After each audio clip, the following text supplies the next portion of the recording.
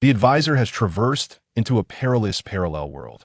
During the vocational awakening ceremony, he unveiled the rare profession of Beast Tamer in this realm. Some were astonished, noting that a Beast Tamer emerges once in a decade, a rarity among rarities. Yet others scoffed, declaring that no matter how rare, it is merely a supportive role. Until later, the advisor, with the aid of a single slime, decisively vanquished a fully leveled dragon beast. Am I seeing this correctly? Is the dragon bowing to a level 1 Beast Tamer? Have they lost their minds? That is clearly an SSS tier powerhouse. Chapter 1. The Commencement of Vocational Awakening. Bang! A peculiar sound echoed from the back of the classroom. All eyes instinctively turned to the last row, fixating on a boy in an unusual posture. The students seated here are generally regarded as special individuals within the class, many wearing expressions of amusement. Advisor, what on earth are you doing? Stand up. The homeroom teacher regarded the boy with a notably grim expression. Upon hearing this, the advisor subconsciously rose from his seat, then glanced around in bewilderment. Who am I? Where am I? What is happening? As these lethal 3 questions surfaced, a plethora of strange knowledge flooded his mind, elucidating everything. First and foremost, his name is still Advisor. That much remains unchanged. Secondly, he now finds himself in a vast parallel world. In this world, centuries of technological and cultural advancement have been obliterated, leaving behind a resurgence of magic and swords following the revival of spiritual energy. Here, monsters abound, and the entire world harbors hidden dangers, with numerous non-human races coexisting. As for the final question, the advisor reflected on the preceding events. One moment he was gaming at home, and the next he found himself in this place, the only conceivable explanation being that he has crossed over. Advisor, you seem remarkably composed, the homeroom teacher observed with a scowl, rapping the blackboard sharply and inquiring, now repeat what I just taught. If you cannot get out. The advisor instinctively glanced in the direction indicated by the teacher, staring at the empty blackboard, utterly bewildered. What was he hitting the board for when nothing was written? Advisor, Liu Heisho was just discussing our awakening. A faint voice interjected as the advisor remained in a daze. It was a boy seated beside the advisor, named Zhuodao, his close friend. Zhuodao, if you dare to remind him again, you'll be joining the advisor in being thrown out. Brother, this is my final reminder. The advisor cast a knowing glance at the other party, then turned his attention to the class teacher, his mind swirling with chaotic memories, and spoke aloud with clarity. You just mentioned that every student in each academy must undergo an awakening ceremony upon reaching the age of 16, after which the awakened individuals and the ordinary ones are divided into 2 distinct classes. Upon concluding his statement, the advisor discreetly surveyed the expressions of those around him, as well as that of the class teacher, Liu Blackhand, and realized he had spoken correctly. However, Liu Blackhand evidently had no intention of allowing the matter to rest. He raised his chin and continued. Proceed. What have I previously stated regarding the professions following awakening? This question was easily addressed. It was a common topic in games, and the advisor relied on his experience to fabricate a response. You previously mentioned that the melee professions following awakening include warriors, swordsmen, knights, and samurais. The range professions encompass hunters, mages, warlocks, and astrologers. Additionally, there are several supportive professions, such as alchemists, shamans, priests, and beastmasters. Each profession possesses unique opportunities for advancement and promotion, contingent upon fulfilling certain specific conditions. As he articulated these details, many students in the class began to murmur quietly among themselves, softly expressing the professions they aspired to awaken into. The advisor found himself pondering these matters as well. Based on his past gaming experiences, range characters were invariably fragile. Supportive professions were often deemed less desirable, and only melee professions reigned supreme. How wonderful it would be to awaken as a swordsman, the advisor mused inwardly. Noticing that the advisor was unfazed, Liu Blackhand's expression soured slightly. He could only coldly glare at the entire class and bark. Silence. I shall prepare the necessary items for the awakening. Monitor them closely, class leader. Thus, a few minutes later, Liu Blackhand returned to the classroom, bearing a thick stack of cards and a translucent glass orb. He placed these items on a lectern, cleared his throat, and held a list in hand. Next, I shall call out the names of those individuals to step forward as we prepare to commence the awakening ceremony. Chapter 2. The Beast Master that stunned the entire class. Upon uttering these words, excitement surged through the class. Lu Heisho furrowed his brow and forcefully rapped his fingers against the desk, commanding silence among the students. Quiet down and close your mouths. The first person he scanned the room, his gaze settling on a girl seated closest to him. Sunwin, as the class monitor, you shall go first. Understood, teacher, replied the girl with a ponytail, standing up with a smile. She glanced back at her classmates before her gaze finally landed on the advisor, playfully winking at him. What does that mean? Is she having issues with her eyes? He looked at Sunwon, bewildered, which drew the attention of several classmates. Meanwhile, Zhuodao patted his shoulder, wearing a silly grin. This moment did not linger long. Soon, Sunwin turned back and approached the podium. Do not think of anything. Just place your hands upon it and clear your mind, Lu Heisho instructed. Following his guidance, Sunwin placed her hands on the spherical crystal ball and nervously closed her eyes. In mere seconds, the crystal ball emitted a gentle white glow. Sunwin felt enveloped in warmth, akin to basking in sunlight. The cards prepared on the desk began to flutter without any wind, floating gracefully in the air. Suddenly, with a rustling sound, a card spiraled out from the stack, shimmering with a soft white light as it came to rest before Sunwon. Lu Heisho's brow arched as he examined the card. Occupation, priest. A priest indeed. As expected from the class monitor. This is a vital role for any team. Surely advantageous in the future. The classmates immediately began to murmur amongst themselves. Sunwon, pleased with the outcome, winked at the advisor once more and descended from the podium. After returning the card to its place, Lu Heisho called out. Next, Zhu Ming. This student was also a diligent learner, sitting in the front row. Zhu Ming displayed none of the tension that others had, calmly rising to the podium and placing his hands upon the crystal ball. Following the same procedure, the crystal ball this time revealed a dark purple light. The cards on the desk continued to soar, and within moments, one card stood before Zhu Ming. Wow! Lu Heisho's jowls quivered as he gasped, quickly taking the card in hand and flipping it to show everyone. The image depicted a figure wielding a sword, exuding a purple aura. A swordsman? A mage? The advisor seemed puzzled, but Lu Heisho soon provided an answer. Zhu Ming, occupation, magic swordsman. What? A magic swordsman? The class erupted in astonishment. This was a rare hybrid occupation blending magic and physical prowess, indeed a one-in-a-million find. Through the praises of his classmates, the advisor recognized the strength of a magic swordsman, eliciting a tinge of envy. Thank you, Zhu Ming replied with an expressionless demeanor before returning to his seat. Lu Heisho, still brimming with excitement, clapped his hands to regain order and continued the awakening ceremony, calling forth the next name. The advisor observed quietly from his seat, soon realizing that the success rate of the awakenings was rather low. Out of the 60 students in Class D, excluding the advisor, fewer than 20 had successfully awakened, indicating a success rate of less than 1/3. Lastly, advisor, it's your turn. After all the students had completed their awakening ceremonies, Lu Heisho finally announced the advisor's name. Come on, buddy, you can do it. Zhuodao encouraged from the sidelines. Having just completed his own awakening with the occupation of an auxiliary alchemist, the advisor remained calm, leisurely rising to his feet under the watchful eyes of his peers, and strolled to the podium. Place your hands on it, quickly. Lu Heisho's tone towards the underperforming student was noticeably harsher. The advisor said nothing, raising his hand to touch the cold crystal ball. Buzzing ensued. A slight tremor coursed through the crystal ball as the advisor gazed down.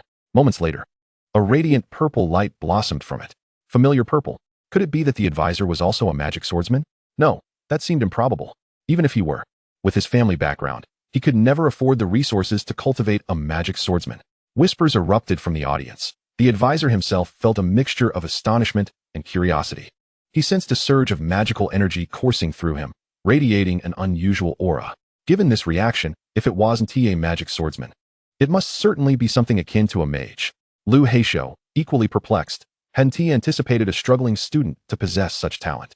But just then, something unexpected occurred. The purple light within the crystal ball flickered and swiftly transformed into a soft white glow as the cards on the desk began to float. At last, an aged card appeared before the advisor. The illustration on this card was peculiar, depicting a figure gazing intently at a dragon.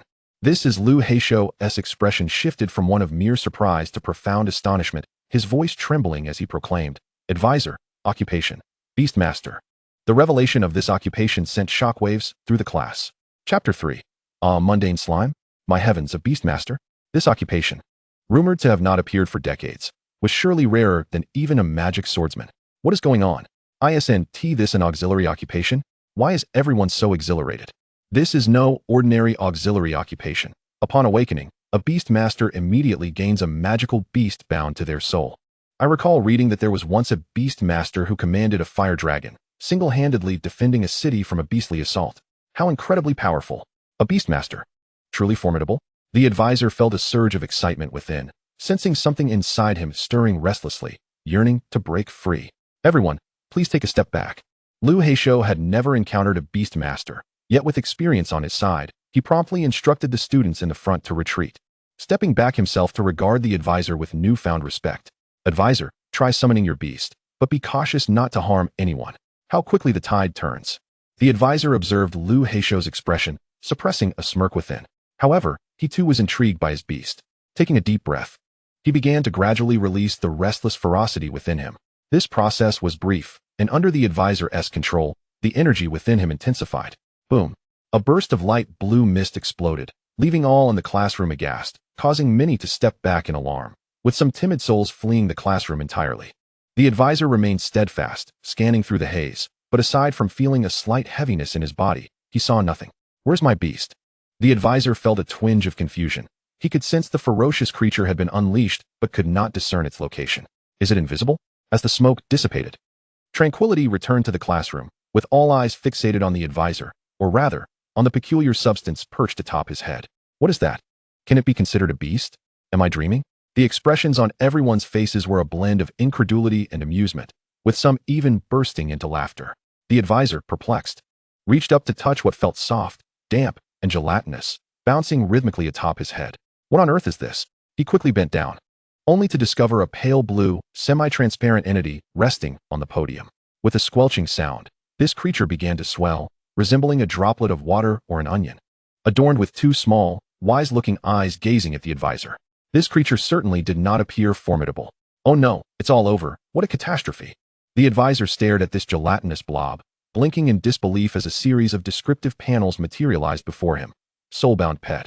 A common slime, ubiquitous in nature. Pet personality. Absolutely neutral. Its personality and abilities may change based on nurturing methods. Pet level, level 1. Pet attribute, common. Pet species, slime. Pet ability, consumption. Pet description. This is a top-tier beast with limitless potential. Please treat it well. Note, not for consumption. The absurdity of this description caused the advisor's lips to twitch uncontrollably. A common top-tier beast with limitless potential, indeed. What does please treat it well imply? Is someone entrusting this to me? And why the note about it being inedible? Can this thing truly be eaten? The advisor regarded the jelly-like slime on the podium, his emotions a tumultuous blend of confusion and amusement. The onlookers wasted no time in mocking the advisor's pet, with many who lacked the ability to awaken themselves joining in the ridicule. Huh, that's a slime, right? Aren't there plenty of those outside the city? Even if you're not an awakened one, dealing with it should be a breeze. My uncle could dispatch that slime with a pitchfork. My 80-year-old grandmother could crush it with her wheelchair. The advisor looked at the slime with mixed feelings. He had hoped to awaken a powerful profession upon arriving here, yet ended up with this adorably grotesque creature. As he gazed into the slime's wise eyes, a shadow of gloom lifted from his heart, and he couldn't help but smile. Whatever will be, will be. He scooped up the slime and placed it back atop his head. The slime obediently adhered to his scalp, swaying back and forth like a living hat. This calm demeanor transformed the perceptions of many as the jeers began to subside, giving way to a new conversation initiated by class leader Sunwon. Actually, I find this slime quite adorable. I agree, but unfortunately, I'm not a beast master. Don't even think about it. Even if you were a beast master, you'd be lucky to bond with a slime. How about we catch one outside the city? Wild slimes can be dangerous. Let's not. The advisor discerned Sunwon's attempts to support him, but his attention was drawn to a boy nearby, Zhang Qi, who was glaring at him with malice. Chapter 4. Why is the system late? Zhang Qi, a dominant figure in the class who had just awakened as a swordsman, now held a higher status in the eyes of many. As the advisor returned to his seat, Zhang Qi continued to cast a vengeful gaze in his direction, surrounded by laughter from his peers. Humph, an auxiliary profession. Even a proper beast master exists to complement a swordsman like me. This advisor is merely a beast master with a slime. Such a disgrace to awakeners. I should find a way to dispose of that slime. Meanwhile, the advisor settled into his seat as Liu Heishou returned to the podium, his expression grim. He had initially anticipated that the advisor would awaken a formidable beast, believing that nurturing an awakened individual could elevate his own status. However, he was met with disappointment. What a joke, Liu Heishou coldly retorted, organizing the cards on the desk before announcing, "The awakening ceremony has concluded. You will have a period for practice, and a month from now, There will be an awakening examination to allocate you into different classes based on your results. The advisor was well aware that all awakeners would be assigned to different classes based on their performance in the exam. With a sour demeanor, Liu Heishou turned and exited the classroom, leaving behind a curt, "Class dismissed." "Oh, the school day is over. Oh no, I didn't awaken. I'll just be an ordinary person from now on. Don't worry. Even among awakeners, some are quite similar to ordinary folks, right? You're not talking about a beast master with a slime, are you? Huh." The classroom buzzed with joviality. The advisor chose to ignore the banter, eager to leave and figure out how to nurture the slime upon his head. "Hey advisor, why the rush? Are you scared?" Before he could make his exit, a tall figure blocked his path. Looking up, he recognized Zhang Qi, flanked by several followers who wore mocking expressions. "Stop pretending. Interfighting among awakeners is strictly prohibited at school. Advisor, just ignore them." Beside him, Zuidao finished packing and casually pulled the advisor to his feet, wearing a strange grin as he glanced at Zhang Qi, saying pointedly, "Some people are truly pitiable. They wish to be sycophants but have no chance, so they vent their frustrations on their boyfriend." What a clown. Sycophant. Was that aimed at Zhang Qi? Boyfriend? Could it be? The advisor was taken aback, instinctively glancing toward class leader Sun when at the front of the room. She had been looking this way. Could it be? Understanding this tangled relationship, the advisor flashed a smile at the irate Zhang Qi. A smile tinged with pity and compassion. He said nothing, yet his expression conveyed volumes. Zhang Qi's face flushed crimson, his eyes fixated on the advisor. But as Zuidao pointed out, this was school, and dueling was prohibited. The advisor, fully aware of this, felt emboldened to provoke Zhang Qi further. Ignoring the group, he followed Zuidao as they hurriedly left the school. "Bro, tell me, how did you manage to get close to the class leader?" As soon as they exited the school gate, Zuidao inquired with a mischievous glint in his eye. The advisor, however, was left utterly bewildered. He had just arrived in this world, and aside from retaining a few fundamental memories, he could not recall any relationship with the class monitor. However, the advisor's knack for nonsense came into play at this moment. He tilted his head skyward, stroked his smooth chin, and donned a melancholic expression, solemnly stating, "Perhaps she has become enamored with my striking charm, captivated by my masculine essence." As he uttered these words, the slime atop his head continued to wobble comically. This spectacle prompted Zuidao to nod in agreement, responding in a similarly grave tone, "Brother, your audacity is reminiscent of my own youthful days." The advisor chuckled softly, reverting to his usual demeanor, and was about to take the slime home for further examination when Zuidao once again seized him. "What is it?" the advisor inquired. Puzzled by Zuidao's actions, Zuidao flashed a grin, saying, "Brother, I've just awakened as an apothecary and require assistance. I believe your extraordinary talent and unique constitution make you an ideal apprentice." The advisor flatly refused, not interested. Zuidao quickly upped the ante, 500 per hour. Upon hearing this figure, the advisor scoffed. A man's worth is measured beneath his knees, and now is the time to cash in. Let us go. In this world, the advisor was but a penniless individual, residing in the suburbs and relying on welfare for sustenance. In contrast, Zuidao's name alone suggested a family engaged in commerce, and his father was also an apothecary. This profession was arguably the most lucrative. Even if Zuidao were not an awakened one, he would still possess an affinity for wealth. Before long, the advisor followed Zuidao to his family's villa. At that moment, the house was empty, and the two descended into the basement. This was a designated apothecary lab, equipped with numerous peculiar cauldrons and an array of rare herbs. With these herbs, Zuidao could easily ascend to the status of a high-ranking apothecary. "Let us get started," Zuidao exclaimed enthusiastically, having just awakened, and began preparing the materials. The advisor, mindful of his employment, refrained from slacking off too visibly. Soon, having gathered the necessary components according to the instructions and labels in the lab, Zuidao approached the cauldron with a pile of herbs in hand. The advisor, meanwhile, held the slime, idly poking it to see how long it would take to recover from being pressed down. 100 milliliters of purified water, 13 drops of ghost leaf juice, 7 faded leaves, and a horn from a magic ram. Heh. As Zuidao recited the recipe, he occasionally emitted strange chuckles. The advisor felt a chill run down his spine as he watched Zuidao toss the materials into the cauldron, stirring with a wooden stick amidst an overwhelming stench. The scene resembled less of an apothecary session and more of a grotesque concoction. This process lasted for half an hour, and once the mixture had simmered sufficiently, Zuidao fished out the contents, kneading them into a small pill that glimmered with a dark hue. "Success. Give it a try?" Zuidao held out the pill towards the advisor. "What on earth is this?" The advisor wrinkled his nose, immediately detecting an indescribable odor, eyeing Zuidao warily. Zuidao smirked mysteriously. "Heh, it's a supplement for men. Stop joking. Even a slime wouldn't eat this." The advisor was skeptical of Zwidao's claims. He lifted the pill, offering it to the slime perched atop his head, hoping to confirm the validity of Zwidao's assertion. To his astonishment, the slime quickly slithered forward and swallowed the pill whole. What the hell? The advisor gasped, hastily removing the slime from his head and shaking it back and forth, anxious for it to regurgitate the pill. Although the concoction appeared harmless, it was, after all, his soul-bound companion. If anything were to go awry, what difference would there be between him and an ordinary person? Yet, the slime showed no intention of spitting it out, and the pill quickly dissolved within its form. Absorbed entirely. Suddenly, a voice echoed in the advisor's ear. Slime has activated the skill Eat, successfully gained the new skill, Enlargement. The advisor was taken aback. Enlargement? So Zwidao's pill was indeed genuine. Just as he was processing this revelation, another peculiar voice chimed in. Congratulations, you have obtained the Beast Tamer system. Would you like to activate it? Stunned, the advisor froze for 3 seconds, tears welling in his eyes. They spilled forth. Finally, it had arrived. Why on earth was this system late? Chapter 5. The Divine Beast, Nightmarish Bird. Hey, why are you crying? Zwidao, noticing the advisor's state, panicked and quickly reassured him.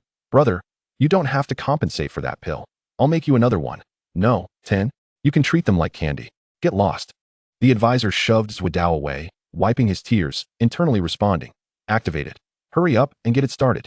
You have activated the Beast Tamer system and obtained basic beginner abilities. Observation, passive skill. Allows you to view the attributes and characteristics of any object or creature at any time. Dominion. Allows you to freely control your soul-bound beast and share a portion of your attributes with it. Beast Tamer knowledge. Upon learning, you will acquire knowledge of beast evolution routes and the materials required. This system is rather stingy, the advisor muttered under his breath, finding it far from what he had envisioned. No artifacts, no divine equipment, not even a basic item. Had they sent him the wrong package? Warning to the host. While the delay caused the system to appear later than expected, please do not question this system. This system has a personality. The advisor clicked his tongue, surprised by the system's attitude, and wisely refrained from making further comments, hastily utilizing the Beast Tamer knowledge. A throbbing pain filled his head as a plethora of strange information surged forth. All this knowledge pertained to nurturing slimes, which granted the advisor a newfound understanding of the slime in his arms. After consuming the pill created by Zwidao, the slime had acquired new attributes. Spirit-bound beast, a common slime, found everywhere. Beast personality, absolutely neutral. Beast level, level 2. Beast attribute, poison. Beast species, slime. Beast ability, eat, enlargement, can increase size. Gazing at the slime's status panel, the advisor nodded approvingly. Through the Beast Tamer knowledge, he realized that the ability Eat was the key to enhancing the slime's strength. The earlier pill had granted the slime a poisonous attribute, and, due to its effects, the ability to enlarge. Originally, this enlargement effect should have manifested somewhere in the advisor's body, but, whatever, big is big. The advisor chuckled as he cradled the slime, unable to resist giving it a gentle rub. Calling you just slime is rather inconvenient. Let us give you a new name. The consultant gazed at the slime as if molding a piece of clay, shaping it into the semblance of a panda, and then mused to himself, from now on, let us call you Bing Dwen Dwen. After all, the colors are quite similar. In due time, I shall craft a plastic shell for you to serve as a mascot. The name of the spirit beast has been changed. Spirit-bound beast, Bing Dwen Dwen. The system's prompt chimed in affirmatively, indicating that the new name had been accepted. Yet the slime appeared less than pleased and soon reverted to its original form. Bro, what kind of nonsense are you up to? Zwidao observed the consultant's peculiar actions with a hint of bewilderment. The consultant paid him no mind, continuing to peruse the knowledge of spirit beasts, searching for potential evolution pathways for the slime. There are currently 3 evolution paths for spirit beasts. First path, release it back to nature, allowing Bing Dwen Dwen to thrive or perish on its own. Second path, enhance its toxic attributes by feeding it poisonous herbs, strengthening it according to the potency of the herbs, which will also augment the master's attributes. Third path, the path to divinity, feeding it materials such as night and fire feathers, allowing the spirit beast to acquire divine-level monstrous capabilities based on its attributes, while also enhancing the master's attributes. The consultant was certain that he could not agree to the first option. The second seemed straightforward, yet lacked the allure of the third. Zwidao, do you happen to have any night and fire feathers at home? The consultant, unfamiliar with the term, inquired of Zwidao. What on earth is that? Zwidao exclaimed, his eyes widening in shock. Brother, are you out of your mind? Those are feathers from the divine beast, the nightmare bird. Only those who have undergone a second job change can even think of hunting such a creature. How could I possibly have any? Divine beasts and second-job awakeners were acknowledged as rare and powerful entities in this world, primarily residing in perilous and uninhabited areas, inaccessible to the average individual. While there were more second-job awakeners, they were typically of at least level 60 or 70. The consultant instinctively checked his attribute panel through the system. Name, Consultant. Race, Human. Awakened class, Beastmaster. Level, 1. Constitution, 11. Magic power, 16. Strength, 11.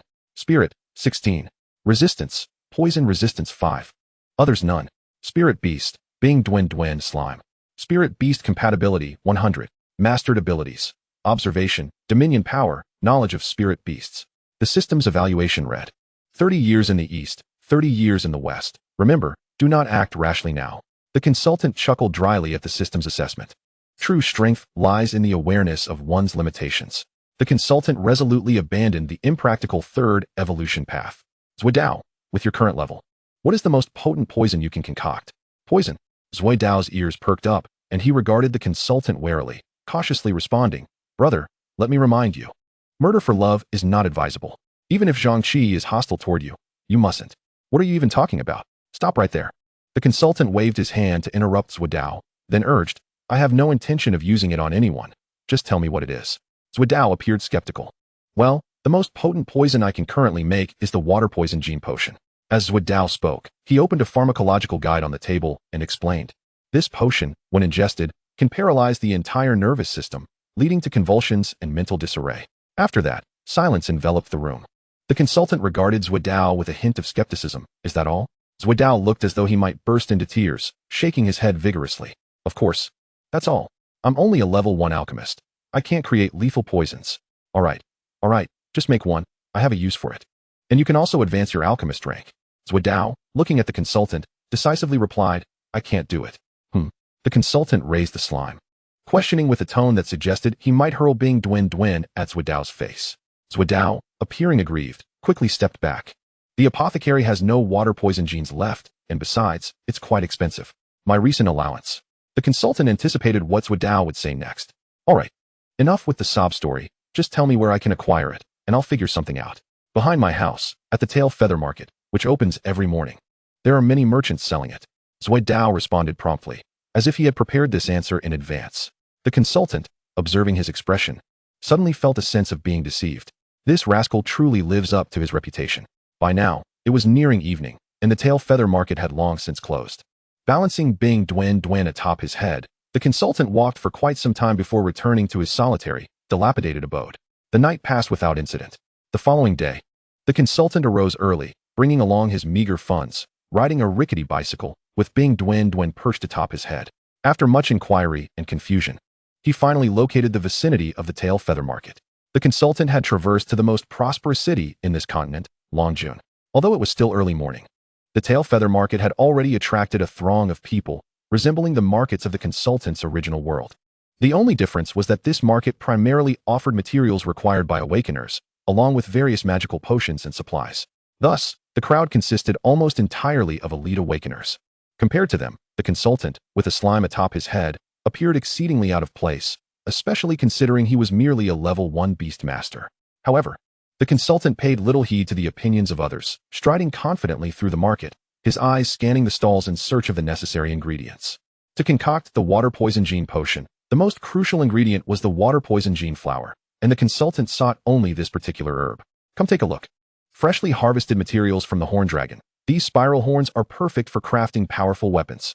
Stop right there, good folks. This is my ancestral dragon roar scale. Using it to forge armor can withstand the dragon's roar, ideal for all you swordsmen. Buy your potions here. Just made. This strong stamina potion will have even the limping walking briskly. The vendors at the Tail Feather Market were numerous, their calls ringing louder than the last. Yet after the consultant utilized the abilities bestowed upon him by the system to examine each stall, he swiftly concluded, all of them are shady merchants.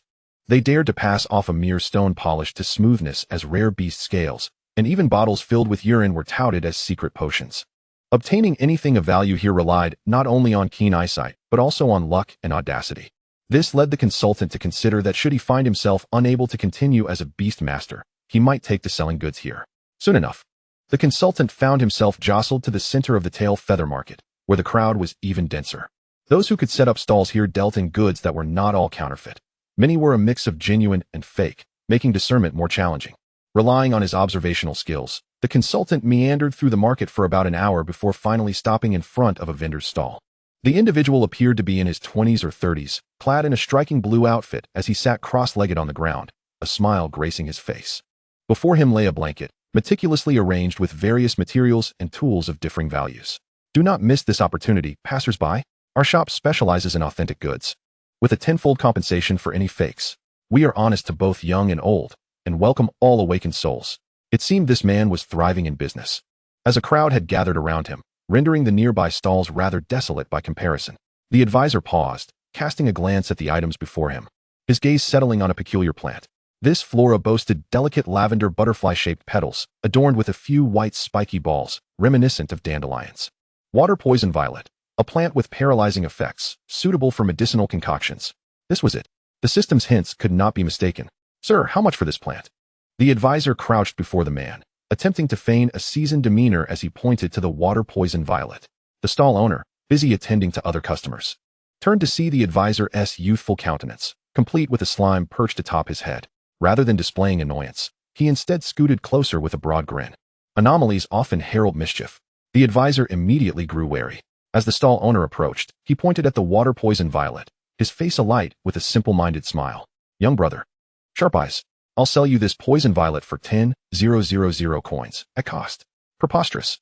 The advisor silently cursed, casting a disdainful glance at the stall owner. Setting aside the distinction between the water poison violet and the poison violet, the price of 10,000 coins was far beyond what the advisor could afford. It was clear that this stall owner was attempting to swindle. Yet, the onlookers nodded in agreement, casually discussing, Old Tang is quite honest. This poison violet is indeed a deadly substance, capable of killing in silence if refined for medicine. It typically sells for at least 20,000 coins. Indeed, I've been coming here to sell for years. Old Tang is the most sincere in the entire tail feather market. I purchased numerous materials from him last time, and he gave me a significant discount. Are these people his accomplices? The advisor scrutinized the crowd and soon shook his head, judging by their professions and identities. They were not accomplices, but rather simpletons. Everything Old Tang sold them was inferior merchandise, with some items not even qualifying as substandard, simply rubbish. Old Tang, procure some black powder for me. I must venture to Morgan Forest soon. Right away. Tang, do you have any Triceratops scales? I plan to enchant my armor. Absolutely. Tang-san, has the concealed weapon I ordered arrived? It has. All top-quality materials. The simpletons quickly ignored the advisor, returning to their transactions. The advisor pursed his lips, contemplating whether to warn these fools, but soon he realized something. What had those individuals called this stall owner? Tang-san. The name sounded familiar.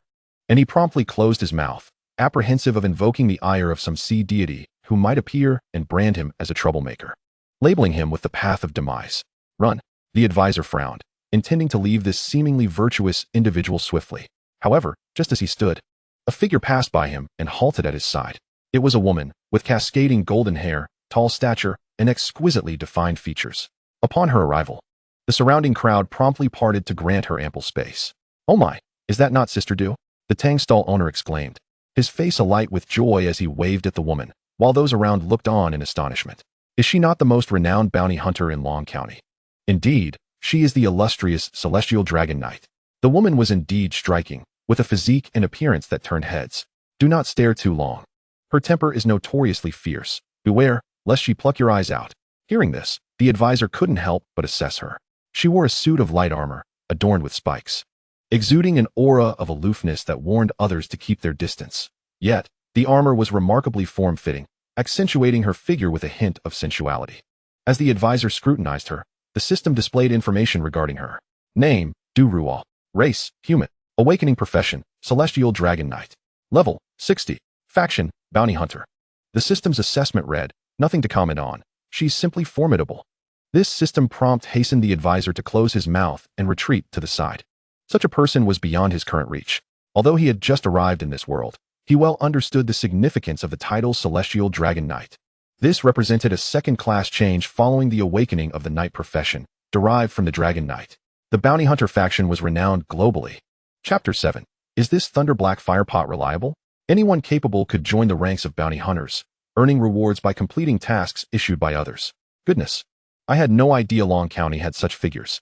The advisor silently blended into the crowd, yet he did not rush to leave, wishing to observe what this expert intended to do here. Sister Du, I have a new batch of goods in. Come take a look. The stall owner beckoned to Du Ruo, beaming with delight, indicating familiarity between the two.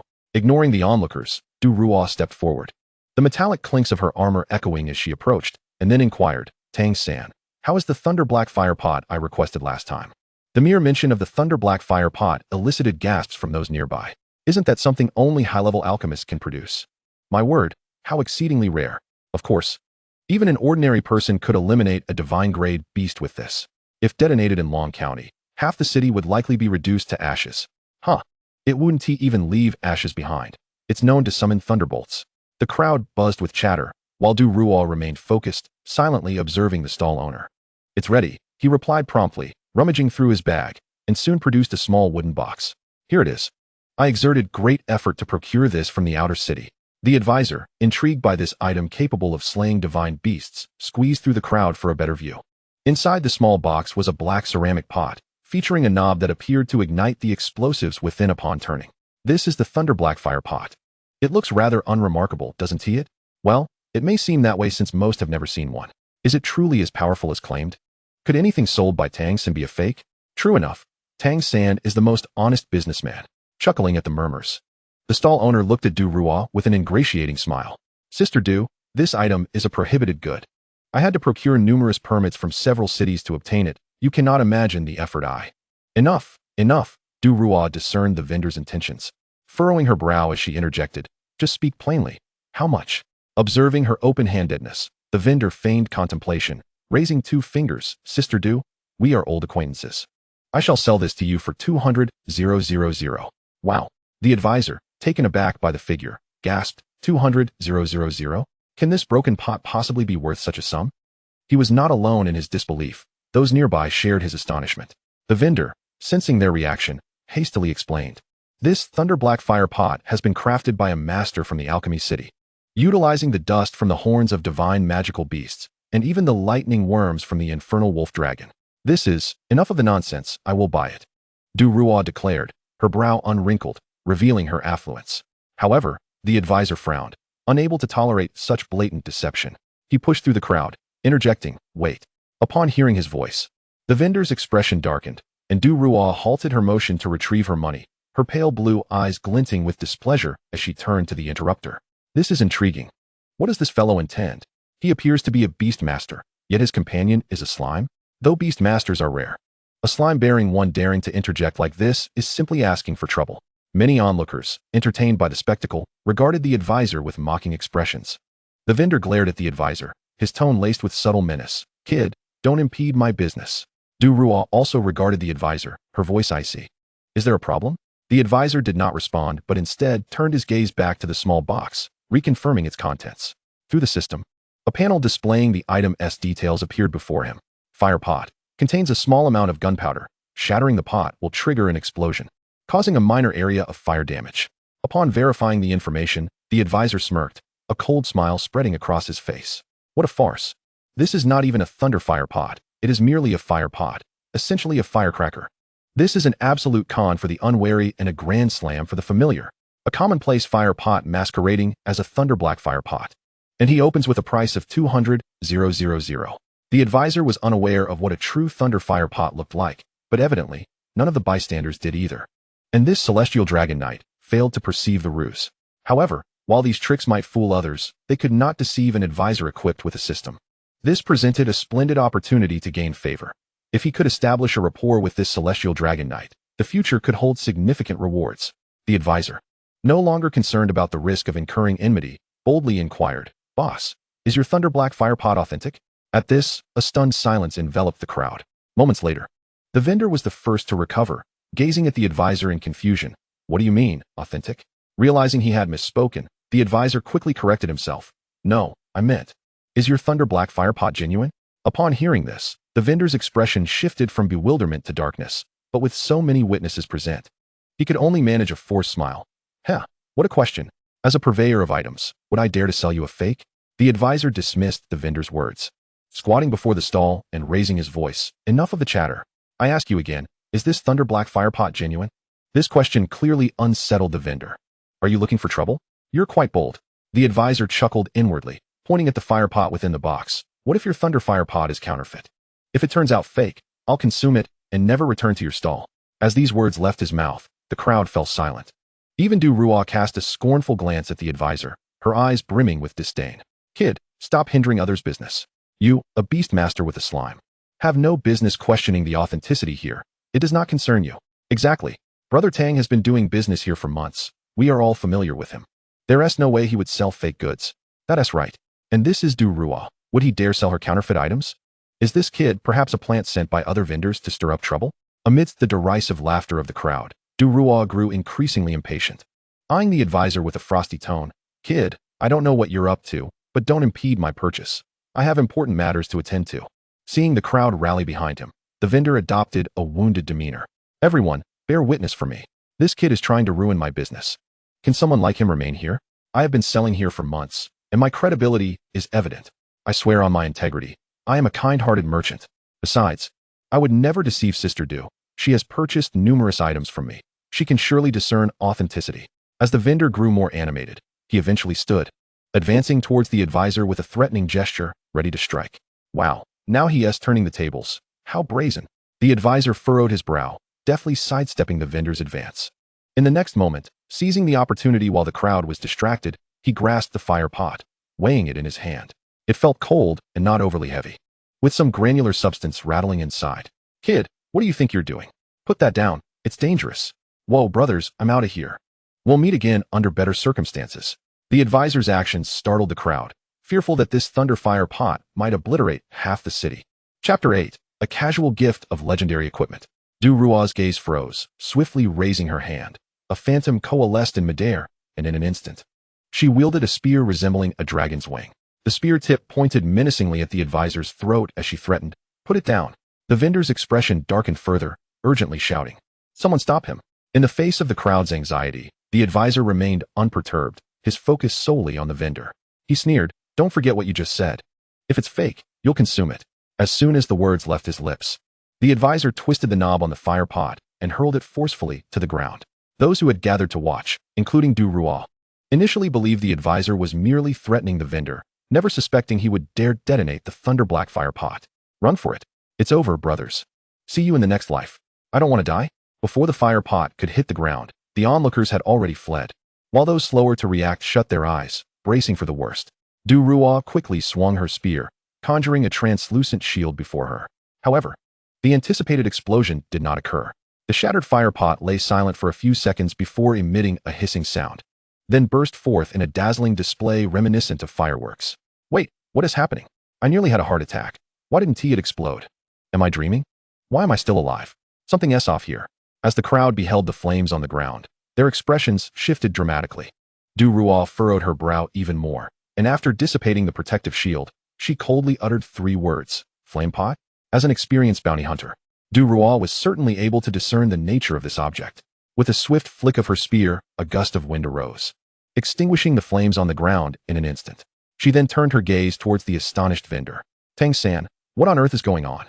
The vendor, mouth agape, struggled to utter a sound. The advisor also sighed in relief, discreetly wiping the cold sweat from his forehead, and then feigned a casual smile as he remarked, "Young Tang, you yourself said just now that if this thing is a fake, you should eat it." "You." The vendor glared fiercely at the advisor, his temper flaring, and stepped forward, determined to give a beating to this brat who disrupted his business. However, before he could take more than 2 steps, the gathered crowd surged forward. In this tail feather market, many merchants peddled counterfeit goods, a practice that was tolerated, yet akin to cheating, should one be caught red-handed. The consequence would be dire. "Kill him! Kill him!" The vendor screamed, pressed to the ground, hands clutching his head as he screeched like a slaughtered pig. Regardless of past grievances, anyone witnessing the scene felt compelled to kick him, a tradition in this world. Soon, the commotion attracted the attention of the market's overseers. Some individuals, appearing akin to guards, ambled over, dragging the barely conscious vendor and his wares away from the crowd. The once bustling center of the market quickly cleared, leaving only the icy-faced Du Ruo and the grinning advisor. Once the surroundings fell silent, Du Ruo turned to the advisor, saying, "You." The advisor waved his hand, interrupting her, and puffed out his chest, declaring, "No need to thank me. It was merely my duty. Furthermore, you needn't inquire my name." For I shall not tell you that I am called Advisor, a level 1 Beast Master, studying at the Dragon County Awakening Academy. My actions stem solely from a disdain for unscrupulous merchants. Do not feel obliged to reward me. Wealth is but an external affair to me. I implore you. Do not offer me money, nor any rare items or materials. I shall categorically refuse. He reiterated fervently, I will not tell you I am called Advisor. Nor do I wish to accept any items from you. The advisor rattled off these sentences like a rapid-fire cannon, then turned to Du Ruois, inwardly pondering whether his hints were sufficiently apparent. Shouldn't the formidable figure now bestow upon him some legendary equipment? That gun from earlier was quite commendable. To his surprise, Du Ruois merely cast a quiet glance in his direction, remaining silent for a few seconds before turning to leave. Hey, wait. The advisor, seeing her intent to depart, grew anxious and hurriedly called out to her. What is it? Du Ruois turned back, her expression devoid of emotion as she regarded the advisor. Is there something you need? You're just going to leave after I exposed a scam? The advisor inquired, but Du Ruois maintained her poker face, casually transforming her spear into a wisp of illusion. Didn't you say I shouldn't ask your name or give you anything? This woman is truly obedient.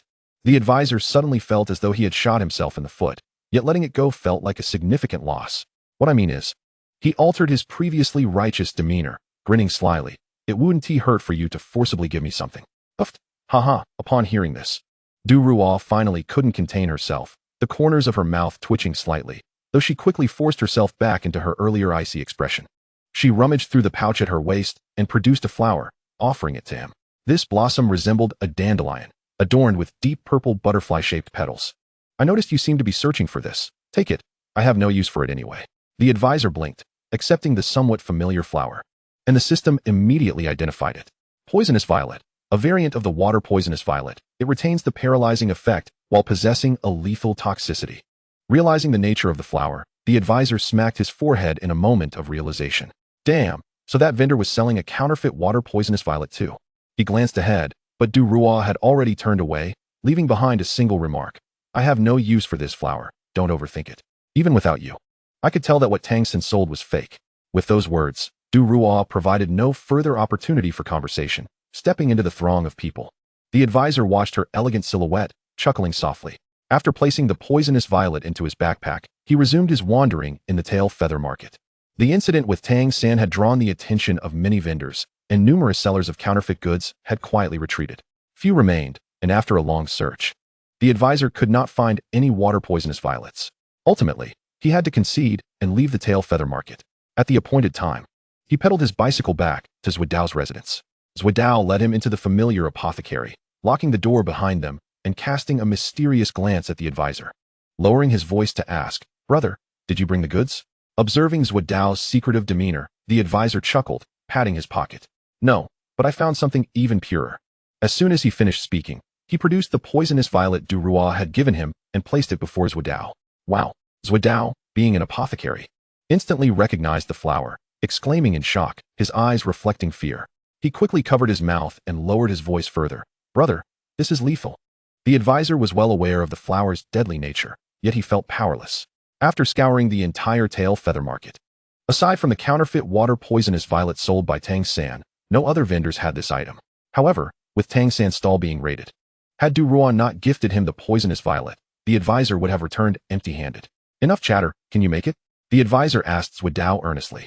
After a moment of hesitation, Zhuadao gritted his teeth and replied, I can make it, but you must promise me that this thing cannot be used recklessly.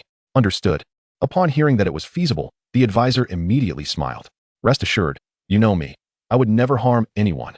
Zhuadao regarded the advisor silently for a moment, seemingly reminiscing, then sighed and cautiously picked up the poisonous violet from the table, moving to the apothecary's furnace. What did that look from Zhuadao mean? Chapter 9. Slaying the slime with poison.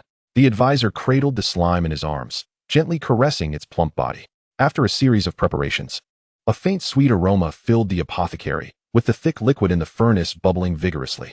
Once the potion simmered down to a concentrated paste, Zhuadao used a wooden spatula to scoop it out, donning gloves to begin the drying and grinding process. Success.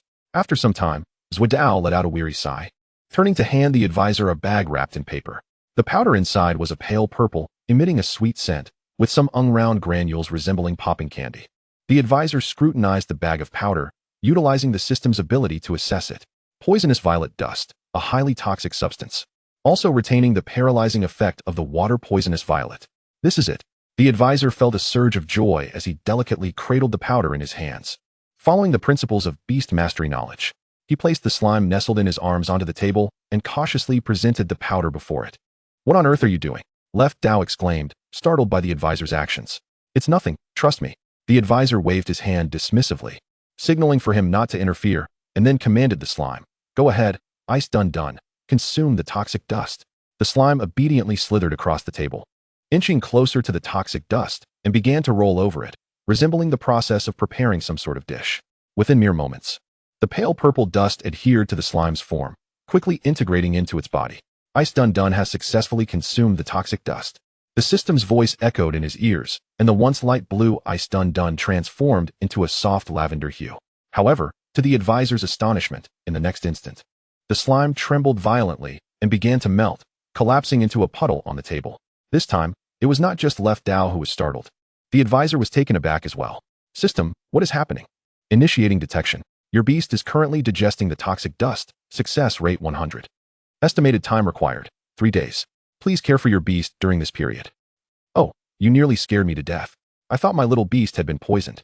The advisor sighed in relief, glancing at the pool of ice done, and called to Left Dao, "Quick, fetch a bucket."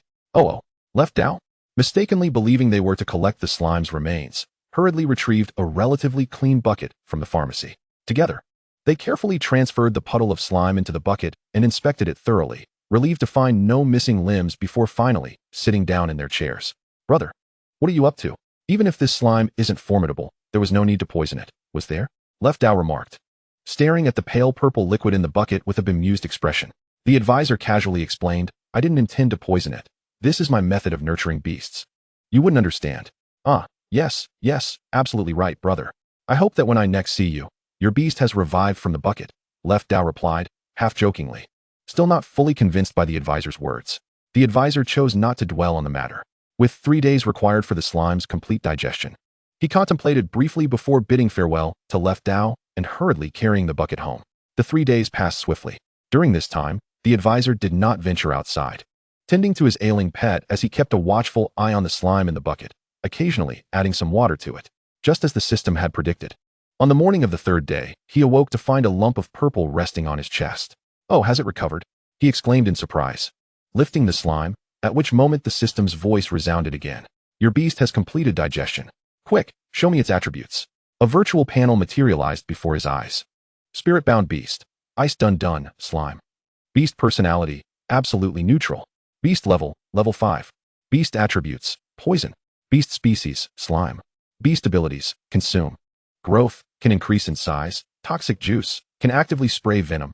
Passively possesses toxin absorption capability.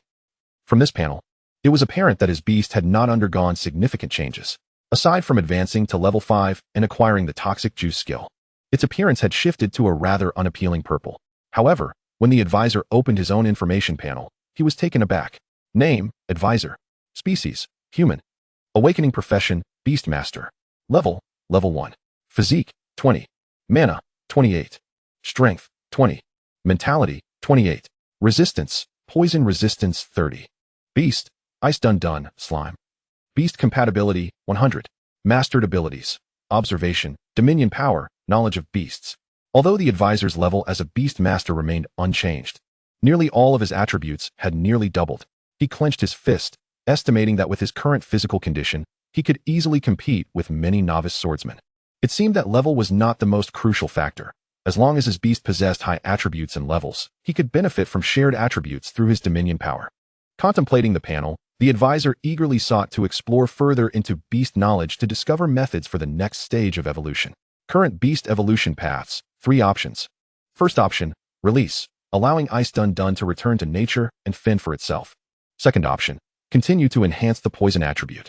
The level of consumable toxins can be increased, and other elemental materials can also be fed to grant the beast abilities of other attributes. Third option, bionic tier. Provide rare divine beast cores for the beast to absorb, granting it transformation abilities to replicate the capabilities and attributes of divine beasts. As before, the first option was swiftly dismissed.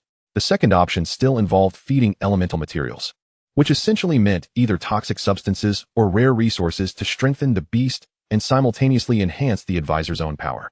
However, the third option presented a significant departure from the previous choices, while it also involved feeding divine beast cores and materials. This time it was not merely about inheriting attributes, but rather about copying and transforming. Of course, the advisor was acutely aware of his limitations. Given the current circumstances, acquiring anything related to divine beasts was utterly impossible, leaving him with no choice but to pursue the second evolution path. Second path selected. Current evolution path recommends continuing to seek out poison attribute beast cores for consumption. Available poison attribute beast cores: poisonous frog core, blue crystal jellyfish core, silver vines demon flower core. The advisor had never heard of these 3 beast cores. Moreover, none of them were medicinal substances, and Left Dao's home lacked them as well. System: where can I obtain these beast cores? You can find them within the bodies of the poisonous frog, blue crystal jellyfish, or silver vines demon flower. I meant to ask how I could acquire them, the advisor pressed on. The system responded again. You can obtain them by defeating the poisonous frog, blue crystal jellyfish, or silver vines demon flower. Alright, that's an excellent answer. Truly commendable, system. Come, learn from me. Uft. The advisor smirked, playfully covering his mouth and mimicking the sound of flatulence.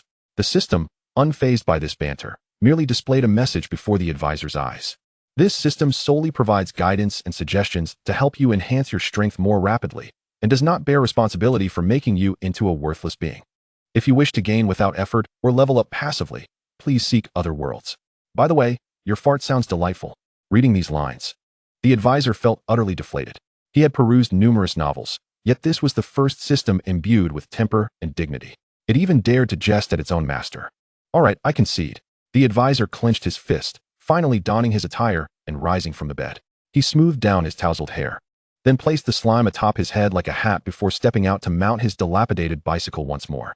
He pondered that the monster cores required for evolving slimes would surely be available at the tail feather market. However, the predicament lay in the fact that monster cores were exceedingly valuable. Even the most rudimentary cores were the essence of a monster's power, useful for crafting weapons and potions. With the meager pocket change he possessed, acquiring one was out of the question, thus compelling him to seek fortune elsewhere. This place was none other than the Bounty Hunter Guild of Long County. Chapter 10, Nonsensical Teammates. Wasn't Du Rua, whom he had encountered previously, a product of this establishment? If one sought to earn money, this was undoubtedly the right place to be. After a mere 10 minutes, the advisor parked his bicycle and, with the slime perched atop his head, approached the entrance of a grand building. It resembled an enormous tavern, constructed entirely of wood, adorned with a sign that read Long County Bounty Hunter Assembly. Numerous well-equipped awakeners flowed in and out, while others nearby shouted boisterously, "Morgan's Forest. We need a level 15 warrior to join. Bounty mission to hunt the Blackhorn Dragon. Looking for a priest above level 30. Is there any experienced individual willing to guide a novice? I am an alchemist seeking a rare herb from the northern caves. A level 50 berserker leading the charge. Any area below 3 stars in danger for a fee of 5,000. The advisor glanced at the vocal awakeners forming parties before turning to weave through the crowd and enter the tavern. Inside, the space was vast, filled with numerous small tables. And not far ahead was a counter. The air was thick with the pungent aroma of alcohol. It was still daytime, and one could only imagine the chaos that would ensue come nightfall. To seek out quests associated with monster cores, the advisor squeezed his way to the counter and surveyed the contents written on the blackboard behind it. Bounty mission, Dual Lion Sacrifice, recommended level 50 and above. Bounty mission, Shastacia Caves, recommended level 20 and above. Bounty mission, Ecological Survey of the Enigmatic Bird, no recommended level, advised to form a group. The tasks displayed were myriad, yet most were incomprehensible to the advisor. Youngster, are you a newcomer? Just as the advisor was lost in thought, the receptionist at the counter noticed him. He quickly nodded and inquired, "Excuse me, do you have any quests regarding the venomous frog or the silver vine demon flower?"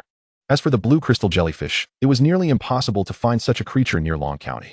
The receptionist scrutinized the advisor without answering directly, instead appraising him from head to toe. "Youngster, are you a bounty hunter?" No. The advisor hesitated, realizing he could not hide the truth, so he candidly stated, "May I join?" Of course, every awakener can join and become a bounty hunter. The receptionist nodded with a smile, handing him an application form.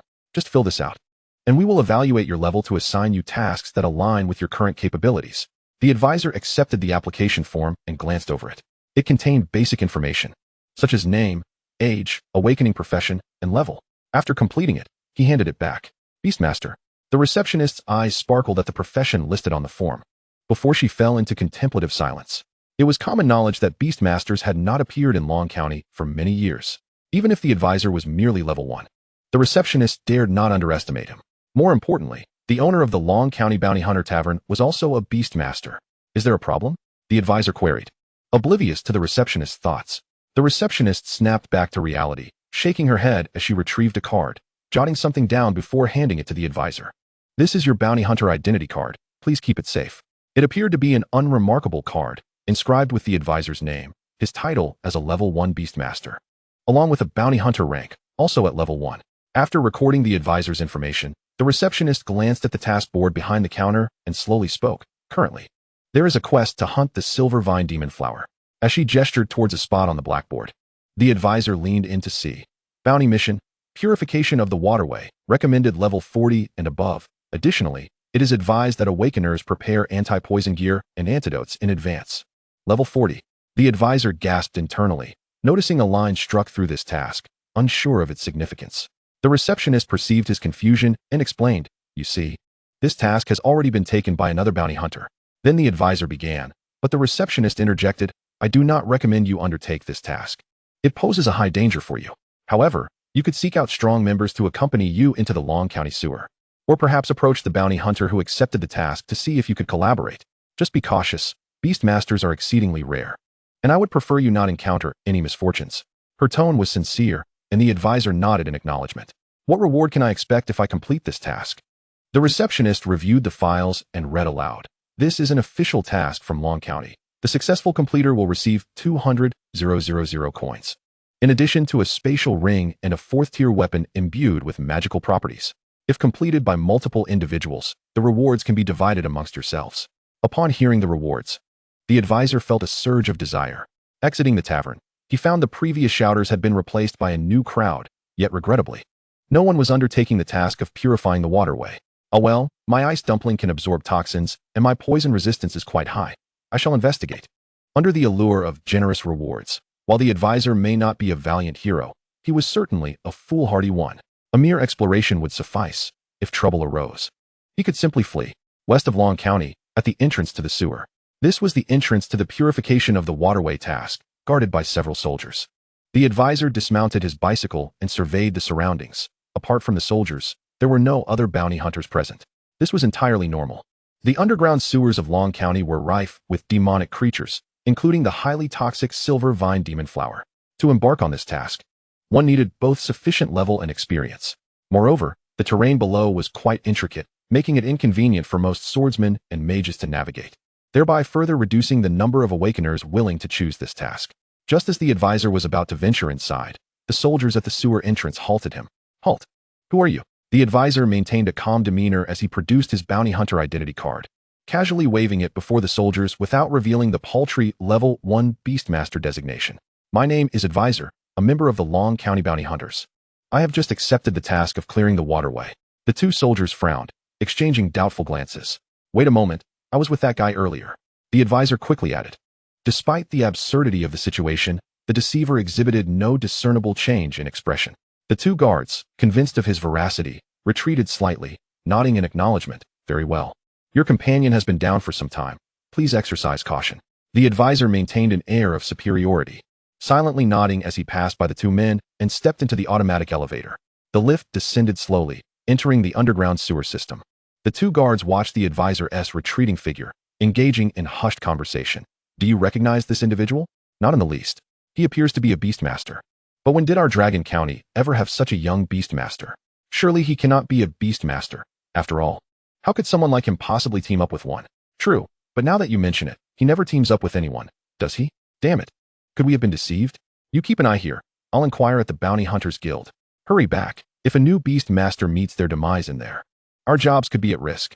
The two men hurriedly parted ways, with one hastily heading toward the Bounty Hunters Guild to gather intelligence on the advisor. Chapter 11. The advisor's defense is breached. Upon entering the sewer via the automatic lift, the advisor immediately furrowed his brow. The air was thick with the stench of decaying earth and various expired substances. "Ah, this aroma is truly authentic," he exclaimed, pinching his nose and shaking his head. The slime atop his head swayed gently, seemingly unfazed by the odor, even reveling in it, pulsating rhythmically. As the master of the beast, The advisor could sense that the slime was in a rather pleasant mood. Perhaps it was due to its toxic nature? The advisor surveyed his surroundings. The sewer was devoid of light, a pitch-black expanse, intermittently filled with sounds emanating from mysterious sources, reminiscent of the noises made when concocting herbs in the left-hand path. Fortunately, I came prepared, he declared, retrieving a flashlight from his waist. Upon switching it on, a bright beam illuminated the area. But as he turned to investigate the source of the sounds, his heart suddenly raced. Before him lay a creature half submerged in a pale red sludge, a monster. This creature appeared lifeless, its deep green skin marred with numerous cuts from sharp blades. Surrounding it were the severed vine-like appendages, and a massive mouth gaped open. A fatal wound piercing its body. This must be a demon flower, but it seems to be merely a juvenile? The advisor examined the cause of the demon flower's demise. Holding the flashlight in his mouth, while casually picking up a twig to prod at the corpse of the juvenile demon flower. There was no monster core. He wondered if it was simply a characteristic of this juvenile form, or if it had already been removed by someone. What a brutal act. This must surely be the handiwork of the bounty hunter who took on the mission. The advisor scrutinized the wounds on the demon flower, decisively reaching a conclusion. Yet he could not discern the awakened profession of another bounty hunter. Ice Dumpling, I'm counting on you, he said, cradling the slime in his arms and wielding the flashlight in one hand, cautiously exploring the narrow, dimly lit sewer. This mission was designated for hunters of level 40 and above. While he and Ice Dumpling were immune to toxins, it did not grant them the liberty to traverse this place recklessly. There were undoubtedly formidable monsters lurking about. If they encountered one carelessly, the demon flowers with their vine-like appendages could easily tear him apart. Fortunately, as he progressed, the advisor stumbled upon numerous corpses of demon flowers and some low-level monsters along the way. All these creatures had been slain, and judging by the patterns of their wounds, they bore the mark of a single individual. Truly, these bounty hunters dared to accept such tasks. The tranquility of the journey eased the advisor's tension as he continued onward, convinced that he would soon encounter the bounty hunter who had entered before him. Perhaps he could strike up a conversation and even reap some benefits. Suddenly, an odd sound broke the silence. It was distinct from the previous noises, sending chills down the advisor's spine. The slime in his arms stiffened, losing its softness. There's trouble, he thought, directing the light toward the source of the movement. Before him writhed another creature. This one was also a demon flower, but larger than the others, towering at least half a person's height. Its robust roots were deeply embedded in the sludge, sluggishly shifting as it moved. This demon flower was indeed colossal, resembling a potted plant covered in dark fur. Its midsection split open, revealing a massive mouth that devoured the corpse of a nearby juvenile demon flower. Goodness! The advisor's eyes widened as information flashed through the system before him. Monster name, demon flower. Level, 15. Race, demon. Disposition, lawful evil. Description, demon flowers prefer to congregate, but have a habit of consuming the corpses of their companions. As the number of consumed companions increases, the demon flower evolves. Furthermore, demon flowers possess potent toxins. All awakened individuals should take heed. The system's evaluation. If you wish to avoid a gruesome demise, ensure you take anti-poison measures before engaging. This way, your corpse might appear more presentable. The advisor stared in silence at the system's final commentary, his lips twitching in irritation. Clearly, this was a warning from the system. Engaging in direct combat would be tantamount to suicide. Thus, the system kindly presented him with 3 options. Option 1. Retreat the way you came, a swift exit. Choosing this option will increase your constitution by 2 points, but decrease your spirit by 5 points. Option 2. Stealthily circumvent it, no gunfire allowed. Success leads to a successful escape. Failure results in failure. Option 3. Face it head-on. Certain death. These 3 options weighed heavily upon the advisor, causing his expression to contort further. What a predicament. The first option was out of the question. Having ventured this far, he could not afford to diminish his attributes. The second option, while not reducing his attributes, was essentially meaningless. As for the third option, the system's message was unmistakable, requiring no further elaboration. Reluctantly, he cradled the slime, switched off the flashlight, and cautiously proceeded according to the second option. The demon flower continued feasting on its companion's corpse, seemingly oblivious to the recent illumination. The advisor dared not exhale loudly, stealthily stepping across the tiles as he inched away. 1 step, 2 steps, 3 steps. His movements were deliberate and slow. Fortunately, the demon flower remained unaware of his presence, continuing to gorge itself on the corpse, its face smeared with repulsive juices.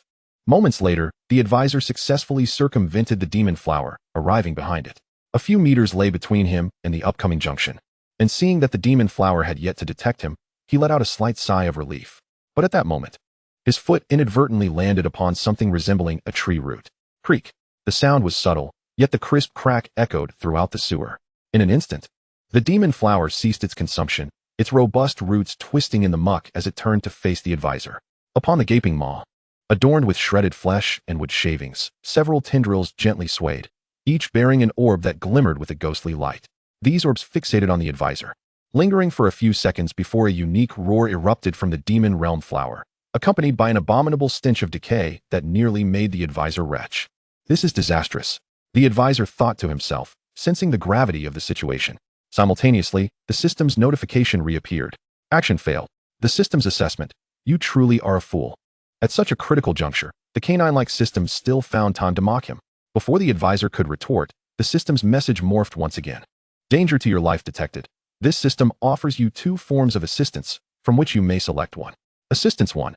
A black oak coffin, impeccably sealed, accompanied by a generous supply of formalin. I hope you do not remain blissfully unaware of your fortune, O gallant one, as you prepare for your next life. Assistance 2. Acquire the power of mimicry, enabling your beast to transform, during which you will fully possess the abilities of your beast. Staring at these 2 options, the advisor was momentarily taken aback, only for a tempest of fury to surge across his visage. Are you jesting with me? Is this a mere joke? Surely you must know which option I would prefer.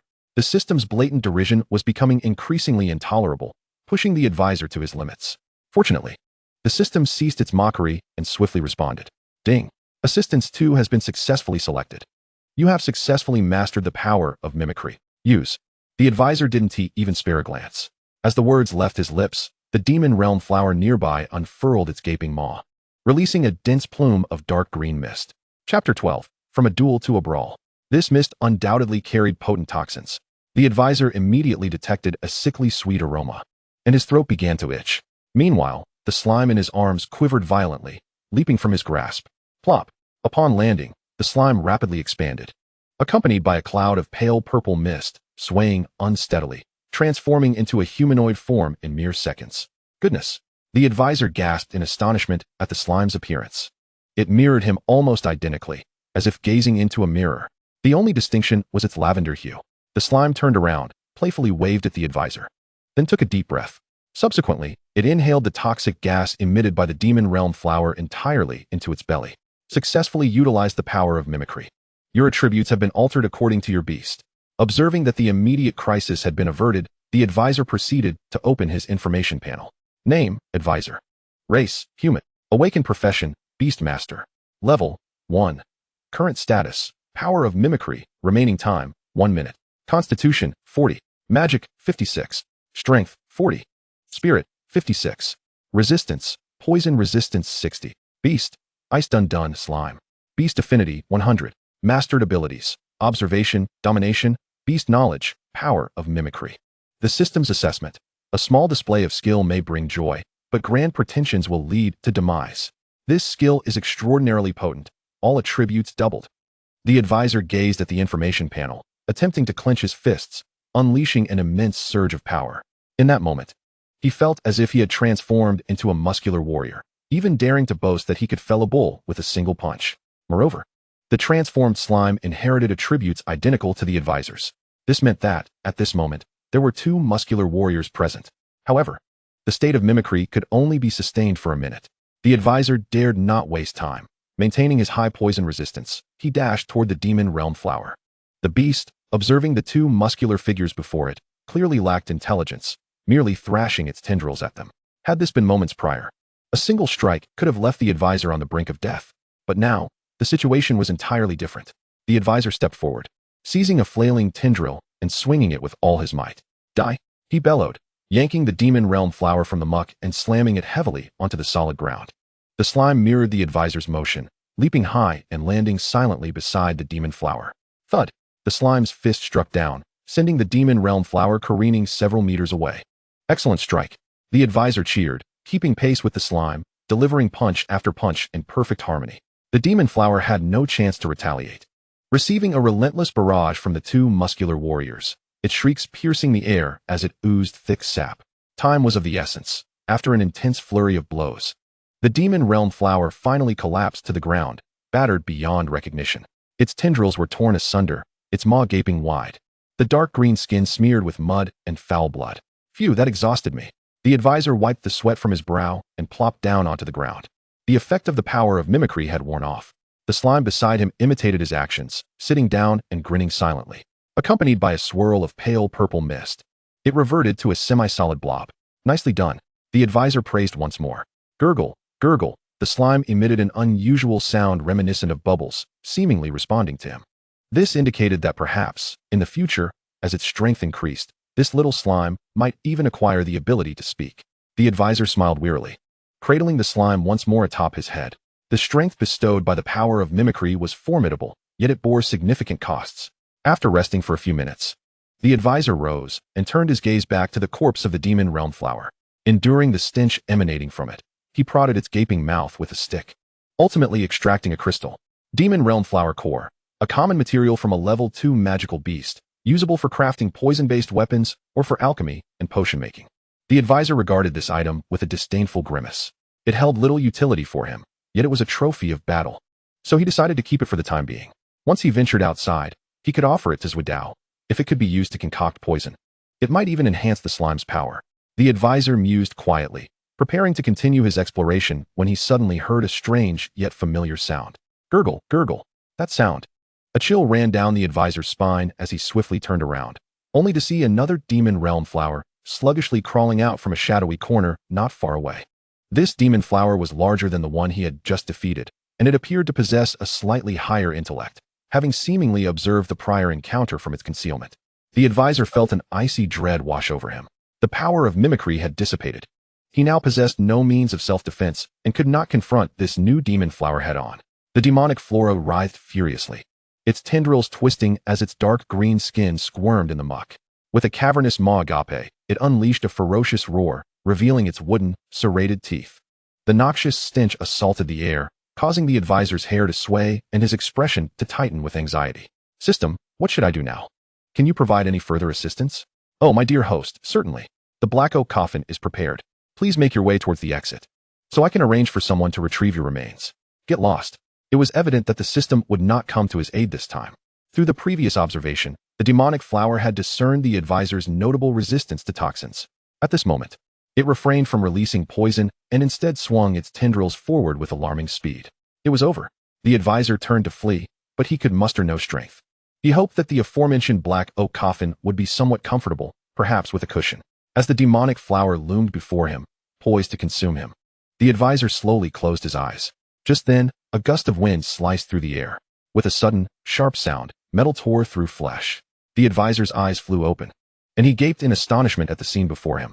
A long-handled weapon had soared in from the front, effortlessly severing several of the flower's tendrils and impaling its body, pinning it before him. The advisor's heart raced, his gaze bewildered as he stared at the instantly vanquished demonic flower and then at the weapon that had dispatched it. It was a spear adorned with blades and spikes, its tip resembling a dragon with wings unfurled, while a smaller dragon coiled around the shaft. This spear seemed familiar. Chapter 13, The Boss Room. I am here to assist you. A figure strolled up behind the demonic flower, each step echoing with the crisp sound of metal armor. With a gentle grip, the figure seized the spear and with a swift motion, shredded the flower apart. Then bent down to collect the fallen magical core, saying, "This is not a place for novice awakeners. You should leave at once." The voice was that of a woman, icy and devoid of emotion. Yet, upon seeing her visage, the advisor's eyes widened in recognition. "Oh dear, is that you, Sister Du?" From the distinctive weapon, armor, and her chilling aura, the advisor immediately recognized her as the celestial dragon knight he had encountered some time ago at the Tail Feather Market. Upon hearing his voice, Du Ruoh furrowed her brow slightly and turned to look at the advisor, who was cloaked in shadows. She had merely acted on impulse to save him and had not considered his identity. "Advisor? What are you doing here?" During their last encounter, the advisor had mentioned his name on multiple occasions, leaving a deep impression on Du Ruoh. Relieved that she recognized him, the advisor dusted off his clothes and stood upright, crafting a response in his mind. With a smile, he fabricated, I was merely in awe of you, so I decided to join the bounty hunters."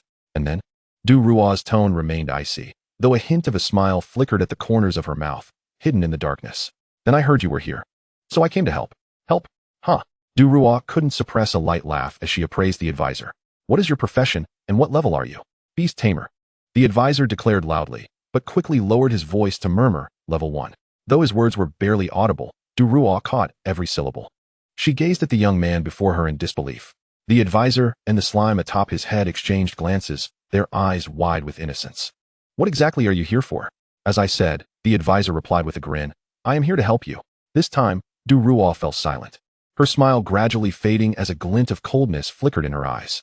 The atmosphere grew tense, and the advisor sensed the chill, offering an awkward chuckle. Actually, I came looking for the core of the silver vine demonic flower." "Humph." Upon hearing the advisor finally speak the truth, Duruo scoffed, fell silent for a few moments, and then replied coolly, "I can't take care of you. It's best you keep your distance." The advisor interpreted this as, "Of course, I will protect you." However, that was indeed Duruo's intent, though she preferred to conceal it. "Understood, Sister Du. If you need anything, just let me know." The advisor cheerfully followed in Duruo's footsteps as they ventured deeper into the sewers. Compared to his earlier apprehension, he now felt entirely at ease. He never anticipated such fortune in encountering Duruo and having the opportunity to act alongside her. While he reveled in his good luck, the advisor soon recognized a pressing issue. Perhaps due to their quasi-team status, he found that his system's abilities allowed him to perceive much more than before. In addition to the basic information he had previously seen, a new entry appeared. Resistances: Dragon Resistance 80, Fire Resistance 60, Ice Resistance 30, Poison Resistance 20. The advisor had learned that this world utilized a unique dragon flame, a fusion of dragon and fire attributes. Given Duruo's status as a dragon knight, it was natural for her to exhibit such remarkable resistances. However, the poison resistance was even negative. The advisor was astounded. "What?" Duruo, without pausing her stride, glanced back at him. The advisor instinctively shook his head, in nothing. Regardless, the level required for this task was not excessively high, and for Duruo, it was certainly manageable. As long as the formidable figure was on board, the advisor felt no trepidation. They continued onward, with Duruo still gripping the spear in front, the metallic heels of her boots clicking crisply against the ground. The advisor, meanwhile, supported the slime atop his head, both eyes cautiously surveying their surroundings. This area was unkempt, teeming with juvenile demonic flowers and the occasional adult specimens. Upon arriving here, the advisor was struck by the sheer multitude of these creatures. Coupled with the surrounding muck and dim lighting, had he ventured here alone, he might very well have found himself laid to rest in the coffin the system had provided. With Duruo by his side, he had no need to intervene. Naturally, the advisor lacked any formidable skills to offer. Along the way, any demonic flower that sensed the intruders had barely begun to sound an alarm before Duruo became a blur, dispatching them with ease. The feeble juvenile demonic flowers fell to a single thrust, while even the few adult specimens could not withstand her follow-up assault. Within mere seconds, the entire area had been cleared by Duruo. The advisor, witnessing her prowess, couldn't help but swallow hard, smacking his lips while looting the corpses. As he rummaged, he tossed the slime aside. The slime, imitating him, began to leisurely attach itself to the corpses of the demonic flowers, extracting the magical cores and absorbing them into its own form. These cores were of commonplace quality, and Duruo, uninterested in contesting with the advisor for them, recognized she could not compete with the two of them. Observing the advisor cradling several cores in his hands, and the slime atop his head filled to the brim with cores, Duruo sighed, shaking her head in exasperation, and continued deeper into the darkness. This journey, despite not securing the core of the Silvervine demon flower, has nonetheless proven immensely fruitful for the advisor. His backpack is now brimming with the crystalline cores of the demon flowers, due to the overwhelming quantity. He has even selected some of higher quality to replace the seedlings of the demon flowers.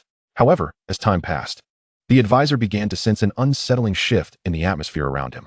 Ahead lies a sluice gate, its interior expansive yet shrouded in darkness, obscuring any discernible details. Although this should be the depths of a sewer, the putrid stench has notably diminished. A peculiar amalgamation of smells, fishy, sweet, and sour, mingles in the air, reminiscent of seafood. Yet, this is Dragon County, far removed from any ocean. Duruo timely cautioned, "Be careful. It would be wise for you to stay here and not follow." The advisor, fully aware of the unusual ambience, surmised that they were indeed in the boss room. Chapter 14. The Emergence of the Demon Flower.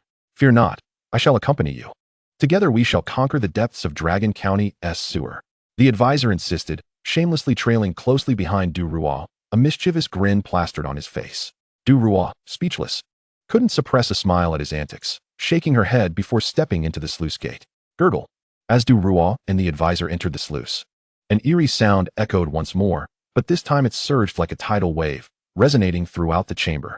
The advisor felt a chill run down his spine and quickly clutched the slime, prepared to unleash his mimicry power at a moment's notice. Meanwhile, Durua's expression turned steely as she deftly produced a stone radiating a soft white glow. The advisor, intrigued, glanced over and identified the object through the system. Nightlight stone. Shattering, it illuminates the surroundings. The darker the area, the more effective it is, with a prolonged duration. In the next moment, Durua hurled the nightlight stone to the ground with considerable force. Bang! The stone shattered, erupting in a dazzling burst of light, illuminating the entire sluice as brightly as day. However, rather than providing comfort, the brightness only instilled a cold sweat in the advisor.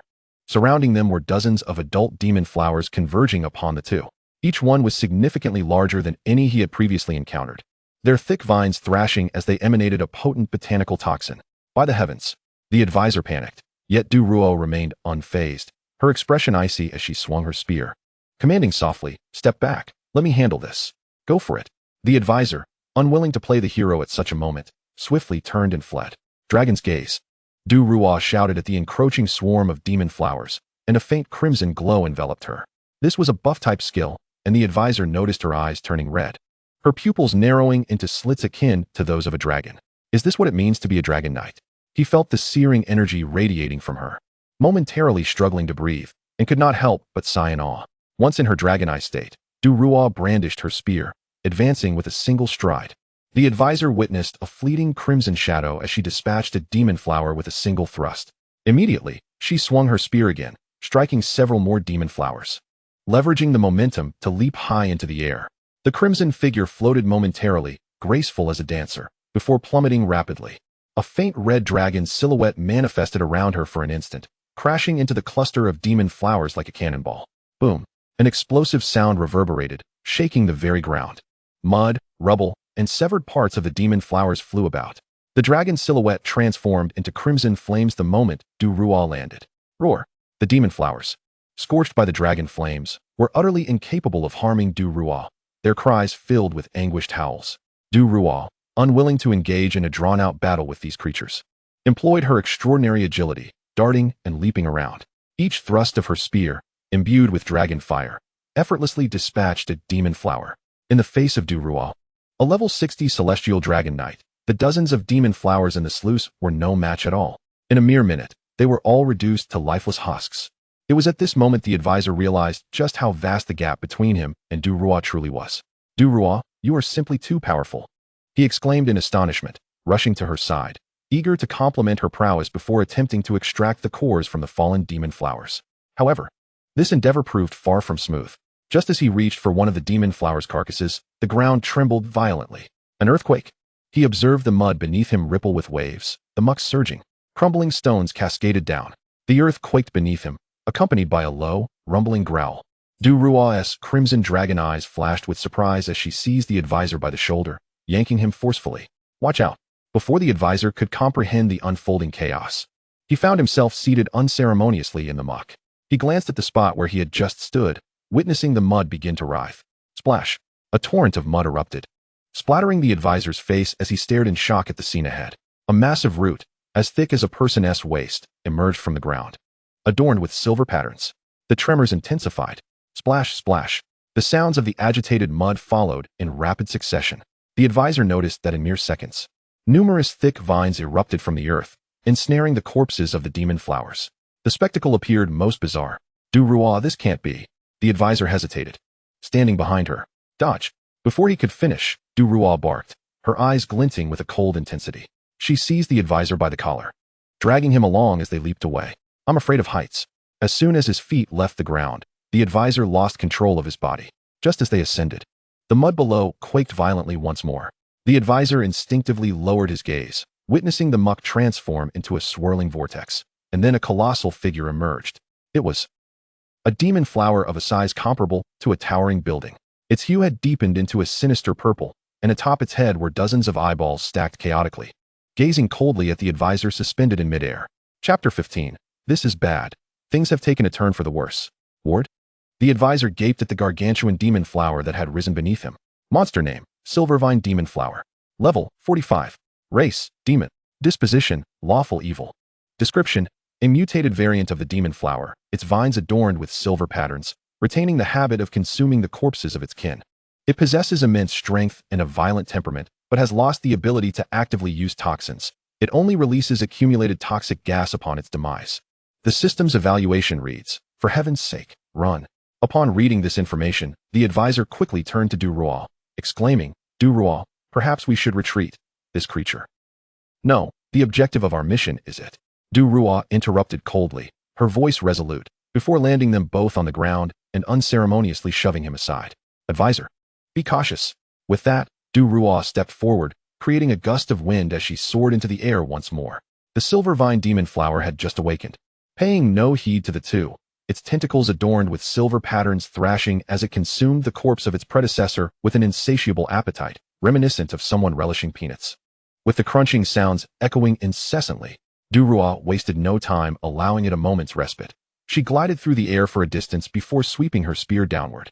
"Falling star charge," she called out, enveloped once again in a crimson glow. The dragon flame erupted with a resounding crackle, cascading downwards. However, the defensive prowess of this silver vine demon flower far surpassed that of ordinary demon flowers. Durual's spear merely scraped against its surface, igniting sparks but failing to deliver a fatal blow, leaving only a deep gash, still smoldering with dragon flames. Undeterred, Durual propelled herself upward once more. The silver vine demon flower lashed out with its tendrils, yet it was powerless to harm the ethereal Durual, who floated like a sprite. In simpler terms, it was a display of impotent rage. "Oh, Bing done done. When will we ever reach such heights?" The advisor, cradling a slime, gazed at the distant battle and couldn't help but sigh. The slime in his arms remained unresponsive, its eyes twinkling with wisdom like two black beans, occasionally emitting soft gurgling sounds. The advisor, oblivious to its musings, affectionately ruffled its head. "I'll take that as encouragement." As a spectator, the advisor was enthralled by the spectacle. While Durual's battle was nothing short of exhilarating. As a dragon knight, her vocation was dedicated to combating formidable flying beasts, thus her agility was unparalleled. Each of her moves was imbued with grace and nonchalance, and with her dragon-wing spear, she maneuvered through this environment with the fluidity of a dragon in flight. The enormous roots whipped through the air, creating a thunderous sound as they sliced through it. With each strike, the tendrils of the silver vine demon flower diminished.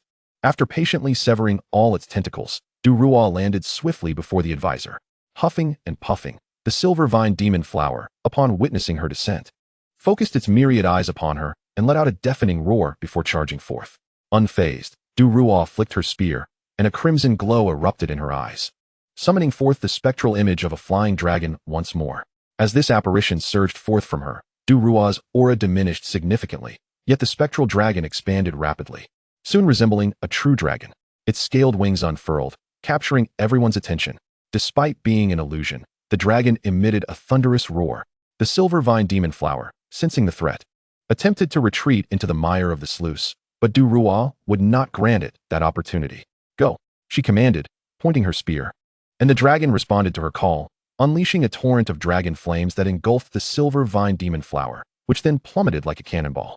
After a few moments of silence, boom, the entire sewer of Dragon County trembled. A deluge of sludge cascaded down like rain. The illusory dragon vanished immediately after delivering that earth-shattering blow, leaving only the scorched remains of the silver vine demon flower behind. The advisor, witnessing a scene straight out of a movie, swallowed hard, exclaiming, "Incredible." Once he regained his composure, he approached Durual. "Sister Du, are you all right?" She waved her hand, panting heavily, her face pale. The illusion was a power-consuming technique. Once employed, it left her in a state of paralysis for a considerable duration, hampering her movements. However, its potency was undeniable, its lethality evident. The advisor scrutinized Durual with his system's capabilities, relieved to find her unscathed, and turned his gaze back to the corpse of the silver vine demon flower. It lay in ruins. Hopefully, the magic crystal core was intact. Suddenly, the advisor furrowed his brow. The flower, seemingly lifeless, was still twitching, as if something within it was swelling. Wait, swelling? At this moment, an ominous memory flashed through the advisor's mind. The system's introduction to the silver vine demon flower had mentioned, the zombie actively utilizes its toxin ability, which only erupts after death. After death. Oh no. The advisor realized that the silver vine demon flower was about to self-destruct, and his heart raced as he turned to flee.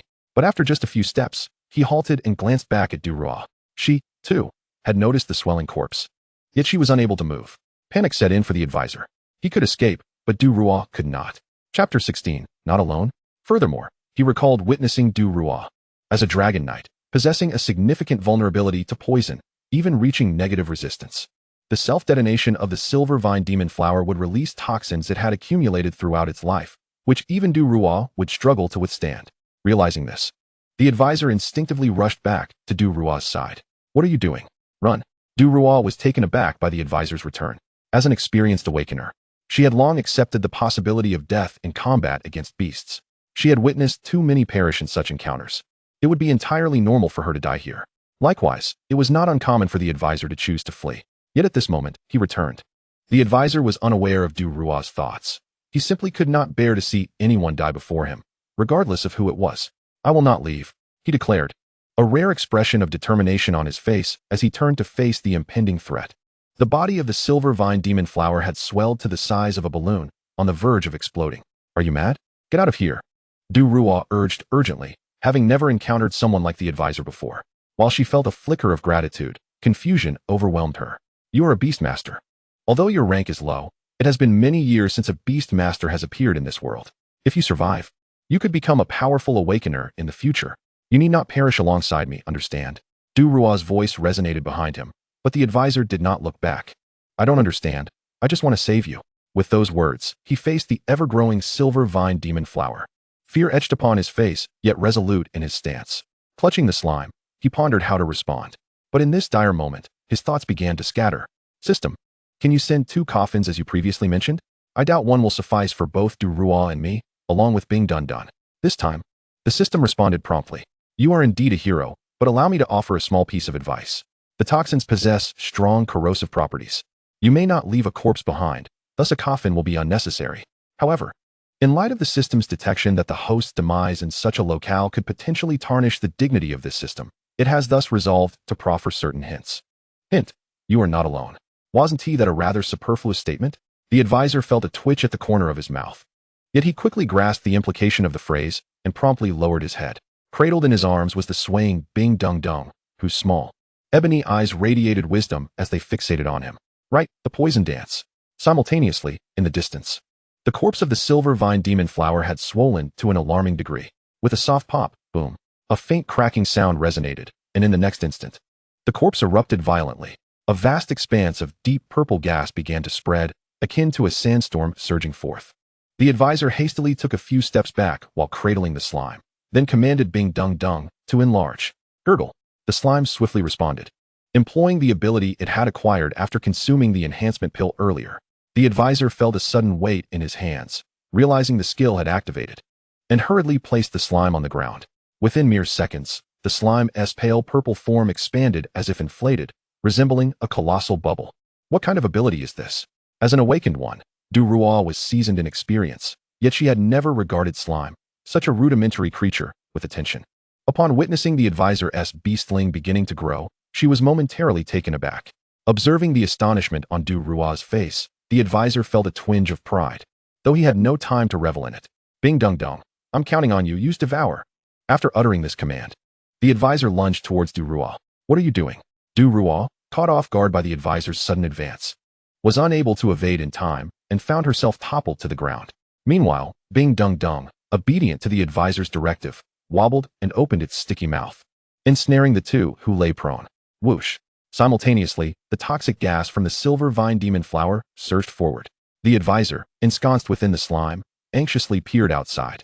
He observed that the toxic gas quickly enveloped the slime but did not penetrate it in the slightest. Rather, a significant amount of the noxious gas was absorbed by the slime. Just as he had surmised, the advisor's heart leapt with joy, just as he had anticipated. His Bing Dun Dun was now imbued with poison attributes, and due to its prior consumption of the poison lotus, it had gained complete immunity to toxins and the ability to absorb them. The purple mist obscured their vision, gradually dissipating after several minutes. Once the residual toxins were absorbed, the slime's enhancement ability was relinquished, and Bing Dun Dun rolled back to the advisor's side, unsteadily. Phew, well done. The advisor let out a sigh of relief, a smile involuntarily gracing his face as he glanced down at Du Rua. However, curiously, there was no smile upon her countenance. Instead, her face was slightly flushed, her gaze tinged with a hint of coldness. The advisor blinked, acknowledging that this position was somewhat ambiguous, yet he reasoned that he was merely acting to save her. Surely she wouldn't bear a murderous expression towards him?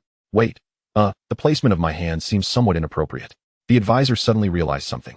Yet, as a consummate purveyor of nonsense, he swiftly withdrew his hand from her chest plate, feigning disgust as he clicked his tongue and remarked, "Tsk, Dujia.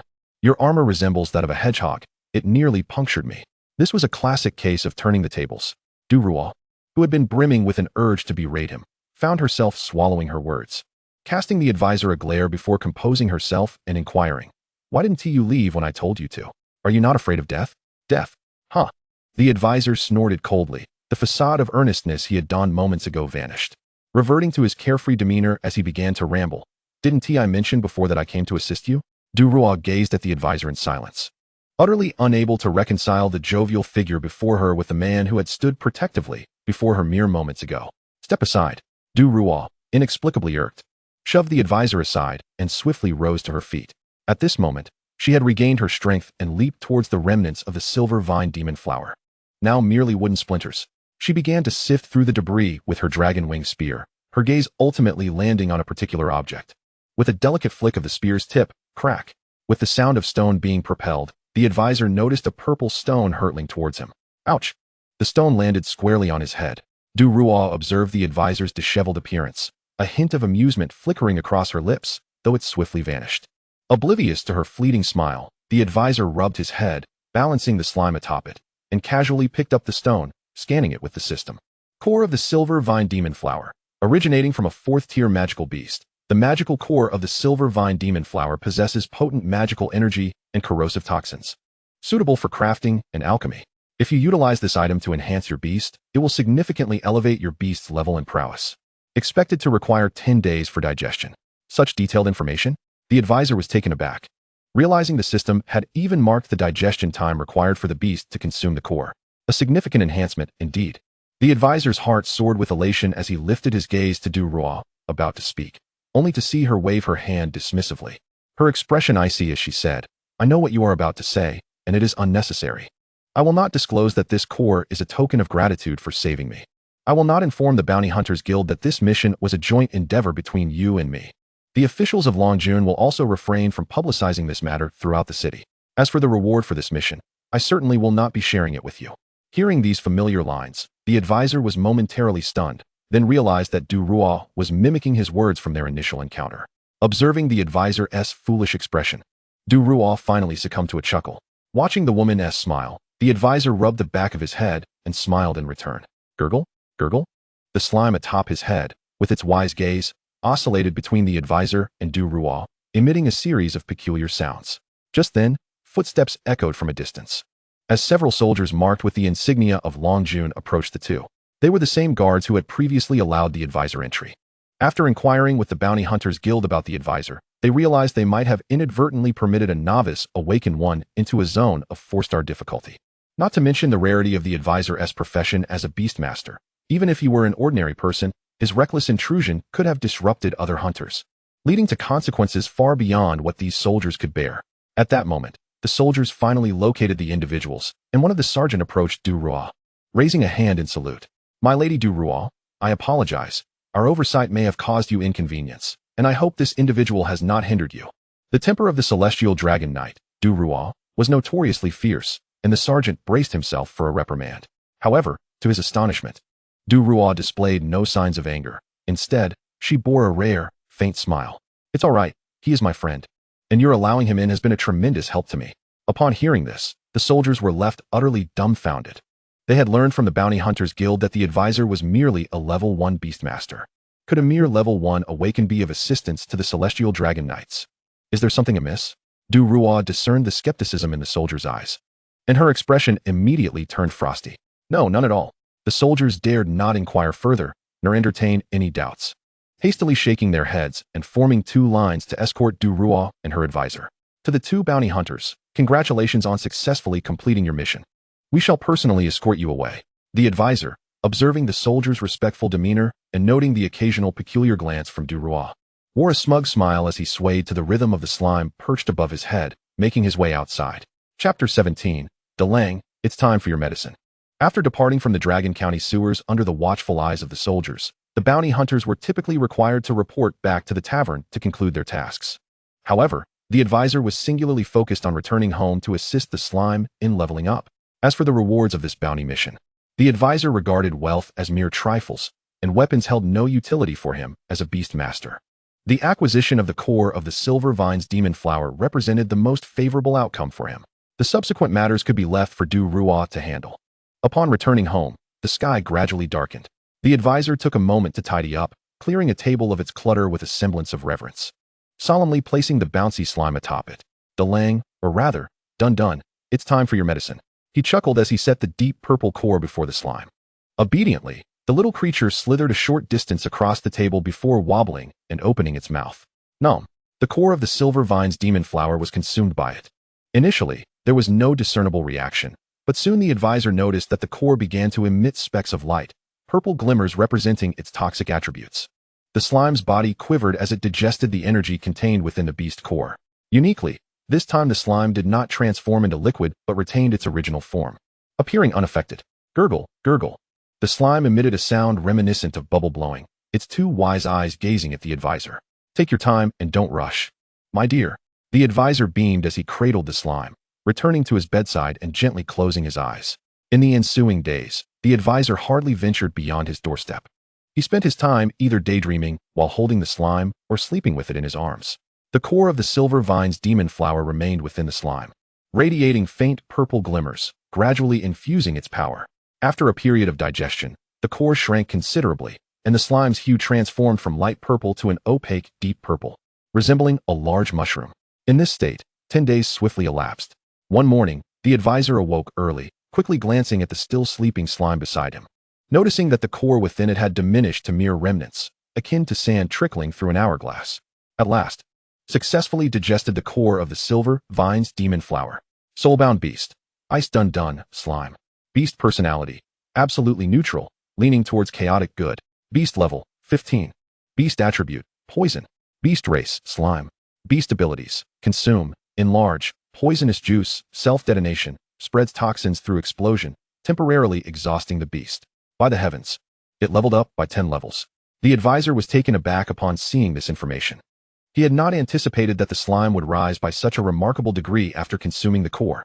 However, he quickly regained his composure. After all, the Silver Vine's demon flower was a level 45 tier 4 beast, and its core facilitating a 10-level growth for the beast was entirely reasonable. Well, thinking about it this way makes it feel like a loss, he mused, shaking off his greed and glancing at his own status panel. Name, advisor. Race, human. Awakened profession, beastmaster. Level, 1. Constitution, 25. Magic power, 35. Strength, 25. Mentality, 35. Resistance, poison resistance 50. Beast, ice dun, slime. Beast compatibility, 100. Mastered abilities.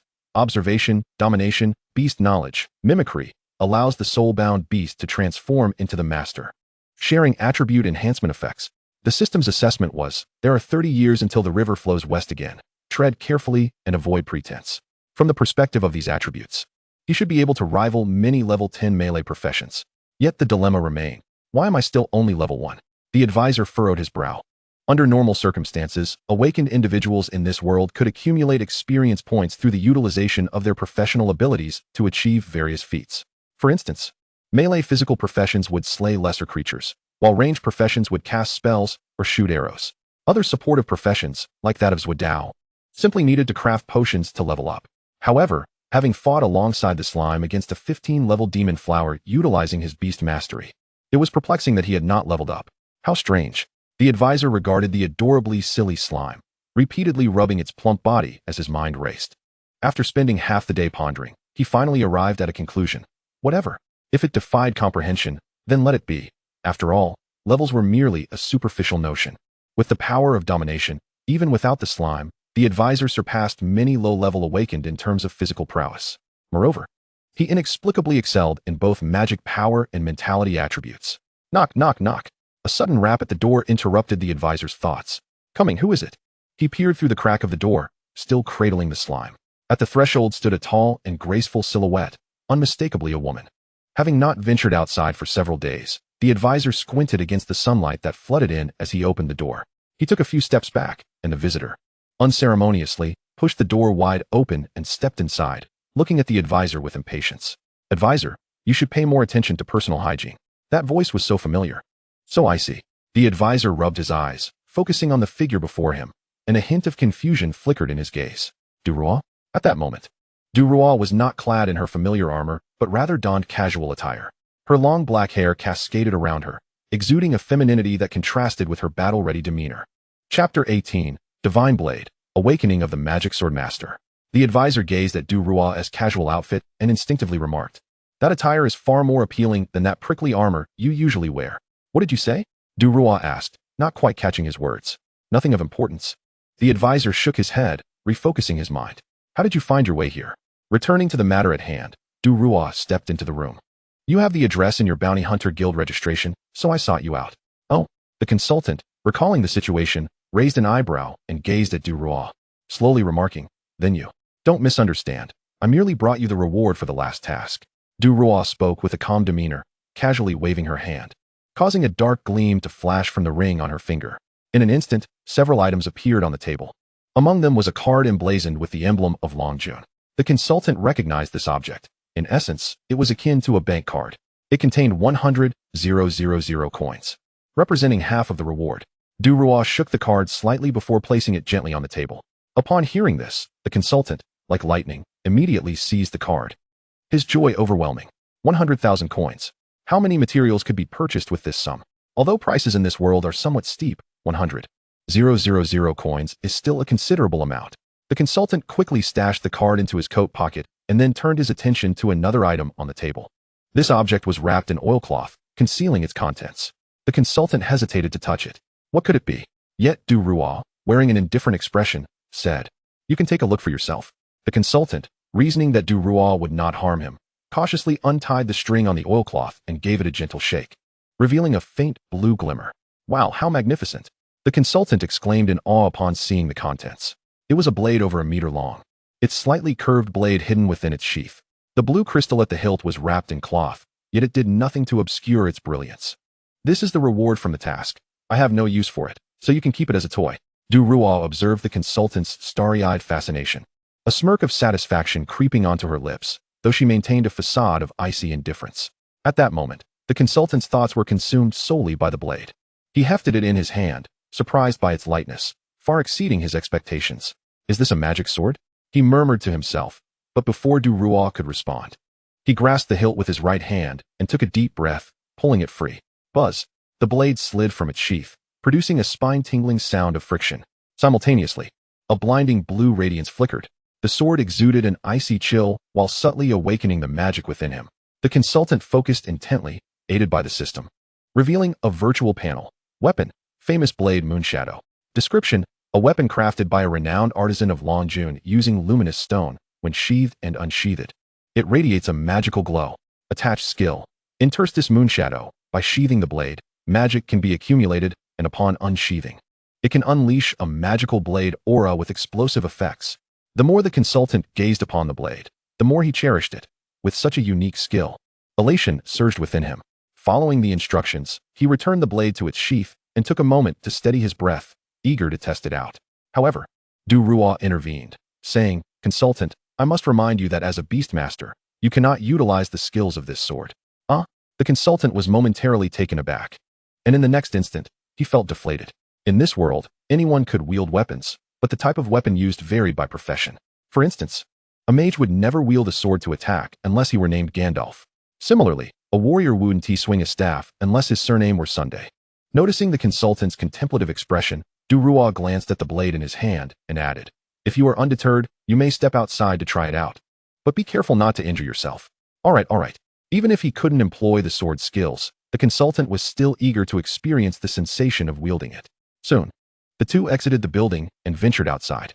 The consultant's residence lay on the outskirts of Longjun, where few people roamed, only small thickets. "All right, if you wish to try, then go ahead." Duruo watched from the side, her tone reminiscent of soothing a child. After all, she did not believe that a physically frail beastmaster could cause any significant damage with this magic sword. The consultant remained silent, positioning himself in front of a tree while bracing against a slime. He prepared his stance, holding the sheath with his left hand at his waist and resting his right hand upon the hilt. The familiar sensation of magic being absorbed surged once more, subtly flowing into the famous blade Moonshadow. This feeling, The consultant furrowed his brow. Wasn't it said that he couldn't use it? Whoosh. Accompanied by a blinding blue light, the blade's brilliance erupted forth. A foot of blue cold radiance transformed into a blade aura, crashing into a sturdy tree in an instant. Crack! A crisp sound echoed, and the thick trunk nearby was cleaved by the magic-infused blade aura, erupting into a burst of blue flames. Du Rua's expression changed dramatically at this sight. How is this possible? A Beastmaster could actually wield a weapon that required magic. Moreover, the power exhibited by this strike surpassed even her own capabilities at level 60. Staring at the magical flames dissipating into the air, Du Rua was left astounded, unable to articulate a single word. Equally astonished was the consultant, who, at the moment of his strike, suddenly received an unexpected notification from the system in his mind. You have successfully awakened the profession, Magic Swordsman. Magic Swordsman. The consultant was utterly bewildered, his mind racing back to the initial scenes of the awakening ceremony. During the ritual, a halo representing the Magic Swordsman indeed flickered around him, but ultimately, this halo was consumed, resulting in his transformation into a Beastmaster. Could it be? He was always meant to be a Magic Swordsman, but the system had obstructed him, causing him to become a Beastmaster instead. The consultant was overwhelmed with shock. System, open my current attribute panel. As the consultant commanded, information appeared before him. Name, consultant. Race, human. Awakening profession, Beastmaster, Magic Swordsman. Level, Beastmaster level 1, Magic Swordsman level 10. Constitution, 30. Magic, 40. Strength, 30. Mind, 40. Resistance, poison resistance 50. Magic resistance 20. Weapon, famous blade Moonshadow. Beast, Ice Dun Slime. Beastmaster compatibility, 100. Mastered abilities, observation, dominance, beast knowledge, mimicry, interstice Moonshadow. At this moment, the consultant experienced a profound revelation. Goodness. It appears I was always destined to be a Magic Swordsman, yet the system forcibly assigned me the role of a Slime Beastmaster. It seems this system has encountered a minor bug, causing all experience gained as a Beastmaster to be applied to the dormant Magic Swordsman profession. No wonder I awakened as a Magic Swordsman and immediately reached level 10. If it weren't for acquiring the famous blade Moonshadow and inadvertently awakening my second profession, I would have remained a mere level 1 Beastmaster for the rest of my life. Oh no, a low-level Beastmaster with the physique of a high-ranking Magic Swordsman. What a predicament. The advisor inwardly cursed the system for its insensitivity, yet he forgot that this was a temperamental system. Warning. This system possesses the capability to control all your awakened professions, so you understand. It was evidently a veiled threat, suggesting that should he continue to complain, the system could revoke his Magic Swordsman profession. The corners of the advisor's mouth twitched slightly, compelling him to seal his lips, daring not to utter another word in his mind. Observing the advisor lost in self-dialogue, Du Rua approached him with a peculiar expression, raising her hand to shake him out of his reverie. The advisor snapped back to reality and glanced at Du Rua, asking, "What's wrong? What's going on with you?" Du Rua could vaguely discern traces of magical energy emanating from the advisor, which should not belong to a Beastmaster. At this juncture, the advisor found himself at a loss for words, stammering for a while until Du Rua broke the silence. "Could it be that you are a dual-profession awakener?" "Ah, yes. Yes." The advisor hastily nodded. However, Du Rua's brow remained furrowed, her tone laced with skepticism. "That can't be right. I've never seen a dual-profession awakener quite like you. Are there many dual-profession awakeners?" The advisor felt a wave of disappointment wash over him, having initially thought himself a unique case, only to learn from Du Rua that such individuals were more common than he had imagined. Du Rua shook her head, pausing for a few seconds before replying, "Not particularly. In fact, they are quite rare. I have only encountered a handful. Typically, dual-profession awakeners share the same category for their professions, which is entirely unlike your situation." "Same category?" Du Rua elaborated without hesitation. "Indeed, for instance, an apothecary's secondary profession is usually an alchemist, while a swordsman's secondary profession could be a monk or a knight. However, secondary professions in the magical domain are scarce, as magic requires tremendous effort to master. Thus, even if a mage possesses a secondary profession, few would pursue its development." Nodding in understanding, the advisor instinctively inquired, "Then what would a Beastmaster's secondary profession generally be?" This time, Du Rua fell silent, merely gazing at the advisor. After a few seconds, realization dawned upon him as he tilted his head back and exclaimed, "Oh, I remember now. Beastmasters are quite rare. So this question lacks a definitive answer." After a while, Du Rua prepared to take her leave, casually mentioning, "I will report your situation to the Bounty Hunter Guild. If any tasks arise, I will come find you." The advisor nodded, ready to see Du Rua off. Just a few steps away, She seemed to recall something. "All right. Here, take this." As she spoke, she removed a ring from her finger and offered it to the advisor. He paused momentarily, then cleared his throat, feigning seriousness. "Generally, rings should be given by the male. Do Raw?" She stood there for a few seconds, then casually responded, "Don't overthink it. This is part of your reward for the task. Just take it." She thrust the ring into the advisor's hand and turned to leave, her long black hair concealing the faint blush on her face. The advisor, oblivious to her embarrassment, merely gazed down at the warm ring in his palm. A prompt appearing before him. Spatial ring, capable of storing inanimate objects and items. Remember, living beings cannot be stored. No wonder Duroy was able to conjure a sword and money out of thin air earlier. He slipped the ring onto his finger and returned to his chamber, attempting to communicate with the space within the ring using his mental energy, only to discover there was indeed something inside. It appeared to be a notice. "Here we go." The advisor waved his hand to retrieve the notice and glanced at it. The notice featured a familiar image, the silver vine's demon flower he had encountered not long ago, marked with a large cross. Following the image was a brief statement. Chapter 20, Fusion. Dual Paths. The Dragon County extends its heartfelt gratitude to the Bounty Hunter Guild for eradicating the monsters in the sewer and vanquishing the silver vine's demon flower, restoring a peaceful environment to Dragon County. Special thanks to the 2 bounty heroes who participated in the sewer cleanup mission. Upon reading this, the advisor's expression turned somewhat peculiar. Level 6 Bounty Hunter, Heart Piercer. Junior Bounty Hunter, none. Blinking in surprise, he glanced at the slime on the table, his gaze unfocused as he pondered. Heart Piercer must be Du Rua. He hadn't anticipated she would choose such a name. But that none. Damn it. The advisor suddenly slapped his thigh, remembering that when he filled out his personal information, he had left the codename section blank. I've become none. The advisor felt he had missed a golden opportunity. This was a chance for official commendation from Dragon County. Yet instead, he tossed the notice into the spatial ring and retrieved the renowned blade, Moonshadow. System. How can I enhance my abilities as a magic swordsman? Soon, the system provided an answer. After calculations, this system offers 2 paths for the enhancement of the magic swordsman profession. Please choose freely. 2 paths. The advisor's heart leaped with joy, feeling a surge of gratitude towards the system for finally showing some sense. However, upon seeing the 2 options presented before him, he was rendered speechless.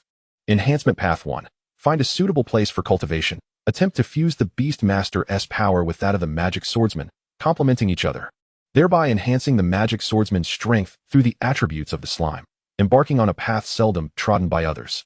Enhancement Path 2.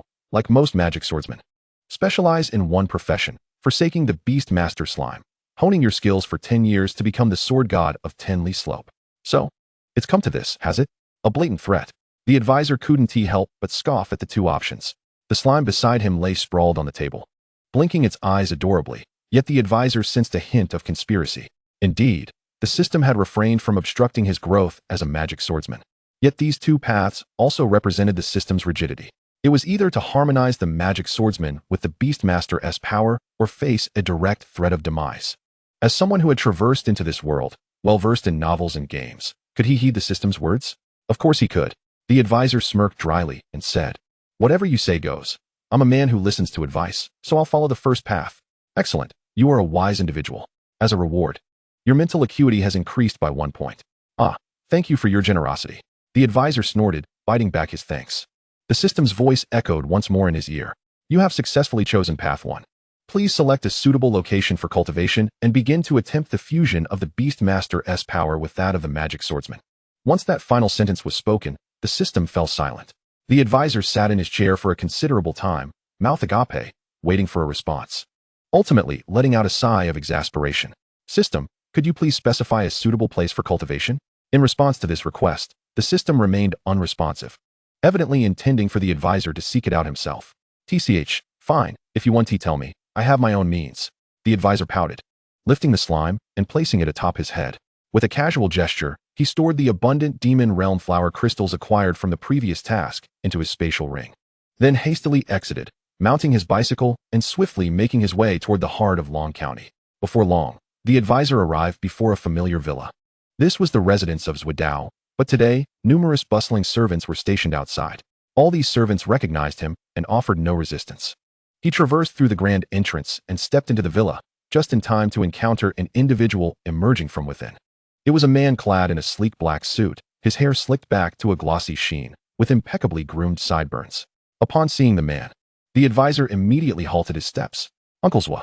This was Zhudao's father, a wealthy merchant and also an apothecary. Ah, little one has come. Zwa father greeted him with a hint of a smile. From his prior memories, the advisor understood that Zhudao's father was not only affluent, but also possessed a commendable character, never once looking down upon him due to his humble background. The advisor maintained a rare politeness, saying, Uncle, I have brought some materials suitable for Zhudao's alchemical practice. Ah, splendid. Thank you. Zwa father replied with a gentle smile. He did not harbor any expectations that a poor child like the advisor could provide anything of value, yet he nodded in gratitude. With that, Zwa father gestured toward the staircase leading downstairs. Zhuda is in the apothecary. Go and find him. Certainly, the advisor responded, entering the villa and making his way down the stairs to the apothecary. At that moment, the apothecary door was tightly shut. The advisor pushed the door open, and a strong medicinal aroma immediately assaulted his senses. Cough, cough. This is unbearable. He covered his nose with his slime companion, frowning as he stepped inside, quickly spotting Zhuda squatting beside the alchemical furnace, chuckling to himself in a peculiar manner. Grandson, what mischief are you up to? The advisor playfully kicked Zhuda in the backside, rousing him from his alchemical reverie. Oh, brother, you're here. Come, have a seat. Have a seat? The advisor glanced around at the clutter of herbs and empty vials littering the floor, wondering where there could possibly be space to sit. My good brother, once this potion succeeds, I will level up to level 5. Zhuda appeared enthusiastic, though the fatigue in his posture was undeniable, dark circles hanging heavily beneath his eyes. The advisor raised an eyebrow, thinking, this fellow doesn't he resemble an alchemist? He looks more like someone addicted to substances. A few minutes later, as the flames of the furnace extinguished, Zhuda immediately activated the room's ventilation fan and fished out some residues from the furnace. After staring at them for a few seconds, tears of despair welled up in his eyes. Failed again. This is the 26th time. Trembling, he discarded the remnants into a nearby trash bin, collapsing onto the floor, gazing up at the ceiling and howling. God, just end my misery. Where am I supposed to find monster crystal cores for my potions? Monster crystal cores? The advisor's ears perked up, and a grin spread across his face as he casually retrieved a crystal core from the demon realm flower from his spatial ring, waving it before Zhuda. Chapter 21. Brother, did you go robbing? Stop joking. What the? Zhuda shook his head, initially intending to swat the advisor's hand away. But upon seeing what the advisor held, he froze in place. In a flash, he sprang from the ground and snatched the monster crystal core from the advisor's grasp. He scrutinized it intently, then swiftly closed the apothecary door, turning to the advisor with a suspicious gaze, lowering his voice to ask, Brother, where did you steal this from? Not at all. The advisor's expression stiffened, and for a moment, he was rendered speechless. With a flick of his wrist, he piled all the demon realm flower crystal cores from his spatial ring onto the floor. These crystal cores had been meticulously selected for their high quality, amounting to a staggering 30 or 40. If sold at the tail feather market, they could easily fetch tens of thousands. As Zhuda beheld the scattered crystal cores, his complexion shifted dramatically, draining of color, leaving only a pallid visage. This. Brother, please tell me honestly, did you go robbing? Zhuda hurried to the advisor, scrutinizing his face. We share a bond of camaraderie. You must be truthful with me. If you're in trouble, I can have my father help you. You cannot tread the path of crime. Seeing Zhuda on the verge of tears, clearly exhausted and in a poor mental state from late nights and fatigue, the advisor felt a pang of sympathy. He could only pat his brother's shoulder and soften his tone. No, I merely assisted an exceptionally powerful awakener with a minor favor. These are gifts she bestowed upon me. I thought of you since I have no use for them. Upon hearing the advisor's explanation, Zhuda regarded him with skepticism, murmuring, Really? Brother, do you swear? Oh, I swear. What sort of oath should I take? Just tell me if you want them or not. Yes. Zhuda nodded, grinding his teeth. He then added, My father said that if I wish to become an apothecary, I cannot rely on his wealth. Thus, I have been troubled by the matter of these monster crystal cores for quite some time. As he spoke, Zhuda removed his outer coat to use as a makeshift pocket, beginning to gather the crystal cores from the ground. The advisor took the opportunity to find a clean spot to sit down, cradling his slime companion while observing Zhuda.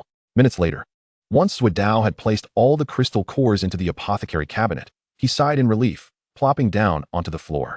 He turned to the advisor, wiping his grimy face, and inquired, Brother, these aren't tea-free, are they? True to his merchant upbringing, Zhuda effortlessly sensed the advisor's intentions.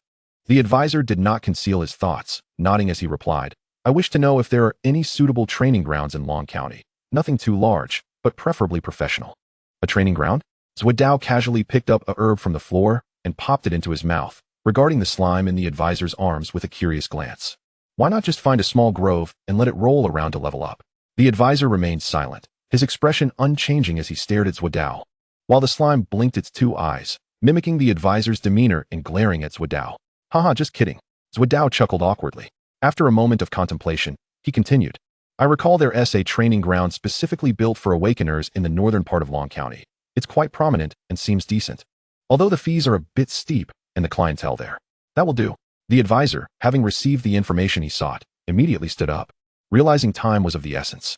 To enhance his abilities as a magical swordsman, he needed to set off without delay.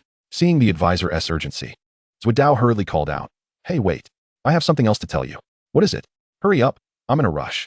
Zhuodao, recognizing the advisor's impatience, sighed. Brother, do you remember Lu Heisho mentioning the awakening examination a fortnight ago? The awakening examination? The advisor recalled and nodded. Isn't it in half a month? Indeed. But this time, it said that teams can be formed. Have you thought about who you'll team up with? Isn't that obvious? The advisor shot Zhuodao an exasperated glance and replied without hesitation. Aside from you, I don't know anyone else. Zhuodao appeared to genuinely ponder this question for a moment before shaking his head. His expression turned somewhat peculiar as he inquired, Brother, if I may be so bold, what level are you as a beast master? Level 1. The advisor answered without a second thought. Slap. Upon hearing this, Zhuodao slapped his forehead, pausing for 2 seconds before pointing at himself. I, a pharmacist, estimate that I will reach level 6 in about half a month, and possibly ascend to level 8 at the earliest, all while being in a supportive profession. Subsequently, he gestured towards the consultant. And you, the Beastmaster. Let us not even mention your level. You too are a supportive profession. Left Dao's hand twirled in the air, pondering, with 2 support-oriented professions. Where might we find a naive soul willing to take over? Observing Left Dao's pained expression, the consultant remained unfazed. Oh, is that all? Left Dao? Noticing the consultant's air of confidence, was filled with suspicion. Do you have a candidate? No. The consultant replied succinctly, then added, but wait for me half a month. I will take you to fight. Huh. I trust you as far as I can throw you. Left Dao, of course, was skeptical. The consultant was about to clarify his dual profession, but, seeing Left Dao's expression, decided to surprise him instead. With that, he departed, urging, you focus on your alchemy. I'll leave the support to you. With those parting words, the consultant dashed away without a backward glance. Left Dao could only sigh, casually retrieving a crystal core of a demon realm flower, placing it in the potion jar, and gradually grinding it into powder, embarking once more on his alchemical journey. Meanwhile, the departing consultant, with a slime atop his head, hopped onto his bicycle, following Left Dao's directions as he headed north. Chapter 22, The Premium Training Room. Half an hour later, the consultant arrived at North City of Dragon County. Just as Left Dao had described, the training ground was strikingly apparent. A colossal building loomed before him, adorned with the emblem of Dragon County. Countless awakeners flocked here to hone their skills. As the consultant approached, he noticed a banner hanging above the edifice. To celebrate the Bounty Hunter Guild's eradication of the Silver Vine Demon Realm Flower from the waterways of Dragon County. All members of the guild training here will enjoy complimentary access until the end of the month. Prior to his arrival, the consultant had already perused the training ground's price list. Depending on the room's level and configuration, the fees varied considerably. Even the most economical training room demanded 200 coins per hour, while the most extravagant soared to 800. However, with the banner now in sight, the consultant felt a wave of relief wash over him. Free offerings are indeed the best. He promptly led the slime through the entrance. Inside the building, numerous individuals were queuing, arranged by their professions and required training programs at different windows. The consultant located a line designated for bounty hunters, seemingly just opened, and quickly advanced to the front. The receptionist at the window was a girl with short hair. Hello, please present your bounty hunter credentials, she said, her voice melodious and her demeanor pleasant. Sure, the consultant replied, retrieving his bounty hunter card from his pocket and displaying it before her. As she scanned it, her expression subtly shifted, and she murmured, a beastmaster? Is there an issue? The consultant inquired quietly, wishing to avoid drawing attention. The short-haired girl, regaining her composure, shook her head. Of course not. After jotting down a note on her list, she handed him an elevator card and explained. You may use the adjacent magical lift to reach the top floor, where all bounty hunters will enjoy the premium training rooms during this period. You may choose any room you desire. Premium treatment entails complimentary food and beverages, private baths and lounges, along with the freedom to select the configuration of the training room. The emphasis was evidently on the latter half of her statement. Yet the consultant was already grinning at the mention of the former. Understood, a bathhouse, and free at that. Thank you for your efforts. The consultant took the card and turned to walk away. The girl gazed at his retreating figure, momentarily taken aback, before promptly attending to the next awakener. Following the indicated path, the consultant arrived at a lift. He swiped the card across a nearby panel, and a crystalline door slowly opened, exuding a faint blue aura. Magic? As a magic swordsman, the consultant recognized that the blue aura represented magical energy. This implies that a formidable mage likely oversees this training ground, he mused. Stepping into the lift. With a series of clicks, the crystalline door sensed his presence and swiftly closed. The lift was devoid of buttons, featuring only a groove. He swiped the card again, and felt the surrounding magical energy begin to pulsate. In mere seconds, the crystalline door before him opened once more. Ahead lay a straight corridor, carpeted in a rich crimson. Groups of awakeners strolled leisurely, exchanging tales of their training experiences. Alongside were numerous rooms, each enveloped in silence, with blue magical energy shimmering on their doors, evidently under the influence of a sound-dampening spell. The consultant surveyed the corridor, noting that the training rooms marked by blue sigils indicated occupancy, preventing others from entering freely. After a brief exploration, he discovered an unoccupied room. He pushed the door open, noting the space was rather unremarkable, merely an empty large chamber. However, the moment he placed the card on a crystalline pedestal, the entire room transformed dramatically. Blue magical energy surged forth, and a stone slab gradually ascended from the floor. Upon this slab, blue inscriptions swirled, resembling the interface of a video game, presenting the consultant with numerous options. Profession, magical puppets, quantity. The consultant meticulously selected each option, and only after finalizing the information panel did the slab descend, followed by a radiant blue glow illuminating the entire room. The magical aura fluctuated, yet the consultant felt no discomfort whatsoever. It appeared that the mage controlling these training rooms possessed extraordinary skill. The blue light flickered for about a minute before gradually dissipating, transforming the formerly empty room into a bustling environment. Various blade and sword-shaped weapons were displayed nearby, all suitable for a magic swordsman. The consultant, wielding the renowned blade Moonshadow, had no immediate need for those weapons. He cast a glance and then focused ahead.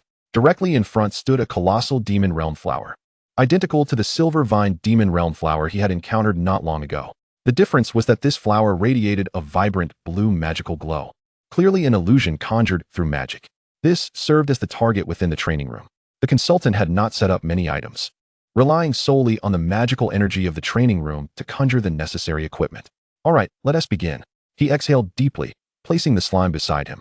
With a swift motion, he drew the renowned blade Moonshadow from his spatial ring. In the abundance of magical energy, the blade emanated a brilliant blue light. Grasping the hilt, the consultant felt the sword thrumming with magical power, eager to be unleashed like a restless beast. Taking a deep breath, he gazed at the virtual demon realm flower ahead, stepped forward, lightly touched the hilt, paused for a moment, and then drew the blade. Shadow of the crescent moon. A surge of blue blade energy erupted from the sword's edge. A blade of energy, measuring 1 meter in length and imbued with magical brilliance, cleaved directly into the body of the demon realm flower, erupting into a burst of azure magical flames. The illusion of the demon realm flower flickered momentarily, followed by a panel materializing before the advisor. This was a panel designed to assess the power of an awakened one's abilities, capable of deducing the awakened's information through the damage inflicted. Name, advisor. Occupation, demon sword master. Damage source, renowned sword Moonshadow, intermittent moonlight. Damage type, physical. Magical. Damage test. This damage can potentially slay a mid-tier 2nd level magical beast. The outcome did not satisfy the advisor. For magical beasts, those below level 10 were considered ordinary creatures. Even an average person could defeat them if they found the right method. Levels 10 to 20 were classified as first-tier magical beasts, and levels 20 to 30 as second-tier, and so forth. Before he had become a demon sword master, he had already slain a level 15 demon realm flower, categorized as a mid-tier 1st level magical beast, using his Beast Tamer skills and the capabilities of a slime. Now, armed with a weapon, he could only slay 2nd level magical beasts around level 25. The advisor examined his own panel and discovered that despite being a demon sword master, he had not mastered any relevant skills. The only one he possessed was the inherent ability of the renowned sword Moonshadow. Just as he pondered how to enhance his prowess as a demon sword master, a notification from the system echoed. Notification: dual-class awakened individuals can synergize skills from different professions to unleash effects beyond the ordinary. Synergize, the advisor murmured, a spark igniting in his mind as he turned to glance at the rolling slime. Eureka! Chapter 23. This is a training ground, not a dining hall. The advisor hastily approached the soft, icy figure of the Bing Dun Dun, gently rubbing its chilly head. Transform, he commanded, secretly activating the replication power of the Beast Tamer. The slime responded to the command, quivering momentarily, before erupting into a cloud of violet mist. Moments later, from within the fog emerged a figure. A slime transformed into a replica of the advisor through the replication power. The advisor scrutinized the copy, his heart leaping with joy. As before, they were identical, not just in attire, but also wielding the renowned sword Moonshadow, albeit in a shade of purple to match its nature. Gurgle. At this moment, the slime still lacked the ability to speak, emitting only a peculiar sound from its throat. Yet, the advisor understood its intent and chuckled softly. Don't be nervous, my dear. Come learn from me. With that, the advisor turned his gaze back to the illusion of the silver vine demon realm flower, resting his hand on the hilt of his sword.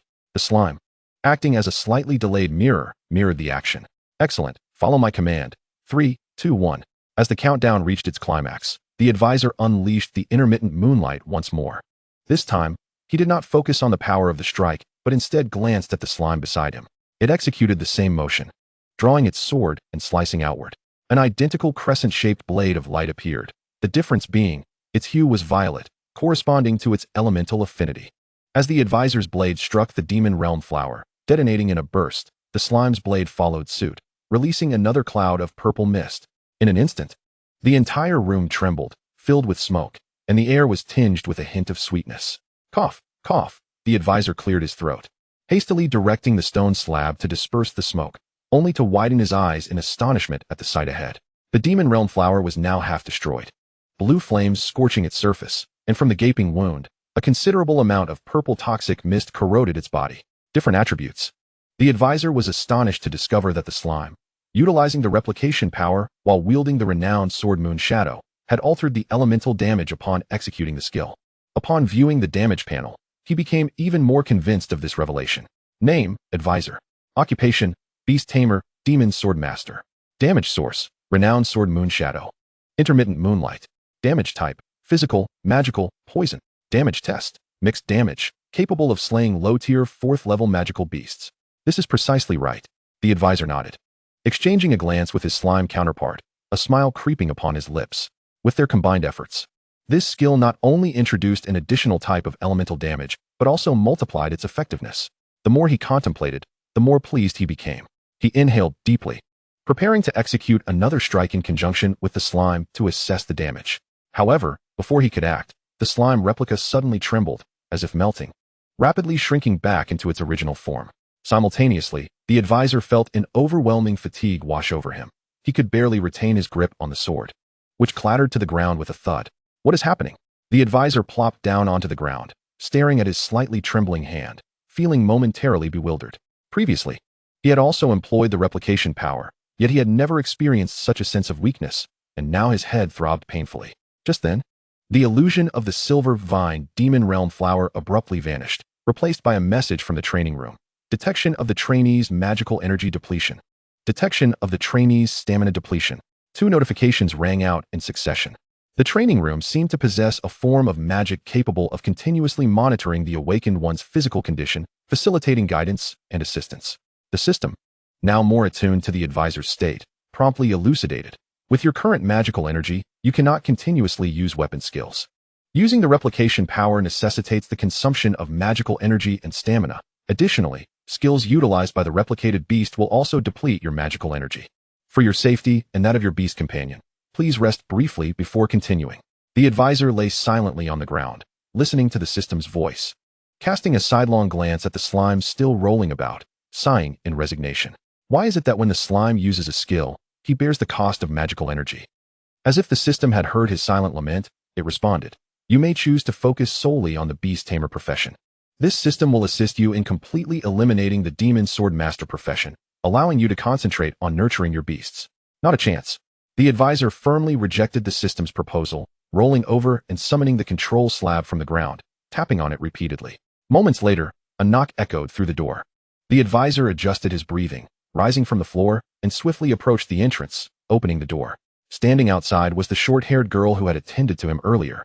Pushing a cart before her, the girl skillfully wheeled the cart into the room, and with a sweet voice, she announced, "Hello, Mr. Advisor. Here are the dishes you ordered. Braised Dragon County flower duck, roasted Dragon County gosling, steamed Dragon County wild chicken. After listing the dishes, she slightly bowed and added, "Enjoy your meal, and good luck with your training." Her smile remained, but she emphasized the latter part of her statement, seemingly reminding him, "This is a training ground, not a dining hall." The consultant nonchalantly waved his hand, uttering a brief thank you before shutting the door on the visitor. He pushed the cart back into the room, laid the food out on the floor, and rummaged through the assortment. Done, it's time to eat. Help yourself." With a commanding voice, the consultant engaged in a hearty feast alongside the slime. The culinary delights far surpassed what he could prepare at home, as the slime eagerly devoured the cake pieces, swallowing them whole. Before long, the area was in disarray, a chaotic testament to their indulgence. After a brief respite, the consultant rose from the floor, cradling the slime in his arms.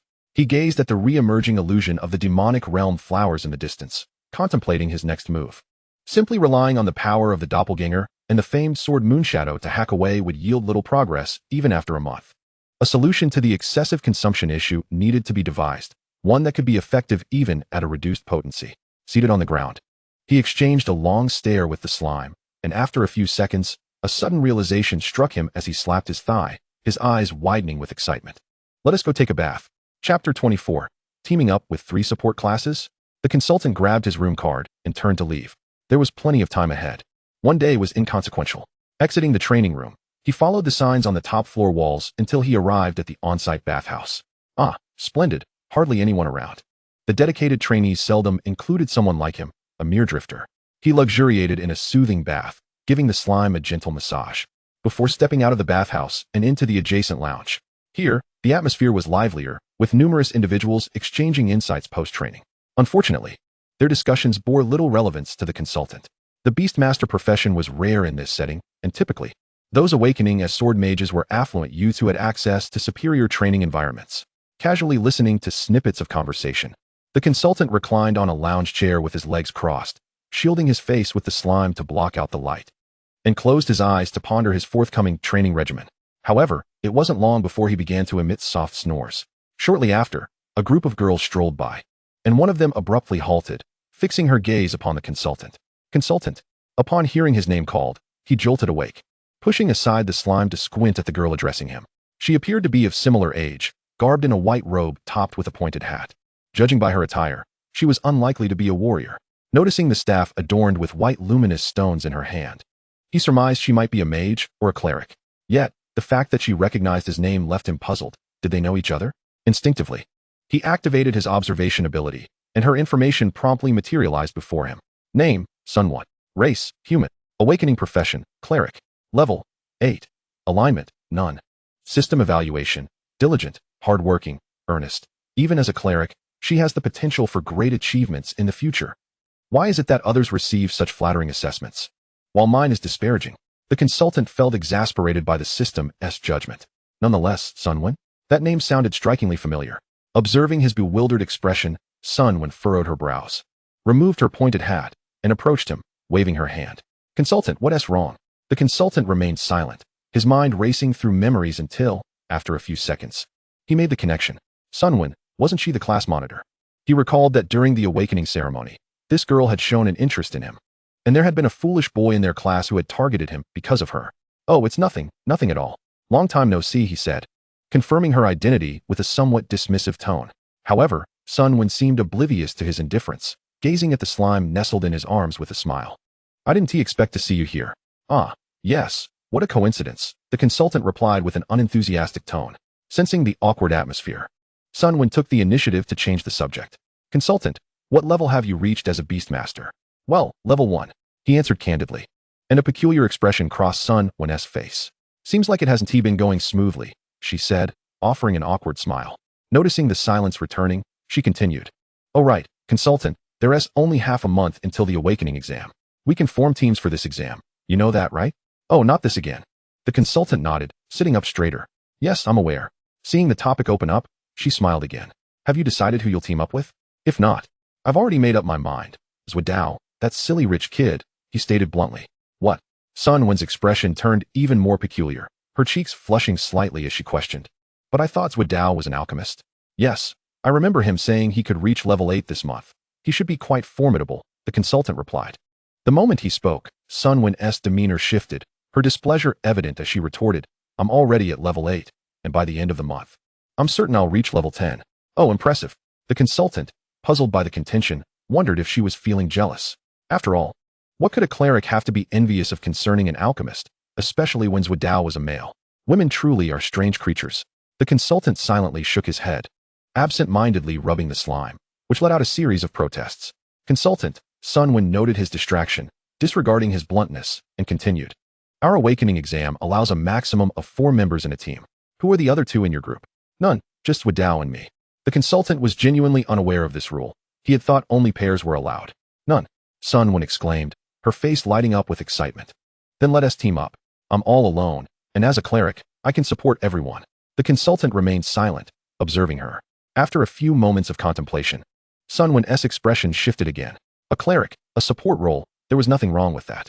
However, the critical point was that if Sun Wen joined their team, their trio would comprise a support-type Beastmaster, a support-type Alchemist, and a support-type Cleric. The implications of 3 support-class awakenings teaming up were hard to fathom. Noticing Sun Wen's awkwardness, the consultant felt a pang of sympathy and casually replied, if you don't mind, you can join. After all, an extra pair of hands can only bolster our strength. I don't mind. Sun Wen beamed upon hearing this. There's still half a month left. We can look for someone else willing to join us. All right, I'll leave that to you. The consultant had no time to search for additional team members. He was at a critical juncture and needed to find a way to merge dual professions swiftly. Then it's settled. I'll head off to train and look for others along the way. Good luck. Sun Wen, in high spirits, waved goodbye to the consultant as she departed. Watching her retreating figure, the consultant shook his head once more. 3 auxiliary professions, how intriguing. Wait, auxiliary professions? As the advisor pondered aloud, a sudden epiphany struck him. And in the next moment, he forcefully slapped his thigh. Yes, precisely this. Auxiliary professions and offensive professions complement each other. The synergy between a beast master and the offensive prowess of a magic swordsman is undeniable. With this realization, the advisor quickly scooped up the slime and hastened back to his designated chamber. After meticulously setting everything up, he retrieved the renowned blade, Moonshadow, from his spatial ring. This time, he refrained from wasting any magical energy. Instead, he simply drew the sword, the emanating magical aura exuding a frosty blue essence. Gripping the sword in one hand and cradling the slime in the other, he endeavored to sense the attributes within it. This process was intricate and demanded immense patience. Yet the advisor was not lacking in time. Steadying himself, he focused his energy, emptying his mind. He listened, felt, and contemplated. Days passed in quiet solitude, and eventually, during a meditative session, he finally detected a distinct aura. With his eyes closed, he found himself enveloped in shadows. Before him floated a faintly purple luminescence, reminiscent of a jellyfish devoid of tentacles. Although he had previously glimpsed this entity, he had been unable to touch it. After days of contemplation, he now felt an almost tangible connection. That must be the soul of the slime. Chapter 25, Mastery Achieved, Emergence. The advisor endeavored to grasp the purple essence. Time seemed to stretch indefinitely, but at last, he made contact with the slime's soul. Simultaneously, his left hand trembled, and he abruptly opened his eyes. Greeted by a brilliant sight, the slime, once resembling a solitary garlic bulb, was now transformed under his command into a semi-transparent soul hovering in the air. It felt as if the slime was nestled within his own soul. The advisor knew that Ice Dun Dun remained unaffected. Whenever he wished, he could liberate its soul, allowing it to revert to its gelatinous form. However, before proceeding, he gently cradled the slime's soul with his left hand while raising the blade Moonshadow with his right. The magical energy along the blade began to swirl, forming a miniature cyclone. He silently hoped for success. With Moonshadow held high before him, he slowly brought the slime's essence closer to the blade's edge. A faint whisper of wind accompanied the motion, and soon the slime's soul was drawn in, merging with Moonshadow through a delicate channel of magical energy. This was a meticulous task, akin to threading a needle. Ensuring that the slime had fully integrated with the blade without sustaining any harm, the advisor exhaled in relief, only for a glimmer of cold light to flash in his eyes. With a swift motion, he turned the blade and struck at a nearby demon flower. This was not a skill intrinsic to Moonshadow, but rather a standard strike from the advisor. Yet this blow carried not only azure magical energy, but also a subtle trace of purple. As he swung the blade, the shadow of the slime flickered along the edge. The strike sliced through the air, leaving a deep gash upon the demon flower. Name, Advisor. Profession, Beastmaster, Magic Swordsman. Damage source, Moonshadow. Damage type, Physical. Magical, Poison. Damage test, Mixed damage, capable of slaying second-tier, low-level monsters. The advisor scrutinized the panel, weighing his options. In terms of raw power, this strike paled in comparison to the damage he had inflicted using Shadow of the Moon during his mimicry. However, this ordinary strike consumed negligible magical energy. In other words, in his current state, the advisor could unleash a barrage of strikes continuously, even for over an hour without respite. If combined with potion crafting from the alchemy path and the supportive spells of Sun when as a priest, he could become an unyielding war god, never succumbing to fatigue. Moreover, with the slime's evolution and potential attribute transformations, the effect of binding a beast's soul to a weapon would only grow more formidable. Exhilarated, the advisor let out a triumphant shout, delivering a series of vengeful strikes. The blue-purple blade light flickered, reducing the demon flower to a pulp. Abruptly halting, he gently shook the blade. The slime's soul detached from the sword, dancing in midair like a jellyfish for a moment before plopping back onto the advisor's head. With the experience of this first successful attempt, future efforts to enchant the blade with the slime's essence would be significantly expedited. Once more, the familiar voice of the system echoed in his ears, this time delivering good news. Successfully completed the initial training for Magic Swordsman. Your beast has been upgraded. Magic Swordsman level increased to 15. He leveled up. The advisor grinned widely upon hearing this announcement. Previously, his Magic Swordsman was only at level 10.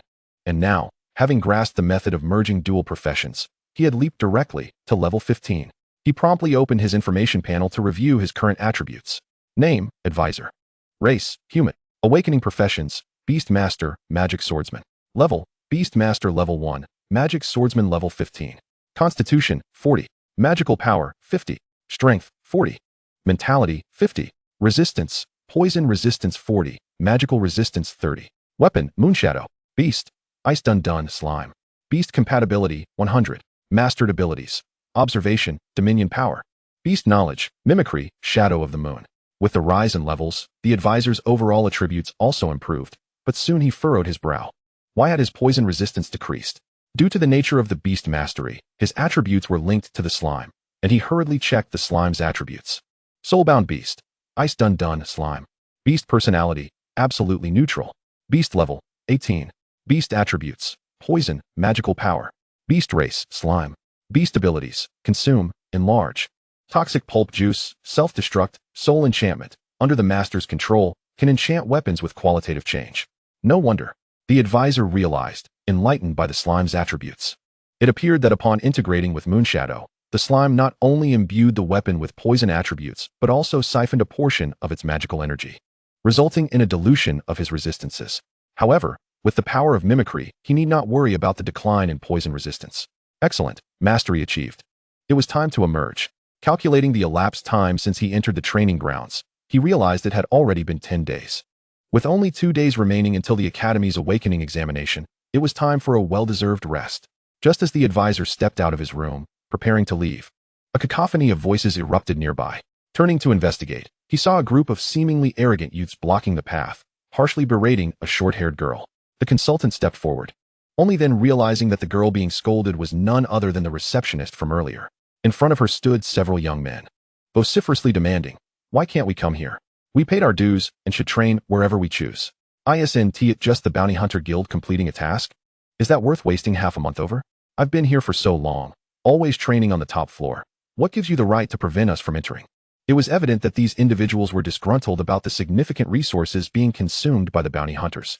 The short-haired girl's face flushed crimson with indignation. As she quietly explained, "I apologize, but this is the directive from the Dragon County. I cannot make that decision. Moreover, the bounty hunters have not occupied all the rooms.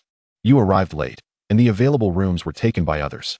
If you wish to use the advanced training rooms, you may apply to join the Bounty Hunter Guild, and we will assist you with your qualification for free."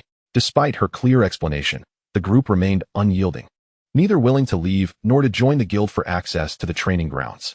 After all, joining the bounty hunters entailed undertaking missions, which could either be perilous or time-consuming. Clearly, they were reluctant. The consultant observed the scene with raised eyebrows. Having recently achieved a notable accomplishment, he was eager for something to hone his skills on, and given that the short-haired girl had been delivering meals to him during this period, a semblance of camaraderie had formed. Balancing a slime atop his head, he took a few steps towards the girl. The rowdy group fell momentarily silent upon noticing his presence, their expressions shifting to curiosity as they scrutinized him and the peculiar creature atop his head. "Who are you? Mind your own business," one of them barked. The others, emboldened by this, quickly echoed, "Exactly, this is not your affair, Scram. Who do you think you are with that thing on your head? Before the consultant could respond, the slime atop his head grew irate, emitting a series of gurgling sounds. A cold smile crept across the consultant's lips as he regarded the group, provocatively stating, "I am a bounty hunter. And it seems you were rather displeased with my identity moments ago." Upon hearing this, the short-haired girl's expression turned anxious, and she hurriedly interjected, "Consultant, please don't get involved. I have already notified the supervisor." She recognized his intention to assist her, but as a staff member, she was acutely aware that the consultant was merely a level 1 beast master, far from being a match for these individuals. Should anything happen to him, not only would it distress her, but she would also face repercussions. The consultant was unafraid of confrontation. He had already utilized the system to assess the group's levels. They were merely a handful of level 8 or 9 swordsmen, easily manageable with his current capabilities. However, the arrival of the training ground supervisor could escalate the situation. If he were to be detained for fighting, his awakening examination would be jeopardized. "In that case, I shall leave it to you," he remarked, turning on his heel and departing without hesitation. The short-haired girl was taken aback by his compliance, momentarily frozen in place. The ruffians, witnessing the consultant's intent to flee, suddenly grew emboldened. "Hey, don't go. Stop. Were you not trying to show off? Why are you running? If you run, I'll think even less of you." One taunted, while another stepped forward, slapping a hand onto the consultant's shoulder. Feeling a jolt of discomfort in his shoulder, the consultant halted abruptly and turned with impatience. "Oh, you dare glare at me? Little brat, is being a hero so simple?" Another chimed in. "How about you kneel and beg for our forgiveness? Then we'll let you go." This provoked a spark of anger within the consultant, a smirk curling at the corners of his mouth as he turned and effortlessly shook off the grasp of the assailant. The man, taken aback by the unexpected resistance, quickly dismissed it, believing the consultant to be weak. "Look, the little guy seems angry. Oh no, how frightening, but what can you do?" Another jeered. "I doubt he even awakened a combat profession. He is not a beast master, right? I heard that profession is quite rare." "Impossible. I remember beast masters being elderly. How could he possibly be one?" The group continued their mockery of the consultant. The short-haired girl, feeling a pang of panic, remained silent. She was merely an ordinary person and dared not intervene. The consultant regarded the group, maintaining his silence, yet a hint of amusement lingered at the corners of his mouth. This calm demeanor was perceived as contempt by the ruffians. "Hey, what are you laughing at?" One of the individuals who had confronted the consultant shouted angrily, raising his hand to summon a gust of wind as he swung towards him. For an ordinary person, such a slap could leave them bedridden for days. However, the consultant was no ordinary individual. A glint of coldness flickered in his eyes as he easily sidestepped the attack, cradling the slime in his arms. "Let us test the waters." The consultant quickly tapped into a familiar sensation, transforming the slime into a pale purple essence, while simultaneously summoning the renowned blade, Moonshadow, from his spatial ring. In an instant, azure magical energy surged forth, leaving the onlookers in shock. A seemingly frail non-combat profession awakener was drawing a weapon. Moreover, this blade appeared anything but ordinary. In the next moment, the consultant infused the slime's essence into the blade. While these individuals may be a bit dense, there is no need to send them to the afterlife. He refrained from unsheathing the blade, opting instead to swing the sheath with force. Crack! The blade felt light in the consultant's grip, yet upon striking others, it bore the weight of a mountain. Coupled with the enhancement of magic, the attacker could only emit a muffled groan before collapsing to the ground, unconscious. This was problematic. The remaining individuals' expressions shifted dramatically as they scrambled to retrieve their weapons. Yet, the consultant provided them no opportunity. He swiftly closed the distance, raising his hand, the sheath falling once more. Crack, crack, crack. After several swift strikes, the consultant returned the blade, Moonshadow, to the spatial ring, cradling the slime as he surveyed the unconscious ruffians strewn across the ground, nodding in satisfaction. "Excellent. It seems with my current strength, I can easily handle these low-level awakeners without exerting myself fully." Having gauged his capabilities, the consultant decided against lingering further, wary of being caught for his violent actions. "No need for thanks, young lady. I merely acted in the spirit of chivalry. Farewell." With that, he took a few steps towards the staircase and departed at a swift pace. The short-haired girl remained rooted to the spot, her mind replaying the consultant's earlier actions, her expression increasingly perplexed. Why would a beast master wield a blade? Wait, that blade. It resembles the weapons given to the two heroes of the Bounty Hunter Guild by Dragon County. The realization struck her suddenly, leaving her frozen in place. After mastering the art of combining the Beast Master and the Magic Swordsman, the advisor returned home. 2 days passed without incident.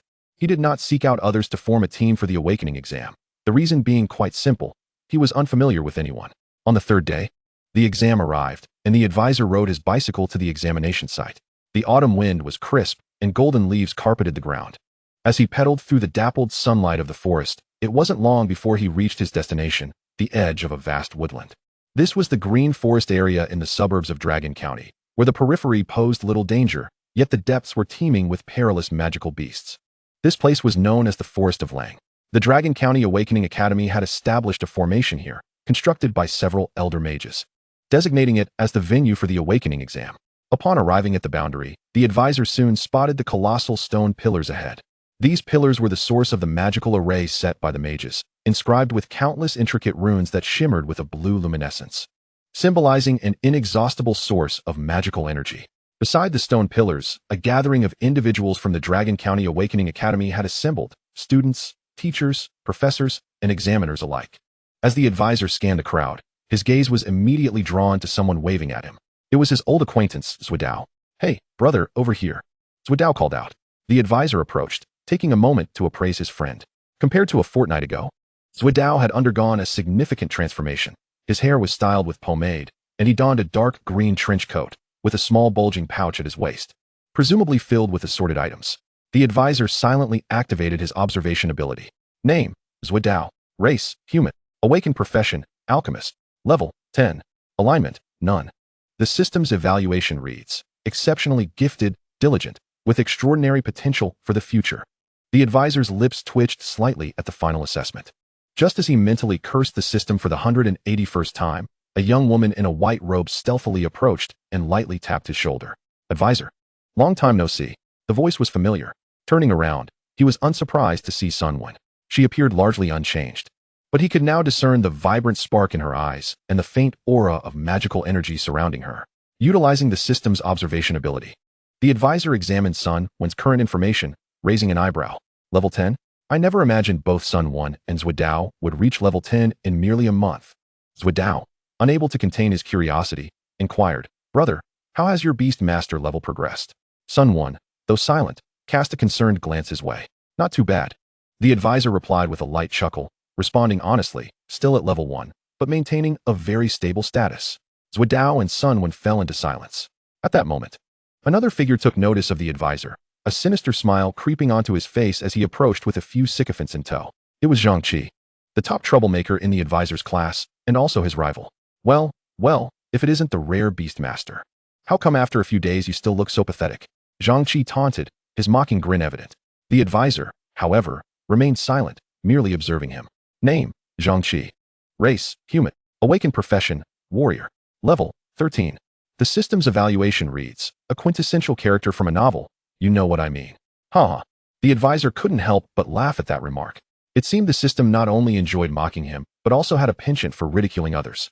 Zhang Qi, taken aback by the advisor's sudden laughter, instinctively stepped back, but soon felt embarrassed by his reaction, his expression shifting to one of anger. "What are you laughing at? You looking for a fight?" Zhang Qi exclaimed, raising his hand toward the advisor. Of course, any conflict between awakened individuals would disqualify him from the exam. Thus, his target was not the advisor but the wobbling slime perched atop his head. If he couldn't hit the advisor, surely he could strike the slime, right? Zhang Qi showed no restraint, seemingly intent on smashing the slime to pieces. This action instantly alarmed Zwiedao and Sunwon, while the advisor, observing Zhang Qi's slow movement, merely chuckled coldly and did not even flinch. Given Zhang Qi's current level, he was no match for the advisor, and there was no way he could harm the slime. Secretly, the advisor issued a command to the slime. The creature blinked, its intelligence undiminished. Then it suddenly expanded its body before contracting again. Poof! A clump of deep purple goo shot out from its interior, akin to a glob of spit. Seeing this, Zhang Qi's heart tightened. That sensation was one he had only felt when facing exceptionally formidable magical beasts during his recent leveling sessions. In an instant, he had no time to think and swiftly turned to evade.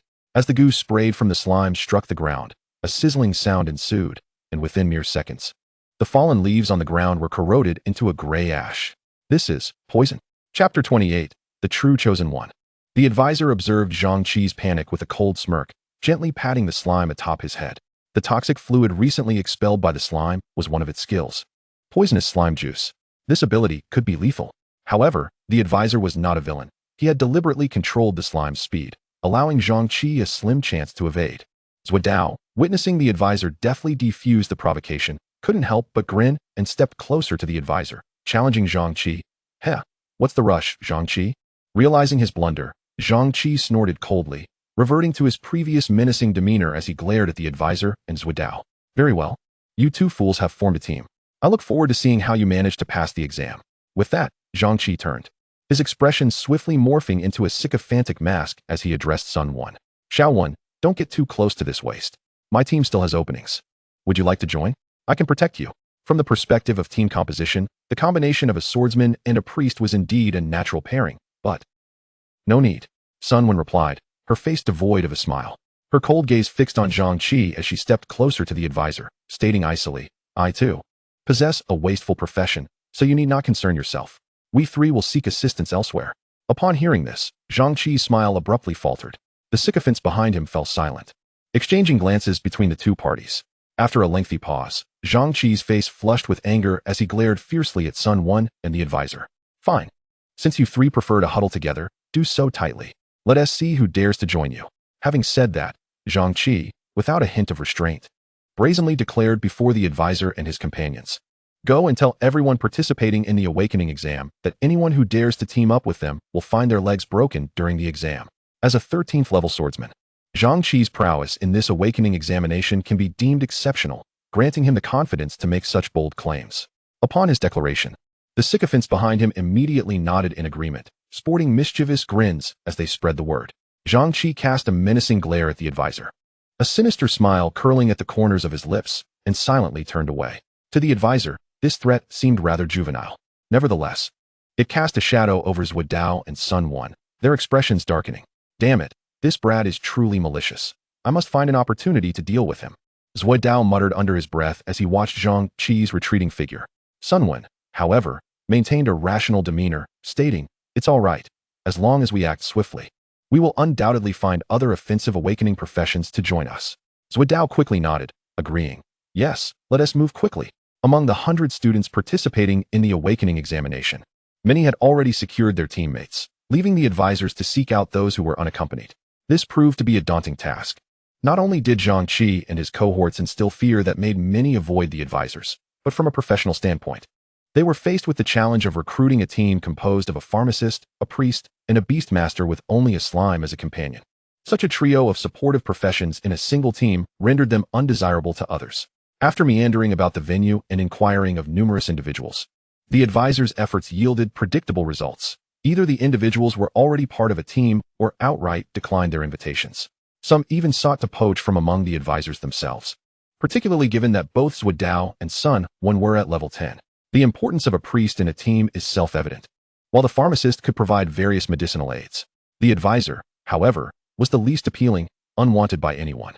Eventually, after canvassing the entire venue, the trio set their sights on a relatively unfamiliar individual, a boy with long black hair, seated alone on a rock, cradling a short sword with an indifferent expression, reminiscent of a lone warrior. His name was Zhu Ming, the very individual who had awakened as a demon swordsman during the ceremony. Many approached him with offers of companionship. Yet Zhu Ming declined to join any team. Those who, like him, chose to traverse alone typically shared a common trait. They were powerful enough to do so. Unbeknownst to them, the advisors found themselves standing beside Zhu Ming. Name, Zhu Ming. Race, human. Awakening profession, demon swordsman. Level, 18. The system's evaluation, a true child of destiny. When chaos reigns, his demonic blood shall stain the heavens. This was excessive. The advisor's lips twitched as he read this evaluation, struggling to articulate his dissatisfaction. Though Zhu Ming's demon swordsman level surpassed his own, such inflated praise seemed unwarranted. While the advisor silently cursed the system's unfairness, Sun Wan had already approached Zhu Ming. As the class leader, she was quite attractive, among the top beauties of the academy. Yet, even so, Zhu Ming merely lifted his eyelids, his gaze devoid of interest. Classmate Zhu, we would like to inquire if you are interested in joining us. Sun Wan proposed. Zhu Ming, still clutching his short sword, emotionlessly scanned her with his eyes, then glanced at Zuodao, ultimately settling his gaze on the advisor. In his eyes, a flicker of azure, emblematic of his magical prowess, momentarily shimmered. When he looked at the advisor, a hint of fluctuation crossed his expression, but it vanished as swiftly as it appeared. The advisor noted this fleeting change. uncertain whether it signified disdain or surprise. No need. I find it more convenient to go solo. You should seek out individuals closer to your level, Zhu Ming replied. His voice low and his tone even, yet his words radiated an undeniable arrogance. Undoubtedly, in his eyes, the advisor and his companions were not on the same plane. Perhaps this was the pride of the strong. Zhuo Dao and Sun Wen's expressions darkened, but they bore no anger. Zhu Ming had a point. As a demon swordsman, why would he team up with 3 supportive awakening practitioners? Not far away, Zhang Qi and his sycophants had been intently watching the advisors, unable to suppress their sneers as they witnessed yet another failure. 3 support professions gathered together, and even a demon swordsman would dare to join. One scoffed. Indeed. Who would be willing to carry 3 support professions? Another chimed in. It's mainly that Advisor S. Beastmaster is useless. Had he chosen another profession, their team might have been more formidable. At that moment, the preparation period concluded, forcing the advisors to return to their class. Throughout the Long County Awakening Academy, this cohort of awakening practitioners numbered 96, organized into various classes situated around the periphery of the Lang Forest. As preparation for the upcoming awakening examination commenced, each class's instructor began to register the current professions and relevant levels of the awakening practitioners. This time, the advisor refrained from listing his secondary profession as a demon swordsman, registering only as a level 1 beast master. This decision incited further ridicule among the onlookers. This advisor, after all this time, is still level 1? Has he been sleeping at home for the past month? One jester remarked. Who knows? Just look at his slime. It's changed color. I wonder what the advisor has been doing with it at home. Another quipped. Enough already. At this rate, he might as well forfeit. That would be great. Perhaps we could lure Sun Wen over, since she is a priest. Teaming up with that advisor in Zhuo Dao is simply a waste. Despite the jeers from the crowd, Zhuo Dao and Sun Wen's expressions soured, yet the advisor remained oblivious, engrossed in playing with his slime after completing the registration. Surrounding them were numerous students of the Long County Awakening Academy. They were not practitioners, but ordinary individuals merely there to witness the spectacle. Among them, one inquired, who do you think will emerge as the champion this time? Isn't it obvious? It must be Zhu Ming. He is a demon swordsman, came the reply. I think so too. I heard he secluded himself for a month, and now that he has emerged, he'll undoubtedly dominate the competition. The majority supported Zhu Ming, drawn by his significant reputation, cold demeanor, and undeniable allure to the opposite sex. However, dissenting voices arose. Not necessarily. I think Chi Hao from Class 6 is also formidable. He awakened as a sorcerer. What is so impressive about a sorcerer? Can he compete with a mage? Mages and sorcerers are 2 distinct professions, compared to mages. Sorcerers possess more enigmatic skills and abilities. I believe Wang Yao from Class 1 is even more impressive. He awakened as a starseer. What on earth is a starseer? That profession is even more mysterious than a sorcerer. It's undoubtedly powerful. Powerful, my foot. Isn't a starseer a support profession? What is impressive about that? Support professions typically function as the brain of the team. Isn't that impressive? As the spectators debated the merits of support professions, they couldn't help but shift their gaze toward the trio of advisors. The one who just claimed that support professions are the brains of the team. Let me ask you, in that advisor's team with 3 support professions, do they each have their own brain? 3 brains indeed sound formidable. But the issue remains that no one dares to be the body. Alas, let us not dwell on it. The consultants in Zhuo Dao, those shameless individuals, have caused me to miss the opportunity for my granddaughter, who happens to be a priest, a vocation among the most coveted in the realm of awakening. Regardless of their significance, those 3 are doomed. Let us shift our focus to others. Soon, the conversation transitioned from the consultants to a few other key figures. First, there was a girl from Class 2. This petite young lady, clad in a black robe, bore a faint smile. Her name was Jiang Bangxia, and her visage radiated an ethereal charm that captivated the attention of numerous young men, yet none dared to approach her. The reason was singular. Jiang Bangxia's grandfather was none other than Jiang Tsen, the esteemed principal of Longjun Awakening Academy. Brothers, might you reveal what awakening profession Jiang Bangxia possesses? It must be formidable, no? Is that even a question? Her grandfather is Jiang Tsen. How could she not be extraordinary? The principal is a mage. I wager Jiang Bangxia is also a mage, yes? You are unaware, but I share a class with Jiang Bangxia. Though she appears to be a mage, she is, in fact, a monk. A monk? Are there even female monks? Why can't there be? Are you not aware that there exists a term known as fistmaster in the monk tradition? As the crowd chattered animatedly, they discussed all the prominent contenders present, eventually mentioning an even more enigmatic individual. Have you heard? A fortnight ago, it was said that the Bounty Hunter Guild resolved a level 4 task issued by Longjun. Of course I heard. Allegedly, it was executed by the renowned piercing heart gun Du Ruo, and it seems she has been invited as a guest for this awakening examination. Indeed, but I heard from someone in the Bounty Hunter Guild that, aside from Du Ruo, there was another individual known only as Wu involved. Who is Wu? I've never heard of them. Neither have I, but it is said that this person is affiliated with our academy and may be concealed within this awakening examination. Is that true? To be tasked alongside the Celestial Dragon Knight, this person must be quite formidable, not someone to be trifled with. Just rumors. Perhaps this individual is one of our Academy's instructors. After approximately 10 minutes of discussion, a surge of blue magic suddenly enveloped the venue.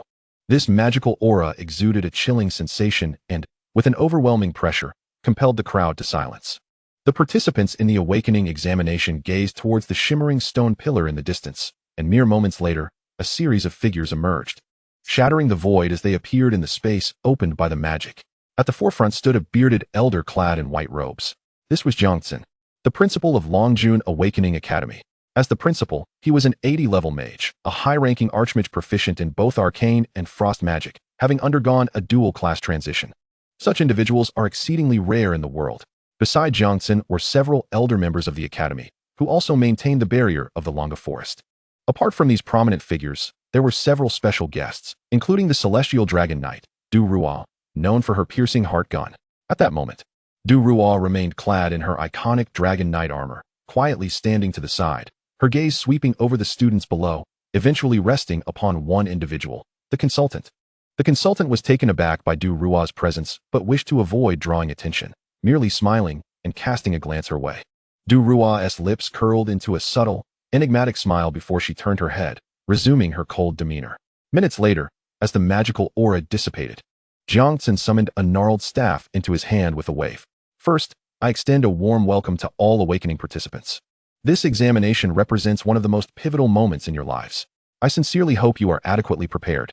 Jiangxin's voice, though not loud, carried a sense of age, yet under the influence of magic, it resonated clearly in everyone's ears. No one responded, yet all gazed at him with a hint of reverence. A few seconds later, Jiangxin continued, "Now, I shall commence the proclamation of the awakening examination rules." All fell silent once more, awaiting the pronouncement of the venerable principal. After a brief pause, Jiangxin elaborated, "In this examination, all participants will enter the Longa Forest to locate the assembly point designated by me. The order of your classes will be determined by the speed at which you reach this assembly point. During the awakening examination, you may engage in appropriate combat and form teams, but the use of lethal means to harm your fellow students is strictly forbidden." The final statement was delivered with unyielding conviction, leaving no room for debate. Following this, someone posed a critical question. "Excuse me, Principal, where exactly is this assembly point? Is there any notable structure to guide us?" Regarding the Longa Forest, it is an area sealed by the Academy, and no one can enter without permission. Thus, no one knows what lies within. Many turned their eyes to Jiangxin, eager to hear detailed information about the task ahead. However, Jiangxin merely chuckled. He refrained from providing a direct answer, instead surveying the surroundings. The individuals beside him also chuckled, their laughter carrying an eerie undertone. Despite their advanced age, the consultant discerned a hint of mischief in their demeanor.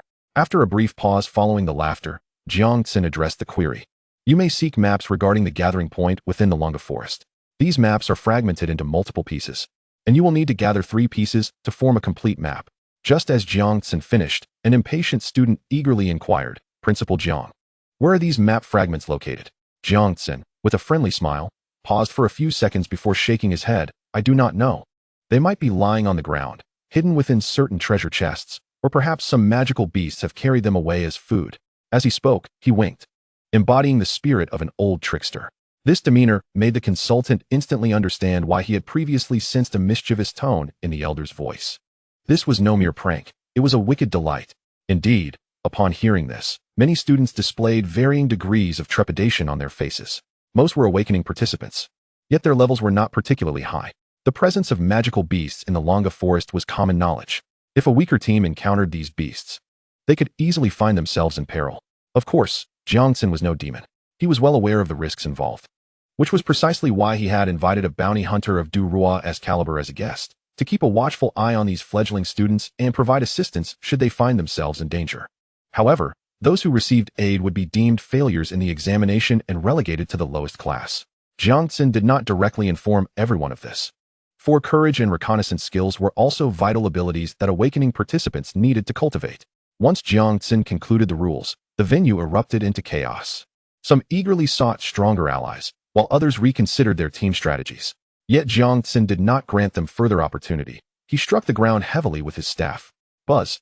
With a sound reminiscent of a resonant bell, a surge of blue magic abruptly silenced the crowd. Now, let the competition commence. We shall be watching your every move. So unleash your full potential. As Jiang Tsin proclaimed this, he once again raised the magical array in his hand. A series of blue beams radiated outward, enveloping all the students within their glow. In the brief moment it took to deliver his opening remarks, he had already discerned the team compositions of those present, with each beam illuminating a specific group of participants. The advisor, along with Zhuodao and Sunwen, found themselves bathed in the azure light, exchanging only a fleeting glance before the next instant was engulfed in darkness, an unsettling sensation washing over their bodies. It felt akin to being plunged into a colossal washing machine. The advisor was overwhelmed by a wave of nausea, as if his very insides were askew. Is this the effect of teleportation magic? He mused inwardly, enduring the discomfort and silently lamenting its ineffectiveness. After several minutes, the disquieting feeling gradually subsided, and he cautiously opened his eyes. The cold, damp earth greeted him, imbued with a faintly sour aroma alongside a rich scent of vegetation. Before him swayed a translucent, violet creature, its two beady black eyes blinking curiously, gazing at the advisor with a somewhat vacant expression. "Ah, it's over," he muttered to himself as he rose from the ground, cradling the slime in his arms and giving it a casual squeeze before surveying his surroundings. This appeared to be the depths of the Lang Forest. Towering trees surrounded them, their trunks robust, the soil dampened by dew, exuding a shadowy ambience. Beside the advisor lay two individuals. Zhuodao sprawled nonchalantly, and Sunwen curled up in a ball. "Hey, wake up!" Ignoring Sunwen, the advisor approached Zhuodao and nudged him. However, Zhuodao remained unresponsive, merely stirring slightly and emitting a gentle snore. "TCH, for heaven's sake!" The advisor cursed under his breath, balancing the slime atop his head, flexing his wrists before delivering a resounding slap to Zhuodao's face. Crack! The sharp sound echoed through the forest. Zhuodao jolted awake, his eyes springing open as he bolted upright. "Hey," he began to speak, but was swiftly halted as the advisor grasped his shoulder. "Brother, did you have a nightmare?" Zhuodao stared blankly at the advisor, instinctively rubbing his numb left cheek and nodding. The commotion seemed to have stirred Sunwen, who also opened her eyes, surveyed their surroundings, and ultimately fixed her gaze upon the advisor. "Advisor, where are we?" "We are likely deep within the Lang Forest," he replied, assisting the two in getting to their feet. Taking a deep breath, he observed the area with Zhuodao and Sunwen. They were indeed in the heart of the Lang Forest, and they must remain vigilant against the ever-present threat of magical beasts. Chapter 31. The Stench of the Obscuring Pill. Fortunately, after several minutes of cautious observation, the trio found no signs of magical beasts nearby, nor even the silhouettes of other students. Their half-hour of careful exploration yielded no clues related to the map. Just as the advisor began to wonder if they had veered off course, Sunwen's face suddenly brightened as she pointed towards the dense thicket ahead.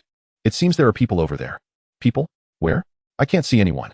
Zhuodao craned his neck, scanning the distance, but finding nothing. The advisor was equally perplexed and turned to Sunwen with a questioning look. Sunwen stood firm in her conviction, explaining, "I can sense the flow of magic ahead. There must be others. Magic can be utilized in such a manner?" The advisor, lacking experience in this regard, tentatively tried to feel for magic and indeed sensed a faint magical current stirring in the distance. In their current predicament, finding others would undoubtedly be advantageous. If neither party possessed fragments of the map, they could seize the opportunity for collaboration. If the other party already held a fragment, then they would snatch it. A grin spread across the advisor's face as he waved his hand at Sunwen. "Lead the way, let us proceed." "All right." Sunwen, delighted to be of assistance, promptly guided the group forward. At that moment, many teams entering the Lang Forest had already encountered low-level magical beasts bearing fragments. Those with combat abilities opted to slay the beasts to obtain the fragments.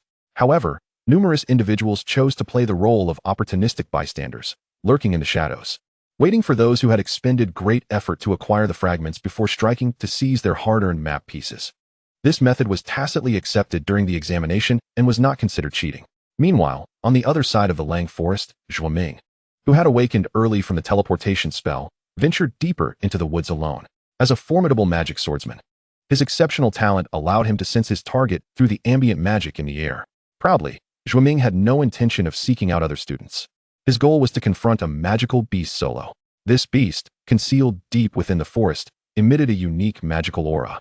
The resonance of this magic closely resembled that of the venerable headmaster, Jiang Tsun, and Zhuoming quickly deduced that it must be the essence of the map. Eager to secure the map fragment, he boldly approached the formidable creature. In addition to Zhuoming, several other lone adventurers participated in this awakening examination, including Jiang Tsun's granddaughter, Jiang Bangxia. She too was a solitary wanderer, yet unlike Zhuoming, she lacked the ability to wield magic as a martial artist. Nevertheless, being Jiang Tsun's granddaughter, her sensitivity to magic was on par with that of a typical mage.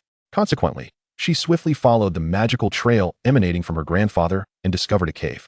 Perhaps fortune favored her, or perhaps Jiang Tsun had left a special mark for his granddaughter.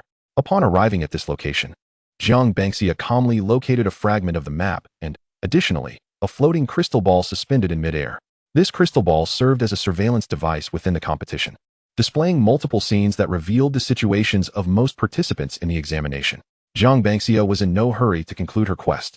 She gracefully settled into a cross-legged position on the ground, cradling her chin in her hands, and watched the happenings within the crystal ball with keen interest.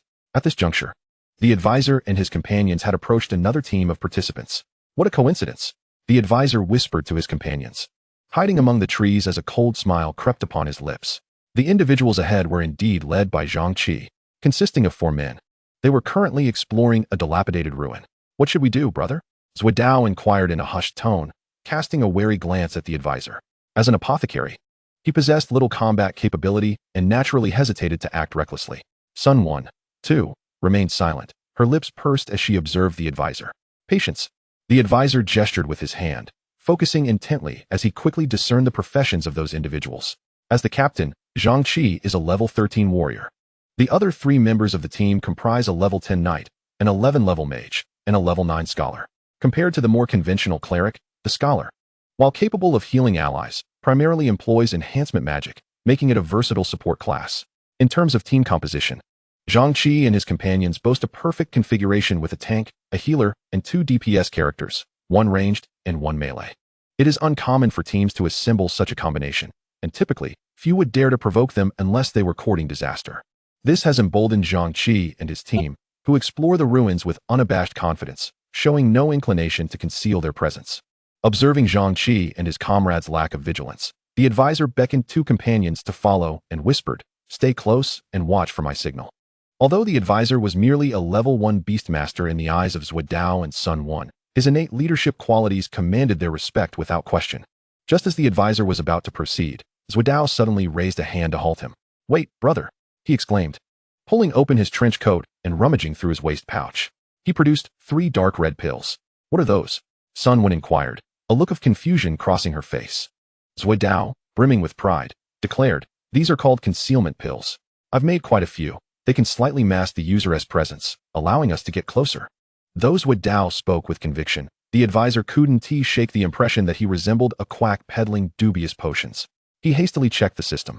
"Concealment pill," as he described, "just consume it." Moreover, the system's assessment reads, "Trust Zuidao. He is a genius in alchemy." "Are you sure about this, system?" The advisor mused. All right. Though the system had a sharp tongue, it would not intentionally lead him astray.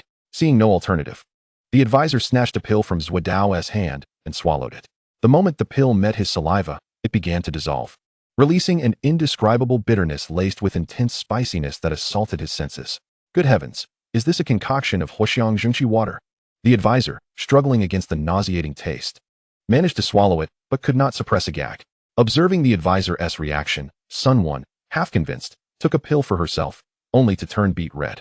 "This taste," she mumbled, covering her mouth. Zuidao, witnessing their expressions, chuckled awkwardly. "Heh, there's definitely room for improvement in the flavor. I'll see about adding some sugar next time." With that, he popped a pill into his mouth as well. The advisor grimaced slightly as he felt the effects of the pill. Indeed, it subdued the faint magical energy radiating from him and even seemed to concentrate it. Chapter 32. Just a beastmaster, why the pretense? The system had not deceived him.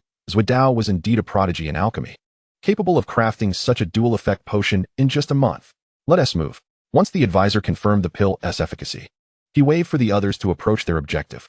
The ruins were not small, having been ravaged by some colossal beasts, leaving behind massive claw marks and even traces of charred remains in certain areas. Once, The forest of Lang was a part of the Dragon County, but as the beasts rampaged, many regions near the forest and deep mountains were devastated. This devastation gave rise to numerous areas teeming with magical beasts. Furthermore, in the shadowy corners of the city, many magical creatures lurked. If left unchecked, these beasts might gradually consume the lands inhabited by people. This is why bounty hunters exist. Their rewards comprise only a part of their mission, with the greater purpose being the extermination of the beasts that threaten the city. At this moment, a thick layer of dust coated the grayish floor, and the lonely woods echoed with heavy footsteps and laughter. Zhanggu, do you think we'll be the first to complete this? Haha, undoubtedly. Even Zhu Ming alone can't possibly be faster than us. Who knows? Jiang Bangxia might be quicker. After all, her grandfather is the dean. Perhaps she can pull some strings? Don't speak carelessly. Every move we make could be under the watchful eyes of the dean. Let us find the map first. True enough. Hey, Zhanggu, look over there. As the group chatted, the scholar at the back suddenly brightened, pointing ahead with an exclamation. Before him lay the altar of the ruins. And above it was not a flame or a magical array, but rather a small silver box. It appeared just like a treasure chest from a game. Such a box could not have appeared here without reason. It must surely contain the map. Zhang Qi's face lit up with joy as he dashed towards the treasure chest. However, every move he made had long been observed by the advisor lurking in the shadows. Is it really that simple? The advisor clicked his tongue. Having expected the map fragments to be guarded by magical beasts, he had initially planned to reap the benefits, but was surprised to discover that the dean had placed a treasure chest here. If Zhang Qi and his team were to seize it first, reclaiming it could prove troublesome. Let us take action. With a decisive command, the advisor rose, clutching his slime, and charged forward. However, Zuidao and Sun Wen exchanged glances behind him. What did the advisor just say? Zuidao asked, bewildered. Sun Wen, equally perplexed, instinctively replied. He said to take action? Take action? Didn't he say to follow his lead? Good grief. Zuidao finally grasped the situation and cursed under his breath. What else with this beastmaster acting so tough? This fool is courting death. Despite his complaints, Zuidao did not remain hidden any longer. He scrambled through the bushes. Seeing this, Sun Wen drew a short wooden staff from behind and followed suit. With the advisor already in motion, Zuidao and Sun Wen had no choice but to join in. As the advisor burst forth, he casually hurled the slime ahead. Ice done, it's your turn. Spray them. Gurgle, gurgle. The slime emitted a sound reminiscent of bubbling as it suddenly compressed its body. With a swift motion, a stream of purple liquid shot forth like an arrow, aimed directly at Zhang Qi, who had just approached the treasure chest. Zhang Qi was entirely focused on the chest and failed to notice the toxic liquid hurtling towards him. His companions, however, were not inept. The mage stationed behind quickly sensed the magical energy emanating from the slime's poison and paled. In an instant, he lifted his crude wooden staff and wielded it with fervor. A mass of magical energy coalesced in the air, instantaneously transforming into ice shards that shot towards the toxic liquid emitted by the slime. The speed of the mage was commendable, having reached level 11. Which was no small feat, unfortunately. He was not facing an ordinary slime, but the advisor's soulbound beast, an 18-level slime. The ice shards launched from the tip of his staff collided precisely with the toxic liquid. The mage's expression brightened momentarily, only to be replaced by sheer astonishment the next second.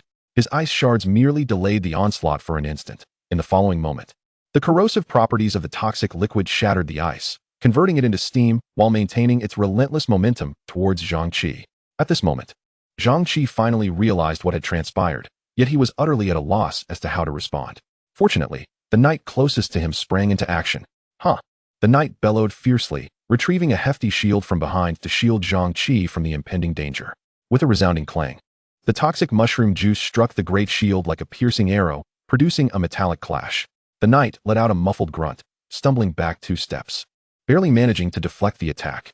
Zhang Qi's expression darkened as he immediately pushed the knight aside, his gaze sharpening towards the front, where he swiftly locked eyes with the advisor darting out from the shadows. Advisor, is that you again? The recent ambush, though it had left him unscathed, had still drenched him in cold sweat.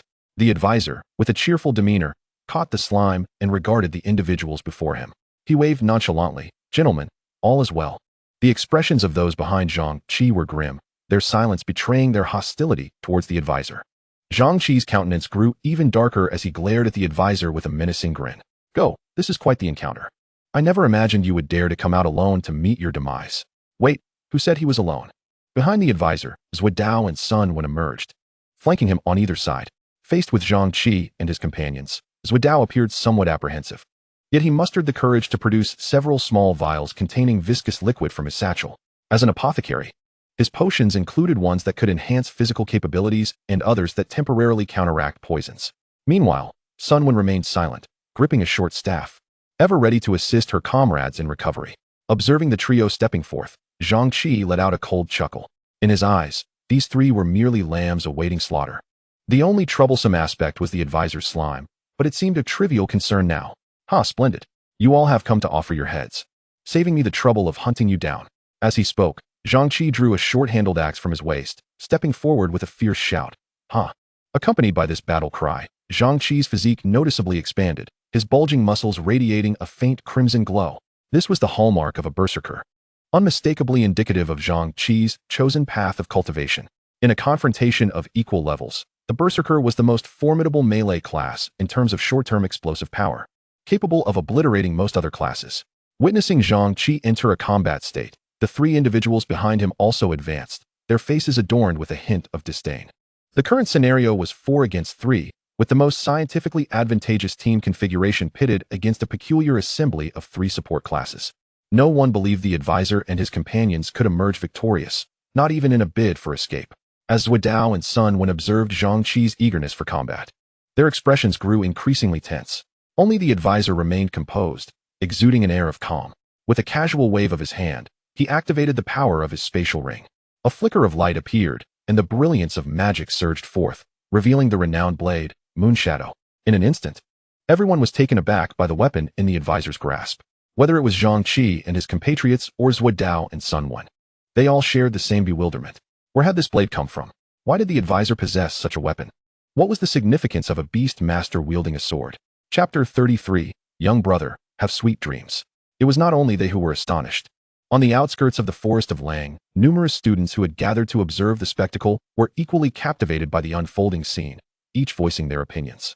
This advisor resorted to an ambush. How despicable. Come on, he's facing a trio of support classes. An ambush is quite understandable. But he's bound to be annihilated by Zhang Qi and his crew soon.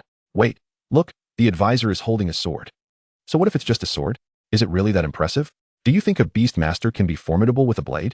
However, even though they saw the advisor draw the sword, many in the crowd, not being present, could not sense the magic emanating from it.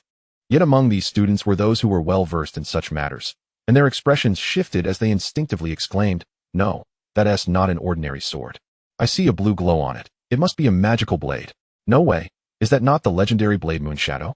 I remember that a bounty hunter received it as a reward after completing an official task for the Dragon County. What are you saying? Are you joking? I'm serious. My father is affiliated with the Dragon County S officials, so I've seen that sword. What are you implying? Are you suggesting the advisor is that bounty hunter?" The moment this speculation arose, a commotion erupted. Many turned their heads toward the other side, where the esteemed guests sat, including the old Principal Jiangxin and several elders. Along with Du Ruo, they looked with curiosity in Du Ruo's direction. The old Principal Jiangxin noticed the chaos below, and a flicker of surprise crossed his eyes. He turned to Du Ruo, asking, "Little Ruo, is what those students are saying true?" Jiangxin posed the question that lingered in the minds of everyone present.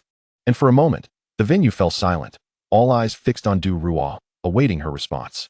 Du Ruo merely gazed at the large screen, a subtle smile playing on her lips as she replied, "You can ask him that later, but the only information I can divulge is..." At this juncture, Du Ruo deliberately paused, heightening everyone's anticipation before she murmured, "The advisor is not solely a beast master. He is a dual-class awakened." What? A dual class? He is actually a dual class awakened.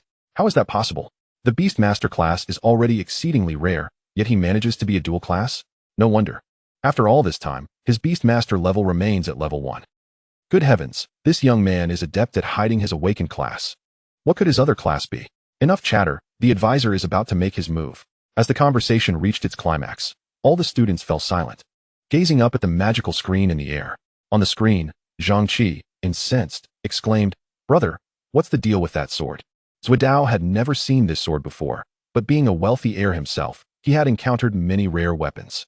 The magical aura surrounding Moonshadow evoked an indescribable familiarity within him.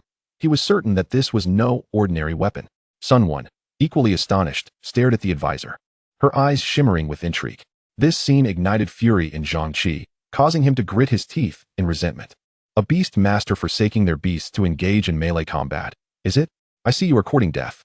A flicker of rage surged within Zhang Qi as he felt increasingly enraged by Sun Wen's choice of the advisor over him. He could feel his blood boiling.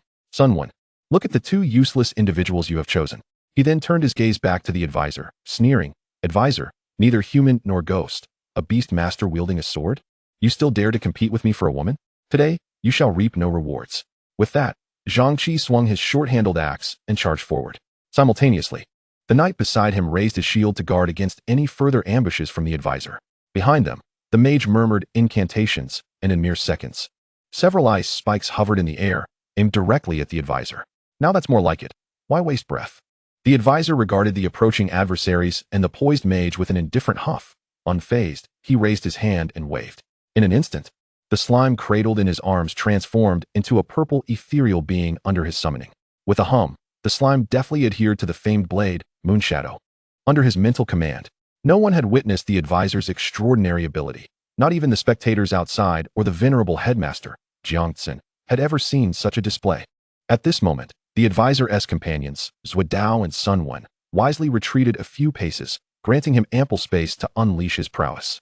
With his left hand gripping the sword and his right casually resting on the hilt, his gaze scanned the battlefield ahead. Engaging Zhang Qi and the knight head-on? No, that would be folly.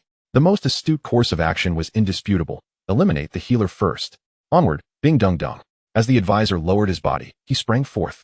Despite his secondary vocation as a magic swordsman, under the dominion of a beastmaster, the advisor's physical prowess far surpassed that of an average awakened individual. In the blink of an eye, Zhang Qi and the knight perceived a flash before them, and in the next moment, the advisor had vanished from sight. Meanwhile, a hint of panic crossed the face of the mage behind them. As an awakened fighter relying on intellect, his reflexes were swift. He immediately grasped the advisor's intentions and urgently shouted, "Come back, they are targeting." Alas, his warning was too late, for the advisor was swifter. Before he could finish his sentence, the advisor had already appeared mere meters away from the scholar. "Hey there, little brother, enjoy your dreams." The advisor sneered, not even drawing his sword, but instead wielding the scabbard to deliver a resounding blow to the scholar's head. Crack! The student collapsed face first onto the ground, unconscious. In less than 5 seconds, the healer within the party was rendered incapacitated. Zhang Qi's heart raced, realizing the severity of the situation. The advisor's strength was far beyond that of a mere level-1 beastmaster. However, by the time he comprehended this truth, it was already too late. Chapter 34. Power Unleashed. Do you not find it impressive? The advisor did not halt his advance. With the assistance of the slime bound to his soul, he effortlessly dodged the ice spear hurled by the mage, swiftly closing the distance.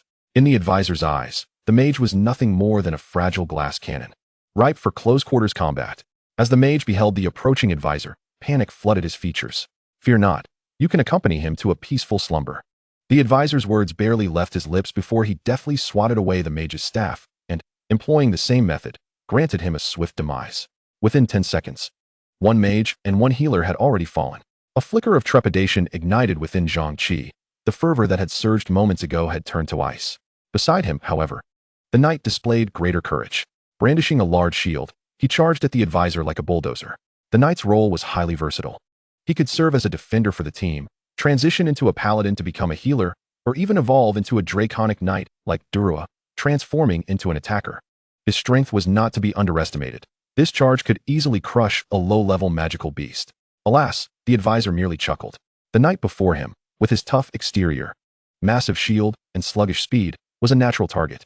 Previously, the advisor had subdued 2 opponents with restraint, but observing this approaching fool of a knight, he could not let the opportunity slip away. Excellent, maintain that speed. The advisor pressed the sword's scabbard against his waist with his left hand while resting his right hand on the hilt. Taking a deep breath, he channeled his magical energy into the slime, which then transferred it to the blade, and in an instant, he struck. Glimpse of Moonshadow. In the split second the blade was drawn, a blue arc of light erupted forth. The magical edge surged forward, accompanied by the swirling purple toxic mist that lingered in the air. The shield-bearing knight's expression shifted dramatically, but it was already too late to change his course. In the next heartbeat, an exceedingly heavy explosion of magical energy erupted. Boom! With a thunderous sound, the knight's body was sent hurtling backward, the hefty shield crashing heavily to the ground. The glimpse of Moonshadow had torn a gaping rift into it, the slime's corrosive toxins swiftly eating away at the edges of the shield. Gazing at the shield's devastated state, the knight's complexion drained of color, and he swallowed hard. Behind him, Zhang Qi wore a look of utter disbelief, rubbing his eyes in astonishment. As a level 13 warrior, even with his utmost effort, he could scarcely breach the knight's defense, yet the advisor had shattered the shield with ease. What are you? Zhang Qi exclaimed. His voice tinged with a shrill edge as he beheld the advisor approaching him. The advisor had intended to knock them all unconscious, yet at that moment, two options appeared before him in the system. Option 1. Knock out all opponents, showcasing overwhelming dominance. Reward: 1 strength, 1 spirit. Option 2. Spare all opponents, demonstrating the mercy of a true ruler. Reward: 1 magic, 1 spirit. Upon the emergence of the first option, without a moment's hesitation, the advisor chose the second. No matter what, he could not accept a reduction in attributes. Abandoning the notion of striking, he casually waved his hand, dispelling the slime's enchantment. After returning the sword to his spatial ring, the advisor approached Zhang Qi, who was now drenched in cold sweat, trembling with fear of a potential attack. Who exactly are you? His words came in fragmented gasps as the advisor chuckled softly at his state, tilting his head toward the sky and casually remarking, "Should I really divulge that I am a magic swordsman? A magic swordsman?" The moment the advisor's words fell, the entire assembly was engulfed in shock. Mere moments ago, no one would have believed the advisor to be a dual-class awakened individual, let alone a magic swordsman. Yet now, the situation had irrevocably changed. After witnessing the immense magical power released by the advisor's sword, the identity of magic swordsman was firmly affixed to him. Not just them, but even the onlookers outside were left in awe. This advisor was indeed a magic swordsman. How extraordinarily powerful. Could he truly be the bounty hunter who undertook missions alongside Durua? Perhaps not. That blade could have been purchased, but he was undeniably formidable. I feel compelled to reassess my prior assumptions. The ultimate victor of this awakening examination might truly be the advisor. However, this is still subject to consideration, as he is not the only magic swordsman in existence. Indeed, I suspect that Zhu Ming, as a magic swordsman, must certainly surpass the advisor in strength. At that moment, the advisor regarded the petrified Zhang Qi with a furrowed brow, coldly commanding, "Why are you still standing there? Do you wish to be struck?"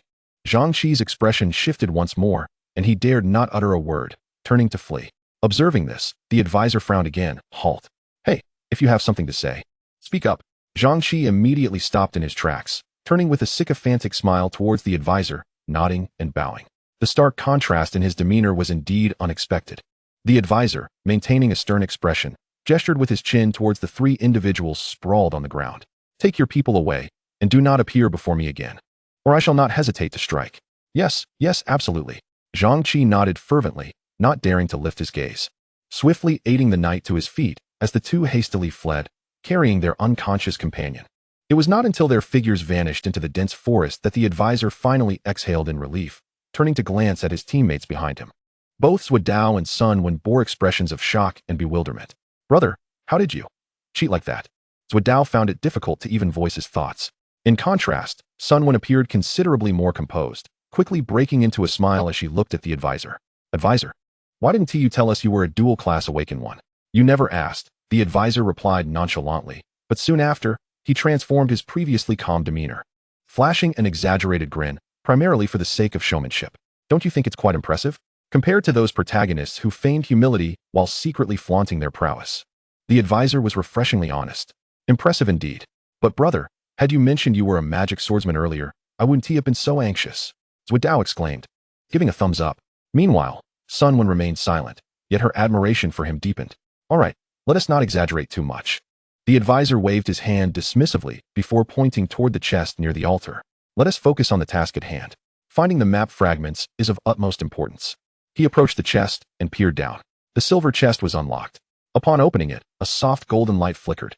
Inside lay the map left by the dean and his associates, but it was not as they had anticipated. It was merely a tattered piece of cloth. A magical imprint glimmered faintly in gold upon it, and beyond that, there was nothing. Chapter 35, Jiangtsen, you old scoundrel. What is going on? The advisor looked at the piece of cloth in his hand, perplexed. Zhuo remained silent, equally bewildered. Sun Wen gazed at the fragment, as if recalling something. "I remember the dean mentioning that we need to gather 3 map fragments to form a complete map. A single fragment is useless, hence the concealment of the design. This is likely to prevent us from deducing the gathering point's location from a single fragment, right?" Upon hearing this, Zhuo transformed into an unyielding praise machine. "Well said. As expected of the class monitor, your mind is sharp. The advisor smiled at the two, choosing not to comment further. As he stowed the map fragment along with the silver chest into his spatial ring. The map fragment was meant for passing the exam, while the chest was for monetary gain. All right, let us continue searching for the next piece. However, their luck did not favor them further, and they could only wander aimlessly in the forest. Aside from them, the other participants who had entered the Langer forest had either successfully opened chests to find the first map fragment or, unfortunately, encountered criminal gangs that preyed upon others. There were also some who adhered to a lawful good alignment, opting for mutual benefit, yet this only slowed their progress as they hindered one another. Moreover, a few solitary adventurers were making astonishing progress. As an 18th level magic swordsman, Zhu Ming effortlessly dispatched 2 magical beasts, acquiring 2 map fragments, and was now heading towards an even mightier foe. For Zhu Ming, this examination was not merely about class division. It was an opportunity to enter this realm under legitimate pretexts and engage in combat with formidable magical beasts, thus fostering his growth. In contrast, the solitary adventurer Jiang Bangxia was not as aggressive as Zhu Ming. As Jiang Qing's granddaughter, she managed to find 1 map fragment at the outset, but had not ventured beyond the cave since. Despite this, she possessed numerous duplicate map fragments. Not because Jiang Xin had granted her any favors, but due to the abundance of admirers she attracted. These admirers held no lofty aspirations of becoming Jiang Bangxia's romantic partner. They merely wished to be remembered by her, which satisfied their fragile egos. Jiang Bangxia paid them no mind, remaining seated within the cave, her attention fixated on the crystal ball. Observing the advisor's every move as if it were a captivating show, time continued to elapse. Ever since acquiring the first map fragment, the advisor and his companions had found themselves lost in the forest. They had yet to encounter a single magical beast, merely traversing in erratic circles. Just as the trio began to feel fatigued, contemplating whether to expend their magical energy to attract others, Zhuodao suddenly became animated. Look over there. There's a house. Have we stumbled upon the gathering point? Upon hearing this, both the advisor and Sun Wen felt a surge of excitement, eagerly following Zhuodao's gaze. They indeed spotted a house partially obscured by the trees, surrounded by an eerie mist. This location felt rather unusual. However, the advisor dismissed any trepidation with his current strength. He had no fear of the unknown. Whatever lay within the house, they had to investigate. Quickly, let us go. As they approached the small house, the air grew increasingly humid. The soft earth beneath their feet stirred up the earthy scent with each step. The 3 proceeded towards the house, detecting no signs of life nearby. Moreover, there were no examiners present. Could it be that both he and Zhuodao had misjudged? And this was not the examination's gathering point? He pushed the door open, ready to explore. But just as he did, a thrill surged through him. In the center of the room stood a resplendent golden chest. This chest gleamed far more brilliantly than the one he had previously opened for the map. If it were in a game, it would undoubtedly contain exceptionally rare treasures.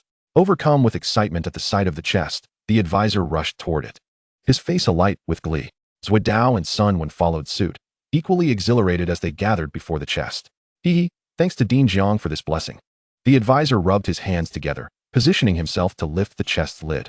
With a forceful tug, a crisp sound echoed, but instead of a shower of golden light, a noxious cloud of smoke erupted.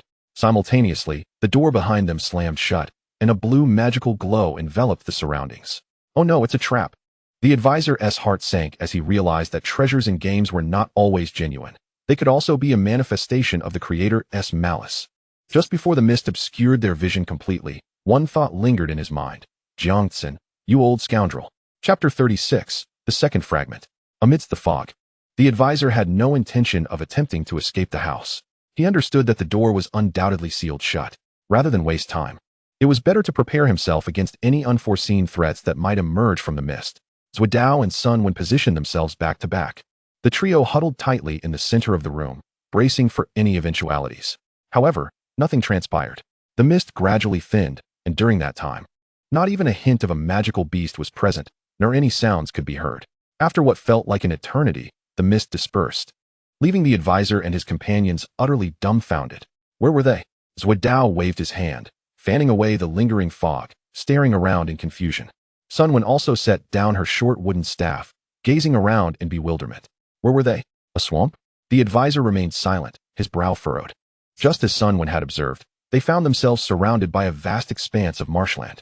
The dilapidated hut had vanished without a trace, and that swirling mist seemed to have transported them to this peculiar locale without a sound. Aside from the patch of soft earth beneath their feet, The surroundings were engulfed in dark red mire. A foul stench wafted through the air, and bubbles occasionally surfaced from the swamp, resembling the burial grounds of monstrous beasts. The advisor glanced at the sky. Judging by the time and weather, he could ascertain that they were still within the confines of the forest of Lang. However, to escape this place, they would inevitably have to traverse the surrounding marsh. The problem was, there was no path to depart from. It felt like an isolated island. What to do? The advisor clicked his tongue, a frown etched on his face as he surveyed the area. There was surely something terrifying lurking within this dark red mire. Even if there were not, he had no desire to tread into a place that resembled a cesspool. Wasn't this a bit twisted? In an effort to find a way out, the advisor shamelessly turned to the system for assistance. System, do you have any hints? Please, provide one quickly. The system responded curtly. Hello, your system is now online. I shall present you with several options. Option 1. Swim across directly, showcasing your dominance. Option 2. Wait for the exam to conclude, demonstrating your composure. Option 3. Figure it out yourself. I am a system, not your father. These considerate suggestions from the system were precisely as he had anticipated. You must be kidding. The advisor grumbled as he nonchalantly picked up the slime perched atop his head, gently kneading it to alleviate his frustration. Gurgle, gurgle. The slime emitted a series of protestations, suddenly extricating itself from the advisor's grasp and plopping onto the ground. The advisor jumped in surprise, fearing the creature might plunge into the swamp. However, before he could bend down to retrieve it, the slime had already begun to roll forward. The advisor could confidently wager that should it fall into the mire, it would instantly merge with it. At that point, even if he wished to avoid the muck, he would be forced to descend into the filth to rescue it. Wait, wait, wait. The advisor urgently called out. Yet this time, the slime paid him no heed. Even the power of beast mastery was ineffective. It rolled closer to the mire, its speed increasing. Suddenly, it began to float. What? Not only the advisor, but also Zhuodao and Sun Wen were left dumbfounded. The slime was not merely levitating. It appeared to be treading upon an invisible path. Brother, what is going on? Zhuodao blinked in confusion. Sun Wen inquired, Advisor, how can your slime float above the swamp? The advisor remained silent, for in that fleeting moment, a spark of inspiration flashed through his mind. The ice dun-dun cannot fly. At this moment, its ability to hover was not due to the slime's prowess, but rather an illusion, or perhaps magic. This place was not necessarily real. The illusions conjured by magic only affected humans and had no effect on summoned beasts like the slime. Ice dun-dun, lead us away from here. With this realization, the advisor breathed a sigh of relief and issued the command. Gurgle. The slime emitted a sound reminiscent of popping bubbles, as if acknowledging the advisor's orders, and continued to wriggle ahead. Are you sure about this? Zhuodao asked, a hint of trepidation in his voice. Sun Wen, however, trusted the advisor and silently followed behind him. Let us go, stay close. With that, the advisor cautiously stepped onto the path the slime had traversed. Clink. A sound akin to glass clinking echoed beneath his feet, causing the advisor's heart to skip a beat. Fortunately, the invisible bridge was sturdy, allowing him to breathe easier. The group followed closely behind the slime, winding their way along a meandering route. This journey was far from tranquil. Strange noises emanated from the swamp. Something lurking within stirred, sending dark red mud splashing about. Thankfully, those monstrous beings did not emerge to attack them. Half an hour later, with the slime's guidance, they finally reached the edge of the swamp. Phew! The advisor swiftly scooped up the slime, exhaling a sigh of relief. Sun Wen and Zhuodao hurriedly caught up, their faces displaying the remnants of their fright as they sat on the bank, gazing back at the swamp. It was fortunate the slime had led the way, otherwise, an ordinary person ensnared in such a trap might never escape. After traversing this swamp, it seemed they had also passed this trial under the judgment of magic. Dense mist began to rise from the mire, enveloping the three once more. Within mere seconds, the mist dissipated, and they found themselves back in the dilapidated hut. Is this it? The advisor looked around in puzzlement, noticing that their surroundings had not changed at all, as if they had merely experienced a dream. Not far off lay the sinister chest that had recently contained the old man Jiang Tsin's malice.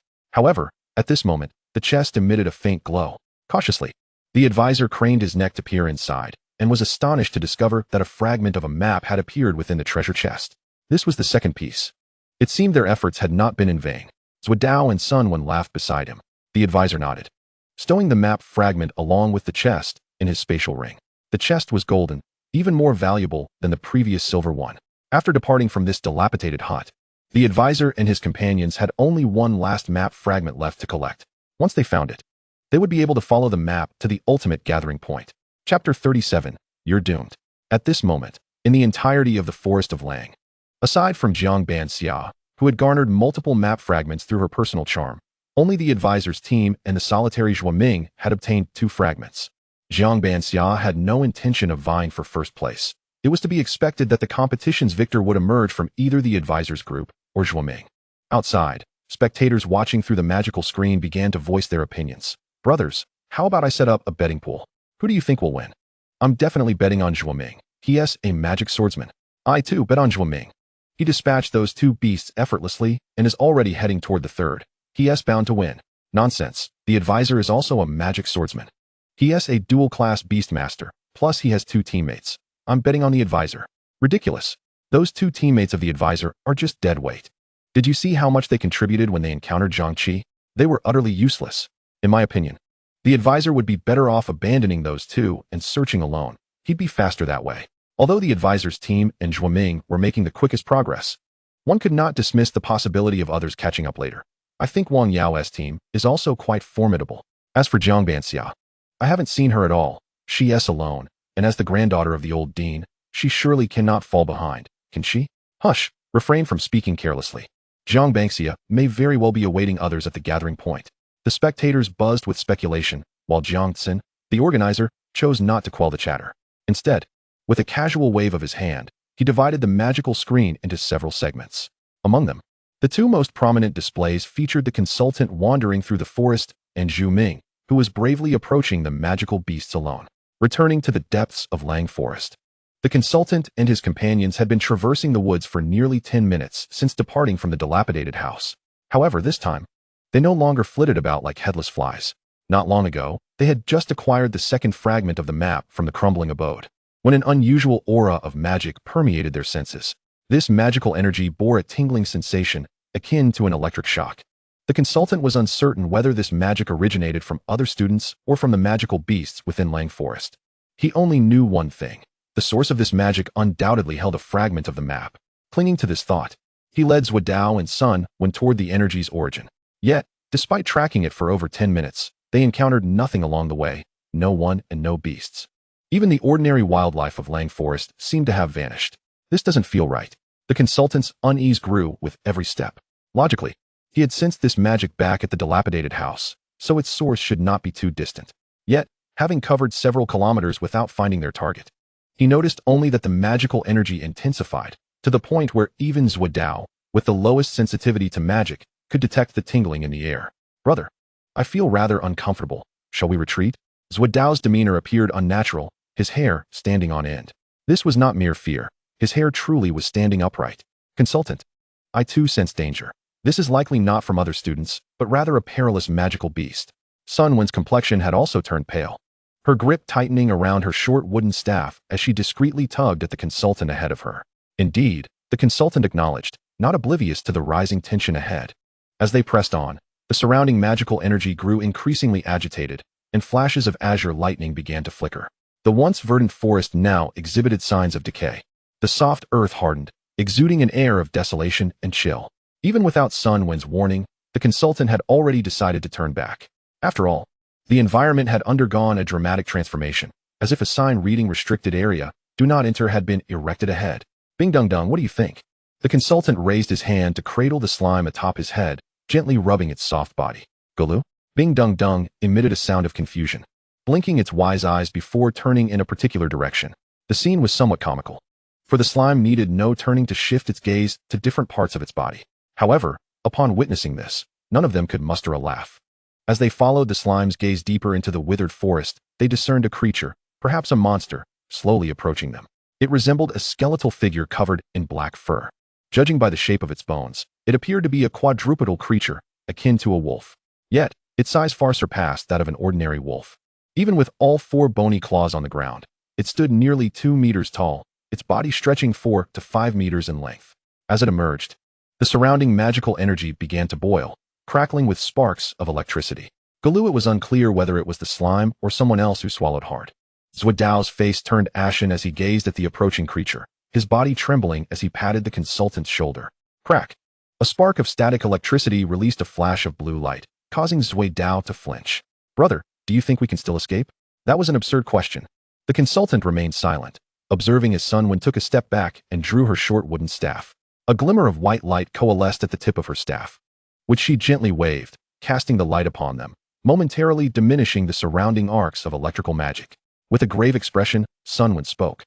"This seems to be a Thunder Wolf Dragon skeleton. I've encountered it in my readings." "What on earth is a Thunder Wolf Dragon?" Zhuidao exclaimed, his eyes nearly popping out of his head, trembling as he stuttered. "You mean that 6th-tier magical beast, the Thunder Wolf Dragon?" "Not exactly, but close enough." Sunwind was visibly anxious, momentarily at a loss for explanation. However, the consultant had already utilized the system's observation ability the moment the beast appeared, gaining insights into this creature. The creature's name contained the word dragon, yet it was not a true dragon. It merely belonged to a category. Essentially a ground-dwelling dragon that could not fly. Magical beast name, Thunder Wolf Dragon Skeleton.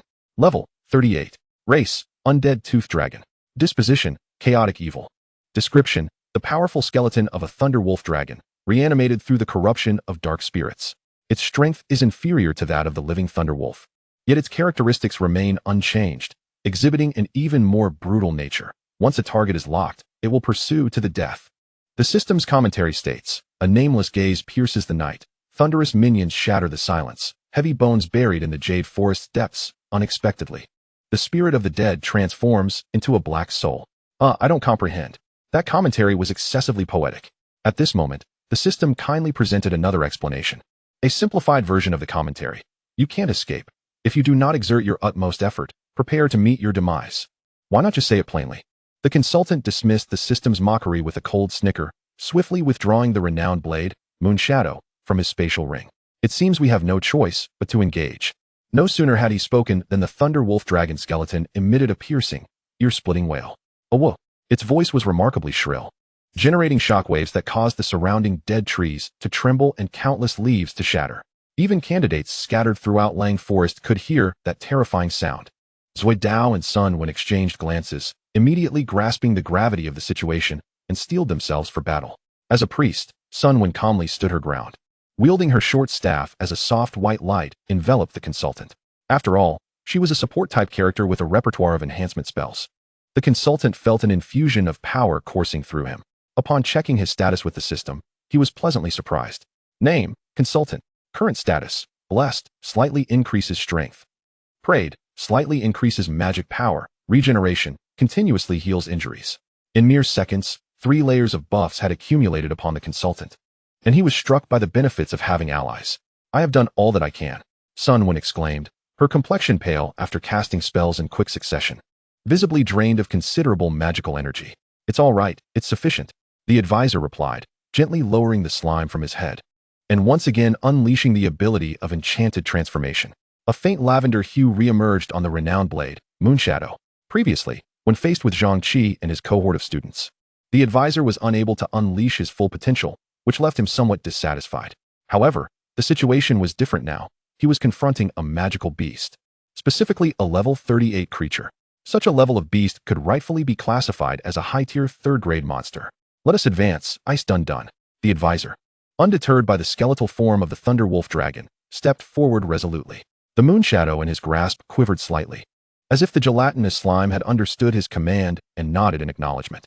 Witnessing the response from his spirit beast filled the advisor with elation. He took several steps forward, creating a safe zone for Zhuidao and Sunwind before halting his advance. Not far away, the Thunder Wolf Dragon was scratching the ground with its bony claws, resembling a predator poised to pounce.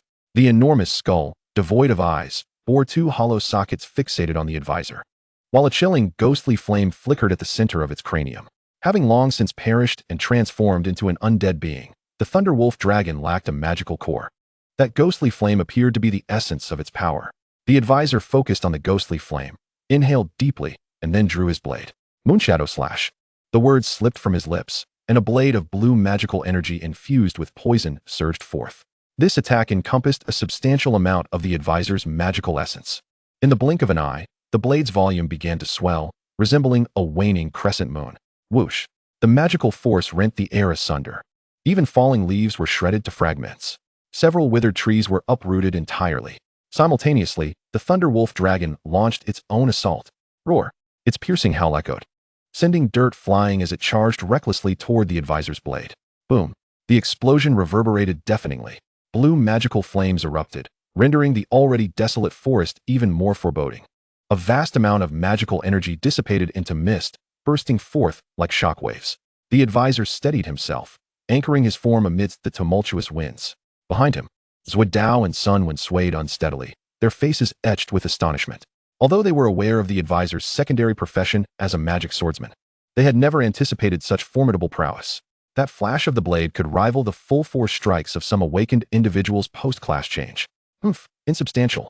As the shockwaves began to subside, the advisor could not help but chuckle, but soon his gaze fell upon a message from the system. Alert! The Thunderwolf Dragon has not perished. Refrain from premature bravado. Damn! The system was not prone to deception, and the advisor felt a tightening in his chest as he swiftly glanced toward the eye of the storm. Indeed, amidst the blue magical flames, the skeletal form of the beast staggered to its feet. Some bones were shattered, and the black fur was still ablaze with unextinguished magical flames. Yet even so, the Thunderwolf Dragon had not succumbed. Rather, it had been incited into a frenzy by that strike. Crackle! Blue lightning began to crackle through the air, extinguishing the magical flames. Clack! Clack! With the sound of bones reassembling, the Thunderwolf Dragon rose again, the ghostly flame at the center of its skull burning even more fiercely. Awoo! This time, the shriek emitted by the undead skeleton was even more piercing. Concurrently, copious amounts of lightning began to coalesce. In an instant, the magical energy in the air surged, transforming into bolts of lightning that clung to its form, unleashing a barrage of blue thunderclaps. The black fur billowed, and the skeletal structure began to shimmer with a hint of indigo. The previous strike had not only failed to obliterate it, but had instead awakened the full extent of the Thunderwolf Dragon's power. As the shriek echoed, sound waves radiated outward. Each strand of its black fur crackled with electricity. Even from a distance, the advisor could feel a tingling sensation coursing through his body. In that moment, the advisor found it difficult to breathe. He had underestimated the monster's strength, and at that instant, the system displayed an updated monster dossier before him. Monster name, Thunderwolf Dragon. Level, 40. Resistance, immune to poison attributes, while retaining its original race and abilities. The Thunderwolf Dragon had inexplicably leveled up at this critical juncture, evolving into a low-tier 4th-grade beast, now boasting immunity to poison attributes. This meant that the poison attribute he had acquired through the slime was now utterly ineffectual. Just when he thought the situation could not worsen, the Thunderwolf Dragon leapt high into the air. The already dim forest was instantly cloaked in shadow by the creature's massive form. Awoo! Accompanied by a shrill cry. Its claw, crackling with thunder, lunged toward the advisor. He was now akin to a high-profile target. If that claw connected solidly, it would undoubtedly send him to his demise. The advisor, naturally, dared not withstand it head-on and swiftly rolled aside. Crackle! The sound of lightning whizzed past his ear, reminiscent of a flock of startled birds. The Thunderwolf Dragon's claw struck the ground, creating a terrifying fissure. Earth and debris flew, crashing heavily onto the still-recovering advisor. Ah, damn it! The advisor spat out the dirt and grit from his mouth, barely managing to crawl away a safe distance before gingerly rising to his feet, shaken. Buzz! A beam of white light suddenly appeared, enveloping the advisor and transforming into a restorative magical energy, swiftly mending his wounds and replenishing a portion of his stamina and magical power. Undoubtedly, this was a boon from another's abilities. The advisor turned quickly to face Sunwen. And indeed, he saw her, acting as a priestess, striving to heal him. What a remarkable teammate. The advisor silently expressed his gratitude. However, the frenzied Thunderwolf Dragon was now more alert than before.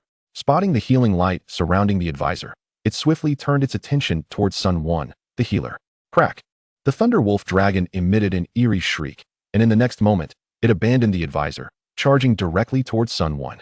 The advisor realized it was too late to intervene. Chapter 39. The Emergence of a Divine Beast. Meanwhile, Sunwen, who was diligently engaged in healing, turned pale upon witnessing this scene. Her ascension to level 10 was a result of diligent practice with healing spells, not from battling magical beasts. She had no means of retaliation, not to mention countering. She could hardly muster the strength to flee, her mind blank with dread. Just then, a figure suddenly appeared. Sunwen, come to me. In this perilous moment, those words sounded remarkably heroic, yet the one uttering them was far from gallant. The speaker was none other than Zhuodao. As a pharmacist, he was evidently not of much assistance. However, when his companion found herself in peril, Zhuodao rushed forward without hesitation. Of course, despite his lackadaisical demeanor, Zhuodao was far from dull-witted. Charging at the formidable beast with mere flesh and bone would likely result in his swift demise. As he uttered these words, Zhuodao had already fished several pills from his pouch. These pills, crafted prior to the competition, possessed various effects. Yet he had no time to discern their individual properties and simply gulped down a handful. Crunch, crunch. The amalgamation of pills filled his mouth, his cheeks puffing out like a hamster. Nonetheless, he was indeed an exceptional pharmacist. The moment the pills entered his system, their diverse effects manifested. In an instant, Zuidao's eyes sparkled with vitality, his physique subtly expanding. Though not to the stature of a warrior or knight, he had transformed into a veritable muscle-bound figure. Feeling invigorated and brimming with confidence, Zuidao clenched his fist and positioned himself before Sun Wen, declaring loudly, "Behold as I deliver a punch that will shatter your skeletal frame." To everyone's astonishment, before Zuidao could finish his bravado, the Thunder Wolf Dragon skeleton swatted him away as one might swat a fly. The advisor watched in disbelief as Zuidao's body careened through the air, crashing into a withered tree before finally coming to rest, unable to suppress a gasp. Goodness, is that rascal in trouble? Initially moved, Sun Wen's expression swiftly morphed from fear to exhilaration, only to be thrust back into dread once more upon witnessing the unfolding scene. Just as the advisor and Sun Wen were gripped by concern, Zuidao emerged once more from the ground nearby. His coat lay in tatters, exposing his lean frame. Yet remarkably, he bore no injuries, thanks to the effects of the pills. "Fear not, I am still standing. Let us continue the fight," Zuidao proclaimed, as he hastily scooped up another handful of pills and resumed chewing. The advisor felt his scalp prickle at the sight, setting aside the possibility that the next swipe from the Thunder Wolf Dragon skeleton might be fatal. The sheer absurdity of Zuidao's reckless drug consumption could lead to his own demise from an ill-chosen concoction, which would be nothing short of comedic. "Take a breather and stay back." The advisor swiftly dashed in front of the Thunder Wolf Dragon skeleton, urgently diverting its attention, and with a swift slash of magical energy, he resumed his standoff against the skeletal beast. "Be careful." Sun Wen, ever perceptive, refrained from creating chaos, quickly retreated a few paces to employ her priestly skills to heal Zuidao. Meanwhile, outside the Longa forest, as the advisor and his team battled the Thunder Wolf Dragon skeleton, the grand screen displayed only two sections. One showcased the advisor, while the other featured Zhu Ming. Much like the advisor, Zhu Ming was confronted by a beast, albeit one of lesser strength than the Thunder Wolf Dragon skeleton, yet still a third-tier, low-level monster. As an 18th-level magic swordsman, Zhu Ming displayed signs of fatigue after 2 consecutive battles, clearly struggling against the creature. "Keep it up, Zhu Ming. This hardly seems fair. Why should Zhu Ming face a monster alone while the advisor has 3 companions? Indeed, we demand the advisor's qualification be revoked and directly promote Zhu Ming." A segment of the audience, enamored with Zhu Ming, began to rally for his cause. "Enough nonsense. Can't you see that the monster the advisor faces is far more formidable than Zhu Ming's? Not just marginally stronger, given that it is the skeletal remains of a 6th-tier beast. And were the advisor's 2 companions truly of any assistance? In truth, they were. Sun Wen, as a priest, could aid in healing the team, while Zuidao, as a pharmacist, had shown remarkable bravery in the fray. A pharmacist? Goodness. I thought he was merely a knight without a shield since he seemed unharmed after taking that hit. The spectators continued their lively discussions. Meanwhile, Jiangxin and his companions remained silent. Prior to the advisor's engagement with the Thunder Wolf Dragon skeleton, someone had informed Jiangxin, inquiring whether he wished to intervene. After all, this beast on the verge of ascending to 4th tier was not something an average novice could contend with. However, multiple elders had intervened, their sole intent being to observe the capabilities of this unique beast master and magic swordsman. Should it come to a dire situation, they could still intervene later. Yet, if the advisor succeeded in vanquishing the Thunder Wolf Dragon skeleton, he would undoubtedly emerge as a prime candidate for future cultivation. The old dean, Jiangxin, concurred, eager to witness the displays of both the advisor and Zhu Ming. Just then, a figure stealthily approached his side, leaning in to whisper urgently, "Dean Jiang, there is an urgent matter from the Longjun officials to inform you." Upon hearing this, Jiangxin turned to the individual, inquiring, "What is it?" The messenger, not daring to delay, swiftly replied, "It is reported that a divine-level monster has awakened in a village over 100 miles away, and that village has already been destroyed." Upon receiving this news, Jiangxin's countenance shifted dramatically. A divine-level monster?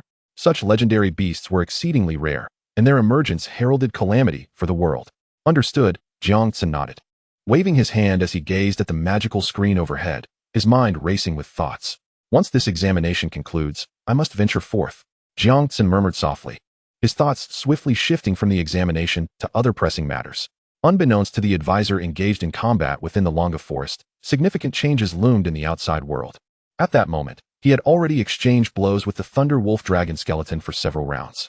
Ordinary blade energy proved ineffectual against the creature's lightning aura, while poison attributes bore no impact whatsoever. Thus, it seemed the advisor had but one last recourse left. Chapter 40. After a satisfying meal, we continue. The power of mimicry. This technique demanded immense energy, yet wielded tremendous power. In the training grounds of Longjun, the advisor had tested it, discovering that while in the state of mimicry, using the skill of the renowned Blade Moon Shadow, he could slay a 4th-tier, low-level monster. The 4th-tier low-level monster matched the Thunder Wolf Dragon skeleton before him, but the issue was that this skeletal frame was immune to poison attributes. This greatly diminished the efficacy of the advisor's ultimate technique. Zhuodao, do you possess any potions to replenish stamina and magic? A single strike could not possibly fell the Thunder Wolf Dragon skeleton, and the advisor decisively opted to rely on his companions. Zhuodao's response was swift, baring his chest and rummaging through his pouch, declaring, I have plenty, enough to fill you up. With that assurance, the advisor felt a wave of relief. He then turned to Sun 1. Sun 1, continue to restore my stamina and magic. No problem. Sun 1 nodded resolutely, her words few but her determination clear. With the assurance of support from his two companions, the advisor retreated a few steps to draw the Thunder Wolf Dragon skeleton's attention toward him, swiftly sheathing his blade. Power of mimicry. As he spoke, the slime that had been attached to the renowned Blade Moon Shadow floated forth, rematerializing with a plop onto the ground. Gurgle. The slime responded with a violent tremor, accompanied by a swirling purple mist, from which the silhouette of a doppelganger advisor emerged. What on earth is this? Left Dao gazed in astonishment at the slime transformed into the advisor. Sun 1, equally wide-eyed, was momentarily bewildered by the unfolding events. They were not the only ones taken aback. The onlooking students, teachers, and even the elders of the academy were equally stunned. After the advisor utilized the power of duplication, all eyes shifted from the struggling Zhu Ming to the advisor. How could the advisor create a clone? Is this also a power of the magic swordsman? And why isn't Zhu Ming capable of it? This is not a magic swordsman's ability. Have you forgotten? The advisor is a beastmaster. But can a beastmaster truly create duplicates? Surely not. That is not a clone, but rather a transformation of the slime. Does the slime possess such capabilities? How come that clone even wielded the advisor's sword? Who knows? Who among us would bother studying slimes? Amidst the chatter of some students, Jiangtsen, seated in the prominent position, also changed expression. As the beastmaster is one of the rarest awakened professions in this world, few scholars delve into their study, let alone that of a slime. Yet at this moment, Jiangtsen furrowed his brow, a figure surfacing in his mind. It was decades ago, before he became a grand mage, when he encountered a beastmaster during his early days. That beastmaster had displayed a similar power, but the name had long since faded from Jiangtsen's memory. Nonetheless, he was certain that the beastmaster from back then was a prodigy among the awakened. The former king returns, the divine magical beast awakens. It seems a new era is upon us. Jiangtsen mused silently, casting his gaze once more upon the advisor on the magical screen, who was now facing the Thunder Wolf Dragon skeleton, gathering strength. In the state of duplication, all of his attributes had received substantial enhancement. Name, advisor. Current status, duplication power, blessing, prayer, regeneration. Physique, 60. Magical power, 82. Strength, 60. Spirit, 82. Resistance, immunity to poison, magic resistance 40. With his current attributes, he could look down upon most of the job-changed awakened. However, maintaining this state consumed stamina, magical power, and spirit, so the advisor could not sustain it for long. Ready, ice dumpling? The advisor lowered his body, his eyes drifting toward the slime beside him. Even in humanoid form, the slime remained silent, nodding in agreement. Excellent. The advisor exhaled, watching as the Thunder Wolf Dragon skeleton charged toward them with a piercing shriek, drawing his sword. Moonshadow slash. With a command, two dazzling beams of light erupted simultaneously. One radiated a purple hue, symbolizing magical power, while the other was a composite blade of poison-infused energy. The two blades crossed, instantly shattering the air and distorting the very fabric of space. A fierce wind swept through the desolated forest, and the tremendous force struck the Thunder Wolf Dragon's skeleton. Boom. The two blades exploded, akin to cannon fire, obliterating the lightning enveloping the skeleton and sending its massive body crashing down.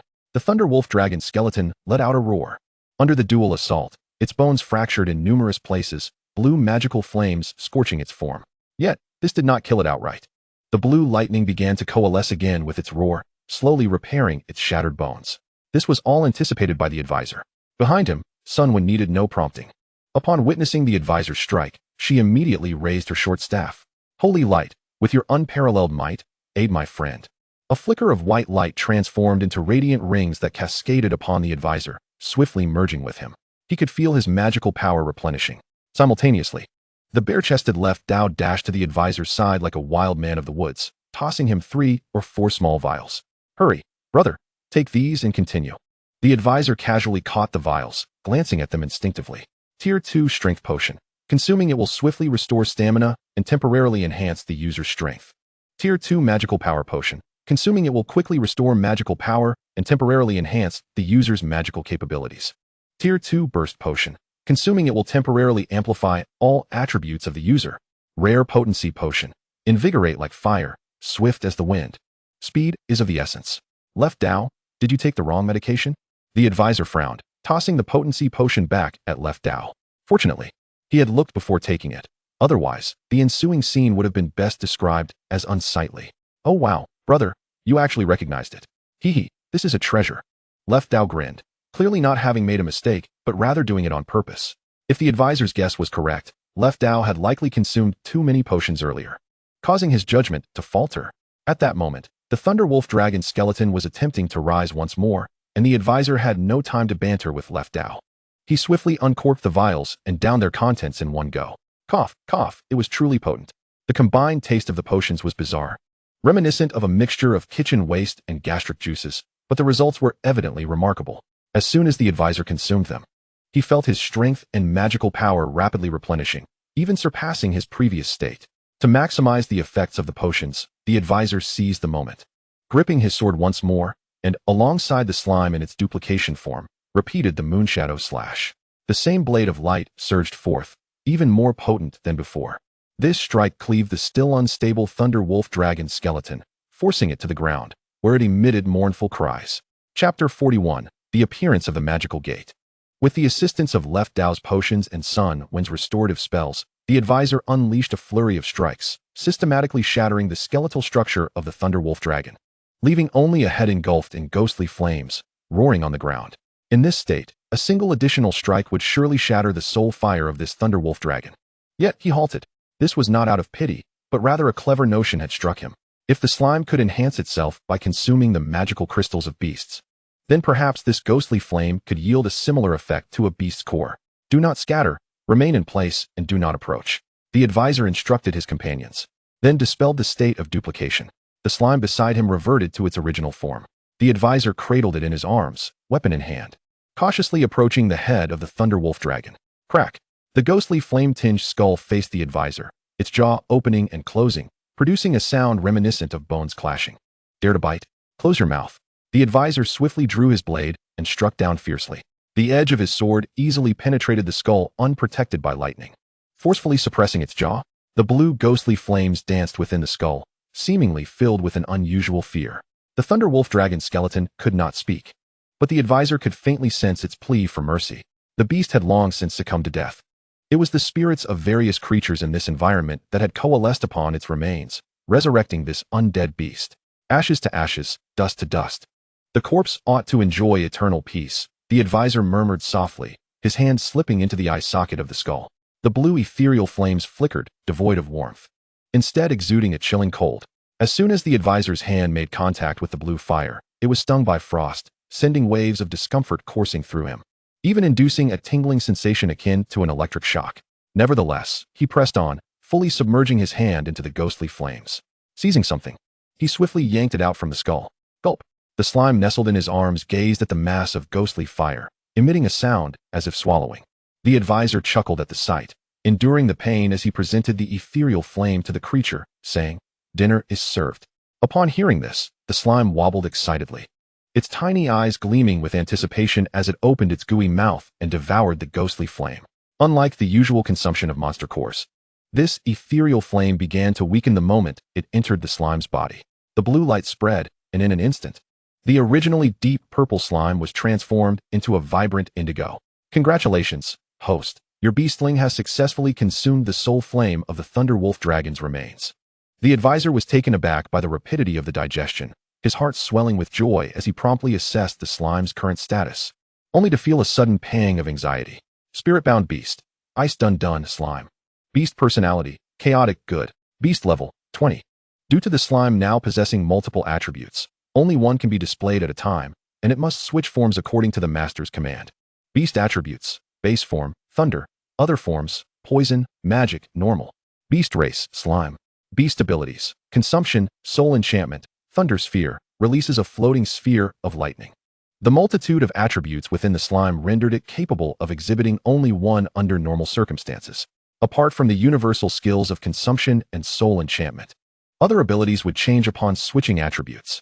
For instance, the thunder attribute slime could utilize the thunder sphere, the poison attribute slime would produce poison essence, and the normal attribute slime could enlarge or self-destruct. As for the magic attribute, that stemmed from the renowned blade Moon Shadow, of which no skills had yet been mastered. Despite the differing forms, these were all attributes belonging to the slime. Thus, as the Beast Master, the advisor could relish the benefits of all attributes. Name: Advisor. Race: Human. Awakening class: Beast Master, Magic Swordsman. Level: Beast Master Level 1, Magic Swordsman Level 16. Physique: 45. Magic Power: 56. Strength: 45. Mentality: 56. Resistances: Poison Resistance 40, Thunder Resistance 40, Magic Resistance 30. Weapon: Renowned Blade Moonshadow. Beast: Ice Dun Slime. Beast Compatibility: 100. Mastered Abilities: Observation, Domination Power, Beast Knowledge, Mimicry, Interstitial Moonshadow. The slime's level significantly influenced the Magic Swordsman's level. This enhancement notably improved the advisor's physical constitution. And with the slime's attributes, he additionally acquired resistance to thunder. Should he encounter another thunder attribute beast like the Thunder Wolf Dragon's remains, he would certainly find it far less formidable. At this moment, the advisor gazed at the now motionless Thunder Wolf Dragon's remains. Its body gradually disintegrated into ash. Yet the skull remained, emanating a faint blue glow. That was the aura of magic. Startled, the advisor instinctively gripped his blade, prepared for any potential threat. Nearby, Zuidao and Sun Wen swiftly positioned themselves behind the advisor, poised for action. The blue light flickered a few times before vanishing, replaced by a fragment of golden fabric. It was a piece of a map. Sun Wen reacted swiftly, her voice brimming with excitement. This must be the last piece, right? Goodness. This old Dean truly has no scruples, hiding a map fragment within such a perilous beast. Zuidao muttered some curses. The advisor, aware that their every move was under the watchful eye of the old Dean, refrained from echoing Zuidao's sentiments and merely smiled. As he assembled the pieces, 3 fragments of the golden map shimmered and fused instantaneously. With a brilliant flash of light, a magical door suddenly appeared before them. Chapter 42. Advisor, I shall remember you. It seems that the fusion of the pieces reveals the location of the teleportation portal. As the door swung open, a resounding commotion erupted among the spectators outside the forest of Lang. Look, the advisor and his team have found all the map fragments. Did they summon this door? Does that mean if they step through, they will emerge victorious? I said it before, didn't I? The advisor, with his dual awakened classes, is undoubtedly invincible. Yet, he only managed to collect them with the help of 2 supportive teammates, right? Didn't someone just say that Sun Wen and Zuidao were useless? Heh. Those who said such things, like Zhang Qi, are still lost in the woods. Impressive. All 3 of them are quite formidable, but Zhu Ming is no slouch either. He has been holding his own and is on the verge of defeating that beast. This remark shifted everyone's gaze towards Zhu Ming. Indeed, on the large screen, Zhu Ming's battle was reaching its climax. The beast he faced was battered and bruised, utterly devoid of any will to resist, clearly indicating Zhu Ming's impending victory. Observing the situations on both sides, Jiang Tsin slowly rose, lightly tapping his staff to capture the attention of students and teachers alike. It appears this examination is drawing to a close, so let us prepare to welcome the victor. As he spoke, his staff struck the ground with a resounding thud. Blue magical energy surged and, in an instant, a blue door materialized not far from them. This door connected to the teleportation portal that the advisor and his team had opened. Meanwhile, in a concealed cave within the forest of Lang, Zhang Banxia had been observing the scene intently through her crystal ball for quite some time. As the first to collect the map fragments, she felt no urgency to depart, instead using the crystal ball to monitor the ongoing events.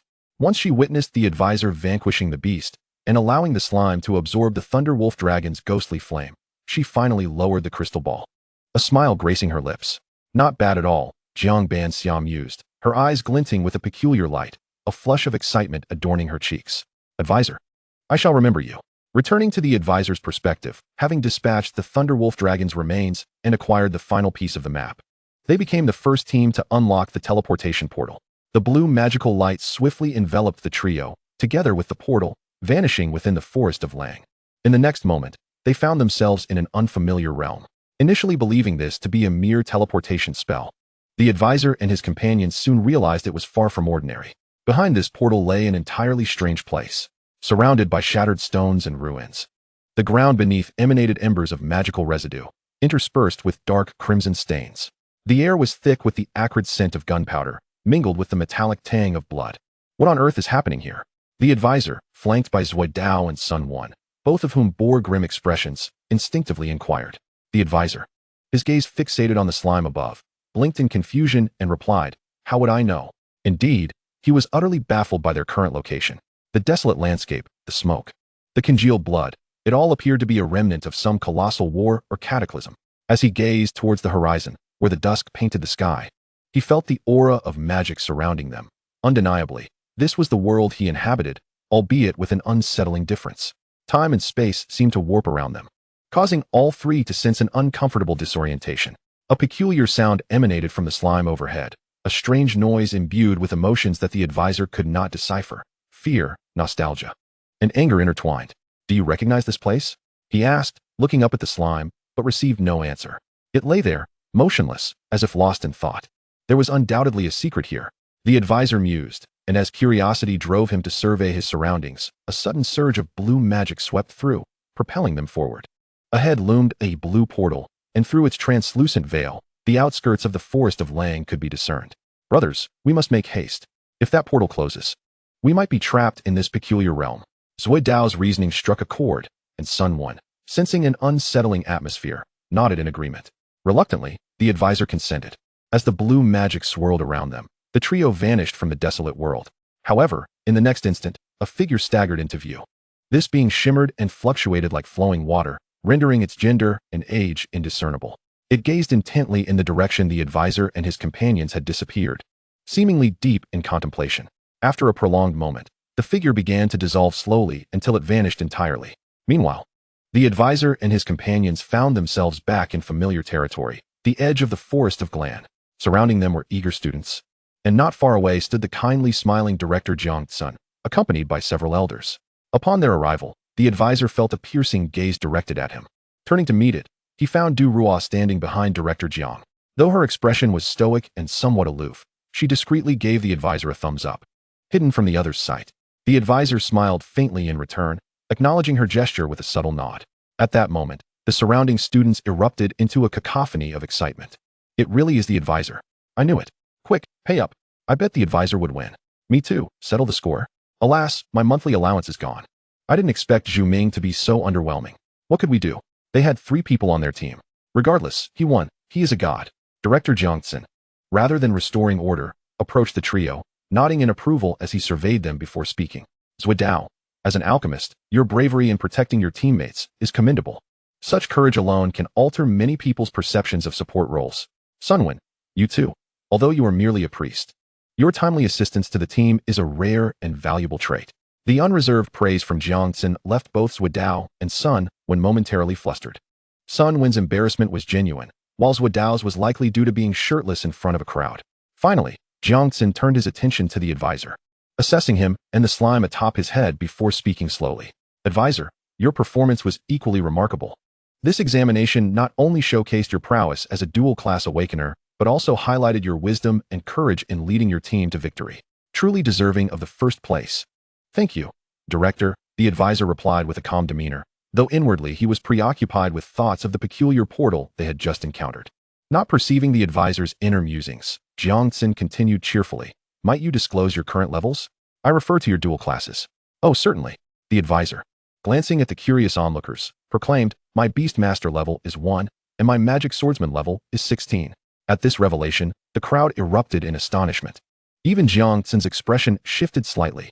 It is well known that dual awakening classes are exceedingly rare, and the advisor's dual class was even more so. Furthermore, such classes notoriously face immense challenges in leveling up. Yet, astonishingly, the advisor's Magic Swordsman had reached level 16. In contrast, the equally gifted Zhu Ming's Magic Swordsman was only at level 18. A dual awakening class that adeptly merges both professions. This advisor is nothing short of a prodigy. The advisor's declaration ignited a newfound respect among many. transforming their previous condescension towards him as merely a beast master with a slime into a stinging regret. At that moment, two blue portals materialized behind the advisor. Stepping through were Zhu Ming, bearing battle scars, and Jiang Banxia, who appeared calm and unruffled. What a pity. Just a moment too late. No worries. Even so, Brother Zhu remains the most dashing. Brother Zhu is the true champion of strength. The advisor is merely a sly trickster. As several infatuated girls squealed at the sight of Zhu Ming, others rolled their eyes and began to fawn over Jiang Banxia. The goddess Jiang seems unscathed. Is she not the true first? Indeed, accomplishing the examination without a battle is true prowess. Ah, Jiang Banxia. Witnessing her in this moment makes my life feel complete. Is she truly the granddaughter of Director Jiang? Amidst the flattery, Zhu Ming and Jiang Banxia paid no heed, their gazes fixed on the advisor, each harboring different thoughts. Zhu Ming, though cold in demeanor, possessed a competitive spirit. He had anticipated that swiftly dispatching 3 magical beasts would secure his victory, only to find himself a step behind.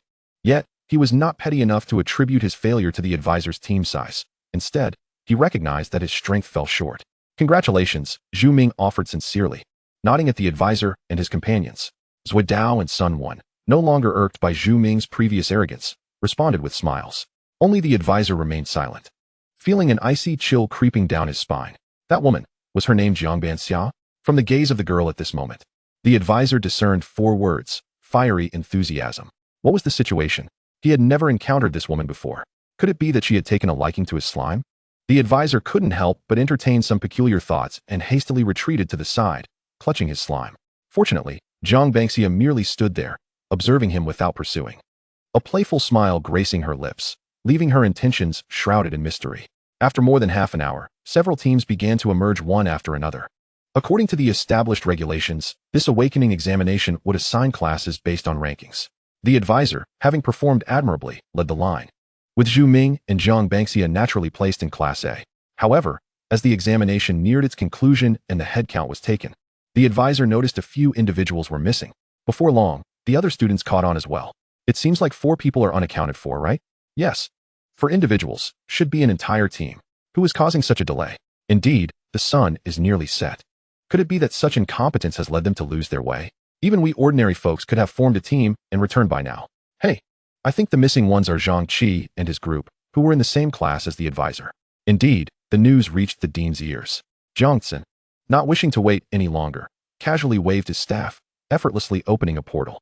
Through this portal, everyone could easily see Zhang Qi and his 3 companions, caked in mud, huddled in a corner of the woods, trembling and devoid of any semblance of searching for a map. Come out. The exam has concluded. Jiang Tsin sighed in disappointment at their disheveled appearance. After being frightened away by the advisor, Zhang Qi and his companions had wandered aimlessly in the Lang forest. They had been unable to locate the map and, instead, found themselves pursued by some low-level magical beasts, fleeing into a dilapidated house in the woods, where they opened a treasure chest and were transported to the center of a swamp.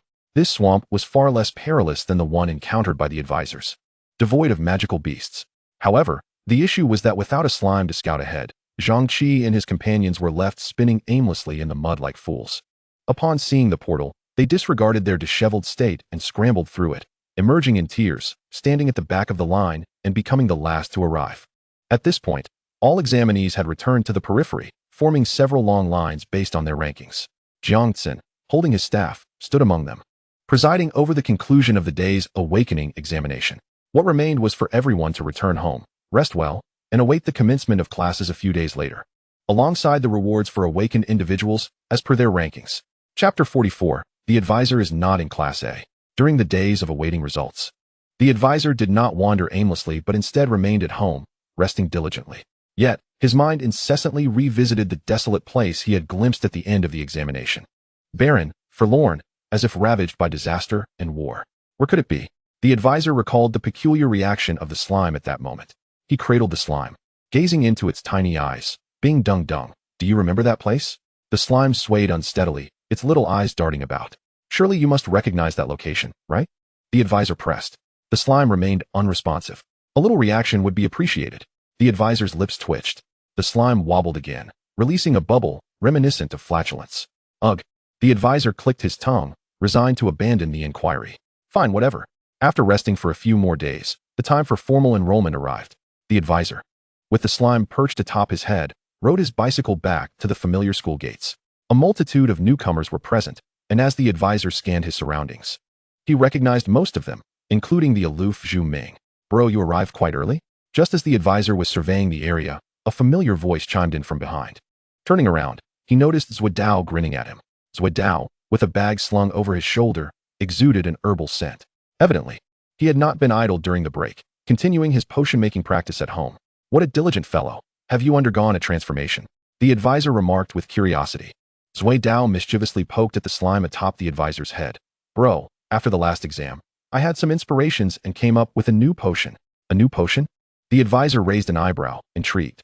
"What kind of potion, and what effects does it have?" "Hee hee," Zuidao replied, withholding his answer, grinning mysteriously as he leaned in closer. "This potion is my original creation. You'll have to try it to find out." The advisor felt a chill at Zuidao's expression. Acknowledging his talent in potion making, but still unable to accept consuming something with unknown effects. "Don't rush, bro. In a few days, I'll have the formula completely figured out." The advisor sighed in relief, realizing that Zuidao had yet to complete the potion. "Advisor, Zuidao, so it is you too." While the advisor and Zuidao were chatting, another voice called from behind. They turned to see a girl in a white robe, holding a staff, and wearing a pointed hat, Sunwin, their class monitor and the campus beauty of the same year. "Hi, class monitor Sun, good morning."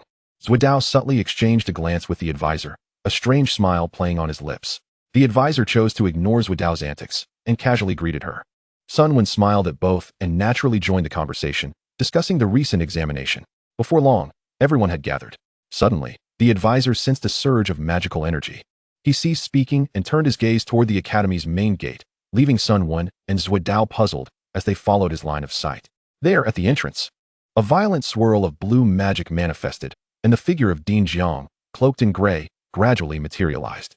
"The dean has arrived," someone exclaimed, prompting the students to eagerly crowd forward, respectfully greeting the dean. Zuidao attempted to step forward but noticed that the advisor, who had been the first to turn toward the entrance, stood silently in place. "What's going on, bro?" he inquired, perplexed. The advisor smirked coldly, shaking his head. "Dean Jiang hasn't actually come. It's merely a projected illusion." "Huh, really?" Zuidao and Sunwin gasped, quickly turning to look at the entrance again. After scrutinizing for a while, Zuidao failed to discern any issue, while Sunwin attempted to sense the magic and soon realized that Dean Jiang's figure appeared somewhat ethereal, just as the advisor had stated. It was nothing more than a projection. Sunwin, both surprised and delighted, glanced at the advisor. "When did you become so adept at manipulating magic?" But before she could finish, the gentle voice of the illusory Jiang Xin resonated. "Good morning, welcome, students, for arriving on time." His voice, though soft, easily reached every ear present. The advisor's heart raced. The real Jiang Xin was undoubtedly within the academy. Yet he had managed to project an illusion that could not only leave the academy, but also transmit his voice across such a distance to each individual. Truly, an esteemed level 80 mage of the second class advancement. However, it may also pertain to illusion or telepathy magic. This profession, emblematic of pure intellect, possesses not only formidable destructive power, but also an array of esoteric techniques. As the advisor pondered these thoughts, Jiang Xin had concluded his opening remarks. With a gentle lift of his staff, azure magic swiftly coalesced into a grand scroll inscribed with numerous names. "We shall now commence the formal class assignments. When your name is called, please step forward and form an orderly queue to enter the academy. Class 1, Chen Lu, Lu Zheng, Zhang Bufan." Before he could finish, a collective pause ensued among the crowd. Shouldn't the names be called in descending order of rank? Those whose names were mentioned emerged from the throng, bewildered, hesitating at the forefront of the line. The students erupted into a cacophony of confusion. What is this? Who are these individuals, and how can they enter Class 1? What about Goddess Jiang? What about Brother Zhu Ming? Hold on a moment. The three pillars of support have yet to speak. What about these other individuals? This is absurd, Dean Jiang. There is an issue with this ranking. The advisor shared in their bewilderment, glancing around. Zhu Ming appeared contemplative, while Jiang Bangxia stood with her hands clasped behind her, a smile adorning her face as she observed him. The advisor promptly shifted his gaze back to Jiang Xin, who seemed impervious to the students' protests, continuing to recite the roster. "Students of Class 1, please proceed into the academy. Now for Class 2, those whose names are called step forward." Once again, the advisor and his companions were omitted from the list. As time passed, the majority of students were assigned to various classes. By the end, aside from the advisor, Zuidao, Sunwon, Zhu Ming, and Jiang Bangxia, only 7 students remained, precisely the top 12 from the last examination. At this juncture, Jiang Tsin's voice resounded once more. Finally, all remaining 12 students shall constitute this semester's special experimental class, Class 0. Class 0? Chapter 45. Unobservable by the system? The advisor had never heard of such a class. He surveyed the faces of those around him, including the dean's granddaughter Jiang Bangxia, all reflecting the same perplexity as his own. Jiang Tsin offered no time for dialogue, waving his staff, causing a shimmering portal to materialize, leading to their exclusive classroom. I trust you are all aware of your results from the previous placement examination, so please arrange yourselves according to your scores. The advisor hesitated momentarily before stepping to the front, followed closely by Zhuo Dao and Sun Wen. Zhu Ming furrowed his brow at the advisor, silently taking his place behind the trio, followed by Jiang Bangxia and the remaining 7 students. Once everyone was positioned, Jiang Tsin directed his staff once more towards the portal and proclaimed, "In the future, you shall comprehend your mission. However, for now, do not concern yourselves with anything else. Focus on your studies. Now, proceed to your designated class and prepare to embrace your forthcoming life at the academy." With that declaration, Jiang Tsin's figure gradually faded, leaving them standing at the desolate entrance of the academy, exchanging glances of bewilderment. It appeared that no one was privy to the old dean's mysterious machinations. Reluctantly, the advisor led the others into the flickering blue portal. On the other side, they found themselves in a classroom. In front stood a massive blackboard and podium, adjacent to a closed wooden door. Numerous desks and chairs formed a semicircle, reminiscent of a council chamber. The classroom was spacious, adorned with a plush red carpet that felt remarkably comfortable underfoot. A peculiar scent lingered in the air, reminiscent of some incense or pure magic. Once all 12 of them had entered, the portal vanished, revealing the grand door behind them. At that moment, the wooden door next to the podium creaked open, and a man stepped inside. He appeared to be in his 30s, draped in a black robe, with sallow skin and disheveled black hair, his dark eyes bearing a hint of coldness. Clutching a thick tome with a black cover, he hurriedly advanced into the room. Placing the book onto the table with a resounding thud, the advisor and his companions turned their gazes toward him. Yet, the man did not hasten to speak. Instead, he withdrew a short black wooden staff from his robe and gave a gentle flick towards the door behind him. A momentary shift in the magic in the air occurred, and the wooden door silently closed. Is this man also a mage? The advisor's mind was racing with this thought when the man returned his gaze to the podium. Leaning forward slightly, his long black hair obscuring his face, casting an even darker shadow over him, giving him the appearance of a quintessential villain. "Greetings, students. I am your instructor and the homeroom teacher of Class 0, Wang Su." His voice was deep, and his rapid speech made it nearly inaudible. The advisor discreetly blinked, focusing intently on Wang Su while employing the system's observation ability. Name: Wang Su. Race: unknown. Awakening profession: unknown. Level: unknown. Alignment: unknown. System evaluation: this individual possesses unique magic. Given the host's current strength, it is not advisable to forcibly observe their identity. The advisor gasped softly, having never encountered such a situation before. Shouldn't the system's capabilities transcend the very fabric of this world? This Wang Su could evidently thwart the system's observational prowess. This man could not possibly be of good character. Simultaneously, Wang Su's expression flickered as he lifted his penetrating gaze to meet the advisor's. In that instant of eye contact, a chill ran down the advisor's spine, as though he were being scrutinized by a perilous predator. Alarmed, he quickly averted his gaze, disengaging the system's observation ability, and took several deep breaths to alleviate the fear that had just gripped him.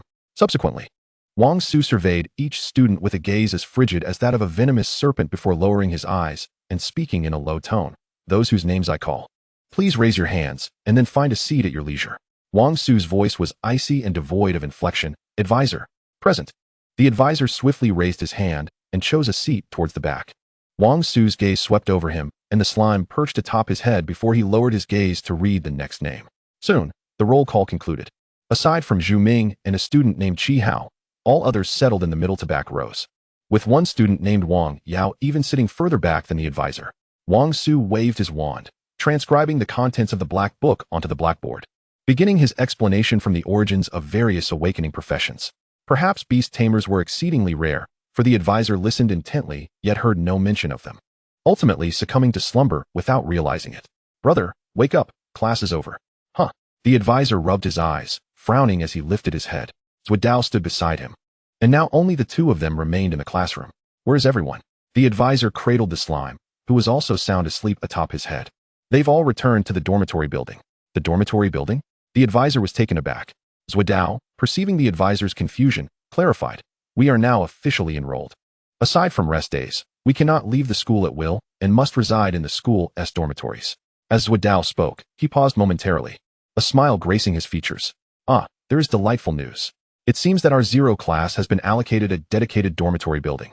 As per the words of that stern-faced teacher, the mention of the black-faced instructor suggested that there was more than one individual who found him disagreeable.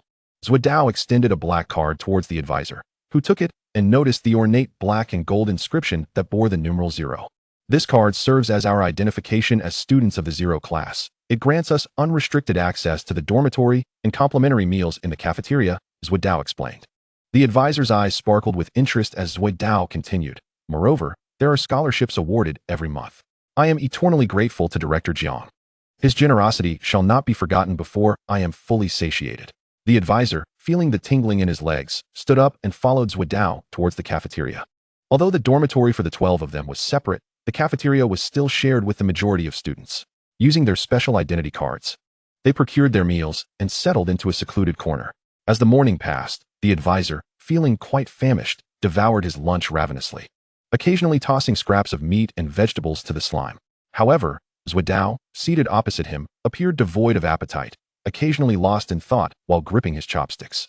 If not for the fact that meals were complimentary, the advisor might have seized the opportunity to snatch Zhuodao's food. "What else with the days? Have you suffered a heartbreak?" the advisor inquired, a piece of bone still lodged in his mouth. Zhuodao shook his head and sighed softly. "No, I am merely pondering." He shifted his posture, his features contorted in concentration as he gazed deeply into his plate. The advisor chuckled. "What could possibly be so profound? Share it with me so I can ponder as well." Zhuodao sighed wistfully. "Ah, you wouldn't understand. It pertains to the art of alchemy." Though he initially claimed the advisor would not grasp it, once he began speaking, Zhuodao delved into his thoughts. In essence, he conveyed that the potion he aimed to concoct required personal research into the recipe, necessitating a multitude of experiments. Ideally, he sought a plot of land to cultivate herbs. However, the crux of the matter lay in the fact that he lacked the necessary conditions. Although he possessed wealth to acquire land and seeds, he could not hasten the growth of the medicinal plants. "This is beyond your expertise, my friend. You must rely on your own efforts," the advisor remarked. Zhuodao chuckled bitterly, resuming his contemplative demeanor. Unbeknownst to them, a short distance away at another table, several individuals were casting dark glances in their direction. Chapter 46. You are the spark. These individuals belonged to Class 6, the lowest tier among the current awakened students. The members of this class were either lacking in skill, having failed to complete their tasks in the forest, or unfortunate in not finding suitable partners prior to the examination.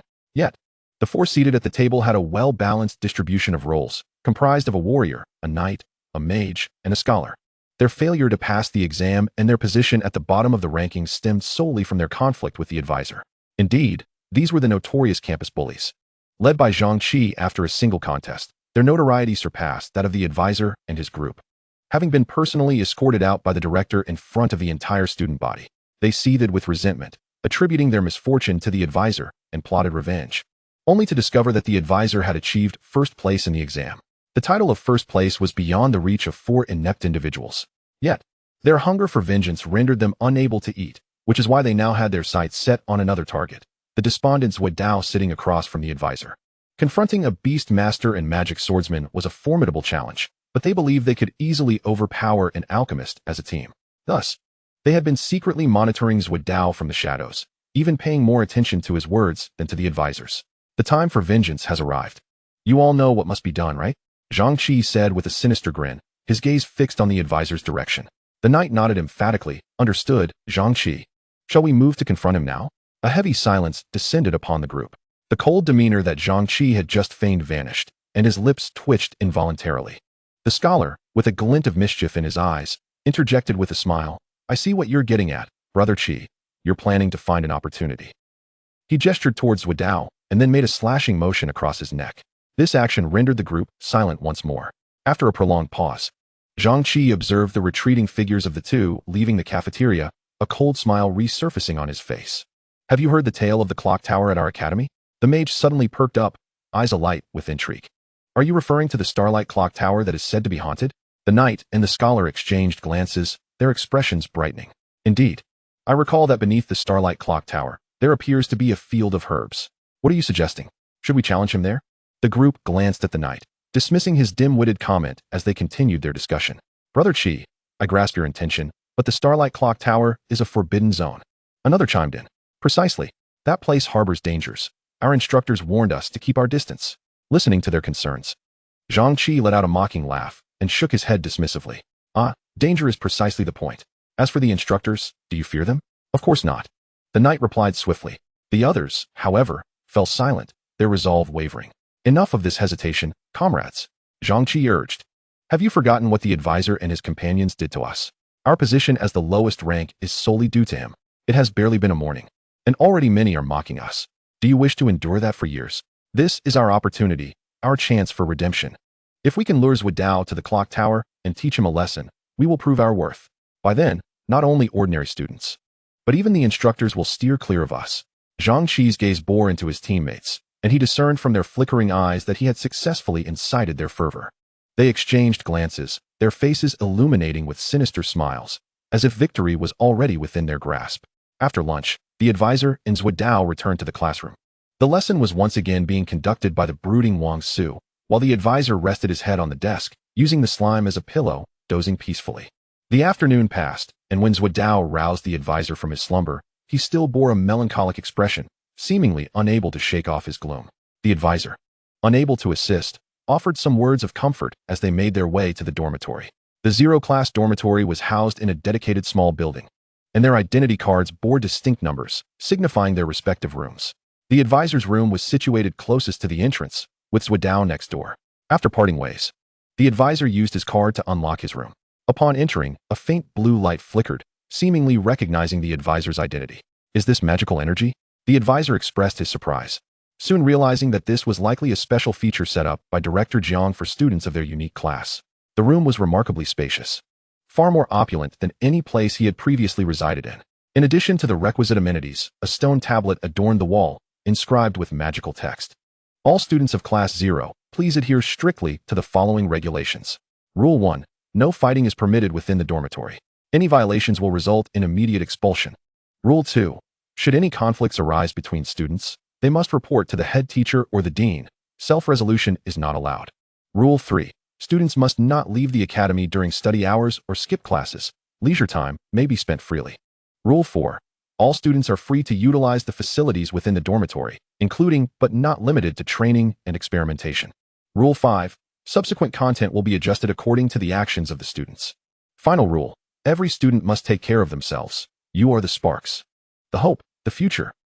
The advisor merely cast a glance at the tablet, and the contents seemed to etch themselves indelibly into his mind. Shortly thereafter, the text transformed into the indoor configuration system he had seen during training. However, this dormitory appeared to have been recently established, and many functions had yet to be fully configured. Of course, even if these features were entirely operational, the advisor had no intention of commencing training at this moment. He was not particularly diligent and only exerted himself when absolutely necessary. As for now, it was time to relax. The advisor switched off the tablet, removed his shoes, and heavily sank onto the bed, cradling the slime. The faint fragrance wafting into his nostrils began to lull him into drowsiness. Suddenly, there was a loud bang. The door next door seemed to have been flung open, followed by the hurried footsteps that rushed past his door and out of the dormitory building. Chapter 47. Is this not absurd? That must be Zhuodao, right? Is he in a hurry? No. Isn't there a restroom in the dormitory? The advisor's mind wandered aimlessly, yet his body remained reluctant to move. He slowly closed his eyes, allowing his thoughts to drift. After an indeterminate period, a chill breeze swept through, rousing him from his slumber. He furrowed his brow, opened his eyes, and lifted the sleeping slime from his face, glancing out the window. The outside world was shrouded in darkness, with a chilling wind blowing incessantly. The blue glow of the tablet flickered, indicating that it was currently 11 p.m. Outside, silence reigned, a time when most were at rest. The advisor yawned, feeling a hollow sensation in his stomach. After enduring the discomfort for a few minutes, he reluctantly sat up. According to the fourth rule on the tablet, all special class students were permitted to freely and gratuitously use the facilities within the dormitory. If only each dormitory had a vending machine. He would need to find an opportunity to discuss this with the dean. The advisor tugged at his collar, balancing the slime on his head, and took the card to push open the door, stepping out of the room. The dormitory hall was cloaked in darkness, utterly silent. He groped his way to the common area, located the vending machine, swiped his information card, and began pressing buttons in a frenzy. A plethora of snacks and drinks tumbled out from the lower compartment. Huh, all of this is free. The advisor grinned widely, gathering a large pile of snacks to return. However, halfway back, he suddenly sensed something amiss. Next door to his room, Zhudao's door stood ajar, revealing a pitch-black interior. Doesn't this guy close his door when he sleeps? The advisor mused, peering inside. Zhudao's dormitory was similar to his own, albeit a touch colder and eerily quiet. Zhudao? Something fell off, and he called out softly. No response. The room remained eerily still. What is going on? The advisor clicked his tongue, nudged the door open with his foot, and stepped inside, casting a glance around the dark room. It was empty, devoid of any presence. Even the sheets on the bed showed no signs of having been disturbed. Where has this guy gone? The advisor wondered. When his peripheral vision caught sight of a white envelope beside the desk, he placed the snacks on the table and walked to the window, holding the envelope up to the dim light. To Zhuidao, your good friend. The advisor was engulfed in confusion, feeling inexplicably unsettled. He disregarded any notions of privacy and swiftly pulled out the letter inside. The contents were scant, comprising only a few sentences. Beneath the astral clock tower of the Dragon County Awakening Academy lies a medicinal herb garden, where, upon the arrival of night, the growth rate of the herbs accelerates exponentially. If you are in need, you may visit this location for herb cultivation. Please note, this phenomenon is quite extraordinary. The growth rate will only increase when one arrives alone. I hope this proves helpful to you. After a moment of bewilderment, the advisor swiftly clenched his fist, crumpling the paper. Is this not ridiculous? How could such a herb garden exist? Not to mention that it only operates under the condition of solitary presence. More critically, that is the astral clock tower. Although the advisor had not spent much time in this world, he had heard whispers of its lore. The astral clock tower was a forbidden zone within the academy, particularly dangerous at night. Zhuidao must have left shortly after the advisor fell asleep. Yet he had not returned until now. The only plausible explanation was that Zhuidao had been deceived, although school rules would prevent any serious harm. Zhuidao was nonetheless the advisor's closest friend in this world. Ugh, what a hassle. The advisor scooped up the slime and hurried out of the dormitory, making his way toward the astral clock tower. Beneath the moonlight, the towering spire of the clock tower loomed amidst a patch of seedlings. The moonlight cast a ghostly white glow over the entire garden. At that moment, Zhuidao was inside the astral clock tower. The structure was immense, the ground floor resembling a laboratory, with a spiral staircase leading to the upper levels. The top of the clock tower was spacious, and upon ascending the stairs, a massive clock greeted him straight ahead, flanked by two wooden racks laden with unlit white candles. The clock face was crafted from white glass, its metallic hands rotating incessantly. Zhuidao found himself bound by a sturdy rope, suspended above the beams of the top floor.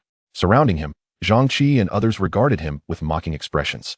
Zhuidao had been hanging there for over an hour. Upon entering the astral clock tower and encountering Zhangqi and his group, he realized he had fallen into their trap. However, Zhuidao was not a timid individual, and in terms of banter, he was quite similar to the advisor. Enough with the jokes. Hurry and let me down, or you'll regret it. Having been suspended upside down for such a prolonged period, Zhuidao's face had turned crimson from the blood rushing to his head, with the veins in his neck bulging ominously. Without the aid of medicine, he was essentially no different from an ordinary person. Consequently, Zhangqi and the others felt no fear of his threats, sneering derisively. Zhuidao, weren't you quite arrogant before? What is wrong now? Go on, keep laughing. Too scared to do so now, huh? With that bastard advisor out of the way, you dare to act tough, truly oblivious to your own mortality. Zhangqi stepped closer, mockingly patting Zhuidao on the face. Zhuidao, I present you with an opportunity. Apologize to us now, and address each of us as grandfather. Furthermore, from this moment onward, greet us proactively whenever you encounter us at school, and I shall release you. Otherwise, Zhangqi paused, his gaze turning icy as he pointed towards the enormous glass clock face.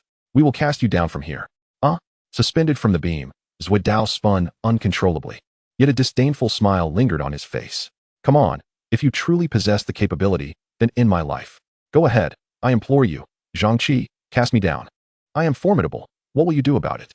The height of the astral clock tower was not trivial. A fall would undoubtedly pose a mortal threat. Yet Zhuidao doubted that Zhangqi and his cohort possessed the audacity to execute such an act. And indeed, they did not dare. Their intention had merely been to intimidate Zhuidao, to compel him to concede and restore a semblance of dignity. However, Zhuidao proved to be as tenacious as a slippery eel, displaying the indomitable prowess of a true champion. The four of them found themselves at a loss for words, each being subject to Zhuidao's relentless tirade, their faces besmirched by his spittle. Well, you truly wish for your own demise. Zhangqi wiped the saliva from his face, casting a cold glare at Zhuodao. The academy strictly prohibited clandestine conflicts. This was an immutable rule. Anyone caught would face expulsion without exception. Zhang Qi hesitated to take such a risk. Yet it was precisely this fear that had lured Zhuodao to the astral clock tower. They could not lay hands on him, but if something else did, then Zhuodao would indeed find himself in peril. Zhuodao, I hope your defiance remains unyielding. Zhang Qi's lips curled into a calculated smile as he beckoned to his companions. Chapter 48. The Most Unwanted Encounter. Understood, Qi Go. The knight flicked the saliva from his face and hair, resolutely lifting a bucket of water from the side. This bucket contained various impurities and emitted an odd odor. After positioning it beneath Zhuodao, he turned to the mage among the four. The mage, equally incensed by the verbal onslaught, hesitated before softly inquiring, Qi Go, are we truly going to proceed with this? Of course. Zhang Qi furrowed his brow, casting a disdainful glance at the mage. Do you wish to be looked down upon by everyone in the future? After a moment's hesitation, the mage drew a glimmering dagger from his waist. Zhuodao's expression shifted, and he immediately grew anxious. You coward, if you have the guts, lower me down, and let us settle this one-on-one. Speak up, have you gone timid? He provoked furiously. Yet the mage merely shot Zhuodao a cold glance before advancing with the dagger, its blade flashing menacingly before Zhuodao's eyes. Zhuodao's eyes widened in horror, and his throat constricted, genuinely fearing for his life. Yet, the mage merely gritted his teeth and made a small incision on his own finger, allowing several drops of blood to fall into the bucket beneath Zhuodao. What are you playing at, pretending to be formidable? Zhuodao exhaled in relief, but his irritation quickly bubbled to the surface. The mage, undeterred by Zhuodao's taunts, silently channeled his inner magical power, infusing the droplets of blood with a faint blue aura that clouded the water in the bucket. Simultaneously, Zhuodao inexplicably felt a chill creeping down his spine. An unusual aura began to manifest, accompanied by a peculiar scent reminiscent of earth and blood. It seemed as though something was about to emerge. Panic surged within Zhuodao. As an apothecary, his sensitivity to odors surpassed that of the average awakened individual. Yet, Zhang Qi and his accomplices appeared oblivious to it. Zhang Qi, with a sinister glint in his eyes, taunted, Zhuodao, have you heard? Within our academy's astral clock tower, there are invisible monsters. These creatures become active at night, and upon catching the scent of blood infused with magical energy, they will reveal themselves and devour flesh. Zhang Qi deliberately lowered his voice, trembling slightly to instill fear in Zhuodao. Zhuodao paused, contemplating Zhang Qi's words. If something truly did emerge, how could he guarantee it would not consume them as well? The atmosphere in the hall atop the clock tower abruptly thickened. Zhang Qi hesitated, struggling to find words. The four of them had only considered how to deceive Zhuodao, never anticipating the presence of any other entities. The method to summon the monsters was not widely known among the students. It was merely something Zhang Qi had overheard from an unfamiliar teacher. He shook his head, dismissing the thought. After all, this was merely intended to frighten Zhuodao. You need not worry, just wait. No, wait. Something's off, Zhuodao exclaimed loudly, interrupting Zhang Qi with a pained expression. His serious tone momentarily stunned the group. They exchanged perplexed glances, and Zhang Qi furrowed his brows, coldly retorting, Zhuodao, do you think you can frighten me? Yet, Zhuodao's countenance grew increasingly grim. Silently rotating in midair, he subtly twitched his nose, detecting the intensifying scent of earth and blood in the air, and his expression changed. Damn it, something is truly emerging. This was not merely a scent. Zhuodao could see it. In the distance, before the immense clock face of the tower, a red hexagram formation flickered into visibility, each point adorned with distinct and twisted patterns. The bucket of blood beneath Zhuodao began to stir autonomously, tendrils of crimson being drawn from it and swiftly absorbed into the formation. The red sigil emitted an eerie glow, and suddenly, a massive, shadowy hand emerged. It lacked arms and a body. The palm was smeared with countless stains of blood, boasting 6 or 7 grotesquely thick fingers, each resembling a gnarled branch, festooned with repulsive sores. Its fingers writhed like serpents, tipped with sharp, blue claw-like nails, and the central finger bore an enormous ring. With a resounding thud, the hand slammed onto the ground, resembling a colossal spider propping itself up with its fingers. Upon its emergence, the entire astral clock tower was instantly engulfed in a chilling aura. The space became saturated with malevolent magical energy. By the heavens, Zhuodao felt his scalp prickle in terror, while Zhang Qi and his companions stood frozen in shock. There truly were monsters here, and of an indescribable nature. As the hand landed, it hastily advanced towards Zhuodao and the others, each of its nails clattering ominously against the ground. Help! Zhang Qi's face turned ashen, and he shouted in panic, turning to flee. Yet, his 3 companions were even quicker, already racing ahead before he could move. Suspended in midair, Zuidao gaped, watching as they scrambled towards the staircase in a frenzy.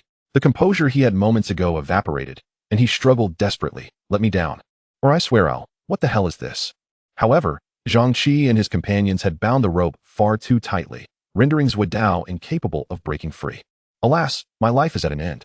Zuidao, slung over a nearby ledge, gazed at the colossal hand looming before him, surrendering his struggle and silently closing his eyes. Yet, the monstrous hand paused momentarily, lifting a finger to plunge into the bucket beneath him. In an instant, the blood within the bucket was absorbed by that very hand. Subsequently, as if it had found its target, it disregarded the suspended Zuidao and swiftly turned its attention to Zhang-Chi and his three companions. The ring adorning its middle finger emanating a blue luminescence.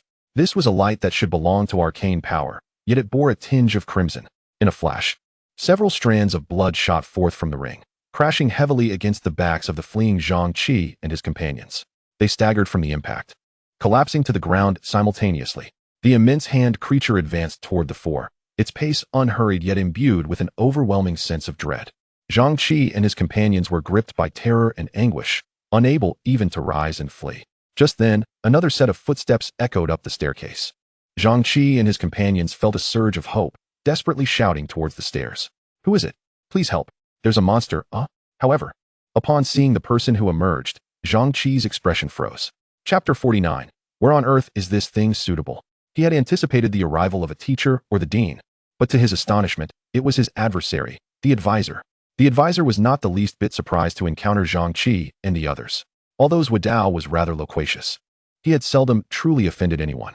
The only ones who would resort to such base tactics to deceive him were Zhang-Chi and his ilk. Advisor, quickly, Zhang-Chi implored, pleading for his life despite the indignity of seeking help from the advisor. However, the moment he spoke, a shoe sole came crashing down upon his face. Damn you. Looking for trouble, are you? You think you can just show your face? The advisor, not even glancing around, furiously stomped on Zhang-Chi's face, cursing as he demanded, spill it. Where's Zuidao?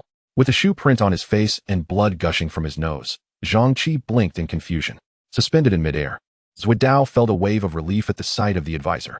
He waved his hand and shouted at the top of his lungs, brother, I'm over here. Save me.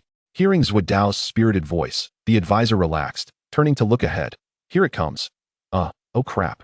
The advisor was taken aback by the sight of the dark, enormous hand creature, cursing loudly before turning to flee. Zuidao and Zhang-Chi's group were momentarily stunned.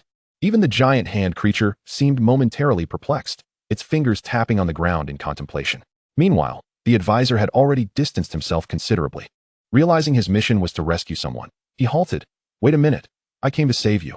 The advisor steadied the slime atop his head and dashed back up the stairs. This back and forth did not take long, and the advisor soon returned to the pinnacle of the starry clock tower. Zuidao continued to dangle in midair, while Zhang-Chi and his companions lay dazed at the staircase entrance. Not far away, the shadowy giant hand lightly tapped the floor with its fingers, as if deep in thought. Did you conjure this thing? The advisor returned to the upper floor, fixing his gaze on the creature, and kicked Zhang-Chi, too frightened to evade, could only tremble and nod in a mix of terror and confusion. The advisor kicked him again, sending Zhang-Chi stumbling towards the monster, causing him to scream in terror, help, please, save me. The other three, equally terrified, wished to crawl up the staircase immediately. The advisor, fully aware that this predicament had been instigated by Zhang-Chi, had no time for idle chatter. He coldly commanded, scram. Zhang-Chi scrambled away on all fours towards the staircase. The advisor then turned to the remaining individuals. What about you? Aren't you running? The others, snapping back to reality, looked at the advisor with gratitude and quickly responded, run. Thank you, brother. We were wrong. We'll leave now. The three of them helped each other up from the ground in a hurry, scrambling after Zhang-Chi now. At the top of the starry clock tower, only the advisor, Zuidao, and the terrifying creature remained. What on earth is this thing? Brother, please lower me. Zuidao continued to spin helplessly in midair, waving his arms and shouting desperately at the advisor. I know, stop shouting. A flash of blue light revealed the enchanted blade, Moonshadow, in the advisor's hands. He smacked his lips, channeling magical energy to meld the slime into the blade's edge. The slime's properties shifted from poison to lightning, and a layer of electric energy enveloped the blue blade. With a swift motion, the advisor swung the blade's energy crackling with electricity, and in an instant, severed the rope's bindings Zuidao. Zuidao fell heavily to the ground, making intimate contact with the floor. Ow, damn it. Brother, Wait for me to help you. He cursed, gritting his teeth as he hastily untied the ropes and retrieved several potions from his backpack, pouring them all down his throat without discerning their effects. The advisor gazed in astonishment, unable to utter a word, as he watched Zhuodao exhale deeply, his eyes sparkling with vigor while his muscles unnaturally swelled. "I'm pumped," he shouted, wildly shedding his shirt and charging toward the gigantic hand. He raised his fist and struck down. "Today, I'll show you what real alchemy is." Bang! The hand creature merely raised a finger, slightly bending it, and then, with lightning speed, its thick fingers shot out. In an instant, the air warped and trembled. Zhuodao didn't even have time to cry out in pain as his body was sent flying, landing motionless on the ground. This spectacle unfolded in mere seconds, and the advisor, momentarily taken aback, rushed towards Zhuodao. "Are you out of your mind? You dare to attack this?" Zhuodao curled up on the ground, his body convulsing painfully as he murmured, "Ugh, cough, it hurts so much." Seeing that he was not in mortal danger, the advisor let out a sigh of relief. "All right, just lie there. I'll take care of this." The advisor readied his blade and turned his gaze toward the colossal hand creature. Previously, he had not examined it closely, but after scrutinizing it for a while, he finally noticed the potent magical aura emanating from the hand. What in the world is this? To avoid being caught off guard, the advisor refrained from rushing into action, quietly activating his system's observation ability. Creature name, unknown. Level, unknown. Race, unknown. Disposition, chaotic evil. Description, none. System evaluation. It is a hand. The advisor's lips twitched in irritation. This is utterly absurd. He inwardly cursed, but moved without hesitation. Chaotic evil signified that it was undoubtedly no ordinary creature. No point in dilly-dallying. The advisor infused magical energy into the blade, keeping his eyes fixed on the giant hand creature. Yet, the more he scrutinized, the more his brow furrowed, until he could no longer suppress his exasperation. By the heavens, where should I strike this thing? In previous battles, the advisor would instinctively attack the monster's weak points, adhering to the common knowledge of various games. After all, he had long mastered the principles of targeting the head if it had one, striking the feet if they were present, exploiting the weakness of the furry creatures with fire, and recognizing that larger beings often had vulnerable spots. However, the dilemma now was that this was merely a hand. There was no head, no feet, no fur, and certainly no lower region to exploit. Whatever. After scrutinizing the enormous hand for quite some time without discerning its weakness, the advisor cursed in frustration, swiftly stepping forward and drawing his blade. Moonshadow. The blade was unsheathed, and a surge of magical energy erupted from the renowned sword, Moonshadow. The gleaming blade, enveloped in golden electricity from the slime, shot forth. Crackling thunder resonated. The blue and gold blade aura approached in an instant. Yet, upon striking the massive palm, the sound it produced was akin to that of a blunt object hitting a surface. Thud. It was as if he had struck an iron plate. The colossal hand quivered slightly, but remained unscathed. Then, the fingers of the giant hand began to scuttle across the ground like spider legs, rapidly charging towards the advisor. Chapter 50. Jump off the building, brother. Good grief. The advisor felt a chill run down his spine, unable to suppress a curse as he grasped the bag on Zhuodao's person, dragging him away in a frantic escape. Hey, my back. It hurts. Zhuodao, unable to rise in time, shouted in distress from the ground. Boom. The hand monster seemed to lose its direction, crashing into a nearby shelf. A dull thud echoed as the shelf splintered into pieces. The advisor swallowed hard, just about to strike again when a line of text materialized before him. This monster has a magical resistance of 100. Magical attacks are not advised. Should have mentioned that sooner. The advisor seethed in his heart. Yet, upon further reflection, his brow furrowed. His most potent means of attack was the skill of the renowned sword Moonshadow. Now that magical attacks were off the table, what else could he employ? For a moment, the advisor fell into contemplation, while Zhuodao, dragged to the side, fixated on the enormous hand, his expression shifting. What the hell, brother? What's that big hand doing? His voice was sharp with fear. The advisor snapped back to reality, realizing that the hand monster had turned its attention towards them once more. Aside from a few fingers braced against the ground, the remaining fingers writhed like the heads of a serpent. The middle finger, thick and long, adorned with a ring, was raised high. What in the world? Is it giving us the finger? The advisor blinked in confusion, but soon sensed something amiss. The ring on the middle finger began to emanate a glow, blue magic intertwined with a hint of crimson.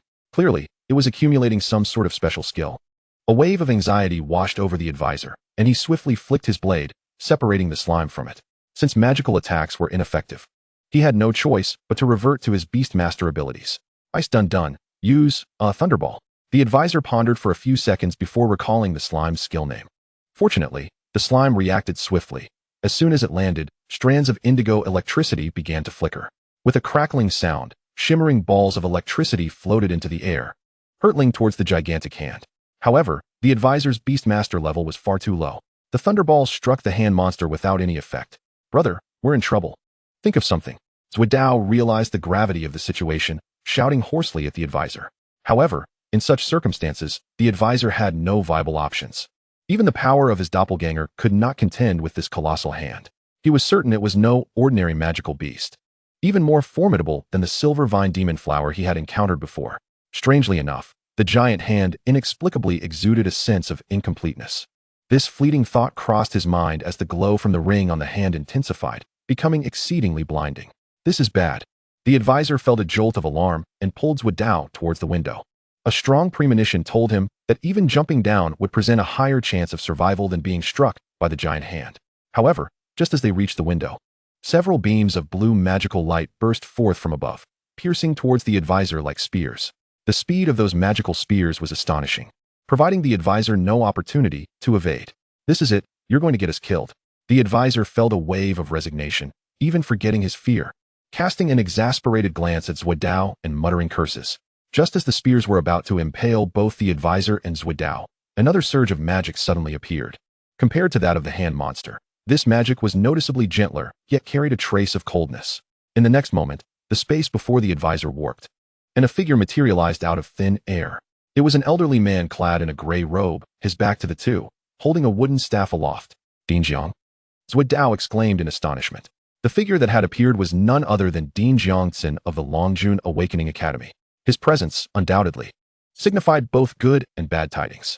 The good news was that the advisor and his companion were saved. The bad was that they might face repercussions thereafter.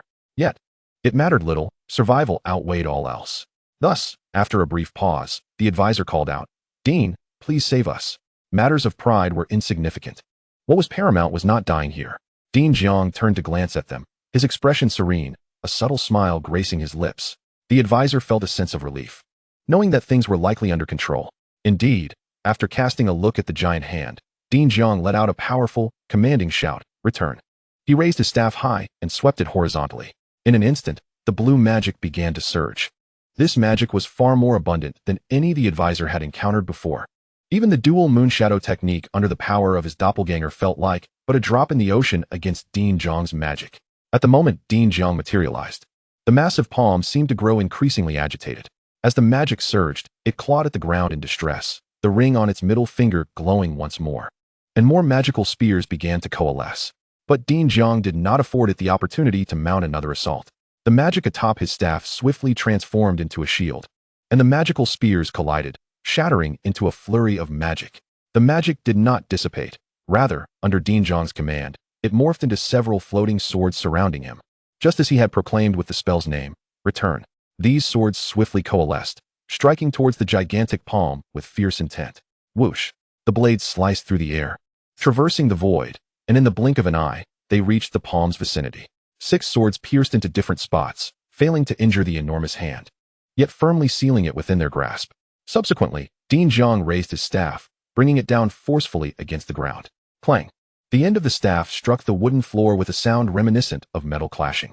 Simultaneously, a cascade of azure magic radiated from the staff, swiftly enveloping 6 magical swords. In stark contrast to the pentagram array that had summoned the colossal hand monster, a hexagonal formation emerged. Seal! A torrent of magic surged through Jiangtsin, incessantly pouring into the array. Dazzling blue light flickered incessantly in the uppermost chamber of the clock tower.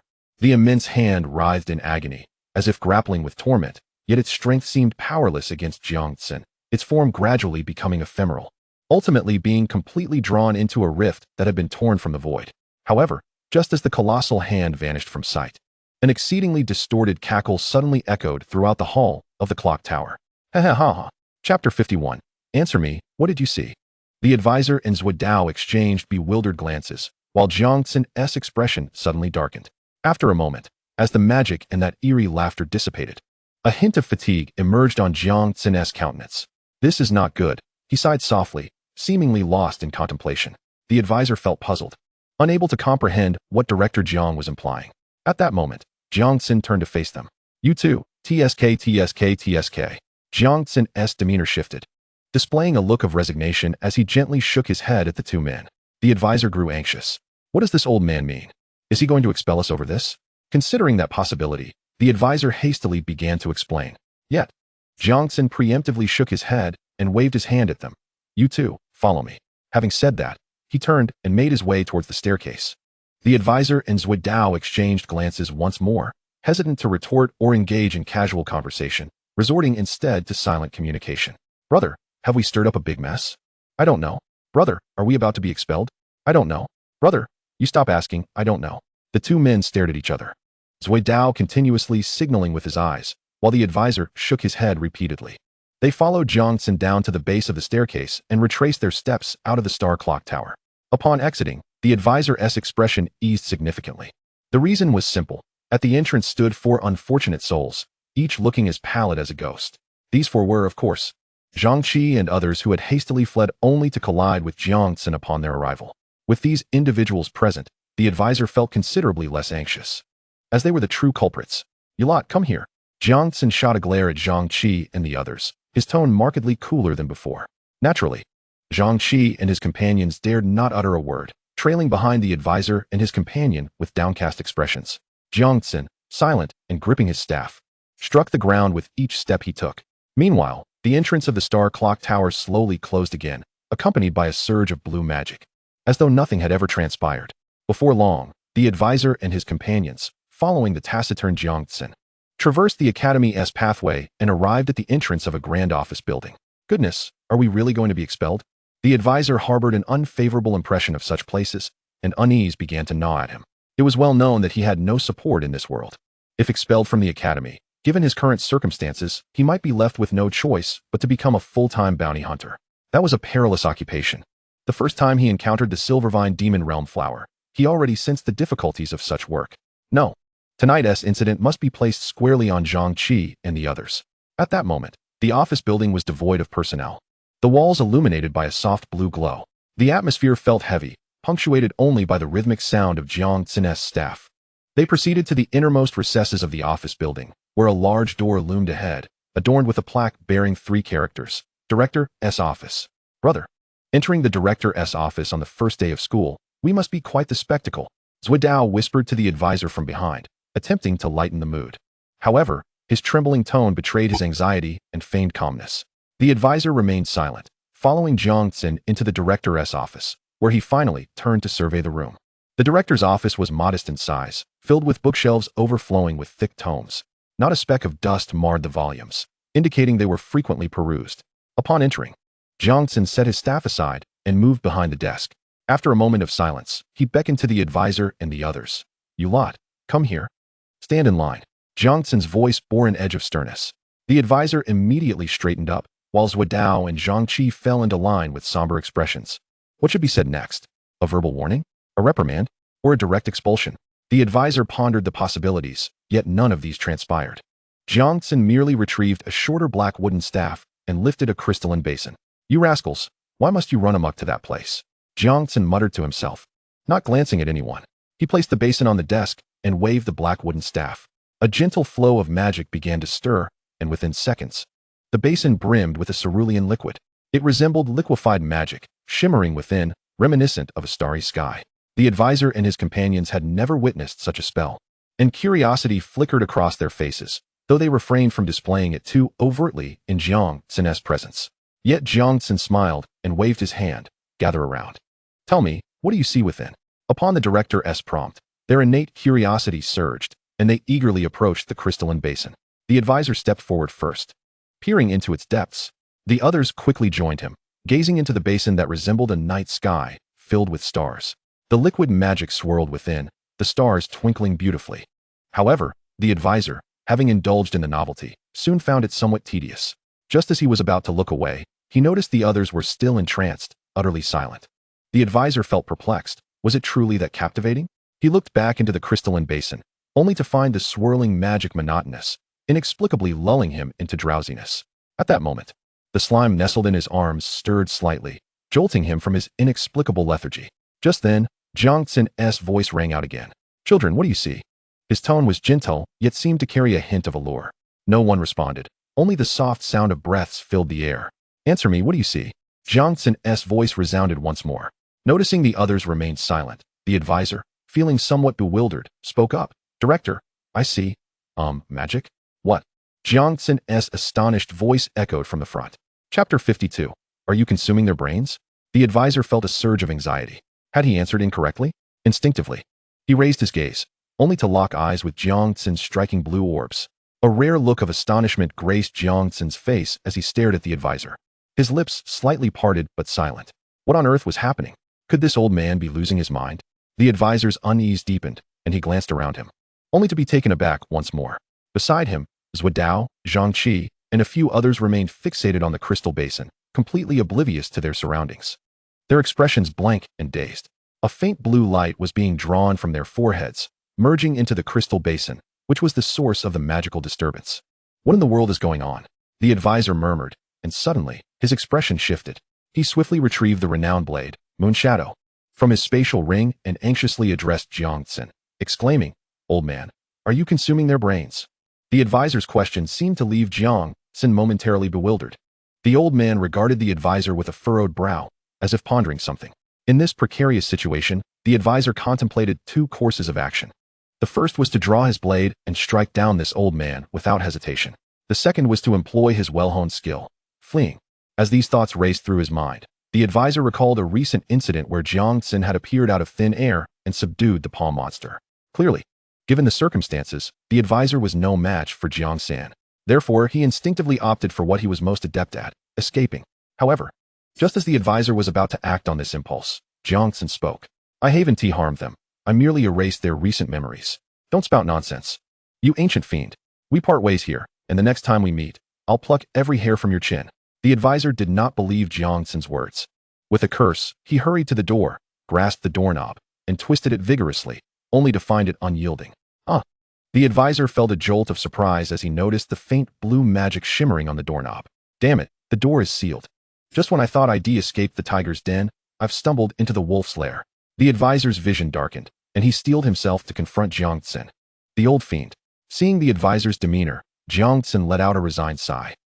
Advisor, there's no need to be anxious. I assure you, I meant no harm. You can see for yourself. Jiang Tsin's tone was earnest, yet the advisor remained skeptical. However, he found himself with no alternative. Facing Jiang Tsin directly was out of the question, so to buy some time, he gripped his blade and pretended to survey Zuodao and the others, simultaneously activating the system's observation ability on the crystal basin. What he saw left him stunned once again. Oblivion Dish. Infusing it with magic allows the observer to erase a specific period of memory. Appendix. This item does not harm the human body. It merely induces a longer sleep. This can't be true. The advisor sensed a troubling realization, but the system kindly displayed another message before him. There are no issues with this item's description. Please do not doubt, host. Focus on how to apologize to the dean. The system often provided intriguing suggestions based on the situation, a fact the advisor was well aware of. Without hesitation, he sheathed his blade back into the ring. Dean Jiang, I'm sorry. I was wrong. The advisor cradled the slime in his arms and quickly bowed in a gesture of respect towards Jiang Tsin. Initially, Jiang Tsin had intended to elaborate, but upon hearing the advisor's prompt apology, his face creased in disbelief. After a moment, he waved his hand dismissively. It's all right, please wait a moment. With that, Jiang Tsin once again gestured with his black wooden staff. A surge of blue magic flickered, severing the connection between Zuodao and the others with the Oblivion Dish. The group trembled slightly, yet their expressions remained dazed, still not fully recovered from their confusion. You may leave now. Be careful on your way back. Zuodao and the others offered no response, forming a disoriented line as they staggered out of the dean's office. Even though the advisor had come to understand that they had not been harmed, the surreal scene felt eerily unsettling. After Zuodao and the others departed, the door was shut once more, leaving only the advisor and Jiang Tsin in the room. The atmosphere grew tense as Jiang Tsin fell silent for a moment, inhaling deeply, preparing to speak. However, the advisor quickly raised his hand, interjecting, Dean Jiang, you needn't say anything further. I know nothing. I saw nothing. Tonight, I shall sleep in my dormitory, and I'll sleep soundly through the night. Jiang Tsin, initially serious and intent on investigating why he could not erase the advisor's memories, was unable to suppress a smile at the advisor's reaction. He nodded gently. Very well, advisor, you are quite clever. The advisor chuckled awkwardly. Well, if there's nothing else, I'll take my leave now. He was eager to exit, fearing that if his memories were erased, he might face no repercussions for the night. But if they remained intact, he worried Jiang Tsin might deem it necessary to impose some form of coercive measure. Thus, after voicing his intent to leave, he promptly headed towards the door. "Wait," Jiang Tsin called out, not allowing the advisor to depart so easily. He moved around the desk, scrutinizing the advisor. "Advisor, are you truly not curious about what transpired at the Starlight Clock Tower?" The advisor hesitated before responding, contemplating Jiang Tsin's question. It was impossible not to be curious. After all, the Starlight Clock Tower was a structure within the Dragon County Awakening Academy, harboring something terrifying within its confines. And those who laid eyes upon it were subjected to memory erasure. This was inherently peculiar. Furthermore, there lingered a question in the advisor's mind. The Zero class, of which they were a part, appeared to be among the inaugural students of this newly established group. Why had such a class suddenly been formed? Coupled with the bizarre message in the dormitory, "You are the sparks, the hope, the future." It all felt like a weighty mission. "Dean Jiang, may I express my curiosity?" The advisor gazed at Jiang Tsin, hesitating as he inquired. Chapter 53, The Seal Weakens. The advisor's cautious demeanor elicited another light chuckle from Jiang Tsin. But in the next moment, he composed himself, his smile fading. "No, you may not. Are you toying with me, you old coot?"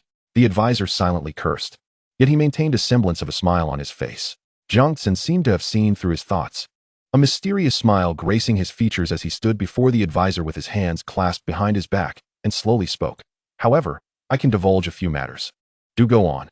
I assure you, I shall forget it all once you finish." The advisor's response was swift. Jiang Tsin nodded, then inquired, "Advisor, have you ever heard of an ominous portent?" "What is that?" The advisor instinctively retorted, but upon noticing Jiang Tsin's expression, he quickly corrected himself. "No, I mean, what do you refer to? A disaster? Or perhaps a beast?" Jiang Tsin scrutinized the advisor's countenance for a moment before asking, "You have not heard this name? Isn't that obvious?" The advisor muttered internally, yet he maintained an air of respect, shaking his head. "Report to the dean, no?" "Ah, I see," Jiang Tsin acknowledged, waving his hand. "Very well, you may leave now." This time, it was the advisor who was taken aback. He gazed at the old man, his lips twitching slightly, before ultimately resigning himself to say, "All right then, Dean Jiang, have a good rest. I shall take my leave." Left alone in the dean's office, Jiang Tsin watched the advisor depart, and the smile on his face gradually faded. He turned halfway, his aged hand gently caressing an ancient tome upon the desk, murmuring, "The seal is loosening, time is running short." While Jiang Tsin sighed within the room, outside the dean's office, the advisor pressed his ear closely to the door, straining to catch the happenings within. What sort of scheme was this old man Jiang Tsin concocting? What was he trying to convey? Or was his previous statement merely a test? Furthermore, what did he mean by the seal is loosening? What had a limited time? The advisor's mind swirled with confusion when suddenly, a series of footsteps approached. He swiftly vacated the vicinity of the dean's office, adjusting his clothing and demeanor, clearing his throat before making his way down the corridor. After a few paces, he spotted a figure emerging from around the corner. It was a girl clad in a black robe, beneath which seemed to be the academy's uniform. That person, oh.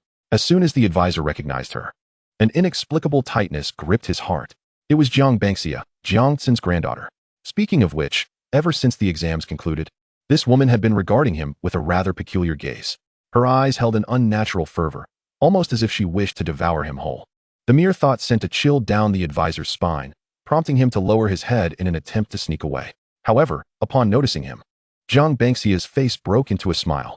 She took a few light steps forward, creating an afterimage, effectively blocking the advisor's path. "Brother Gua, good evening. What brings you here?" Her voice and the way she addressed him were laced with an overtly feigned sweetness. The advisor felt a wave of anxiety wash over him. Nothing, I was just wondering." The absurdity of such a statement in this context left him at a loss for words. Yet, Jiang Bangxia continued to beam, nodding thoughtfully, her eyes sparkling in the dim corridor. "Brother Gua, it's rather late. You should rest early and not overexert yourself." Thank you for your concern." The advisor, feeling flustered, could only respond awkwardly. In contrast, Jiang Bangxia, observing his nervous demeanor, smiled even wider, a hint of blush creeping onto her cheeks. "Well then, I have some matters to discuss with Grandpa in the dean's office. Would you care to accompany me?" No. One Jiang Bangxia was already enough to give him a headache. He could hardly bear the thought of facing the old man Jiang Tsin again. The advisor immediately shook his head vigorously, mumbling a hasty farewell before hastening away. Yet, throughout the distance from the dean's office to the corridor exit, he could distinctly sense Jiang Bangxia's piercing gaze lingering on him. Had it not been for the prior events, The advisor might have entertained the notion that Jiang Bangxia held some interest in him. However, at this moment, all he could ascertain was that Jiang Tsin's granddaughter was rather peculiar. In fact, she might have ulterior motives. Upon returning to his dormitory from the office, the advisor did not rush into his room, but instead took a glance at the door of the left dormitory. It appeared that the young man had returned and promptly collapsed onto his bed, for there was not a sound emanating from within. The door was tightly shut, leaving the advisor unable to enter. He thus retraced his steps to his own room. That night, the advisor slept restlessly, once again dreaming of that strange place. War smoke. The stench of blood. The advisor wandered aimlessly within, yet he encountered not a single soul, be they human or beast. Time slipped away until the morning sun streamed through the window, casting its light upon the advisor's face, finally rousing him from the dream. Feeling fatigued, he yawned and stretched. Sitting up in bed, staring blankly at the window, his mind a void. However, this tranquility did not last long, as a series of vigorous knocks at the door soon shattered the silence. Knock, knock, knock. Who is it? The advisor scratched his disheveled hair as he approached the door to open it. Standing outside was Zhuodao, still wearing a bag slung across his shoulder, but now donned in the academy's uniform, a black top, beige trousers, and a red cape adorned with a number. The advisor had seen this outfit in Zhuodao's wardrobe just the day before. Before he could utter a word, Zhuodao rushed into the room, his expression urgent. Brother, I need to tell you something. What is it? The advisor regarded Zhuodao warily. With dark circles under his eyes and a furrowed brow, Zhuodao exclaimed, Brother, I had a dream last night. The advisor felt a flicker of interest but concealed it, merely nodding as he continued to observe. Zhuodao paid no heed to the advisor's demeanor, continuing, I dreamt that I went to a place, one where a particularly terrifying beast resided. Then what happened? The advisor, having anticipated the ensuing events, shrugged nonchalantly as he strolled to the bathroom to freshen up. Zhuodao, undeterred by the advisor's indifference, animatedly gestured at the door. Let me tell you, I fought that monster for 800 rounds in my dream, and it was a battle that darkened the skies. Uffed. The advisor couldn't help but chuckle, quickly suppressing his amusement and nodding.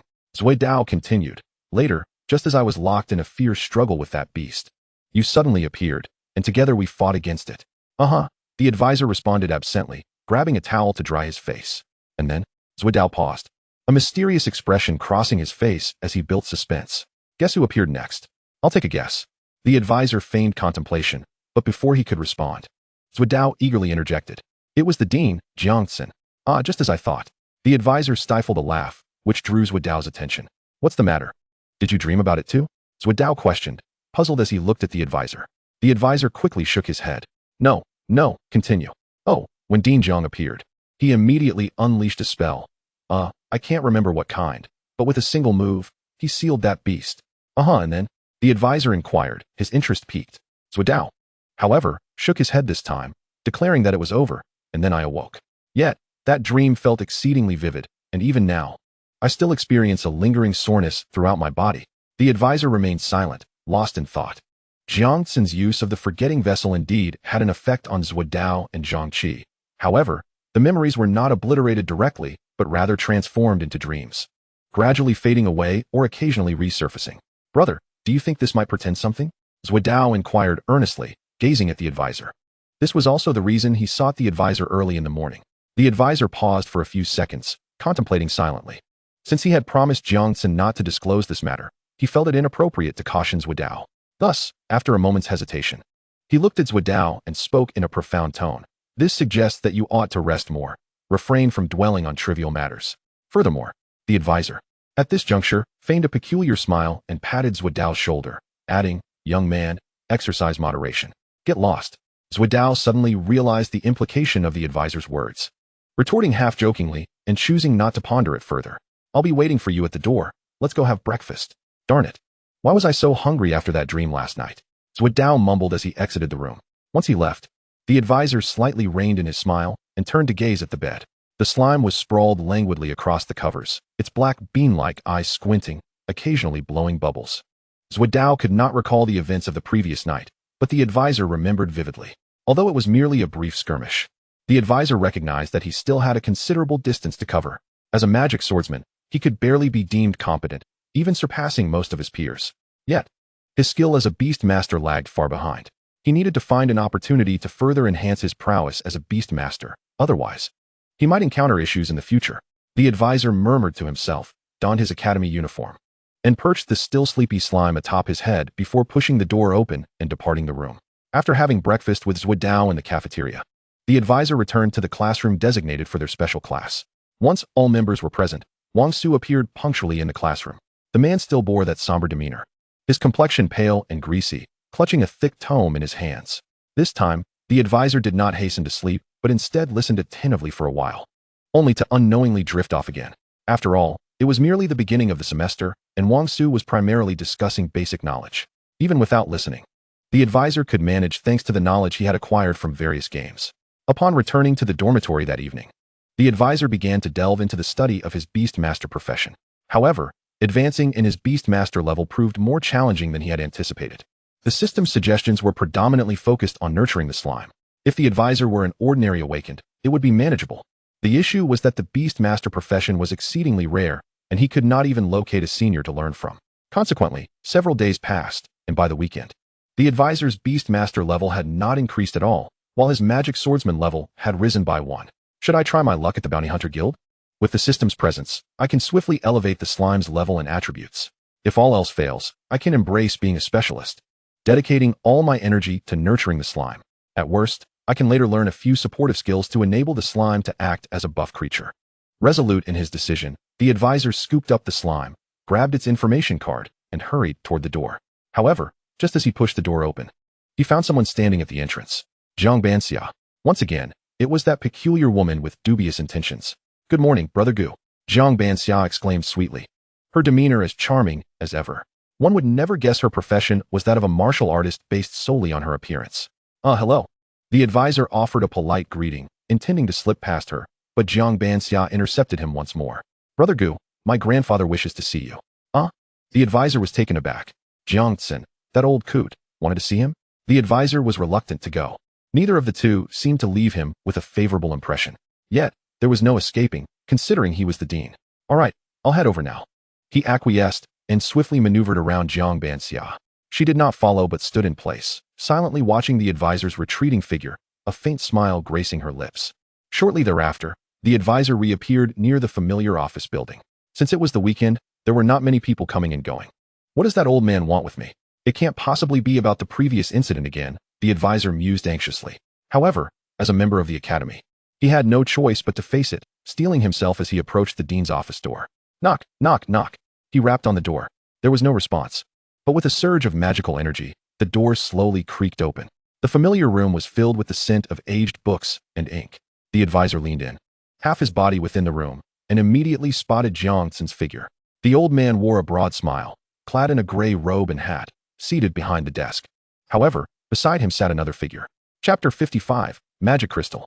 The person was clad in form-fitting armor, her long black hair tied up, contrasting sharply with her fair skin. This was an old acquaintance of the advisor, renowned within the Bounty Hunter Guild as the Celestial Dragon Knight, Du Ruo. "Oh, Sister Du?" the advisor exclaimed in surprise before turning to greet Jiang Tsin. "Good day, Dean Jiang." Jiang Tsin nodded and gestured for the advisor to approach.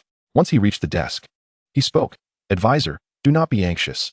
I summoned you here primarily because Miss Du has a matter to discuss with you." After Jiang Tsin finished speaking, he turned his gaze to the side at Du Ruo. "Oh." The advisor sighed in relief and looked at Du Ruo.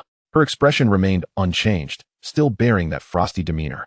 She regarded the advisor, arms crossed over her chest, and stated, "Advisor, the Bounty Hunter Guild has issued a mission that requires a team of 4. Prepare yourself, and we shall depart." Du Ruo's tone was assertive, leaving no room for negotiation. What?" The advisor, accustomed to Du Ruo's manner of speaking, was not particularly surprised, though he was somewhat puzzled. What mission requires a team of 4? And with a high-ranking bounty hunter like Du Ruo involved, why did they still need him? Sensing the advisor's confusion, Du Ruo coldly remarked, "I believe this is an opportunity for you to rapidly enhance your strength. Do you have any objections?" "None." The advisor quickly shook his head in response. Du Ruo's intentions aligned perfectly with his own. He had initially planned to visit the Bounty Hunter Guild for a stroke of luck, and now, teaming up with Du Ruo saved him considerable effort. "Excellent." Seeing the advisor's agreement, Du Ruo's lips curled into a slight smile. She retrieved a piece of paper from her spatial ring and handed it to the advisor. He took it casually, glancing over it to find it was a mission notice from the Bounty Hunter Guild, detailing various descriptions of the task at hand. Mission name, The Lurking Presence. Task difficulty, level 4. Recommended level, above level 40. Participants, to ensure the safety of the bounty hunters. A minimum of 4 individuals is required for this task. Task description: within the abandoned magic crystal factory not far from Dragon County, there exists a mutated beast caused by residual magic crystals. Bounty hunters are requested to eliminate this beast to prevent it from endangering Dragon County. Task reward: the 4 members participating in the task will receive a special magic crystal stone as a reward from Dragon County. Previously, when undertaking the Silver Vine Demon Flower extermination, the task announcement promised a weapon as a reward. However, this time it has transformed into some form of magic crystal. What exactly is a special magic crystal?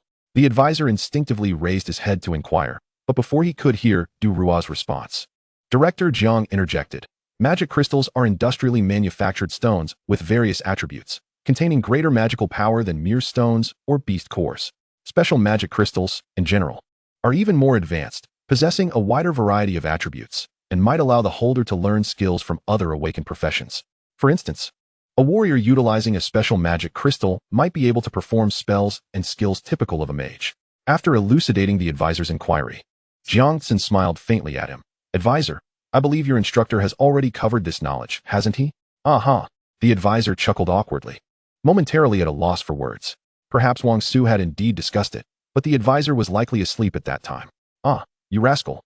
Jiang Tsin shook his head in exasperation, then turned to Du Rua and advised, Miss Du, I hope you can take care of this child, and I wish you success in completing the bounty task issued by Dragon County. Rest assured, Director Jiang. Du Rua nodded, bowing slightly to Jiang Tsin. I shall take my leave with the advisor now. I will ensure he returns before the school opens next week. Be cautious, Jiang Tsin added, his expression brightening momentarily as if a thought had struck him, calling out to the advisor and Du Rua who were about to depart. What is this old man up to now? The advisor regarded Jiang Tsin with a sense of vigilance. Jiang Tsin retrieved a shorter black wooden staff from the side, silently murmuring incantations, then waved the staff. A wisp of blue magical energy suddenly materialized, swiftly transforming into a dust-like essence. The magical dust dispersed, settling upon both the advisor and Du Rua. The advisor suddenly sensed a faint chill. Instinctively, he activated his observation ability and was taken aback. Both he and Du Rua were enveloped in a shared status. Frost Magic Shield, an ice-type spell cast by the caster on another, significantly enhancing physical and magical resistance. The effect and duration vary according to the caster's magical power. Description: a magical ability derived from the mysterious undead race, known only to the undead and high-level mages. Upon reading this description, the advisor could not help but express admiration. Despite Jiang Tsin's seemingly mischievous demeanor, he truly lived up to the title of a high-level mage. Furthermore, the advisor recalled the rumors he had heard. It was said that aside from ice-type magic, Jiang Tsin also mastered more enigmatic arcane spells, though he was uncertain of their veracity.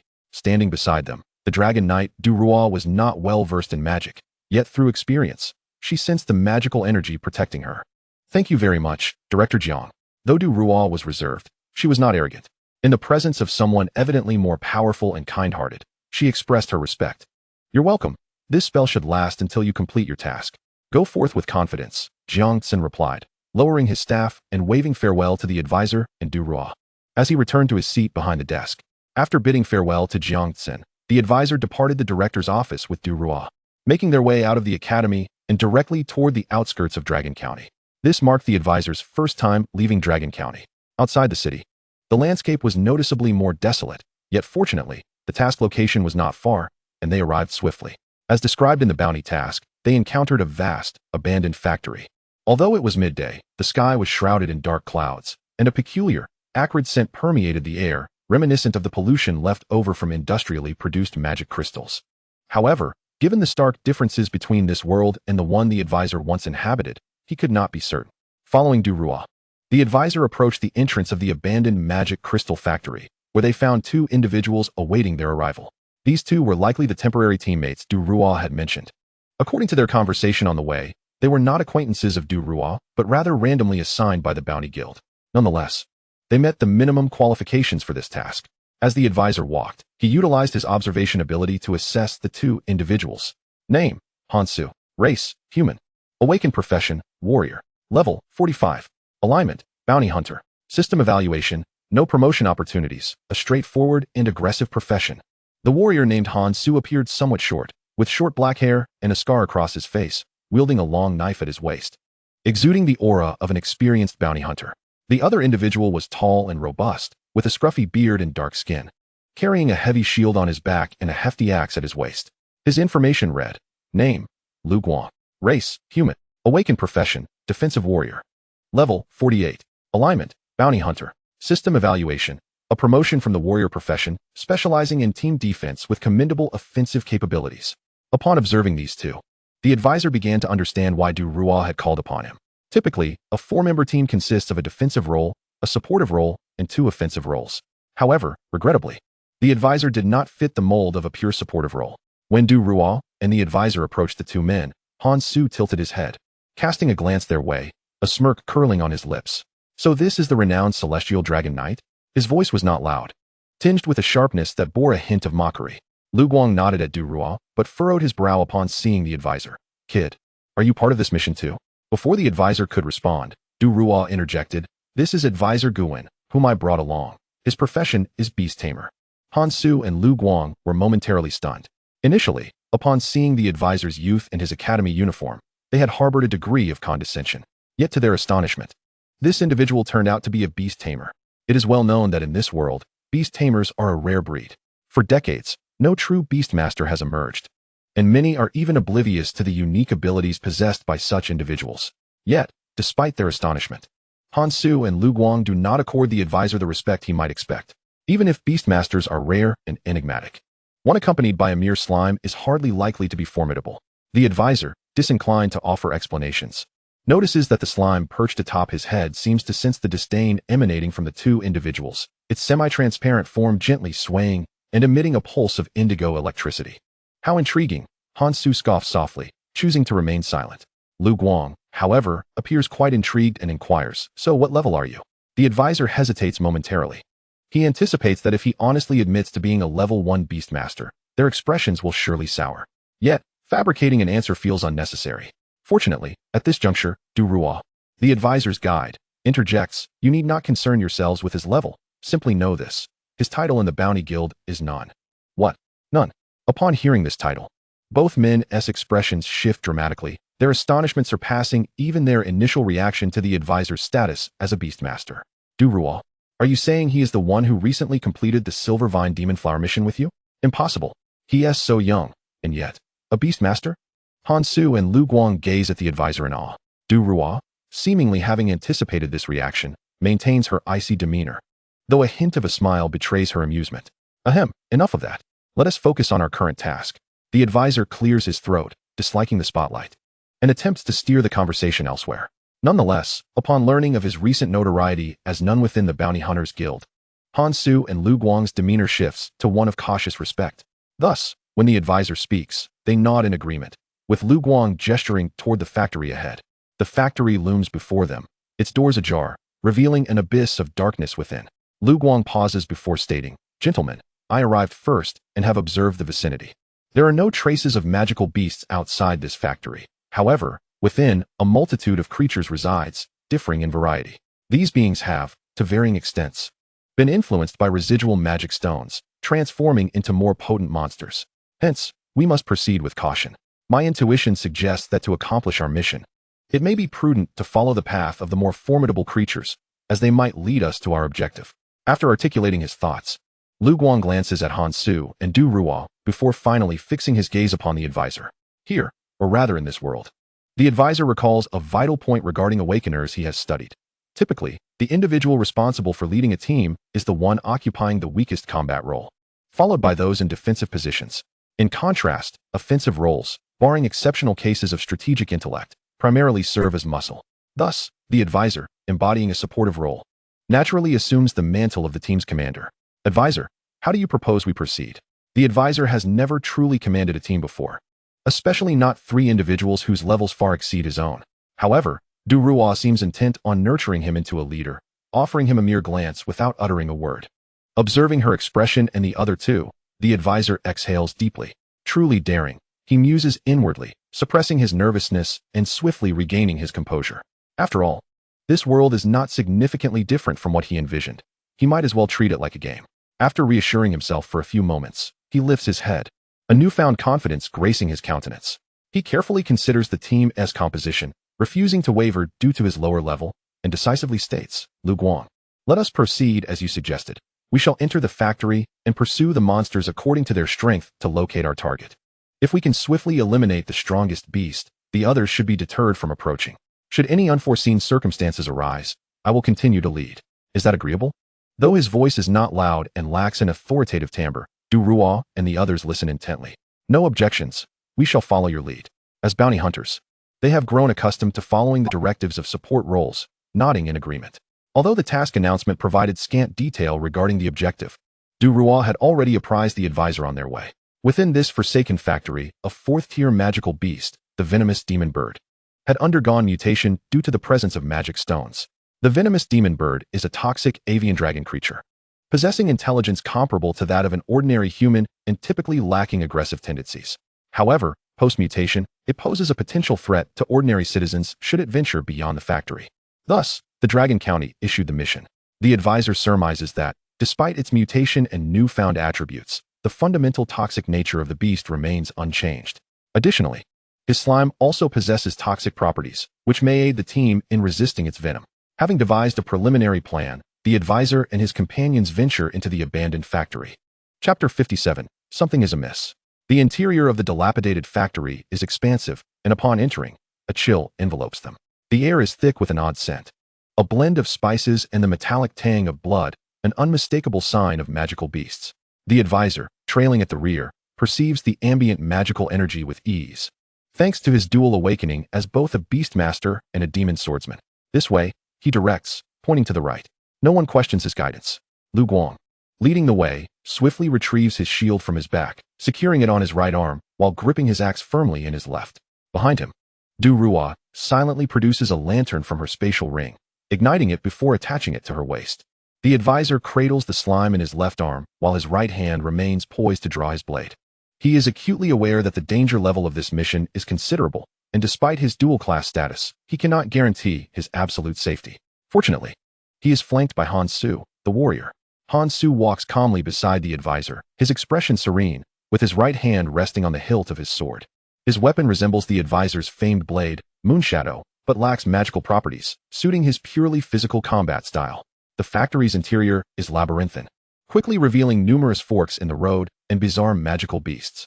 Unlike the previously encountered Dragon County sewers, which housed only one type of beast, this abandoned factory has become a haven for a myriad of creatures, having been neglected for so long. Various magical beasts abound, and aside from the demon flower, there are even numerous wild slimes present.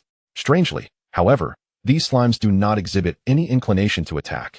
Generally speaking, wild slimes possess neither considerable strength nor high intelligence. Yet they exhibit a certain degree of aggressiveness. However, this aggressiveness varies with their attributes. Strangely, the slimes they encountered did not initiate any attacks. In fact, they deliberately distanced themselves from the group. The advisor noticed this peculiar behavior and couldn't help but glance at the slime nestled in his arms. This slime lay quietly, akin to a puddle of mud, swaying gently and completely indifferent to its counterparts around it, even displaying a look of disdain with its bean-like black eyes. Could it be that this was no ordinary slime, but rather a slime king? The advisor mused silently, but he quickly dismissed this notion. From the moment he acquired the system, he had observed it, and the system's evaluation deemed it merely a common slime. This indicated that his slime was fundamentally no different from the others nearby. The advisor could only speculate that his slime's level far surpassed that of the others, allowing it to evade attacks from its kind. These thoughts, however, did not hinder the group's progress. Lu Guang, steadfastly holding his shield, led the way. Du-Ruo had already drawn her spear from her spatial ring, deftly dispatching any restless low-level magical beasts in her path. Yet, a sense of unease lingered within the advisor. The aggression exhibited by the magical beasts here was not as pronounced as described in their mission. Many of the creatures appeared more inclined to flee than to attack. What was going on? The advisor scrutinized the beasts lurking in the shadows, a sense of apprehension creeping into his mind. He quickly gathered his focus, attuning himself to the magical energy in the air. Ahead, behind a tightly shut door, lay the most magical, forceful area of this factory. If he was not mistaken, the mutated beasts born from residual magic stones should be just beyond that door. The smooth journey thus far had inflated the confidence of Lu Guang and the others. He turned back to the advisor and inquired, "Advisor, are we nearing our mission target?" "Yes," the advisor replied hesitantly, nodding as he sensed the source of the magic once more. Indeed, a significant reservoir of magical energy emanated from beyond the door, but alongside this, There seemed to be an odd scent in the air. All right, watch me. Lu Guang, oblivious to the advisor's unusual demeanor, excitedly slung his shield behind him and took a few steps back. Huh, Lu Guang shouted, gripping his great axe tightly, his muscles taut in preparation to unleash his skill.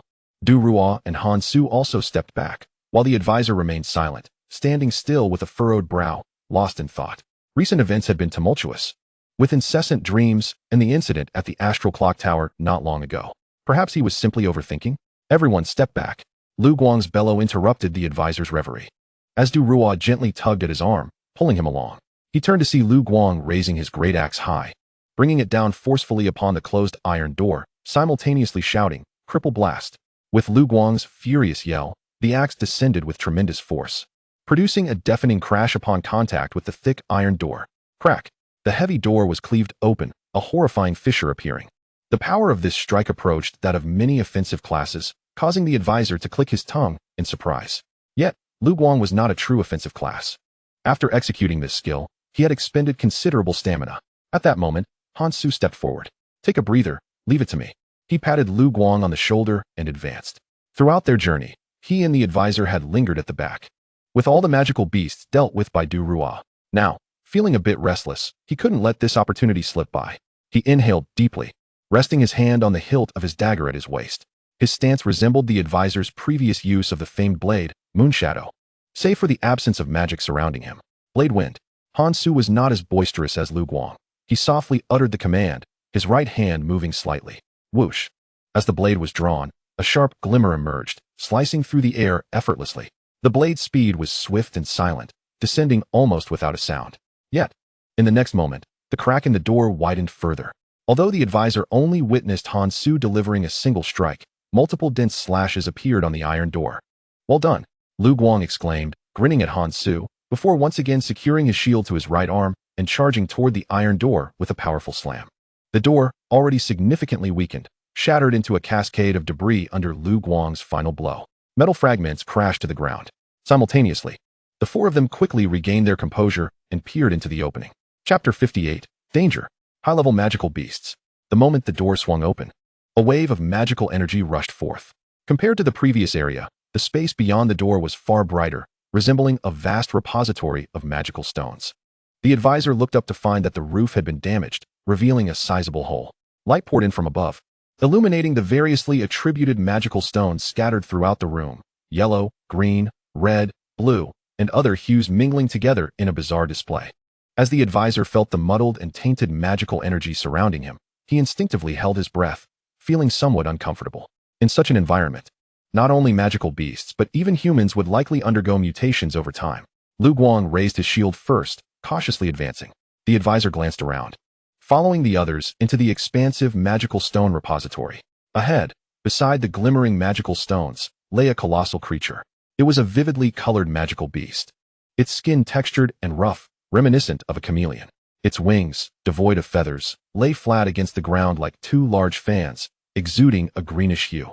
This was undoubtedly the target of their mission, the poisonous demon bird mutated by the magic stones. Strangely, despite their close proximity, the poisonous demon bird showed no reaction whatsoever. Something was amiss. Du Ruo furrowed her brows, gripping her spear as she circled around to face the demon bird. Seizing the opportunity, the advisor followed Du Ruo to examine the creature closely. The demon bird had a large head, resembling that of a giant frog, yet its body bore numerous peculiar wounds. These injuries, sharp yet irregular, appeared to have been inflicted by magical beasts, with yellowish-brown ichor seeping from them. Is this a corpse? The advisor's heart raced, and he hastily activated his observation ability. Monster name, Poison Demon Bird. Level, 45. Race, Bird Dragon type. Disposition, Chaotic Neutral. Description, a flying dragon that harbors toxic venom within, referred to as the Poison Demon Bird. It possesses a tongue that can extend and retract freely like a whip, ensnaring its prey before consumption. System evaluation, this is a corpse. Analyzing the wound, it is evident that the Poison Demon Bird had no chance to resist before its demise. There is a problem. Do not approach any closer. The advisor, upon noticing the system prompt, promptly issued a warning. The Poison Demon Bird may be dead, but this does not imply safety. A mutated 4th-tier magical beast, capable of easily slaying it, must be even more formidable. As soon as the advisor's voice rang out, the group immediately halted their steps. What is happening? This magical beast is already dead? Lu Guang and Han Su, unable to believe their eyes, examined the scene and were met with grim expressions. The current mission had reached an impasse. Departing at this juncture would certainly count as mission completion. However, as bounty hunters, they could not allow a beast capable of effortlessly killing the poison demon bird to roam freely in the outskirts of Long County. Should such a powerful beast escape into Long County itself, it would spell disaster.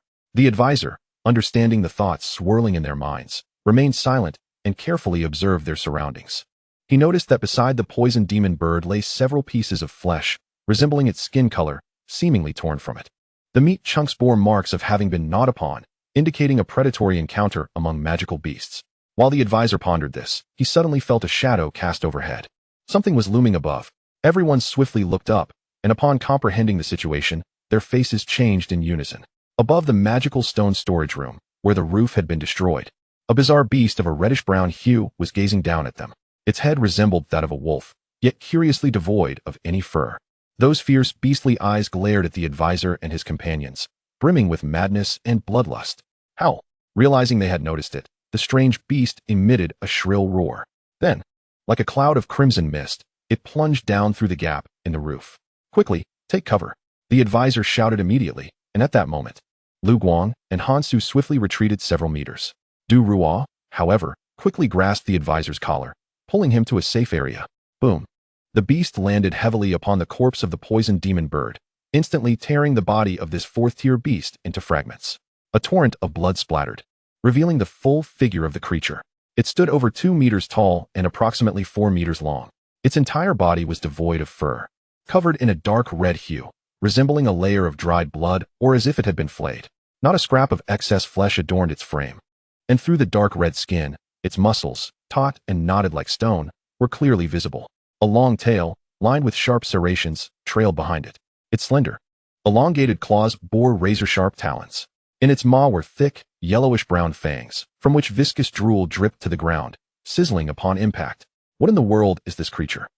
Lu Guang had never encountered such a beast, his face momentarily reflecting terror. Though Han Su remained silent, his bewilderment was palpable. Du Ruo furrowed her brow, her dark eyes reflecting equal parts shock and confusion. The advisor observed their reactions with curiosity. Were they not all experienced bounty hunters? How could they not recognize the magical beasts near Long County? The advisor silently employed his observation ability once more, focusing on the newly emerged beast. Monster name, Gruesome Claw Dragon. Level, 55.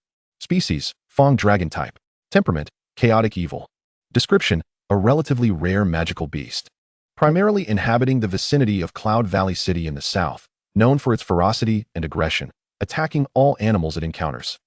The system's assessment, powerful, brutal. Upon reading the system's description, the advisor's expression shifted drastically. A level 55 magical beast? This was indeed a mid-tier 5th-level beast. Furthermore, it possessed an exceptionally strong desire to attack. This is dire, the advisor thought gravely, yet a hint of confusion lingered. Cloud Valley City was quite a distance from Long County. Why had this terrifying beast appeared in this locale? Chapter 59. How do you know it's a gruesome claw dragon? Ah, to hell with it. There's no time for such concerns. With the gruesome claw dragon now scanning the group, seemingly selecting its next meal, the advisor shook his head, swiftly dismissing these strange thoughts. He drew his renowned blade, Moonshadow, merging the slime into the edge, and exclaimed, "Stop staring. This beast is formidable. Hold it down. Healers, prepare to assist. DPS, unleash everything." Oh, what? Brother, I don't quite understand what you're saying. Lu Guang and Han Su were momentarily taken aback by the advisor's jargon, gazing at him in confusion. Du Ruo also stared at him, her face a mask of perplexity, awaiting an explanation. However, the advisor had no time to elucidate. After a brief pause, he clicked his tongue and said, "Ah, just hit it, that's all. Lu Guang, go. If you'd said that earlier, it would have sufficed." Lu Guang grinned at this remark, brandishing a large shield in one hand and a hefty axe in the other, charging towards the gruesome claw dragon. "You brat," Lu Guang chided playfully, swinging his axe towards the beast's head. But the gruesome claw dragon reacted with astonishing speed, effortlessly dodging the blow by a slight tilt of its head. Then, it leapt high into the air, its long tail whipping towards Lu Guang with ferocity. Lu Guang, unfazed, bore a wicked grin, and promptly struck his shield with the axe, shouting twice, "Iron Wall, Shield Wall." These two were skills associated with Lu Guang's role as a defensive warrior. Though not magic, they fortified his physique. Upon activating the skills, he gallantly raised his shield to meet the oncoming attack. Thud! The tail collided with the large shield, producing a resounding thud. Lu Guang's expression shifted, his body wobbling as he nearly toppled over. The advisor observed the entire exchange, feeling no surprise at all. After all, it was a mid-tier 5th-level magical beast. Lu Guang was merely a level 48 awakened, so it was inevitable he would suffer. Yet, the advisor would not disclose this information to Lu Guang. This was not deceit, but rather a means to, stabilize morale. Yes, that's it. Maintaining a stoic demeanor, the advisor sought a rationale in his mind. Then, seizing the moment when the gruesome claw dragon had just landed, he called out, "Hansu, aim for its tail." From the previous encounter, the advisor had gleaned some insights. The gruesome claw dragon exhibited immense aggression, and its greatest asset lay in its agility. However, given its size, the tail was crucial for maintaining its balance. If they could sever its tail, subduing it would become significantly easier. Yet, upon hearing this, Hansu frowned. Unlike Lu Guang's reckless nature, he had already discerned from their brief skirmish that this beast's level far surpassed their own. Unable to contain himself, Hansu turned back to the advisor. Questioning, "Are you sure?" "Absolutely, trust me." The consultant nodded decisively, devoid of any hesitation. He understood that in such a moment of crisis, to successfully confront the monstrous creature, it was imperative for every member of the team to have faith in him. Therefore, upon finishing his statement, he swiftly turned his gaze towards Du Rua. "Sister Du, coordinate with Hansu to attack the eyes of that scourge claw dragon." The consultant anticipated that Du Rua would heed his command. However, to his astonishment, her expression shifted drastically after he spoke. "What did you say?" The consultant was caught off guard, pointing bewilderedly at the scourge claw dragon. "I said, you should attack that beast." "How do you know that's a scourge claw dragon?" Du Rua pressed anxiously. The consultant did not expect her to take this query so seriously. Yet, given the urgency of the situation, he had no time for idle chatter and resorted to a fib. "I learned it in school." Upon hearing this response, Du Rua fell silent, her eyes flickering with contemplation for a brief moment before she nodded. Gripping her spear, she focused intently on the scourge claw dragon. Leaping gracefully into the air before swiftly descending, the spear's tip aimed directly at the creature's eyes. As Du Rua initiated her assault, Hansu charged forward, wielding his long sword to launch a series of astute attacks against the scourge claw dragon. Faced with the trio's combined onslaught, the beast found itself at a disadvantage.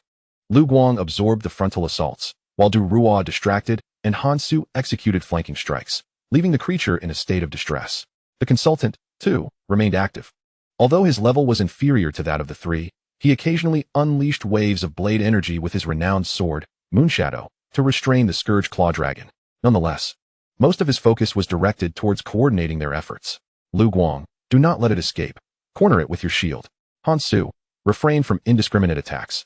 Be mindful of evasion and seek out the beast's vulnerabilities." "Sister Du, it appears that the scourge claw dragon's eyesight is compromised. You can attack with confidence. I will draw some of its attention." The consultant moved about the room, continuously issuing commands to the trio. The scourge claw dragon seemed to recognize the consultant's significance, emitting several threatening roars towards him. However, the consultant always stayed out of its reach, denying it any opportunity to inflict harm upon him. The scales of victory gradually tilted in favor of the team, as the creature's stamina swiftly waned, diminishing the imposing presence it had upon its entrance. In a one-on-one scenario, the consultant would certainly have been unable to achieve such an effect, even if his level were elevated to match Du Rua's. Yet, in this situation, he felt most at ease. The trio executed the consultant's directives with remarkable synergy, despite it being their first collaboration. This exemplified the prowess of a team leader. The consultant was momentarily transported back to the days of gaming in the primordial world. As time progressed, the scourge claw dragon's vigor diminished, and its movements grew sluggish. Just as it managed to land a blow on Lu Guang's robust frame, it inadvertently exposed a significant opening.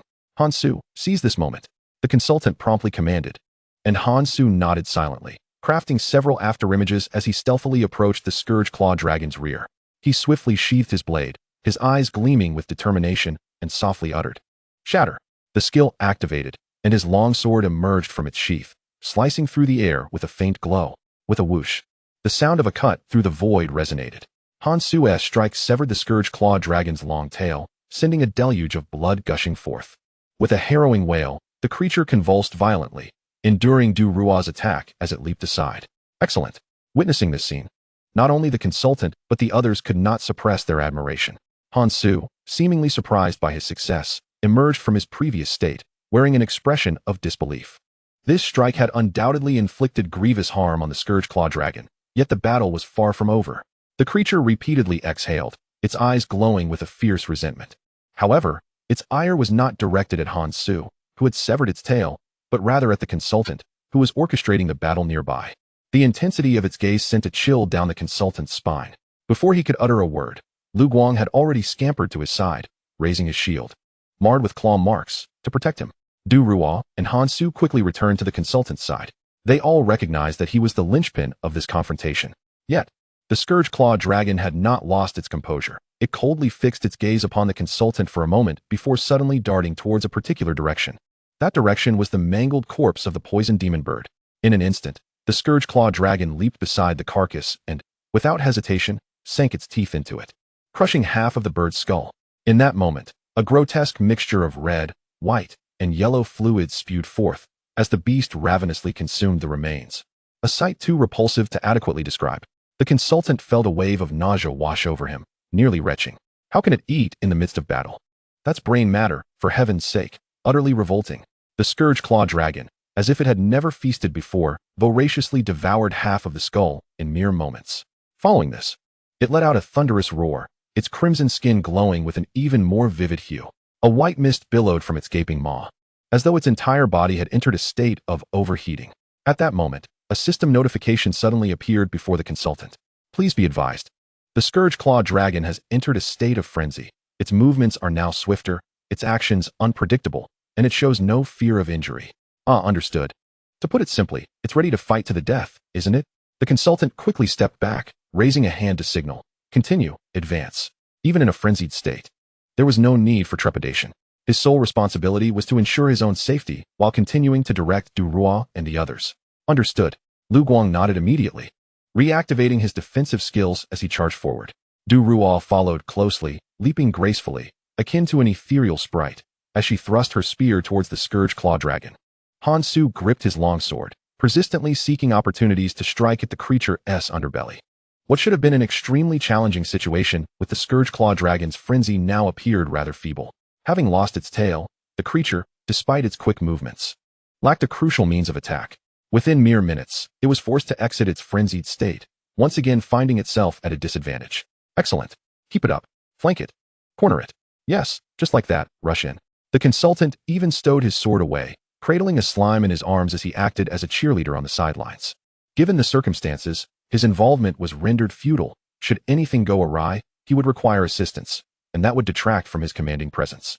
While the impact on his strategic demeanor might be minor, any casualties would be significant. Du Ruo and the others harbored no doubts about the consultant's actions. After all, no team would wish for a support role to be at the forefront of battle. The consultant's ability to direct from the sidelines while ensuring his own safety provided them with immense support. Minutes passed, and the Scourge Claw Dragon, overwhelmed, succumbed under the trio's relentless assault. After the consultant confirmed the complete demise of the horrific Claw Dragon, he cautiously approached it for a meticulous examination. The creature's teeth and claws lay shattered, its body riddled with puncture wounds from long spears, and a ghastly gash marred its abdomen. TSK. The consultant clicked his tongue in mild disappointment. He had hoped to salvage something of value, yet it appeared that almost none of its form remained intact. However, despite its battered exterior, one treasure surely persisted: the beast core. The core of the poisonous demon bird was no longer a possibility, as the Claw Dragon had shattered it while devouring the corpse moments prior. Thus, only the Claw Dragon's beast core remained. Typically, the core of a beast is its most valuable asset, utilized in crafting various armaments or equipment. Therefore, the consultant felt somewhat reluctant to claim the Claw Dragon's core for himself in front of the onlookers. Yet, Du Ruo exhibited no such qualms. She deftly thrust her spear into the Claw Dragon's carcass, yanked it out forcefully, revealing a radiant core. Lu Guang and Hansu voiced no objections to Du Ruo's action. Throughout the battle, Du Ruo had exerted the most effort, and it was her strike that had delivered the fatal blow. Even without speaking, the core rightfully belonged to her. Unexpectedly, after extracting the core, Du Ruo cast a casual glance at it and tossed it to the consultant. You came for the beast core, right? Then this one is yours, she stated. Turning to the other two, she inquired, do you have any objections? Lu Guang and Hansu both shook their heads in unison. Even if they obtained the core, it would merely translate into some currency. Instead, they preferred to preserve appearances and used this opportunity to strengthen the bond between the Celestial Dragon Knight and this enigmatic beast master. Moreover, the consultant had played a significant role throughout their journey, including the final battle. The consultant was pleasantly surprised by this unexpected windfall. He accepted the core, expressed his gratitude to Du Rual, and wiped the blood from its surface before glancing down at it. Claw Dragon Beast Core, a 5th-tier beast core. Possessing the core power of the Claw Dragon, there seemed to be no discernible special abilities. Before the group, the consultant lifted the core above his head. The slime perched atop him wriggled slightly, swiftly enveloping the core within its form. Your slime has successfully consumed the Claw Dragon Beast Core. Estimated absorption time, 20 days. Upon completion, this will enhance various special attributes of the slime. 20 days. The consultant was taken aback by this time frame. Even the previous silver vines from the Demon Flower realm did not require such an extensive duration for digestion.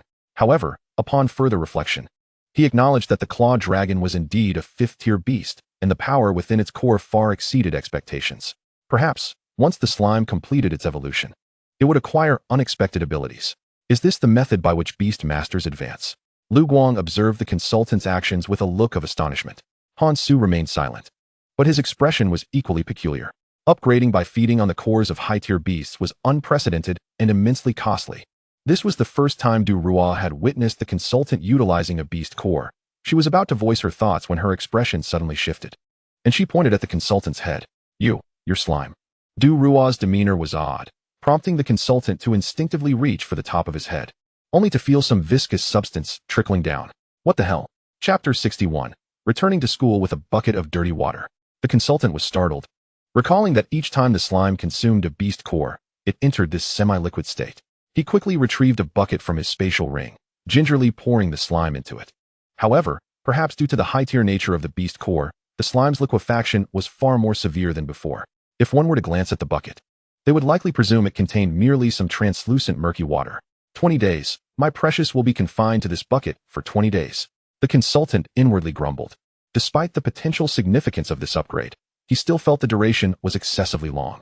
At this moment, the system seemed to sense the consultant's thoughts and promptly displayed another notification. Notice, utilizing special methods or materials can shorten the slime's digestion time, potentially enhancing absorption efficiency. Oh, such good fortune? The consultant felt a surge of excitement and eagerly inquired about what was required. The system responded swiftly. Special Method 1. Incorporating crushed Dawn Moon Spirit Sand into the slime will reduce the required digestion time by more than half. Special Method 2. Placing the slime under moonlight at night can slightly accelerate digestion time. Dawn Moon Spirit Sand. What on earth is that? The consultant had never heard of it. Fortunately, the system was always forthcoming with information, quickly providing an explanation. Dawn Moon Spirit Sand. A gritty substance derived from the grinding of century-old spirit stones, formed under the light of the full moon in a special region. Used in crafting various wondrous medicines or weapons, and even for enchanting equipment. It is merely a material. Sounds rather commonplace. The consultant's thoughts were interrupted as the system displayed another message. Based on your current location, acquiring Dawn Moon Spirit Sand would require at least 10 million universal currency, approximately equivalent to 50 Claw Dragon Beast cores. The system's evaluation of your current financial status. Even if you sold both your kidneys, it would not suffice. Please content yourself with basking in the moonlight. The consultant's expression darkened instantaneously, leaving him momentarily speechless. This system not only mocked his lack of strength, but also ridiculed his financial capabilities. This was no mere system. It was akin to a keyboard warrior. Du Rual, noticing the consultant's grim countenance, approached cautiously and glanced at him and the bucket containing the slime, softly inquiring, "Consultant, has something gone awry?" Lu Guang and Han Su also leaned in. After all, the consultant was a rare beast master. Should anything happen to his spirit beast, it could lead to significant trouble. Observing the concerned expressions on their faces, the consultant hastily waved his hand, offering an explanation. No, it's a normal occurrence. Just let it rest for a while. The group sighed in relief. Well, since the task is now complete, we should return to report, Du Rual suggested, glad to see the consultant was fine. The other two had no objections. The beast core had already been entrusted to the consultant. Their primary interest lay in the rewards from the Bounty Hunter Guild. Those were specially crafted magic crystals, containing effects beyond imagination, and if sold on the market, they would far surpass the value of ordinary beast cores. Subsequently, the consultant and his companions retraced their steps from the abandoned magic stone factory. Along the way, the beasts remained remarkably tranquil, sparing them considerable time. Unbeknownst to the consultants, as they departed from the magical stone factory, a figure stealthily emerged, covertly observing their retreating silhouettes. Ultimately, his gaze settled upon the consultant carrying a water bucket, lingering for a prolonged moment before his form gradually faded from view. Following this, the consultant rejoined Du Rua and their companions at the Bounty Hunters Guild within Dragon County City, promptly submitting the task report to the relevant authorities. Du Rua assumed responsibility for the meticulous details, while the consultant merely listened attentively. After the task, the head of Dragon County was required to inspect the mission site, thus delaying the distribution of rewards for the time being. Once this task reaches its conclusion, I shall ensure that the rewards are delivered to the Academy, Du Rua stated after completing the report. Understood, understood. In that case, I shall take my leave, the consultant nodded, bidding farewell to Du Rua before making his way back to the Academy with the water bucket containing a slime. Being a weekend, his return went largely unnoticed. Upon entering the school, he noticed a change in the announcement board within the Academy. Previously adorned with promotional materials highlighting the achievements of distinguished teachers and students, it now displayed a singular notice. The annual Academy competition is approaching. This year's opponent remains the reigning champion academy from Han City, the Shuashu Awakening Academy. The competition venue will be announced by Director Jiangtsen in a few days. All students of the Dragon County Awakening Academy are expected to attend. What is this? The consultant couldn't help but curl his lip in disdain. Such competitions were likely to involve upperclassmen, and he felt they had little bearing on him. His primary concern was when his slime would complete its digestion and what extraordinary effects might arise thereafter. Days swiftly passed, and before long, it was time to return to school. Initially, the consultant intended to keep the slime by his side to observe its condition. However, it appeared that the properties of the horrific claw dragon crystal core were rather peculiar, resulting in a tumultuous digestion process for the slime. Its inherent attributes would occasionally erupt into violent surges, sometimes manifesting as electricity, other times as poison. Though these fluctuations posed no threat to the consultant, they remained hazardous to others. Thus, he was compelled to leave the slime in his dormitory, where the single occupancy rooms of their special class typically saw little foot traffic. Each day after classes, the consultant would discreetly carry the water bucket containing the slime to the celestial bell tower. Despite its eerie ambience and the presence of a sealed monster within, it provided ample space, a perfect spot for moon gazing. As for the Dawn Moon Spirit Sand, he made no effort to seek it out, knowing it would be unaffordable even if found, opting instead to avoid any unnecessary frustration. After several days, the slime's appearance remained largely unchanged, still resembling a puddle of mud.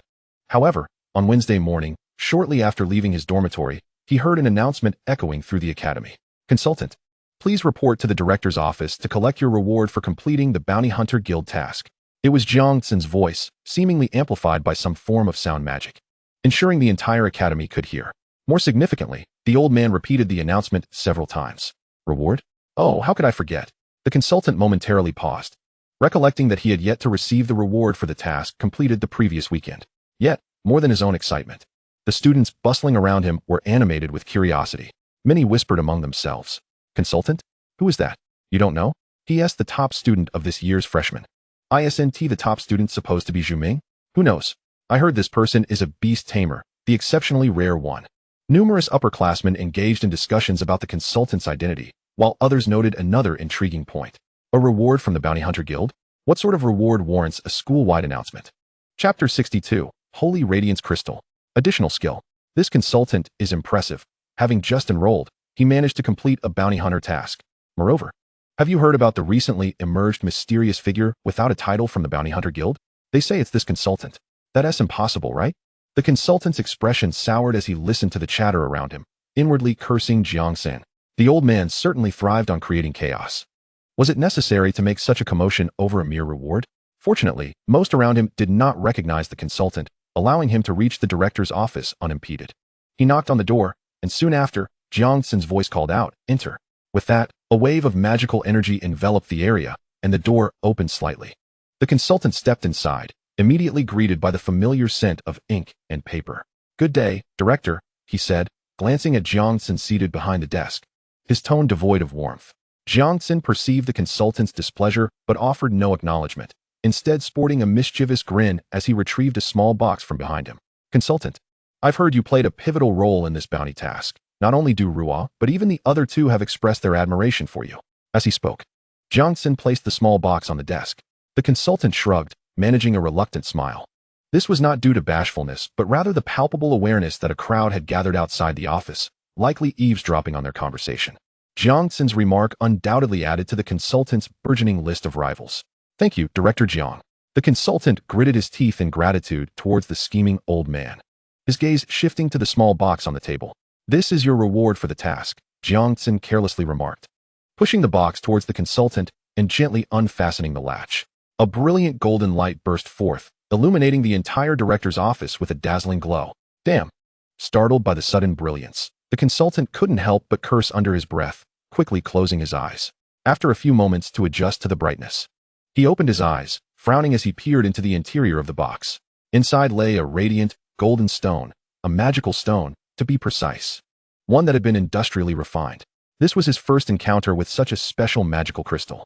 It was roughly the size of a fist, perfectly rounded, akin to a bead polished over time, adorned with golden inscriptions that the consultant did not recognize.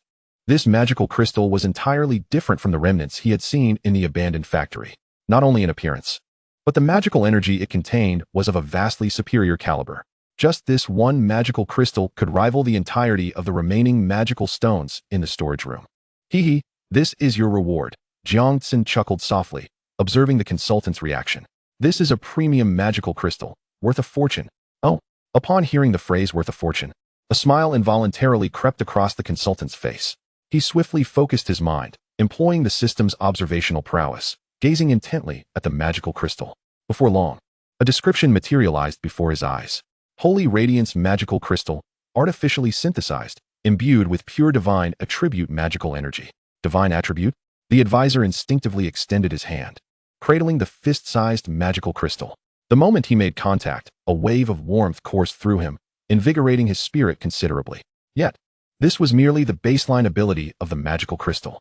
The system's voice echoed once more in his ear. Instructions for magical crystal use. The owner of the magical crystal can integrate it into a specific part of their body to harness the attributes and additional abilities contained within the crystal. Given the substantial magical energy within the crystal, it is advisable not to integrate it entirely into the same area to avoid adverse effects. Once the magical crystal is utilized, it can be freely extracted. For awakening professions without magical attributes, using additional abilities consumes the crystal's inherent magical energy. For awakening professions with magical attributes, using additional abilities consumes the holder's magical energy. The magical energy of the crystal will gradually replenish over time, and can also be infused by the user. This segment regarding the magical crystal's usage saved the advisor, who had not paid full attention during class. His eyes sparkled with newfound interest, and a hint of eagerness graced his countenance. At the opportune moment, Jiang Tsin smiled and remarked, most magical crystals possess distinct abilities, and even I, an old man, only grasp the surface of their mysteries. Why not give it a try? The advisor nodded thoughtfully, directing his gaze once more at the magical crystal. According to the system's recent instruction, the crystal could be integrated into a specific part of the owner's body. Naturally, the advisor would not consider integrating the crystal into any peculiar location. He pondered carefully. During combat, he typically wielded a blade in his right hand, rendering his left hand the most suitable area for integration. Let it merge with my left arm, he mused internally, rolling up his sleeve and gently pressing the Holy Radiance magical crystal against his skin. A similar warmth enveloped him, and astonishingly, the magical crystal began to merge gradually into his arm. The sensation was peculiar, although the crystal retained its physical form during the integration process. It felt akin to transforming into pure magical energy.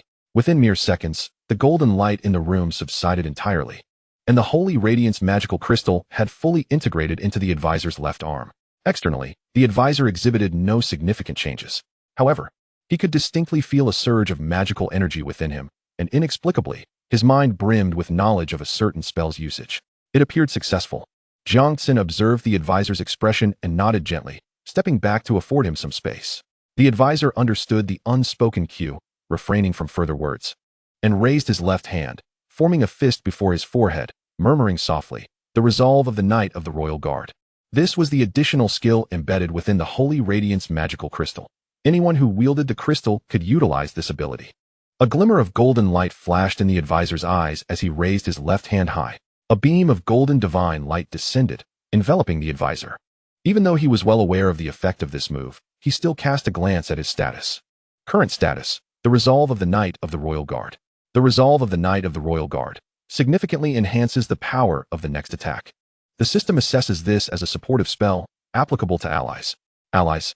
Upon reading the final evaluation, The advisor's first thought was of Lu Dao. He couldn't help but chuckle. What nonsense. That fellow is merely an apothecary. This spell would essentially be of no benefit to him. It would be far better to cast it upon myself before executing a deadly strike with the renowned blade, Moon Shadow. Moreover, given the emphasis on a significant enhancement, one could only imagine the extraordinary power a full-force strike with Moon Shadow would wield. As for when he was outside the academy, he could bestow this spell upon Du Ruao. This way, he would finally play a substantive role within the team. This bounty task was certainly worthwhile. It seems you are quite satisfied, Jiangxin remarked with a smile, observing the advisor's elation. The advisor felt a surge of excitement, and for a moment, even found the old man Jiangxin to be rather agreeable. He casually waved, extracting the magical crystal from his left arm, glancing at it, and nodding in affirmation. Indeed, this magical crystal suited me well. Hee, that's delightful, Jiangxin replied, but a peculiar expression flickered across his face. The advisor instantly became wary. Was he about to be tricked? Chapter 63, A Lesson for the Advisor. However, Jiangxin made no hostile move. Instead, he waved his hand and said, "All right. Now that the reward is secured, hurry along to class." Sure." The advisor cast a skeptical glance at him before pushing open the door and departing the dean's office. As soon as he stepped outside, he was taken aback. The corridor outside the dean's office was teeming with students of various grades, seemingly eavesdropping on the sounds emanating from within. Many of them cast envious glances at the Holy Radiance magical crystal in the advisor's left hand. My goodness. It's a specially crafted magical crystal. Such a rarity. What sort of task must one complete to be rewarded with something like this? It must be at least a level 4 dangerous task. Level 4? Surely, it must be at least level 5. This was a magical crystal. Most people had never even seen one, let alone possess it. Only the upper echelons of Long County could claim such treasures. Numerous whispers filled the air, their faces alight with awe as they gazed at the magical crystal in the advisor's grasp. Understanding the wisdom of concealing his wealth, the advisor furrowed his brow and tucked the magical crystal away, departing the office building without a backward glance. Unbeknownst to him, among the throng behind him, a few individuals were fixated on him, their expressions a mix of envy and greed. Days passed in silence. The advisor maintained his usual routine, attending classes by day and embracing the slime under the moonlight by night. However, he found himself somewhat disheartened. Despite nearly a week having elapsed, the slime remained in a semi-liquid state. Moreover, with the digestion of the core, the slime's instances of fury had noticeably increased. Each day, the dormitory was damp, with flickering sparks of electricity at every touch, and the air was filled with a noxious sweet odor. Yet, as it posed no harm to the advisor, he tolerated it. On Friday, as was customary, the advisor left the slime in the dormitory and took the Holy Radiance magical crystal to class. This was not for the sake of ostentation, primarily. This magical crystal served to restore his energy effectively. However, shortly after the advisor departed the dormitory, an individual stealthily appeared near the dormitory building designated for their specialized class. This individual was named Zhang Fan, a student of the same year as the advisor. His talents were mediocre, and as an archer, his skills were lacking. Yet he found himself in Class 1. This was solely due to his father's position as a senior professor at the Long County Awakening Academy. Leveraging his father's reputation, he behaved ostentatiously, embodying a hubristic demeanor far surpassing even that of the dean's granddaughter, Jiang Bangxia. Today, Zhang Fan's sole purpose for being here was to steal something. As the son of a college professor, Zhang Fan was not lacking in financial resources. However, his personality fostered a deep-seated animosity towards those who overshadowed him. This individual, of course, was the advisor. A few days prior, while the advisor was in the dean's office collecting a bounty hunter reward, Zhang Fan was lurking outside, eavesdropping. He had anticipated that the so-called reward would merely consist of some monetary compensation, but to his astonishment, the advisor was to receive a unique magic crystal. Such a treasure was beyond the reach of monetary purchase.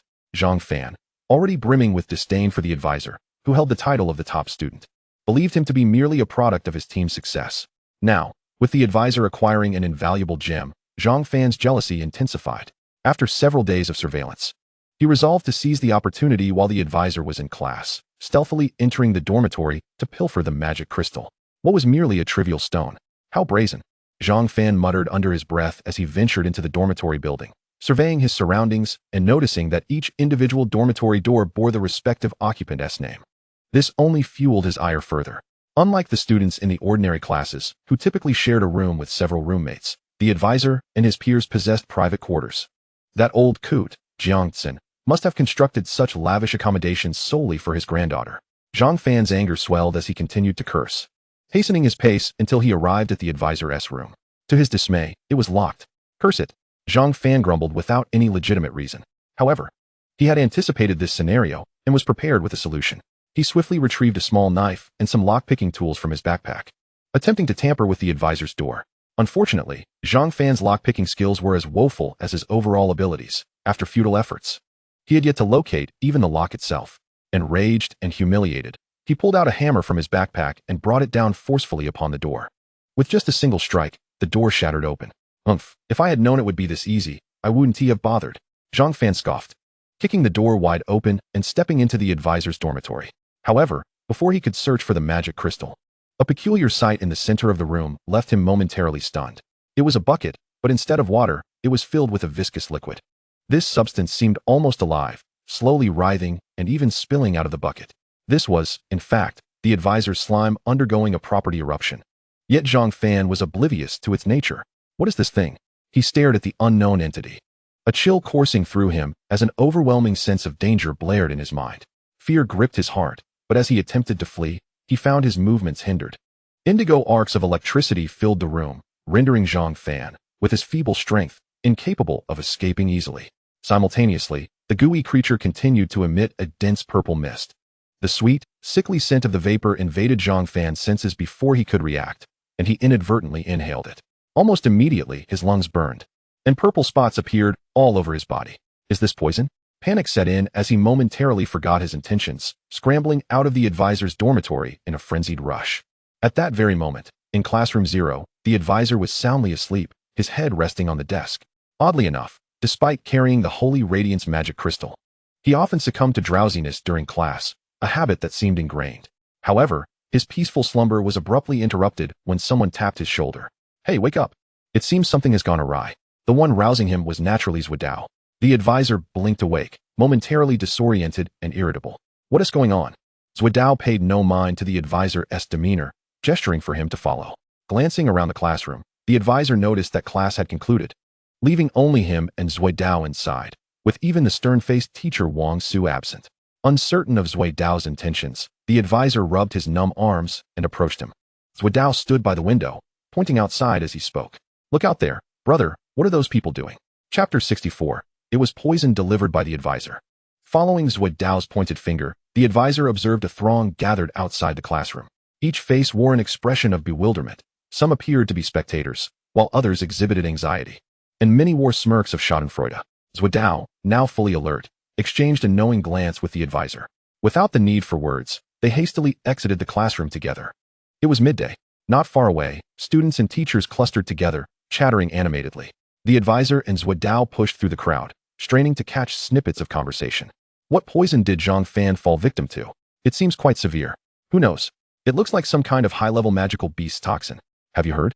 This poison is particularly bizarre. Even several professors of pharmacology are stumped. Is that true? What beast toxin could be this terrifying? Wait, that is not right. Where would a high-level magical beast come from in our academy? The onlookers' expression soured, evidently shaken by the plight of the afflicted, yet many wore smirks, whispering derisive remarks. Isn't that the kid from class 1? I think I've seen him before. He deserves it. He really does. This kind of person has always been arrogant, riding on his father's coattails. I don't understand why he struts around like he is special, just because his dad is a professor? Huh. Jiang Bangxia's grandfather is the dean, yet I haven't seen her act so haughty. The advisor and Zhuodao exchanged puzzled glances, both bewildered by the unfolding drama. Brother, who are they talking about? How would I know? Let us move closer to see. They pressed further into the throng. Just then, someone whispered, Shoo, don't speak. Zhang Fan's father is here. With that statement, the surrounding noise diminished significantly, and the crowd began to disperse. Seizing the opportunity, the advisor and Zhuodao edged closer. Catching sight of a student sprawled on the ground at the center of the gathering. Clad in their academy uniform, he writhed in agony, his face contorted with pain, and his skin marred by an eerie purple hue. Observing the scene, the advisor's brow furrowed as a familiar thought crossed his mind. That color, it seemed so familiar. Before he could ponder further, a man in a teacher's uniform emerged hurriedly from the crowd. He appeared to be in his 40s or 50s, somewhat portly, with curly short hair and a look of distress etched on his face. This had to be the father of the afflicted student, the advisor mused, instinctively activating his observational abilities to glean more information. To his surprise, he uncovered unexpected revelations. Name, Zhang Tong. Race, human. Awakened class, Bard, an advanced class of archer. Level, 30. Faction, Dragon County. The system's evaluation states that he is a professor of collectibles at the Dragon County Awakening Academy, as well as the father of a son. Additionally, it is hinted to the host that this individual possesses the aura of the Twilight Spirit Sand. Oh my goodness. He had lost all hope regarding the Twilight Spirit Sand, yet unexpectedly, upon merely glancing at someone, he stumbled upon a lead related to it. The advisor, noting this, found himself increasingly reluctant to leave. He was eager to uncover the unfolding events and, if possible, seize an opportunity to converse, perhaps even acquire some precious materials. Meanwhile, Zhang Tong paid no heed to others as he hastily approached, shoving aside students who had gathered to gawk, and knelt beside his son to assess his condition. Son, what has happened to you? Dad, I feel unwell. Zhang Fan lay on the ground, struggling to open his eyes and gaze at Zhang Tong. His voice barely a whisper. What has befallen you? What has caused you to be in such a state? Zhang Tong inquired urgently. Yet Zhang Fan's face bore a hint of hesitation, and he remained silent. Zhang Tong, growing more anxious, turned to the few individuals nearby. What poison has afflicted my son? These individuals, also professors at the academy, were adept in pharmacology and restorative magic. However, in response to Zhang Tong's inquiry, they merely shook their heads coldly. Professor Zhang, we regret to inform you that we could not ascertain what poison has afflicted your son. Oh, by the way, Professor Zhang, we deduce that this poison is highly potent. It is likely your son will not survive for more than an hour. Upon hearing this, Zhang Tong's brows furrowed deeply, his eyes widening as he glared at the surrounding individuals, exclaiming, What are you saying? My son will not survive for more than an hour? What nonsense is this? Do you believe I could send you packing with a mere word? Hurry and treat my son. We are in the academy. How could there be an incurable poison? Zhang Tong's demeanor was harsh as he berated the group. The onlookers seemed accustomed to his attitude, showing no anger and instead turning their faces away with smirks of amusement. The advisor observed this scene. Through the remarks of those around and Zhang Tong's current demeanor, he understood why the system had described him in terms of son and father. A wild guess, 2 noisy dogs barking. The advisor mimicked the system's tone, mentally appraising Zhang Tong and the poisoned Zhang Fan. On the other hand, Zhang Tong was solely focused on his son, gripping Zhang Fan's hand tightly, his aged face flushed with anxiety, repeatedly calling out, Son, speak to me. What poison have you been afflicted with? You must tell me so that I can find someone to cure you. Zhang Tong's incessant questioning began to overwhelm Zhang Fan, who clenched his teeth, his gaze wavering, seemingly in doubt. The advisor, now curious, turned to Zhuodao beside him and inquired, Zhuodao, can you discern what poison he has been afflicted with? Although Zhuodao's level was not high, the system regarded him as exceptionally gifted. So the advisor held some confidence in his abilities.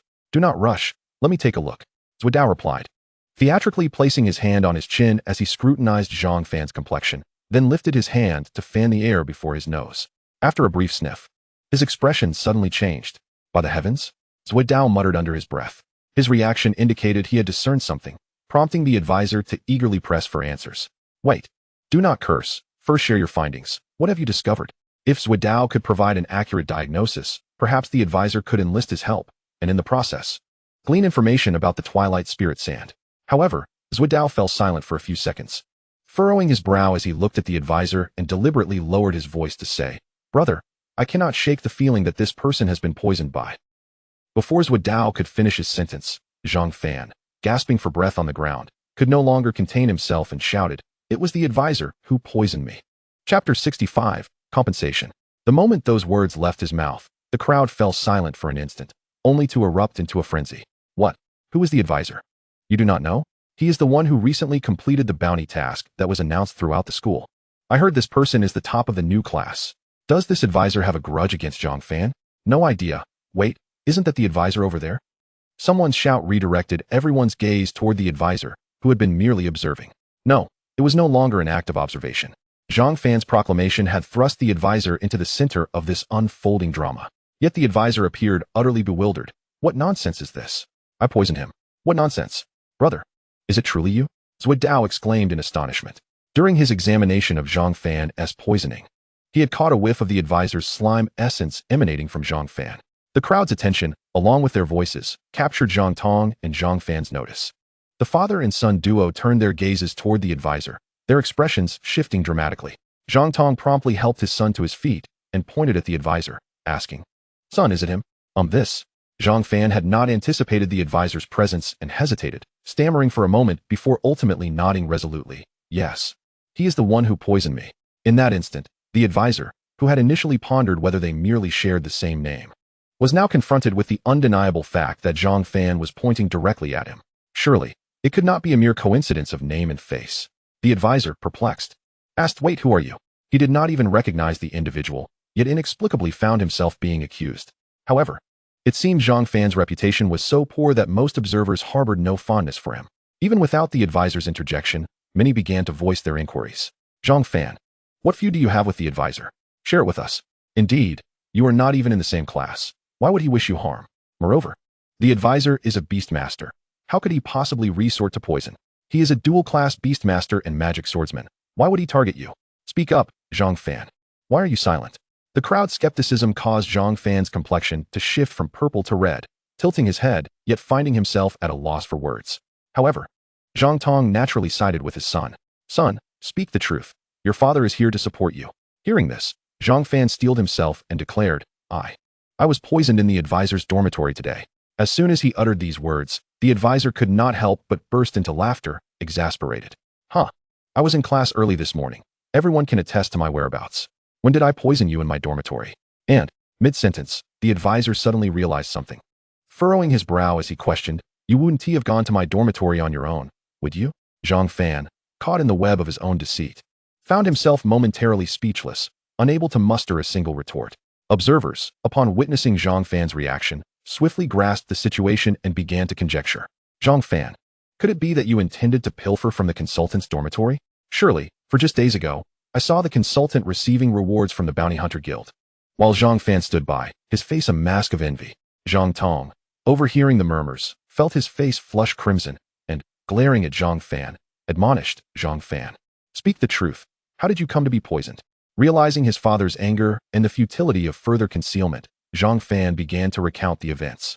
After being contaminated by a toxin from the attribute-augmented slime in the consultant's dormitory, he had fled in haste. However, the toxin from the consultant's slime was no ordinary poison. It was an extraordinary venom derived from the crystal core of the silver vine demon realm flower, far beyond the endurance of a typical awakener. Moreover, Zhang Fan's heightened anxiety and racing heartbeat had allowed the toxin to permeate his entire being, rendering any conventional healing impossible, and he ultimately collapsed to the ground. Some students, noticing his plight, hesitated to intervene, fearing the poison, and summoned several teachers from the academy. The subsequent developments were all too clear to the consultant. "Zhang Fan, you have brought me great embarrassment." Zhang Tong was well aware of his son's propensity for trouble, yet he had not anticipated that this time Zhang Fan's life would be at stake. In a moment of fury, he raised his hand as if to strike, but hesitated, ultimately lowering it. Gazing at the consultant, his brow furrowed, he declared, "Consultant, you are the source of this poison. Only you can save my son." Yet, his tone incited indignation not just from the consultant, but also from several teachers present. The consultant regarded Zhang Tong with unwavering resolve. Undeterred by the fact that he was a professor at the academy, as a student of the special class, he had little interaction with Zhang Tong during lessons. With a cold smirk, he interjected, "Let me clarify. I did not poison your son. Rather, it was your son who attempted to steal from my dormitory and, in his own misfortune, fell victim to the poison. This has nothing to do with me." Zhang Tong's eyes widened in disbelief upon hearing the consultant's words. However, upon noticing that his son had lapsed into unconsciousness once more, his breath growing faint, he swallowed his indignation. "Very well," he sighed, taking several deep breaths to compose himself. "Consultant, my son erred in this matter. I implore you to save him. Once he recovers, I will ensure he offers you a sincere apology." This was the greatest concession Zhang Tong could muster in front of the gathered crowd. The consultant recognized this shift, choosing not to press further, as he perceived potential benefit from Zhang Tong's predicament and was reluctant to push him to desperation. "Very well, the antidote is indeed within my capability to provide," he replied leisurely. As a smile of relief graced Zhang Tong's features, the consultant continued, "However, since he was in my room attempting theft, you must compensate me for anything that was lost." This statement, seemingly innocuous, caught Zhang Tong off guard, leading him to respond, "Of course, if you lost something, I shall certainly recompense you. But you must save my son." Observing this exchange, Zhuodao appeared momentarily taken aback, a knowing smile creeping onto his face as he seemed to grasp the implications of the consultant's words. Chapter 66. "Darling, we have work to do." "Then it is agreed." The consultant nodded, beckoning Zhang Tong, "Bring your son and follow me. I need to return to my dormitory." "Ah, and everyone else, please disperse." Thank you for your support. After taking a few steps, the consultant paused to wave at the onlookers before proceeding with Zhuo Dao toward the dormitory. Zhang Tong, cradling his son, followed closely behind, accompanied by several teachers who had previously assessed Zhang Fan's condition. They were not merely curious onlookers. They were intrigued by how a Beastmaster consultant would go about curing Zhang Fan's poisoning. The consultant, aware of their thoughts, said nothing as he hastened toward the dormitory. Upon arriving, he quickly detected a faint, sickly sweet odor in the air, emanating from the toxic mist surrounding his slime. Fortunately, the Zero class had a separate dormitory, and, being in class during the morning, there were no other students around. As the consultant turned to remind the teachers, he found them donning breathing valves. Zhuo Dao had affixed a bird-like mask reminiscent of a medieval doctor to his face and handed a simple mask to Zhang Tong, who was still holding his son. Quite the foresight. The consultant chuckled, striding into the dormitory. Inside, the dormitory was eerily quiet. The consultant navigated with ease to his door, only to find it shattered. Goodness, what a brutal assault. He sighed, addressing Zhang Tong. Professor Zhang, this door. I will compensate. Zhang Tong interjected hastily, his brow furrowed. Hurry and save my son. Patience, the consultant replied with a light chuckle, stepping through the broken door into the room. Since Zhang Fan had fled before thoroughly searching the place, the room remained largely undisturbed. In the central water bucket, the slime remained in a semi-liquid state, faint arcs of electricity flickering as toxic mist continued to seep out. Seeing that the slime was unharmed, the consultant felt a quiet sigh of relief wash over him. Yet, he was not about to easily assist Zhang Fan with the antidote. Feigning a search throughout the room, he waited until Zhang Tong's anxiety escalated, and several times he nearly erupted in anger, before finally returning to confront him. What are you searching for? Please, save my son, Zhang Tong urged, his voice laced with desperation as he watched his son struggle for breath. The consultant glanced at Zhang Fan, gauging the situation, before shaking his head. Do not rush, Professor Zhang. We must first discuss the matter of what I have lost. Then speak swiftly. Zhang Tong glared at the consultant, his mind racing with frustration. Amused internally, the consultant feigned a serious demeanor, stating, Professor Zhang, based on my observations, quite a number of items are missing from my room. I want to mention the trivial items to avoid any discord. But there is one item you must compensate me for, the Saga spirit sand. As those words fell from his lips, Zhang Tong froze in astonishment.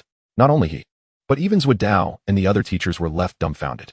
As experts in potions and various materials, they understood the significance of Saga spirit sand. How could an ordinary student like the consultant possibly possess such a rare item in his dormitory? Zhang Tong quickly realized the consultant's intent to extort him. His eyes blazed with indignation as he glared at the consultant, unable to restrain himself. Nonsense. Consultant, how could you, a mere student, possibly own Saga spirit sand? Are you attempting to blackmail me? A few teachers nearby could not help but stifle their laughter, exchanging knowing glances. They were all aware that aside from being a professor, Zhang Tong was also a collector of materials, with his most treasured possession being the illustrious Saga spirit sand. Although the means by which the advisor had discovered Zhang Tong's ownership of this precious sand remained unclear, they relished the rare opportunity to witness Zhang Tong's misfortune, preferring to remain as mere spectators rather than intervening. Zhuo Dao, as the advisor's mischievous accomplice, was equally attuned to the advisor's intentions. Unlike the other teachers, he did not remain silent but instead stepped up beside the advisor, grinning as he chimed in. Hey, brother, don't you still have a few herbs lying around your place? Like the radiant great ding grass, the moonlit cactus blossom, and a sprig of evil cloth lavender. The advisor had never heard of the herbs Zhuo Dao mentioned, yet in that fleeting moment of eye contact, they both understood each other's thoughts. Ah, yes, those herbs. The advisor exclaimed, casting a quick glance at the teachers who were already struggling to suppress their laughter, secretly nodding in approval. Regardless of whether those herbs were indeed present, it was clear that Zhuo Dao had a plan to ensnare Zhang Tong. You all. Zhang Tong was so incensed that he could barely maintain his composure. Had he not been cradling his son, he would have lunged at the advisor and Zhuo Dao, eager to deliver a thorough thrashing to the extortionists. Yet before he could unleash a torrent of curses, the advisor waved his hand dismissively, feigning surprise as he gestured towards the child in Zhang Tong's arms. Oh dear, Professor Zhang, your son's condition seems rather dire. Upon hearing this, Zhang Tong's countenance darkened to a shadowy hue. Weighing the exorbitant value of the materials the advisor had just mentioned against the plight of his son, he ultimately gritted his teeth and conceded. All right, I'll compensate. With that declaration, he waved his hand forcefully, and the spatial ring on his finger shimmered, revealing a plethora of materials scattered across the floor. No matter how valuable these items were, in his eyes, they paled in comparison to the life of his son. After the advisor surveyed the assortment, He turned to Zhuodao, who silently scrutinized the herbs before discreetly signaling to the advisor that everything was in order. Thank you, Professor Zhang, for your generous compensation. Quite extravagant indeed. The advisor waved to Zhang Tong with a smile, adding, now, please lay your son down on the ground. I shall attend to his detoxification. You better follow through. Zhang Tong glared at the advisor with a fierce intensity, delivering a veiled threat before carefully placing Zhang Fan on the floor. At that moment, Zhang Fan's body had grown somewhat rigid, his respiratory system paralyzed, leaving him with a purplish hue and bulging veins in his neck. It was likely that within a few minutes, he would succumb to the poison. The advisor, not being particularly cruel-hearted, feigned a sigh of sympathy. Very well, it is time for my performance. However, despite his words, he was not truly capable of detoxification. The task of untying the knot must fall to the one who tied it. Moving aside, the advisor picked up a bucket, shaking it to reveal the half-liquid slime within, softly calling, "Wake up, darling, it's time to come alive." Chapter 67, Surrounded by Two Beauties. Despite having lost many abilities during its time digesting the monster crystal core and being unable to enter a combat state, the slime was still capable of simple responses. The liquid in the bucket began to churn vigorously, shifting through a spectrum of colors, before two small, black bean-sized eyes surfaced, blinking at the advisor. Bound in a soul connection, the slime understood the advisor's intentions without the need for spoken words. Gurgle. The slime emitted a peculiar sound, then blew a bubble from the bucket. This purple bubble floated gently in the air, swaying without bursting, instead descending towards the prone Zhang Fan. "Advisor, what are you planning?" Zhang Tong exclaimed, his heart racing with anxiety. The nearby teachers widened their eyes in astonishment. They were all experts in potionology and restorative magic, yet none had ever witnessed such an event before. This was partly due to the fact that contemporary researchers had little interest in studying slimes, considered the lowest tier of magical beasts. "Do not fret, trust me." The advisor grinned reassuringly at Zhang Tong and the others. The purple bubble gently settled onto Zhang Fan's face. Moments later, it rapidly dissolved, transforming into a viscous purple liquid that entered Zhang Fan's mouth and nostrils. Soon, the toxins that had been ravaging Zhang Fan's body were swiftly absorbed by the minuscule slime. The purplish hue on Zhang Fan's skin gradually faded, leaving only the scratches he had inflicted upon himself. After a few minutes, Zhang Fan suddenly opened his eyes wide, gasping for breath as he sat up, breaking into a fit of violent coughs. A mixture of purple liquid and blood clots was expelled from his mouth. After a moment, Zhang Fan regained his composure, blinking in confusion. "All right, Professor Zhang, your son is now fine. He merely needs to rest," the advisor said, relieved to see Zhang Fan recovering. Had he not been saved, the unfortunate event of a death occurring in his dormitory would have been most ill-fated. "Son, are you all right?" Zhang Tong, still skeptical of the advisor's capabilities, quickly knelt beside Zhang Fan, his voice laced with urgency. Zhang Fan, pale and weak, shook his head and attempted to speak, but no words emerged. The advisor, placing the bucket down, finally addressed the teachers. "Gentlemen, if all is well, you may take your leave. I have a class to attend shortly." The teachers nodded, exchanging glances before silently collecting the blood clots and viscous liquid that Zhang Fan had coughed up into a small vial, then turned to the advisor, saying, "Young Gu, may we take these as research materials?" "Of course, please help yourselves," the advisor replied with a wave of his hand, smiling at them. "Thank you very much."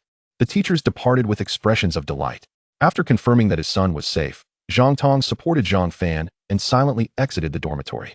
Just as he was about to step out the door, the advisor called after him. "Ah, Professor Zhang, please remember to have someone repair my dormitory door." "Understood. I will notify the dean."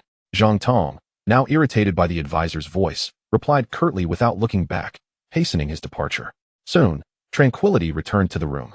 Zhuodao squinted, grinning at the advisor, giving him a thumbs up. "Impressive, brother. This time, we've certainly made quite the haul." Zhuodao was referring, of course, to the herbs beside them. The advisor, also smiling, shrugged nonchalantly. "Aside from the Xiaoya spirit sand, it's all yours." "Thanks, brother." Zhuodao wasted no time, swiftly gathering the herbs into his bag. The advisor then picked up the small vial of Xiaoya spirit sand. The sand appeared a light blue, with distinct granules resembling crushed crystals, shimmering with a radiant glow. The advisor confirmed its authenticity with the system and, without hesitation, opened the vial, pouring the spirit sand into the bucket. The moment the Xiaoya spirit sand made contact with the slime, it instantly melded into its substance. In the briefest of moments, the arcs of electricity and the toxic mists within the room were brought under control, and the slime settled, its body writhing slowly. Though it could not revert to its original state in such a short span, the advisor noticed that the slime's form began to solidify rapidly. Congratulations, host. You have successfully fed the Xiaolingsha. The slime's digestive process will be enhanced, with an estimated duration of 1 week remaining. Moreover, upon completion of digestion, your slime may acquire more formidable abilities. As the advisor listened to the system prompts echoing in his ears, a smile involuntarily crept across his lips. It seemed that thoughts had a way of manifesting. He had nearly forsaken the search for Xiaolingsha, only to encounter a fool who presented it to him on a silver platter. With the slime now considerably more stable, its attributes continued to fluctuate. Thus, the advisor resolved to leave the slime in the dormitory while he attended class. As for the dormitory door, he had no immediate solution. Even if there were a door, it would not deter small intruders. Furthermore, he believed that, following today's incident, there would be no more naive souls knocking at his door anytime soon. Early the next morning, the advisor awoke, and after breakfast with Zhuodao, he was preparing to head to class when he heard Jiang Tsin's voice resonating throughout the academy. All students, please assemble in the academy hall. I have an important announcement to make. Please notify each other and gather immediately. Jiang Tsin's voice rang out repeatedly, causing many students along the way to pause. Wearied expressions of confusion etched on their faces. However, the advisor found himself chuckling. Regardless of what Jiang Tsin intended to say, it meant he would not have to attend class that morning. Zhuodao shared this sentiment, and the two exchanged knowing smiles before promptly changing direction towards the academy hall. Typically, Jiang Tsin only summoned all students to the hall for significant events. Yet since the advisor's arrival in this world, no such gathering had occurred. Thus, this marked the advisor's inaugural visit to this place. The conference hall was the largest venue in the Longjun Awakening Academy, adorned with wooden flooring. With a podium at the front, numerous students had already gathered, surrounded by several teachers. The advisor gazed towards Jiang Tsin, only to find that he was not a mere illusion, but rather made a rare physical appearance. He held a staff, quietly surveying the crowd. As soon as the advisor appeared, Jiang Tsin shifted his gaze to him, silently gesturing with his staff towards a nearby direction. The students who had arrived were lined up by class, and naturally, Jiang Tsin was closest to their zero class position. Zhu Ming, Jiang Bengxia, and Sun Wen had already gathered there. What on earth is this about? The advisor mused internally as he approached the designated spot with Zhuodao. Advisor, stand here. Sun Wen waved energetically upon seeing him, beckoning him to join her side. Ah, how enviable. I too wish to stand beside the goddess Sun. Zhuodao chuckled, following the advisor and teasingly interjecting in a mock-serious tone. The advisor recognized Zhuodao's jest, chuckling lightly as he took his place beside Sun Wen. However, just as he settled, Jiang Bengxia humorously nudged Zhuodao aside to stand next to him. Advisor, he said, this is my man. Ah, now I'm even more envious. TSK, TSK, TSK. Zhuodao feigned exasperation, shaking his head dramatically. Though he understood the situation, he refrained from encroaching further on the advisor's space, opting instead to stand a short distance behind. The advisor observed Zhuodao retreating, his lips twitching as he sighed helplessly. He was aware of Sun Wen's affections towards him. But Jiang Bengxia, he harbored a persistent sense of wariness regarding Jiang Tsin's granddaughter, feeling as though she harbored ulterior motives. Each interaction with her filled him with an unshakable vigilance, fearing he might fall into her traps. Nevertheless, with Zhuodao's departure, he found himself with no escape, forced to remain in place. After waiting for approximately 10 more minutes, the hall had filled to capacity. The doors were sealed with a surge of magical energy, plunging the previously noisy assembly into silence. Standing at the forefront, Jiang Tsin cleared his throat, instantly capturing everyone's attention. Students. Jiang Tsin infused his voice with magic, ensuring each word resonated clearly in every ear. I trust you have all seen the details posted on the Academy's notice board. The advisor momentarily paused at this statement, taking a few seconds to recall what Jiang Tsin was referring to. Upon returning from completing a task the previous week, he had indeed glimpsed the notice board. It had mentioned a competition. While the advisor was lost in thought, Jiang Tsin waved his staff, and a flash of magical brilliance revealed the announcement behind him. Starting next Monday, an inter-academy competition will be held. The challengers will be from the Shuashu Awakening Academy in Hanqing. Wasn't that the champion from last year? Several upperclassmen murmured, recalling a particularly outstanding individual from that academy. Surely that person will participate again. The advisor paid little heed to their chatter, as his foremost concern was to evade the two women beside him. However, Jiang Tsin was not finished yet. He patiently awaited the students below to finish their discussions before continuing. I have already selected the participants for this competition. When I call your name, please raise your hand. Jiang Tsin declared, waving his staff to unveil a floating roster. The names being called were primarily those of upperclassmen, who would represent the Longjun Awakening Academy in this competition, thus garnering the attention of surrounding students. Yet, to everyone's surprise, among the competitors was First year 0 class, Zhu Ming. This marked the first time a newly enrolled student would compete in the Academy's contest. Many turned their astonished gazes towards the advisors group, whispering among themselves, 0 class? Does our school even have such a class? It seems to be a special one. But who is this Zhu Ming? I recall this individual. He must be the son of the Zhu family from Longjun. He should be quite the prospect. Not just a prospect, he is a magic swordsman, an elite among awakened professions. The murmurs did not seem to faze Zhu Ming in the slightest. He ignored the surrounding crowd, merely raising his hand briefly before letting it fall, standing silently to the side. This action sparked a wave of admiration from many upperclasswomen, the stir lasting several minutes before subsiding. Just when everyone assumed Zhu Ming was the last name on the list, Jiang Tsin's voice rang out once more, announcing another unexpected name. First year 0 class, advisor. Me? The advisor exclaimed in shock, lifting his head. The previously subdued hall erupted into an even greater commotion. In contrast to Zhu Ming, the title of advisor evokes a sense of unfamiliarity among the upperclassmen. Who is this advisor? Is he from the special class as well? I have never heard of him. Does he possess some extraordinary profession? He does not appear particularly formidable, yet why are there two beautiful women so close to him? How enviable. Hush, don't speak recklessly. The girl on the right is actually Director Zhang's granddaughter. What a connection. That changes everything. The whispers around grew increasingly loud, causing the advisor to cast a puzzled glance at Jiang Tsin, only to find the old man gazing back at him with a contemplative expression, sending a jolt of surprise through him. He suddenly recalled that during the award ceremony, Jiang Tsin had scrutinized him with a knowing look. So, this old fellow had already formulated his thoughts back then. The advisor finally pieced it together as he surveyed his surroundings. Most of those who had just spoken were upperclassmen, casting envious glances at him, their eyes even betraying a hint of disdain. However, the freshmen who had witnessed the advisor's performance in the competition were visibly displeased, passionately countering. What connections? The advisor is our pride. Indeed, he had secured the top position in the recent division examination. You may find it hard to believe, but the advisor's awakened profession is far rarer than Zhu Ming's. He is a dual-class awakener, beast master, and magic swordsman. The advisor was not one to bask in others' praise. He merely found their clamor bothersome, casting a discontented look towards Jiang Tsin. It is worth noting that his slime had yet to fully digest the beast crystal core, implying that his strength was not yet complete. Even if he were to compete, his performance might not be particularly impressive. Just as he was about to speak, Sun Wen excitedly clutched his arm. Advisor, you are incredible. To be chosen to represent our academy. As she spoke, she could not help but rise onto her tiptoes to plant a kiss on his cheek. The advisor was taken aback, turning to find Sun Wen looking at him with sparkling eyes filled with pride and admiration.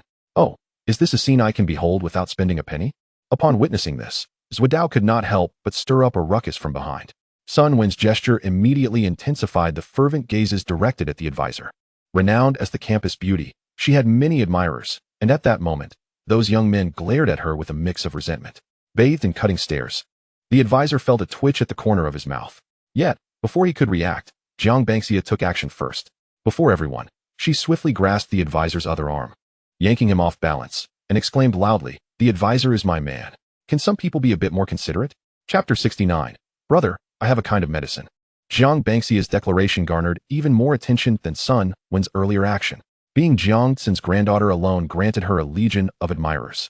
Upon hearing her words, many of these followers rolled their eyes and fainted from the shock. Others looked at the advisor with envy and resentment. Who is this person that makes the campus beauty and the director's granddaughter compete so openly? This brother is too ruthless. He feasts while denying others even a sip of soup? Am I dreaming? Can Director Jiang not intervene? As the person at the center of this commotion, the advisor felt his mind go blank upon hearing Jiang Bangxia's words, his thoughts consumed by a single question. Are these two women out of their minds? Cursing silently, he quickly glanced at Jiang Tsin, hoping the old man would at least rein in his granddaughter. However, Jiang Tsin merely wore a faint smile, not even bothering to look his way. Oh, so you're going to pretend not to see, you old rascal. The advisor inwardly berated Jiang Tsin, feeling somewhat helpless as he observed the hostile glares exchanged between Sun Wen and Jiang Bangxia. He wished to avoid a confrontation in such a public setting, let alone a melodramatic scene. Thus, he hastily withdrew his arms from both of their grips and said, "You two, calm down. We are in a meeting." Noticing Jiang Bangxia about to speak, fearing she might utter something scandalous, he quickly added, "I already have someone I like, so you both understand." The moment his words left his lips, the entire assembly fell into stunned silence, all eyes wide with shock. What kind of extraordinary individual is this? The campus beauty and the director's granddaughter vie for his attention, yet he is uninterested in either? You have someone you like. Sun Wen's disbelief was palpable. Jiang Bangxia, on the other hand, regarded the advisor with a knowing smile and asked, I don't believe it. Who is this person you like? The advisor was taken aback by their persistence, momentarily at a loss for words. He had merely sought an excuse. How could he conjure a person he liked? Yet, as he pondered, a figure did come to mind. Clearing his throat, the advisor composed himself before saying, I cannot reveal who she is. But you should know she is also an awakener, and, though not a student of our academy, is far superior to either of you. Upon hearing this, Sun Wen's expression dimmed, and she muttered, but you've never mentioned her before. The advisor felt an inexplicable pang of sympathy for her, yet he steeled his heart, refraining from offering solace. After all, Sun Wen was fond of the original owner of this body. It was best to sever ties completely. He had come to this world to experience a different life, not to navigate a battlefield of romance. Turning his gaze to Jiang Bangxia, he was surprised to find her still wearing a cheerful smile, and to his astonishment, she once again grasped his hand. It's all right. Even if you have someone you like, I can still compete with her. We can settle this privately. Wait. The advisor felt Jiang Bangxia about to say something inappropriate, and quickly raised his hand to stop her. Meanwhile, Sun Wen's eyes lit up at Jiang Bangxia's words, reigniting a sense of competition, and she once more clung to the advisor's arm. Oh brother, only you can enjoy such blessings.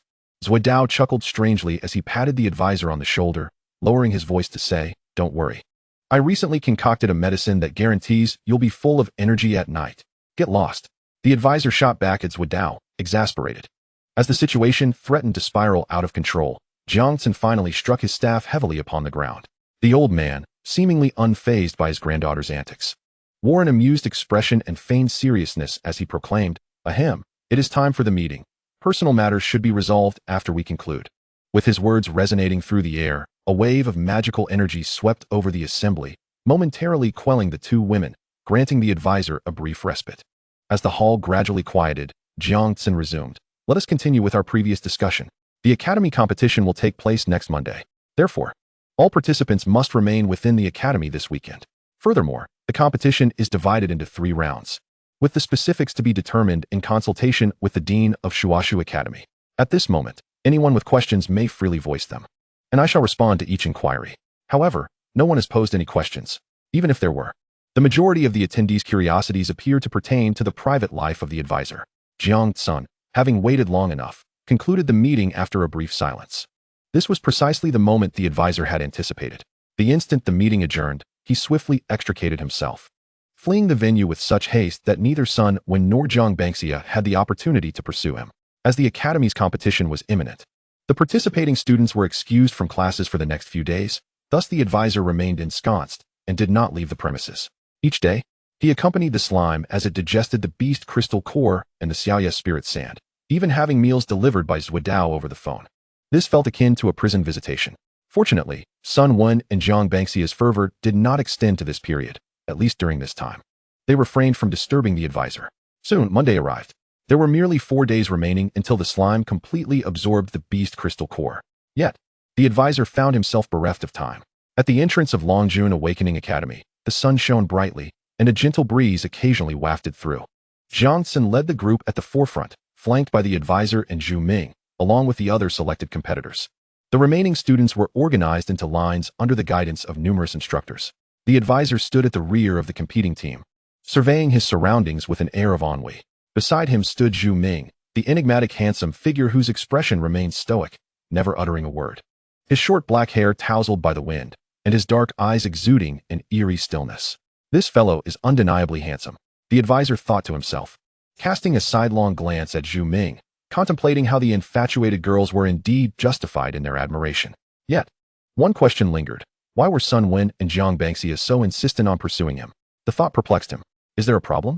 Zhu Ming noticed the advisor's gaze, maintaining an upright posture, slightly tilting his head to scrutinize him with his frigid eyes, devoid of emotion. This seemed to be the first instance of Zhu Ming initiating conversation with the advisor. Even during the recent division examination, he had ignored the advisor's presence. No problem. Nothing at all. The advisor replied cheerfully, then slightly tempered his demeanor, employing the system's observational capabilities to take a glance at Zhu Ming. He held a favorable view of this classmate, whose prowess was formidable. However, the information gleaned from his observation left the advisor momentarily astonished. Chapter 70, A Dual Profession. Name, Zhu Ming. Race, human. Awakening profession, magic swordsman. Level, 25. Faction, none. System evaluation, as though stirring the vast seas. He raises a tempest of dust in an instant, skillfully plucking stars from the heavens beneath divine eyes. He is truly a prodigy of destiny. Wait. Isn't he supposed to be steeped in magical blood?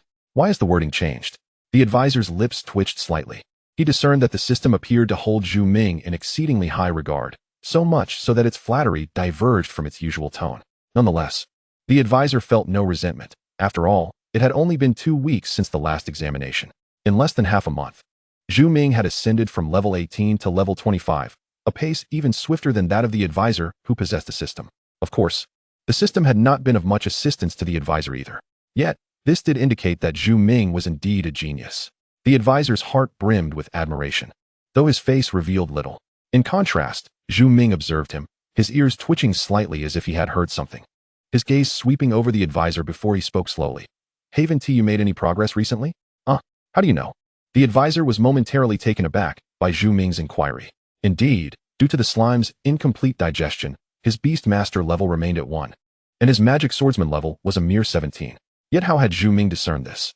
If he were a mage like Jiangxin or a profession akin to an appraiser, the advisor would have found it unsurprising. However, Zhu Ming was merely a magic swordsman, a vocation that lacked such capabilities. Don't mind it. I was just saying, Zhu Ming replied indifferently, his expression still cold, and with that, he redirected his gaze ahead, leaving the advisor in a state of bewilderment. Wait, saying that only piqued my interest even more. The advisor felt a curious itch akin to 100 claws scratching his heart. He was consumed by discomfort.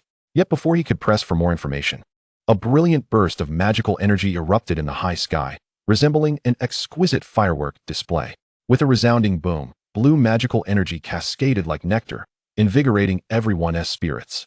Shortly thereafter, several beams of blue light materialized at the entrance of the academy.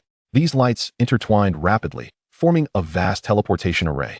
Within mere seconds, an elderly figure emerged slowly from the array. The elder appeared to be of a similar age to Jiangxin, clad in a deep purple robe. He was of modest height, gripping a short staff that radiated magical brilliance, which seemed to sustain the teleportation portal. The recent display of magical fireworks appeared to have originated from this individual. Upon seeing the elder, Jiangxin's face broke into a faint smile as he approached him. Who is that old man? The advisor inquired, puzzled. A senior student nearby readily responded with enthusiasm. That is Jin Tong, the dean of Shuashu Awakening Academy. It is said he is also a dual profession powerhouse. After delivering this information, the senior student noticed the advisor's presence, his expression turning somewhat peculiar, hesitating momentarily before adding, just like you. Nothing remarkable. The advisor chuckled lightly in response, curiosity prompting him to lean out from the line and utilize the system's observational capabilities to scrutinize Jin Tong. Simultaneously, Zhu Ming, standing beside him, though less conspicuous in his actions, slightly raised his head, his gaze momentarily unfocused.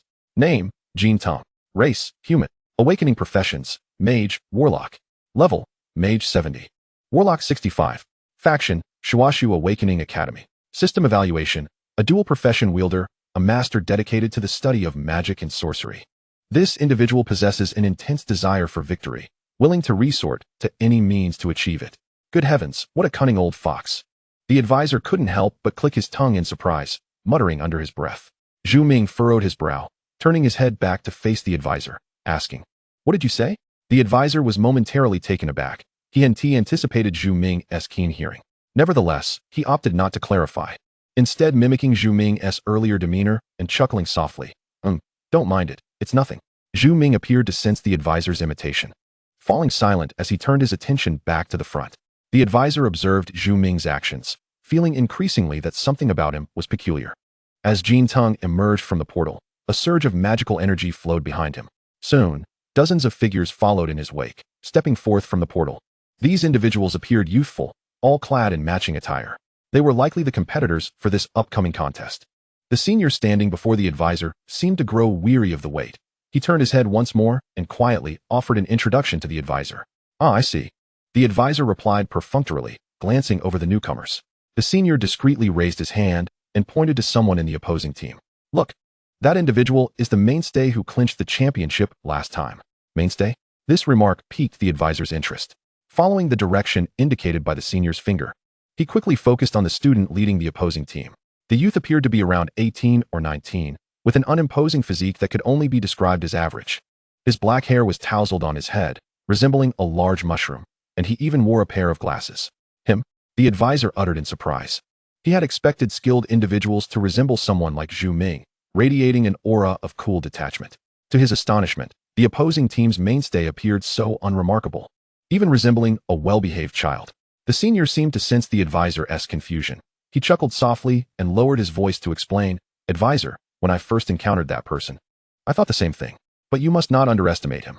At this point, the senior's tone grew noticeably serious as he continued. "His awakening ability is extraordinarily rare, and his talent is formidable. When he first revealed his prowess, he effortlessly defeated our academy's top graduate. Ah, is he truly that impressive?" The advisor couldn't help but use the system to assess this premier expert. Chapter 71. A Gift of Universal Elixir. Name: Li. Race: Human. Awakening profession: Shaman. Level: 30. Faction: Shuashu Awakening Academy. The system's evaluation states: a rare genius. A guide of souls, serving the chaotic elements, wielding various elemental forces. A shaman. The advisor was taken aback, as the system indicated. This was indeed a rare profession. It was likely that the number of shamans in this world was not significantly greater than that of beast tamers. Each side had 5 competitors, and if this Li were to serve as the ace for the opposing academy, he would undoubtedly take the stage at the climax of the competition. As the advisor contemplated this, Dean Jiang and Dean Jin had already begun their exchange. Dean Jiang: "Long time no see. Your accomplishments have certainly grown." Jin Tung beamed, extending a hand in flattery, showing no semblance of the ruthlessness described by the system. What a master of pretense. The advisor had no doubts about the system, and seeing Jin Tung like this, he couldn't help but murmur to himself. Dean Jiang chuckled lightly and replied, "Dean Jin, as a dual-awakened professional, you have made considerable progress over the past year as well." The two old men engaged in mutual pleasantries as they walked toward the academy. The air was thick with the essence of magic. As the procession advanced, the surrounding trees radiated a crystalline glow, and droplets of magic fell, invigorating the spirits of those present. This was all orchestrated by Jiang Tsin, both to express respect and welcome to their guests, and to subtly showcase the strength of his side. Jin Tung, not one to fall behind, maintained a smiling facade. Yet the rivalry between the two deans had already commenced in the shadows. As the surrounding trees shimmered with flowing light, the sky began to coalesce into clusters of magical energy. These energies erupted, transforming into violet luminescence that adorned the horizon, casting the daylight into twilight. Such a spectacle was a rare sight for most. Many newly enrolled students wore expressions of astonishment, and even the advisor was struck with awe at the surrounding phenomena. This was the power of 2 grand mages. Upon reaching their level, even a mere gesture could wield the might to change the very sky. The competition was set to commence tomorrow. Thus, the brief opening concluded, and Dean Jiang arranged accommodations for the participants, dispersing them all. The advisor, as usual, was not required to attend classes. He sat alone in his dormitory, silently honing his skills as a magic swordsman. However, due to the slime's incomplete recovery, his progress was minimal. Sighing, the advisor paused and squatted down before the slime, speaking to it softly, "My precious, please awaken soon. The opposing academy has even reached the level of 30 with rare professions. If you don't recover quickly, I shall be soundly defeated." He then recalled Dean Jiang. That old man had truly put him in a bind. Just then, a series of knocks echoed at the door. "Bro, open up. It's Zhuidao. Coming." The advisor casually replied, opening the door. Zhuidao stood there clad in academy uniform, his face beaming with a grin. As soon as he saw the advisor open the door, he eagerly stepped inside and swiftly turned to close the door behind him. "What is going on?" the advisor inquired, eyeing Zhuidao's mysterious demeanor with curiosity. Zhuidao, not in a hurry to speak, closed the door and placed his satchel on the table, rummaging through it until he produced a vial of potion. This vial, encased in a test tube, held a clear yellow liquid topped with foam, resembling the excreta of someone suffering from heat. "What is this? Don't you dare get that on me." The advisor's expression soured as he hastily backed away, eyeing Zhuidao with caution. Zhuidao chuckled, gently shaking the vial in his hand. "Fear not, brother, though the appearance of this potion is rather unappealing. Its effects are remarkably potent." Effects? The advisor suddenly recalled the potions Zhuidao had mentioned during their last meeting at the venue, and his expression darkened further. "Get lost. I have no need for a virility tonic." No, brother, you misunderstand." Zhuidao briefly paused, then quickly waved his hands with a strange smile. "This potion is the latest concoction I developed, specifically for your upcoming competition." "Competition? Can one really use potions during a contest?" The advisor, skeptical, accepted the vial and glanced down, intending to have the system evaluated. However, the system's displayed information left him momentarily stunned. Unknown potion, effects, purpose, and formula all unknown. Consuming it requires immense courage. The advisor scrutinized this description and then glanced at Zhuodao, his brow furrowing in disbelief as he questioned, "Where did you acquire this 3-no product?" "What 3-no product?" Zhuodao chuckled, shaking his head as he replied, "This is crafted from many precious herbs I've gathered." The advisor had no doubt about this. Just a few days prior, while negotiating with Zhang Tong, he had indeed helped Zhuodao procure a significant amount of rare herbs. "First, tell me what this potion does." The advisor, still wary, shook the vial in his hand and inquired. Zhuodao paused for a moment before responding. "It invigorates blood circulation, enhances vitality, and clears the lungs while alleviating coughs." "Stop." Upon hearing this, the advisor could not help but twitch the corners of his mouth. Raising a hand to gesture towards the door, "The exit is over there, now be gone." "Brother, listen to me," Zhuodao pleaded. "The effects of this potion are remarkable. Absolutely beyond your imagination. You must use it at the critical moment." Zhuodao intended to elaborate further, but the advisor had already shoved him out the door. I got it, definitely next time." With that remark, the advisor kicked Zhuodao out of the dormitory and slammed the door shut with a resounding thud. The advisor did not suspect that Zhuodao would poison him. He believed that the various effects Zhuodao mentioned were indeed genuine. However, as a rational individual, he simply could not bring himself to swallow a potion that resembled urine. "Oh well, I shall keep it for now," he sighed, stowing the vial into his spatial ring. The following morning, in accordance with the competition regulations, the advisor and the other participants gathered in the central square of the academy. By this time, a considerable crowd had assembled, comprising not the competitors, but students from both Longjun and Hansheng who had come to spectate. The representatives from Longjun Academy stood in a line, facing off against the opposing team. At the forefront of both teams stood the deans, Jiangxin and Jinteng. Once everyone had arrived, Jiangxin lightly shook his staff and amplified his voice, declaring, "Yesterday, Dean Jinteng and I deliberated earnestly over the rules of this competition, ultimately deciding to divide the contest into 3 rounds. Each round will have different rules, with the participating members determined by both deans. A round will be held each day for 3 days, and the overall winner will be decided based on a best-of-3 format." After outlining the competition process, Jiangxin paused momentarily before continuing. "Now, all participants, please take note. The rules for the first round are as follows. In this match, each academy will dispatch a team, with 2 members per team. The members will step into the teleportation array we have established to enter the competition arena. Your task is to defeat the simulated magical beasts created by Dean Jinteng and myself using magic. The first team to achieve victory will win this round." This succinct rule required little elaboration. After a brief silence in the square, Jinteng spoke up. "Thus, for Shuashu Awakening Academy, the participants in the first round are Park Shu and Zhao Ji." 2 young men clad in Shuashu Academy uniforms stepped forward from the side, exuding an air of confidence. The decision to exclude Li Yi from the first round was likely a strategy to conserve strength, the advisor mused silently. He surmised that during this initial round, both deans would observe the combat styles of the opposing students to strategize for the upcoming matches. As such, Jiangxin would probably refrain from sending forth his strongest contenders, opting instead for 2 individuals of lower rank. Suddenly, a thought struck the advisor, causing him to pause in contemplation. Lowest rank. Among the 5 participants from Longjun Awakening Academy, the 2 with the lowest ranks were: "Advisor, Zhu Ming, this first round of competition is entrusted to you." Jiangxin's voice rang out from the front, devoid of any fluctuation in tone. The advisor's eyes twitched. Damn it, I really guessed right.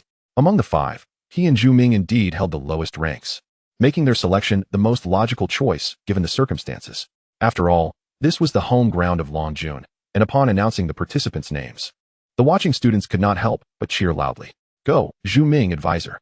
You represent us, Longjun. Give it your all, defeat them thoroughly. For Longjun, charge." The opposing students were equally spirited, shouting their synchronized slogans in response. Listening to the chorus of voices, the advisor turned to Zhu Ming, who disregarded the noise below and glanced back at him. After a few moments of silence, he finally spoke. "It's time to head over." The advisor remained silent, watching as Zhu Ming stepped away from the team and advanced forward, following closely behind him. At this juncture, a space was cleared between Jiangxin and Jinteng, both of whom raised their staffs high.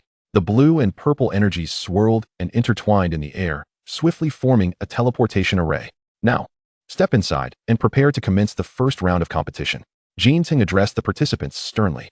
Following his command, The advisor and Zhu Ming positioned themselves in the center of the array, joined by the two members from the opposing academy.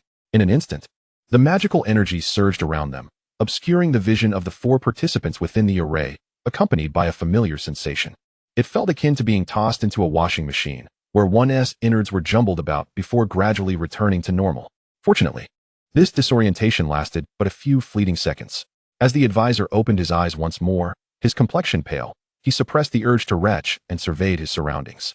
Beside him stood only Zhu Ming.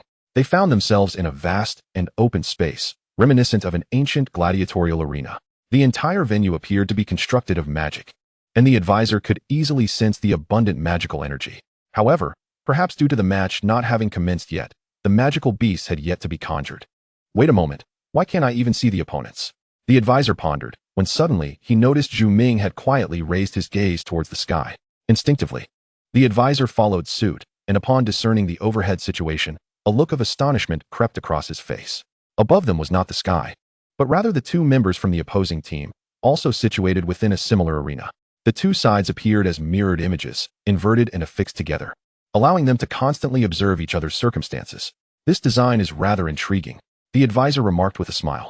Yet Zhu Ming maintained his frigid demeanor, casting only a brief glance at the sky before turning back to the advisor, a peculiar glint flashing in his eyes. Advisor, it seems your strength has not fully recovered. What? The advisor was momentarily taken aback by Zhu Ming's inquiry, perplexed as to what he meant by recovered. I feel perfectly fine, he retorted, bouncing on the spot and even performing a twirl to demonstrate his physical condition. Zhu Ming observed the advisor's antics, letting out a faint sigh. I wasn't referring to your physical state. I meant your beast mastery ability. That caught the advisor off guard. Indeed, his slime had yet to fully recover, which meant he had effectively lost one of his awakened professions. However, the question remained, how did Zhu Ming know this?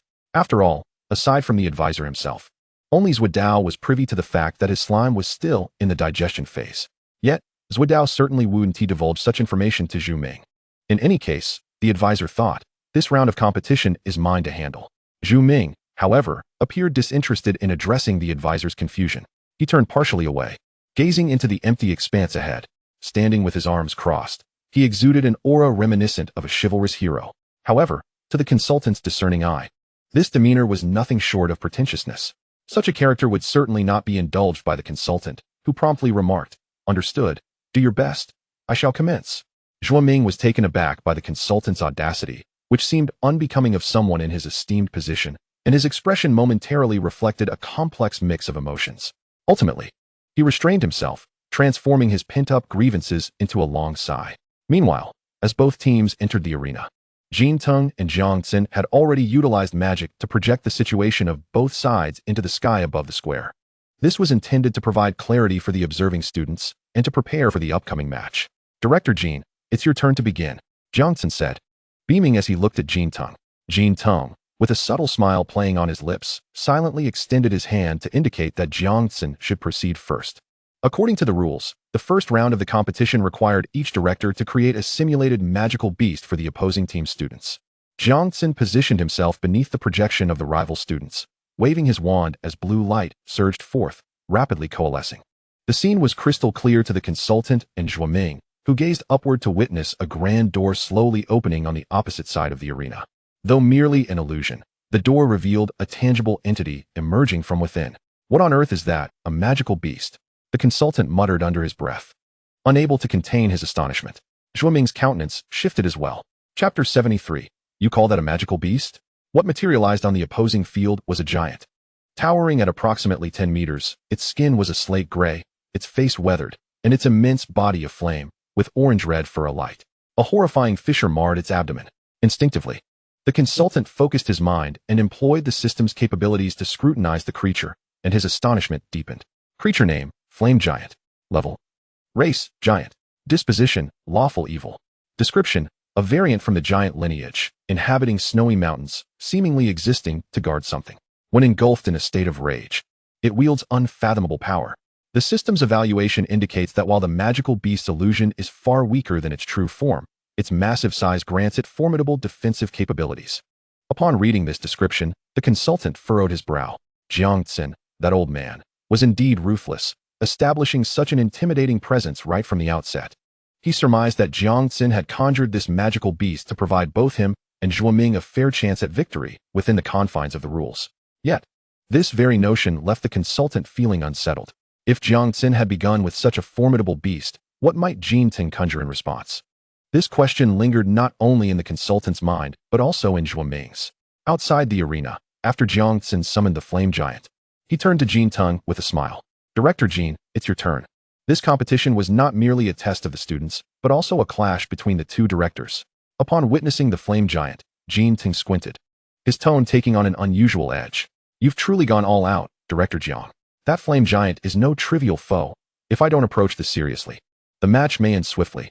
With that, Jin Ting withdrew a short staff from his robe, its tip shimmering with purple light. Since Director Jiang has been so generous, I shall not hold back. As Jin Ting spoke, the wand in his hand radiated an even brighter glow. Purple magic coalesced into a stellar form, infusing the arena where the consultant and his companions stood. Immediately, a similar illusory door swung open, and before the magical beast could reveal itself, a deafening roar echoed throughout the arena and the academy. Roar. The sound emanated an overwhelming power from a formidable lineage. Even without seeing the creature, the mere sound instilled a profound fear within the hearts of listeners. Hearing the roar, Jiang Xin's expression changed. He slightly pursed his lips, gazing intently at the projection. Softly uttering a single word, dragon, the students observing the match fell silent for a moment, then erupted into a frenzy. Who could have anticipated that? In this academy's competitive event, Jin Ting would utilize simulated magic to conjure a dragon? Even if it were not a genuine dragon, it was sufficient to incite tension and fear among the students. A dragon? I've never seen a dragon in my life. Good heavens, can dragons truly be created? Panic surged within the consultant and Zhuoming. How could they possibly prevail against a dragon? Hold on, what if it's merely a dragon-like creature? Indeed. The consultant recalled defeating the Thunderwolf dragon skeleton during the division exams. Even a true Thunderwolf was merely a dragon-like species. The students from Dragon County began to murmur among themselves, offering reassurances. In this world, dragons were classified into various types. For instance, the Cursed Claw Dragon and the Thunderwolf Dragon faced by the consultant belonged to the Toothed Dragon category, while the Poison Demon Bird represented the Bird Dragon type. Additionally, there existed Beast Dragons and Sea Dragons. All these magical beasts possessed dragon genes, yet none were true flying dragons. Thus, many believed it would simply be a dragon-like creature, allowing them to breathe a sigh of relief. However, before they could fully relax, someone spotted the magical beast in the projection and exclaimed in disbelief, "No way. It's a dragon, a true flying dragon." Instantly, despair washed over all the students of Dragon County. Jin Ting, meanwhile, wiped the sweat from his brow, casting a cold smile at Jiang Xin and inquired, "So, Director Jiang, how do you find this return gift?" Jiang Xin recognized Jin Ting's deliberate provocation. Such a powerful simulated magical beast was not easily conjured, and Jin Ting must have made prior preparations. Yet, at this moment, Jiang Xin merely smiled faintly. Well then, let us see how this unfolds. With that, he fell silent, focusing intently on the projection. The students outside, merely viewing from a distance, had already begun to murmur anxiously. The impact on the consultant and Zhuoming, facing the flying dragon directly in the arena, was far more profound. What the hell? You call it a magical beast? The consultant erupted, while Zhuoming, though silent, wore a similarly troubled expression. As the illusory door in midair swung open, a colossal bipedal dragon descended, its wings folded. It bore a striking resemblance to the Western dragons the consultant had envisioned, a dragoness head, a dragoness tail, immense wings, and stout legs. As the dragon landed, it unfurled its wings, revealing its formidable form in its entirety. Its entire body was enveloped in rough, hardened skin, exuding a dark crimson hue. Spiny protrusions adorned its back, while its membranous wings were a deep shade of red. The dragon's head resembled that of a large lizard, from which emanated scalding steam. Its eyes were a vivid blue, with golden pupils. Black thorns sprouted along its long tail, resembling a colossal mace. As this fearsome dragon descended onto the ground, the entire arena trembled in response. Following this, it unleashed a thunderous roar that reverberated through the air, causing the surrounding atmosphere to heat up. The oppressive presence emanating from this formidable creature rendered the advisor breathless. Nevertheless, he seized the opportunity to utilize the system's ability to observe. Monster name, male fire dragon. Level. Race, dragonkin. Personality, chaotic neutral. Description, among the many confirmed dragonkin, it possesses exceptional flight capabilities, combining high combat prowess and ferocity, earning the title of King of Dragons. The system evaluates this as an illusion of a beast created by mimicry magic. Its strength is far inferior to that of the original. Yet it remains formidable. Proceed with caution. The system's unusually serious warnings startled the advisor. The last time it had issued such a grave caution was when he faced the Grimclaw dragon. Even without seeing the opponent's level, the advisor sensed that the situation was dire. At that moment, voices from the two arenas broke the tension, belonging to Jiang Tsin and Jin Tang. Now, the first round of the competition had officially commenced. Instantly, both arenas radiated with magical brilliance. On one side stood the flame giant, and on the other, the male fire dragon. These two beasts, seemingly unshackled, roared to the heavens, unleashing a palpable aura of danger. Chapter 74. The Sword of Departure and Composition. Here it comes. Zhu Ming's voice was icy as he uttered these words, casually waving his hand to draw forth a sword from the ring on his right hand.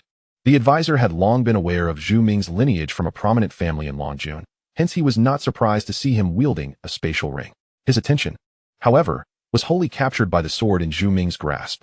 This sword was entirely distinct from the renowned blade, Moonshadow, that the advisor possessed.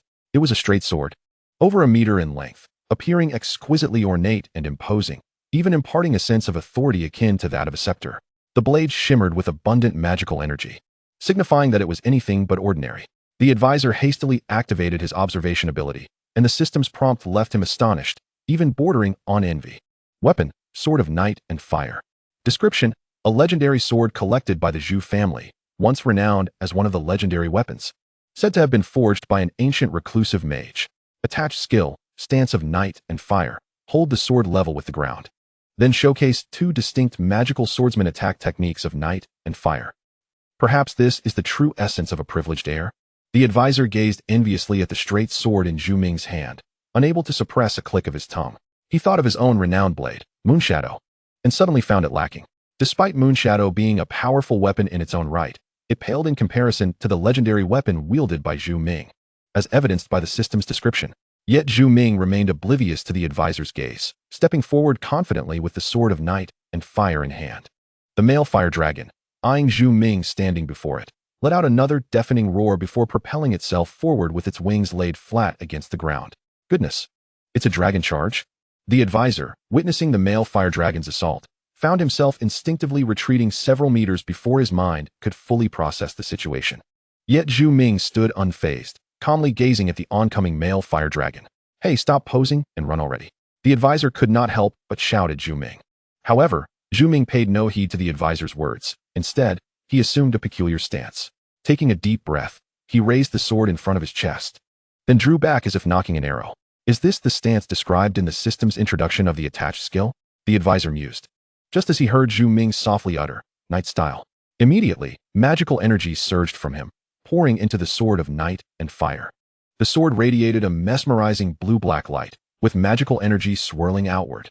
Before the advisor could fully grasp the magnitude of this display, he heard Zhu Ming's next command. Black Knight Comet. No sooner had the words left his lips than Zhu Ming unleashed the blade. In an instant, the magical energy within the arena seemed to converge upon the sword of night and fire. A torrent of blue magical energy shot forth, striking the charging male fire dragon like a laser cannon. With a thunderous crash, the male fire dragon was knocked to the ground, letting out a pained wail. Witnessing this spectacle, the advisor stood in stunned silence, murmuring, "Damn, the Sword of Departure and Composition. Both are magical swordsmen, both wielding weapons with skills. How can the disparity be so vast?" The advisor gazed longingly at the sword of night and fire in Zhu Ming's hand, his heart brimming with envy. Perhaps this is the essence of being a privileged heir. Even a casual weapon they wield is extraordinary. But this thought was fleeting. In the next moment, he saw the male fire dragon, having been toppled, roll back onto its feet. Roar! The male fire dragon bellowed to the sky, appearing to suffer no significant injury, but rather fueled by the anger ignited by Zhu Ming's earlier attack. Instantly, the surrounding magical energy began to stir, and the air grew exceptionally hot. With each breath, a searing sensation coursed through the advisor's body. He quickly focused on the male fire dragon's state, and the system's warning soon materialized before his eyes. Warning: the male fire dragon has entered a berserk state. Please proceed with caution. Well, no kidding. The advisor grumbled to himself. Even without the system's warning, he would undoubtedly exercise caution. As for how to respond, he looked towards Zhu Ming. Zhu Ming had already gripped his sword tightly, assuming another stance. Yet this time, he did not invoke the magical torrent. Instead, he declared, Fire, flame slash. With a sweeping motion, he slashed downwards. The blade shimmered lightly, and the area previously grazed by his sword erupted into a conflagration. This fire, summoned from condensed magical energy, surged toward the male fire dragon. However, being a creature of flame, the male fire dragon was not easily subdued. Zhu Ming's strike, rather than inflicting harm, further provoked the beast's fury. The massive creature crawled forward, resembling a winged lizard, swiftly advancing on Zhu Ming. Faced with this predicament, Zhu Ming furrowed his brow and promptly abandoned the notion of continuing his assault, instead flicking the edge of his sword. Buzz! The straight sword emitted a metallic chime, releasing a radiant glow, seemingly imbued with a peculiar effect. Immediately, Zhu Ming propelled himself forward, leaping like a hawk, pausing momentarily in midair before descending rapidly. In that fleeting moment, a glimmer of light flashed. Several scales on the male fire dragon's back were shattered. Zhu Ming's reflexes were swift. Before the male fire dragon could retaliate, he had already evaded and landed aside. The mighty fire dragon, having endured multiple assaults, glimmered with a vengeful light in its eyes, while clouds of white steam continuously billowed from its maw. With its legs bent, it exerted force upon the ground, launching itself skyward as its expansive wings unfurled. A searing gust of wind instantly engulfed the entire arena. The fire dragon spiraled around the Colosseum once more, locking its gaze onto Zhu Ming. With a swift turn of its body, it opened its gaping maw and unleashed a torrent of flames hot enough to melt steel. Zhu Ming, confronted by the oncoming wave of heat, stood his ground without flinching, gripping his sword firmly before his brow while murmuring incantations. In an instant, a pale blue magical shield manifested beside him. This was the defensive technique of a magic swordsman. However, compared to most spells, the efficacy of this shield was considerably inferior. Ice armor, Zhu Ming intoned softly, as the surrounding magical energy quickly coalesced, transforming into a chilling ice armor encircling him. This attribute-countering technique effectively mitigated the searing flames emitted by the fire dragon. The dragon, frustrated by its failed attack, let out a furious roar before soaring over Zhu Ming's head and landing in a nearby open space. The advisor, however, keenly observed that Zhu Ming was in dire straits. He was enveloped in evaporating white mist, the ice armor having melted significantly, his complexion pale, clearly indicating that enduring this assault had drained a considerable amount of his magical energy. Yet, instead of recklessly charging forward, Zhu Ming cast a sidelong glance at the advisor. Advisor, how long do you intend to watch? Chapter 75, Cooperation. The resolve of the Knight of the Royal Guard. Zhu Ming had certainly noticed that since the appearance of the fire dragon, the advisor had remained sheltered in a safe spot, watching the spectacle unfold, which left him somewhat dissatisfied. However, a single statement from the advisor caused his expression to stiffen. Did you not say you would handle it? Upon uttering this, the advisor observed a slight twitch at the corner of Zhu Ming's eye, his lips pressed tightly together, remaining silent for what felt like an eternity. Seeing him in this state, the advisor chuckled helplessly before continuing.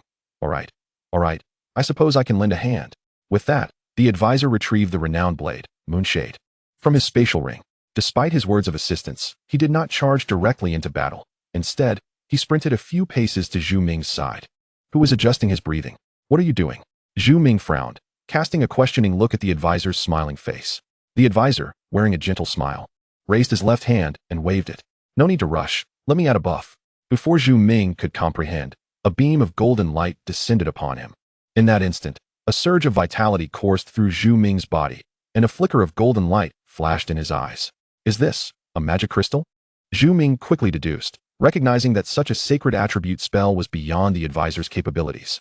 The advisor, not intending to conceal anything, raised his hand again with a smile, then clenched his fist against his chest and lifted it high.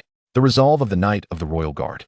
After harnessing the power of the magic crystal to bestow specialized skills upon both himself and Zhu Ming, he lowered his hand and addressed Zhu Ming. Now, is this sufficient? Do you have the confidence to take down that big fool of a dragon in one strike? Having never encountered a true dragon, the advisor regarded the fire dragon before them, merely a product of mimetic magic, with neither reverence nor fear. Strangely, upon hearing the advisor's words, Zhu Ming seemed to have an epiphany, a rare smile gracing his lips. Huh, he chuckled softly, saying no more. He did not even inquire about the skills bestowed upon him, instead raising the sword of night and fire once more. Blue magical energies swiftly enveloped the sword's blade, shimmering with a divine radiance. Night style, Zhu Ming murmured, as his magical power surged exponentially. Though the advisor had suggested Zhu Ming take the lead, having applied the buff, he felt it would be a waste not to strike at least once. Thus, he slightly bent his body, positioning the blade moonshade at his waist, his right hand resting lightly on the hilt. The fire dragon, observing the two figures not far away, had its golden dragon eyes flickering with a fiery intensity. It pressed its wings firmly against the ground, its hind legs bracing against the earth, resembling a colossal artillery piece as it opened its maw wide. Flames surged wildly within its throat, and then with a thunderous roar, molten lava and fire erupted forth towards the advisor and Zhu Ming. Simultaneously, the duo's techniques were fully charged. They had not conferred, yet their synchronization was remarkable as they struck simultaneously. Shadow of the Crescent Moon. Night Comet. The advisor's blade aura surged forth first, transforming midair into a crescent moon flickering with blue and gold hues. This attack was silent, yet seemed capable of severing all, effortlessly cleaving the fire dragon's flames in two. Seizing this fleeting moment, Zhu Ming's torrent of magical energy surged once more. Abundant magical power infused with sacred strength greatly amplified this strike's potency. With the flames parted by the advisor's attack, Zhu Ming's strike successfully connected with the fire dragon's massive body, inflicting a grievous and bloody wound. Roar! The fire dragon let out a deafening cry, struggling fiercely before collapsing limply to the ground. Its form then dissipated into purple magical energy, swiftly vanishing into the air. Is that all? The advisor chuckled lightly at the dissipating purple energy. He had not anticipated that this seemingly formidable fire dragon would be so easily vanquished. Meanwhile, outside the arena, the students within the academy were thrown into disarray. After Jin Teng summoned the fire dragon, everyone had believed that the advisor and Zhu Ming were doomed to defeat. Some even silently prayed that the two would not be gravely injured, impacting subsequent matches. But who could have predicted? Not only did the advisor and Zhu Ming emerge victorious, but they did so with astonishing swiftness. Are these two truly first-year students? This is incredible. I heard they belong to a special class. Could it be that Director Jiang provided them with special training? I'm envious. I wish to join that special class. That's enough. Our talents are simply not on the same level. Even if you manage to enter the special class, you could never be as strong as they are. Of course. But this strength is astonishing. It's the first time I've seen someone defeat a draconic creature so effortlessly. Indeed, even if it was merely a dragon created through mimetic magic, it still attests to the prowess of the advisor and Zhu Ming. The students of the Longzhou Awakening Academy fervently discussed the event while on stage. Jin Teng's expression darkened to its utmost depths. He had initially believed that summoning a dragon would guarantee an easy victory. Yet he had not anticipated the exceptional strength of the two newcomers exceeding his expectations. Director Jiang maintained a smile, seemingly unfazed by the prowess displayed by the advisor and Zhu Ming. He turned to Jin Teng and remarked, "Director Jin, the outcome of this first round should be quite evident by now, wouldn't you agree?" With this statement, all gazes shifted towards another screen showcasing the battleground of the Shuashu Awakening Academy. Two contestants stood resolutely before the colossal flame giant conjured by Jiang San. Although they did not appear to be at a disadvantage, the fiery behemoth's tough exterior suggested that a swift resolution to the conflict was unlikely. "It seems I have underestimated you." Jin Teng sighed softly, momentarily tempering his cold demeanor, and feigned a smile as he spoke. "In the first round, victory belongs to you." Upon hearing these words, the audience erupted with excitement. "Wonderful! We've triumphed in our inaugural battle. Impressive! It seems this time we shall emerge victorious." Indeed, even if the opposing side had a trump card, as long as they could secure victory in the next contest, they were certain to prevail in the end. The students of Longzhou Academy brimmed with anticipation for future victories. Jin Teng suppressed the flicker of malice in his eyes and turned his gaze back to Jiang Tsen, raising his hand in a subtle gesture. Jiang Tsen, understanding the cue, gently trembled his staff. At that moment, the advisors and Zhu Ming observed the intense battle of wits and valor between the two contestants and the flame giant. Suddenly, a voice resonated. "The first round has concluded," with the victors being the advisors of Longzhou Awakening Academy and Zhu Ming. As the announcement echoed, everything around began to fragment gradually. The immense flame giant ceased its movements, transforming into blue magical energy that gradually dissipated. In the blink of an eye, with a flicker of magical brilliance, the four individuals reappeared in their original academy. Upon seeing the advisors and Zhu Ming, many students immediately erupted in cheers and celebrations. In stark contrast, the members of Shuashu Awakening Academy wore expressions akin to having swallowed a fly, their faces dark and silent. The advisor chuckled lightly and was about to depart when he suddenly noticed a piercing gaze. It was Li Yi, one of the competitors from the opposing team. Li Yi appeared completely unfazed by the loss in the first round. Instead, he wore a smile and gently applauded. Zhu Ming noticed Li Yi's gaze, cast a blank look in return, and offered no response. The advisor, however, politely nodded before rejoining the ranks. Following the established protocol, Jiangxin and Jin Tung exchanged a few pleasantries before concluding the first day's competition. The students who had witnessed the match flocked to congratulate the advisors and Zhu Ming, expressing their joy. Even several upperclassmen who participated in the competition praised the duo's final cooperative strike. Yet, Zhu Ming maintained his cold demeanor, offering only a few polite remarks before exiting the venue. The advisor, disliking the sensation of being the center of attention, seized the opportunity to slip back to the dormitory. Through the events of the first round, the advisor had discerned that the competition between the academies was not merely a contest between students, but rather a covert rivalry between the two heads of the institutions. The forthcoming matches would undoubtedly see alterations in the rules, influenced by the prowess of the respective heads. This is utterly unreliable, the advisor sighed. The most pressing concern remained the digestion of the slime. Only when the slime fully assimilated the magical beast core could the advisor restore his complete strength. He pondered this and couldn't help but check the time through the system. Your slime requires an additional 2 days to complete digestion. Please continue to provide nurturing support. It appeared that there would be insufficient time for the second match. He could only hope that the slime would exert itself a bit more, perhaps managing to catch up by the third round. Yet, after much contemplation, the advisor realized that his only option was to continue taking the slime to the bell tower for moonlit baths each evening. The following day, as the resounding bells echoed throughout the academy, the advisor gradually awoke. As a participant, he was undisturbed during his rest, and even Zhuo Dao did not make an appearance. After freshening up and having breakfast, he strolled towards the square. Along the way, many students who had witnessed the previous day's match greeted him enthusiastically, treating him like a celebrity. The advisor felt uncomfortable with such close proximity to strangers and awkwardly responded a few times before hastening his pace toward the square. By the time he arrived, a large crowd had gathered to watch the competition, even surpassing the attendance of the previous day. As soon as he arrived, the enthusiastic senior who had previously explained various matters to him pulled him into the competing teams. The 5 students from Shuashu Awakening Academy were still present. Jiangxin and Jin Tung stood side by side at the forefront of the 2 teams, and after a brief and tedious opening statement, they finally delved into the main event. However, this time it was Jin Tung who would announce the competition rules, not Jiangxian. He stood at the center of the square, staff in hand, surveying the surrounding students before beginning. Welcome everyone to the second round of the academy competition. Yesterday, I engaged in a thorough discussion with Director Jiang regarding the rules for this match, and we have ultimately decided as follows. Jin Tung paused slightly, raising his staff to make a gentle gesture. As purple magical energy swirled, a massive mirror materialized behind him and Jiangxin. The mirror rippled like water, and moments later, it gradually settled, reflecting a vast scene. It depicted a colossal lake, occasionally disturbed by ripples, suggesting that something lay hidden beneath its surface. After casting the spell, Jin Tung turned to Jiangxin. Jiangxin smiled slightly, raised his staff, and summoned a palm-sized stone from a corner of the square. It was merely an ordinary stone, ubiquitous in nature. Jiangxin grasped the stone in his hand and waved his staff again, infusing it with blue magical energy. In an instant, the previously unremarkable stone radiated a blue luminescence, adorned with peculiar, flickering patterns. Subsequently, Jiangxin casually tossed the magically infused stone towards the mirror. Buzz. The moment the stone made contact with the mirror, a light sound echoed, and astonishingly, it merged into the surface. Everyone observed clearly as the stone traversed the mirror and plummeted into the lake. The blue magical energy flickered for just an instant before being submerged by the water, returning to tranquility. After several seconds of silence, Jin Tung spoke again. As you all witnessed, the stone that Director Jiang cast into the lake is the objective of this competition.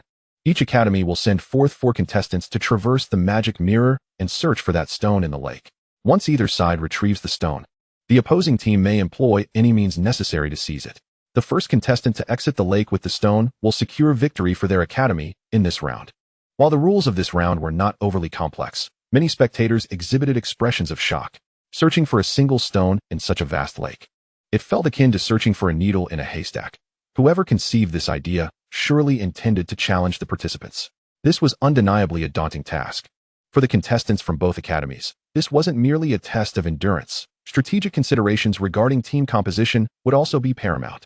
Some astute individuals immediately recognized the challenge inherent in this competition. Rather than simply seeking the stone within the lake, the true difficulty lay in the configuration of the teams. 4-person squads would be navigating the depths of the lake. This implies that among the 4 individuals, at least one must possess the ability to bestow underwater breathing or breath-holding spells upon their teammates. serving as a supportive awakened being. Additionally, given the high likelihood of underwater combat during this match, the remaining 3 must be equipped with combat prowess. Furthermore, since the ultimate condition for victory is to emerge from the water with the stone in hand, it is imperative to have an awakened profession capable of swift movement even beneath the surface. Thus, once again, it is our Shuashu Awakening Academy that takes the lead in selecting participants. Jinting did not grant the audience much time to react. Having spoken, he promptly pointed at the 4 individuals before him. The 2 who participated in yesterday's contest were once more chosen as contestants, alongside 2 others who had long been eager to participate. Only the opposing ace, Li Yi, was left behind. Such confidence. Does he believe victory in the second round is assured, hence wishing to conserve strength? The advisor pondered Jinting's selection of personnel, utilizing the system's capabilities. He scrutinized the chosen quartet, a warrior, a knight, a monk, and a pharmacist. Upon sighting the last individual, the advisor felt an inexplicable twinge of confusion. A pharmacist? Why a pharmacist? In this context, a pharmacist is certainly not an optimal choice, even if the pharmacist possesses the ability to concoct some potions for underwater breathing. Their combat capabilities are woefully inadequate, offering little to no effective assistance to teammates. Generally speaking, pharmacists are ill-suited for such competitions and are better suited for logistical support. Why, then, did Jinting opt for a pharmacist? Chapter 77. Advisor, are you a dual class? Could it be that this pharmacist possesses some unique quality? Fixing his gaze upon the pharmacist, the advisor observed closely. Yet, this pharmacist displayed no extraordinary abilities, merely a level of 20, hardly remarkable, and even inferior to many upperclassmen. What is going on here? While the advisor was lost in thought, Jiangtsen's selection process commenced. In stark contrast to Jinting's autocratic approach, Jiangtsen evidently intended to consider the contestants' preferences. Zhang, as a priest, you must have learned the underwater breathing technique, correct? The name called belonged to the senior who had previously answered various queries for the advisor. Upon hearing his name, he immediately raised his head, smiling confidently as he proclaimed, reporting to Director Jiang, I have learned it and can participate in the competition. Jiangtsen beamed with satisfaction, responding, excellent, then you shall lead the team. After making this declaration, he turned to the remaining individuals and inquired, who among the next 3 wishes to volunteer? I will. Director, let me do it. The other 2 seniors immediately raised their hands, calling out. Jiangtsen nodded in agreement. Thus, the final participant was to be selected from Zhu Ming and the advisor. Without needing Jiangtsen to prompt him, Zhu Ming turned to the advisor and asked, what is the matter? Aren't you planning to participate? Zhu Ming retained his usual icy demeanor, speaking devoid of any emotion, making it difficult to discern his thoughts. The advisor quickly shook his head, responding, I cannot swim. It's better if you take my place. Zhu Ming neither displayed disdain nor contempt, merely nodded in acknowledgement, raising his hand silently to look at Jiang in very well. Zhu Ming, you shall also partake in this second round. It is much obliged. Jiangtsen replied with joy, waving to summon the 4 individuals to the front. The competition was about to commence. He urged both teams to prepare in advance. After Jiangtsen's announcement, the contestants from both academies immediately sprang into action. Zhang retrieved a short staff from the lining of his clothing and, with a gentle wave, released several strands of magical energy that enveloped Zhu Ming and the others. Underwater breathing technique. Zhang softly chanted as he cast the spell. The magical energy swiftly transformed into bubbles, attaching themselves to everyone. Meanwhile, the Shuashu Awakening Academy was also gearing up. Unlike Zhang, the pharmacist did not cast any spells. Instead, they rummaged through their pockets, producing several vials of potion, distributing them to their companions before downing one themselves. The advisor, without needing to scrutinize closely, could surmise that it was undoubtedly a potion for underwater breathing. In no time, both sides had readied themselves, and under the guidance of their respective directors, they stepped into the magical mirror. Buzz, buzz, buzz. With a series of soft sounds, the individuals sequentially entered, becoming part of the reflection, swiftly plunging into the lake. This was, after all, a competition. The spectators outside could not afford to merely gaze blankly at the surface of the water. Consequently, after exchanging glances, Jiangtsen and Jinting simultaneously cast spells, manipulating the magical mirror to shift direction, effectively bisecting the immense mirror.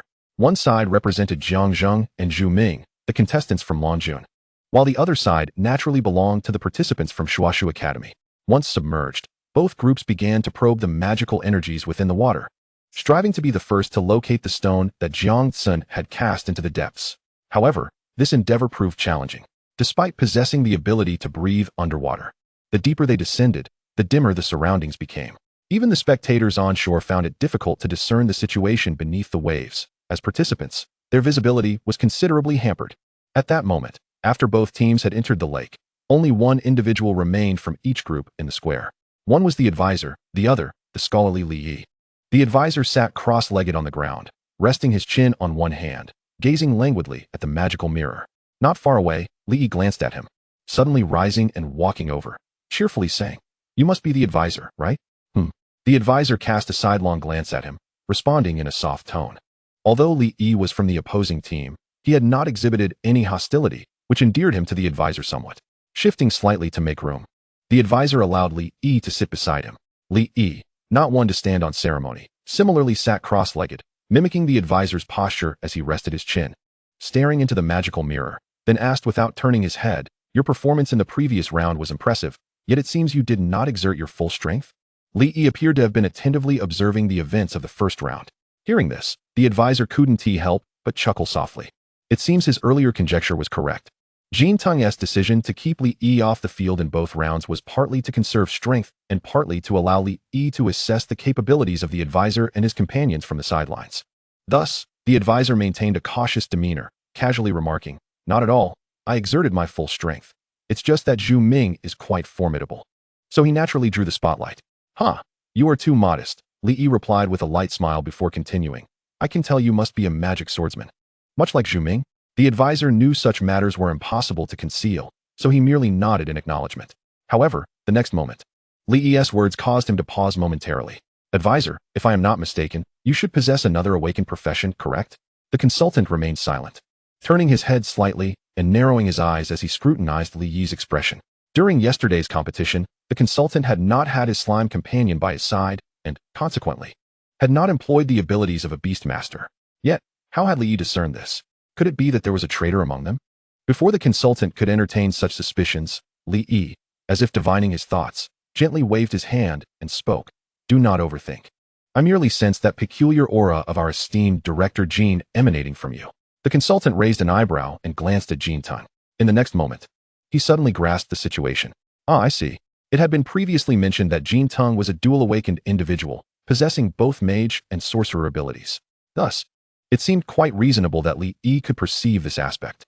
Might you divulge your other profession, dear consultant?" Li Yi inquired, his eyes sparkling with interest.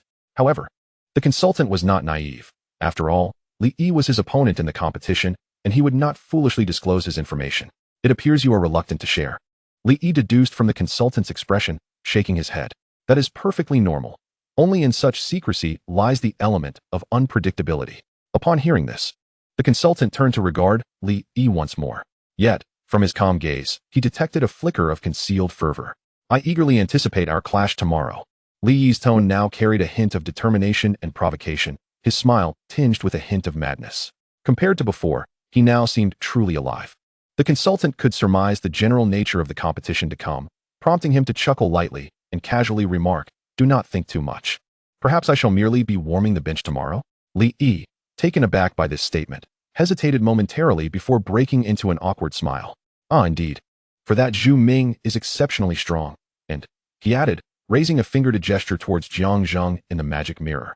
"Your senior Jiang faced me in last year's competition." This revelation caught the consultant off guard. He had assumed that Jiang Zheng was merely an ordinary priest, not realizing he had once battled with a star player from Shuashu Academy. He is quite an impressive support type awakened. Had it not been for a mistake by his teammate last time, perhaps the championship would have been yours. Li Yi continued, before turning back to the consultant. "Thus, I look forward to our duel tomorrow. May we both unleash our full potential." The consultant observed the earnest expression on Li Yi's face regarding the competition and nodded slightly. This young man reminded him of Zhu Ming. Had Zhu Ming possessed a more cheerful disposition, he might have exhibited a demeanor akin to Li Yi's. One could only hope. The consultant did not believe he would be participating tomorrow, so he casually remarked, and then turned his attention back to the magic mirror alongside Li Yi, watching the ongoing match. At that moment, the competition was still in the exploratory phase. Strangely, the individuals from Shuashu Academy appeared unhurried, huddled together, seemingly engaged in some undisclosed activity. "Li Yi, your academy members are not considering forfeiting, are they?"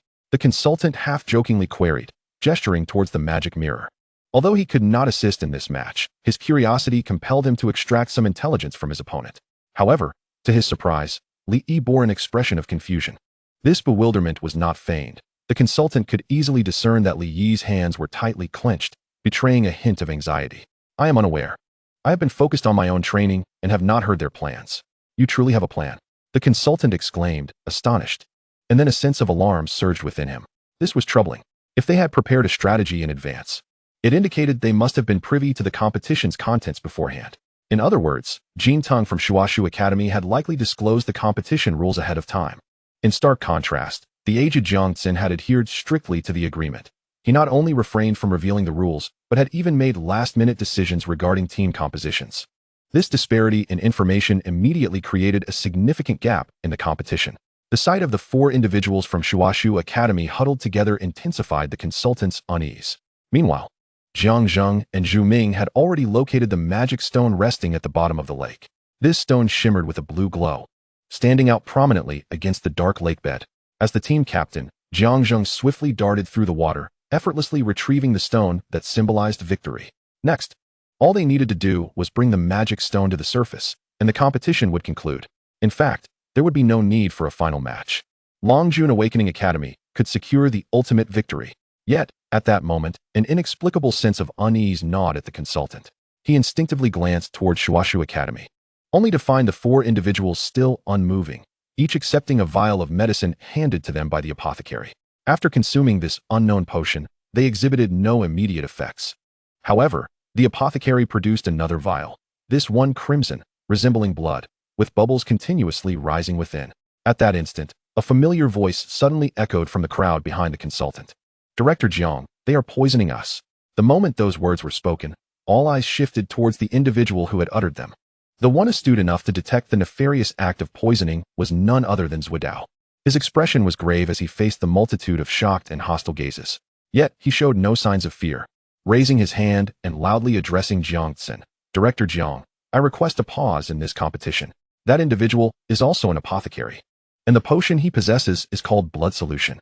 This substance is odorless and tasteless, but once it mingles with water, it can inflict significant harm on those who come into contact with it, and incite the fury of aquatic magical beasts.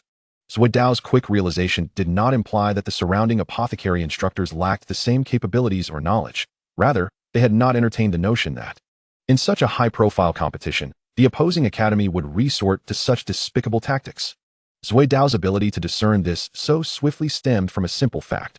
Upon hearing Jiang Xin and Jin Teng announce the rules, his first instinct had been to anticipate poisoning the opposing team.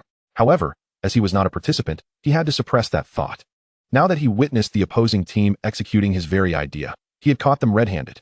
Observing Zhuo Dao's indignant demeanor, the consultant could somewhat surmise his inner turmoil. After all, he was not without his own shortcomings. The two shared a remarkably similar thought process. The consultant's mind raced as he quickly scanned Jin Teng and Li Yi's expressions. At that moment, Li Yi appeared shocked and enraged. His gaze fixed intently on Jin Teng and the magic mirror, seemingly appalled by such behavior. However, Jin Teng's countenance remained unchanged, and he even proclaimed before everyone, according to the regulations, we have not prohibited any means of combat, and using poison is indeed one of the methods employed by alchemists. I refuse to entertain any proposals to halt the competition. Chapter 79. A difficult choice, victory or companionship. Jin Teng's declaration could be said to epitomize shamelessness to the utmost degree. In an instant, many hot-tempered students in the audience erupted in outrage. What utter nonsense! You, old fool, are the one orchestrating this. They shouted. Without your command, who would dare to poison in the competition?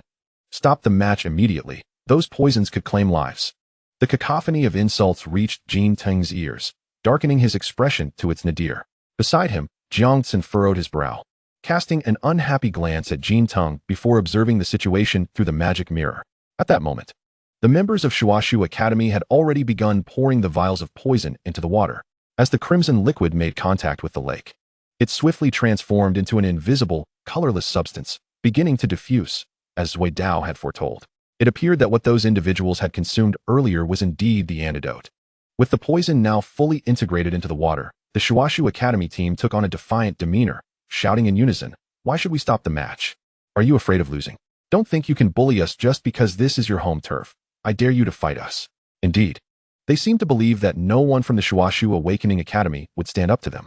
Although the act of poisoning was deemed despicable by many, Jin Tung's sophistry bore a semblance of validity.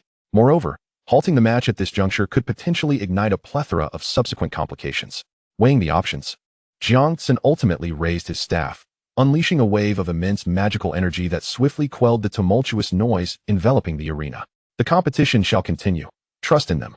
Jiang Tsun, in his capacity as dean, made the decision, and due to his esteemed reputation, even though the students were dissatisfied, they had no choice but to suppress their discontent and redirect their attention to the magic mirror. At that moment, the red toxins had completely mingled with the water, rapidly spreading throughout the lake. Meanwhile, on the other side, the team from Longjun Awakening Academy witnessed Jiang Zheng, clutching the magic stone, swiftly swimming towards the lake's surface, suddenly halting his movements, which gradually slowed down. Within mere minutes, several members of the team exhibited noticeable delays in their actions. More alarmingly, the magical beasts concealed within the lake began to grow increasingly agitated. Some aquatic magical creatures, lured by the scent, swiftly launched attacks against the group. Under such circumstances, they found themselves unable to ascend to the lake's surface, opting instead to draw their weapons in defense. However, influenced by the toxins, the students soon realized that their combat capabilities had plummeted significantly, as if the heavens conspired against them. Just as Zhu Ming and his companions found themselves embroiled in a desperate struggle, four members of Shuashu Awakening Academy emerged on the other side. Having ingested the antidote beforehand, they remained entirely unaffected by the toxins, and the frenzied magical beasts did not target them. Jiang Zheng and Zhu Ming were caught in a pincer, and in a matter of minutes, they found themselves at a distinct disadvantage.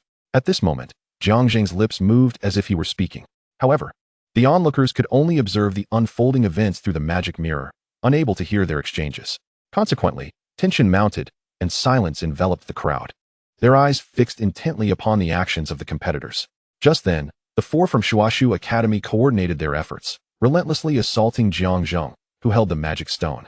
Zhu Ming and the other two upperclassmen struggled to protect him while fending off the surrounding magical beasts, their efforts becoming increasingly futile. Meanwhile, the toxins in the water continued to erode their bodies. Faced with such a dilemma, they were left with only two choices. Either Jiang Zheng could abandon everyone and escape with the magic stone alone. Yet, should he do so?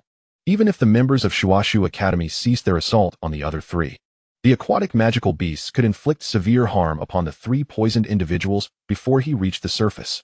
Alternatively, he could relinquish the magic stone, using his abilities to heal his teammates and deal with the magical beasts. Yet, this would amount to willingly conceding victory, jeopardizing their honor and that of the academy. Last year, they had already suffered defeat at the hands of Shuashu Academy once. Did they intend to allow them to bask in triumph yet again this year? The advisor noticed the tension etched on Jiang Zheng's face, suggesting he was in a state of indecision.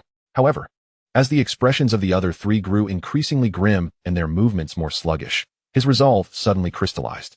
In the next moment, he decisively hurled the magic stone far away. The members of Shuashu Academy, upon spotting the magic stone, surged forward like wild dogs catching sight of a bone.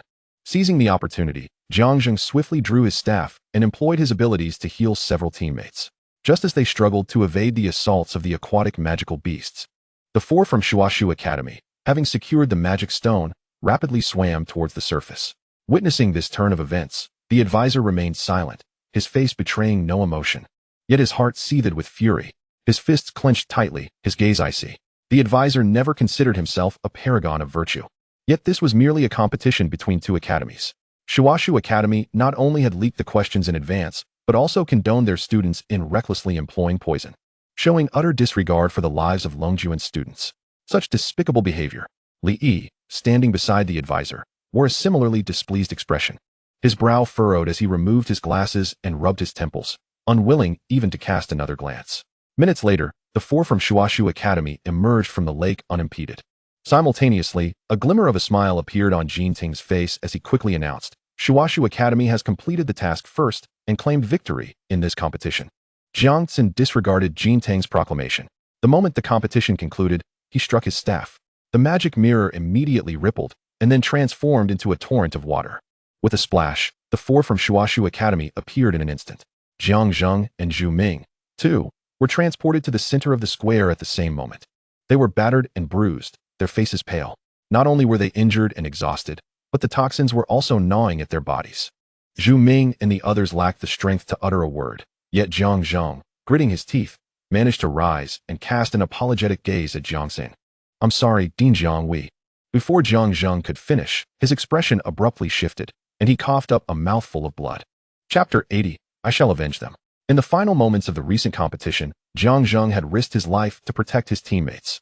He had devoted himself to healing the other three, resulting in him suffering far greater injuries and toxins than Zhu Ming and the others. Jiang Zhen shook his head, pained, and halted him from continuing to speak.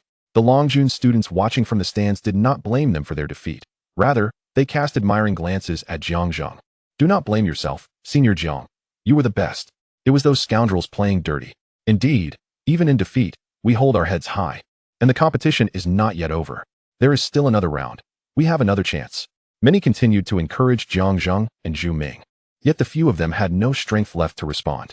The toxins within each of their bodies remained unpurged, placing a considerable burden on their health. As today's competition concluded, I shall lead you all to detoxification. Jiang Zhen's voice was somewhat frigid, completely disregarding the jubilant students from Shuashu Academy nearby. A few faculty members from the pharmacology department had long been standing to the side, and upon hearing these words, they hurriedly approached to assist Jiang Zheng and his companions in departing. Advisor, I too am unaware of their methods, Li Yi remarked. Silently watching as Jiang Zheng and the others left, before turning to the advisor, his expression laden with remorse, and slightly bowing his head as he murmured, I am sorry. The advisor recognized Li Yi's genuine contrition, yet his mood had plummeted to an all-time low. Tomorrow, I shall avenge my friends. Be prepared. The advisor, unwilling to engage in further discourse, coldly cast off this remark before turning away from the square. Upon returning to the dormitory, the advisor, unusually, did not collapse onto his bed.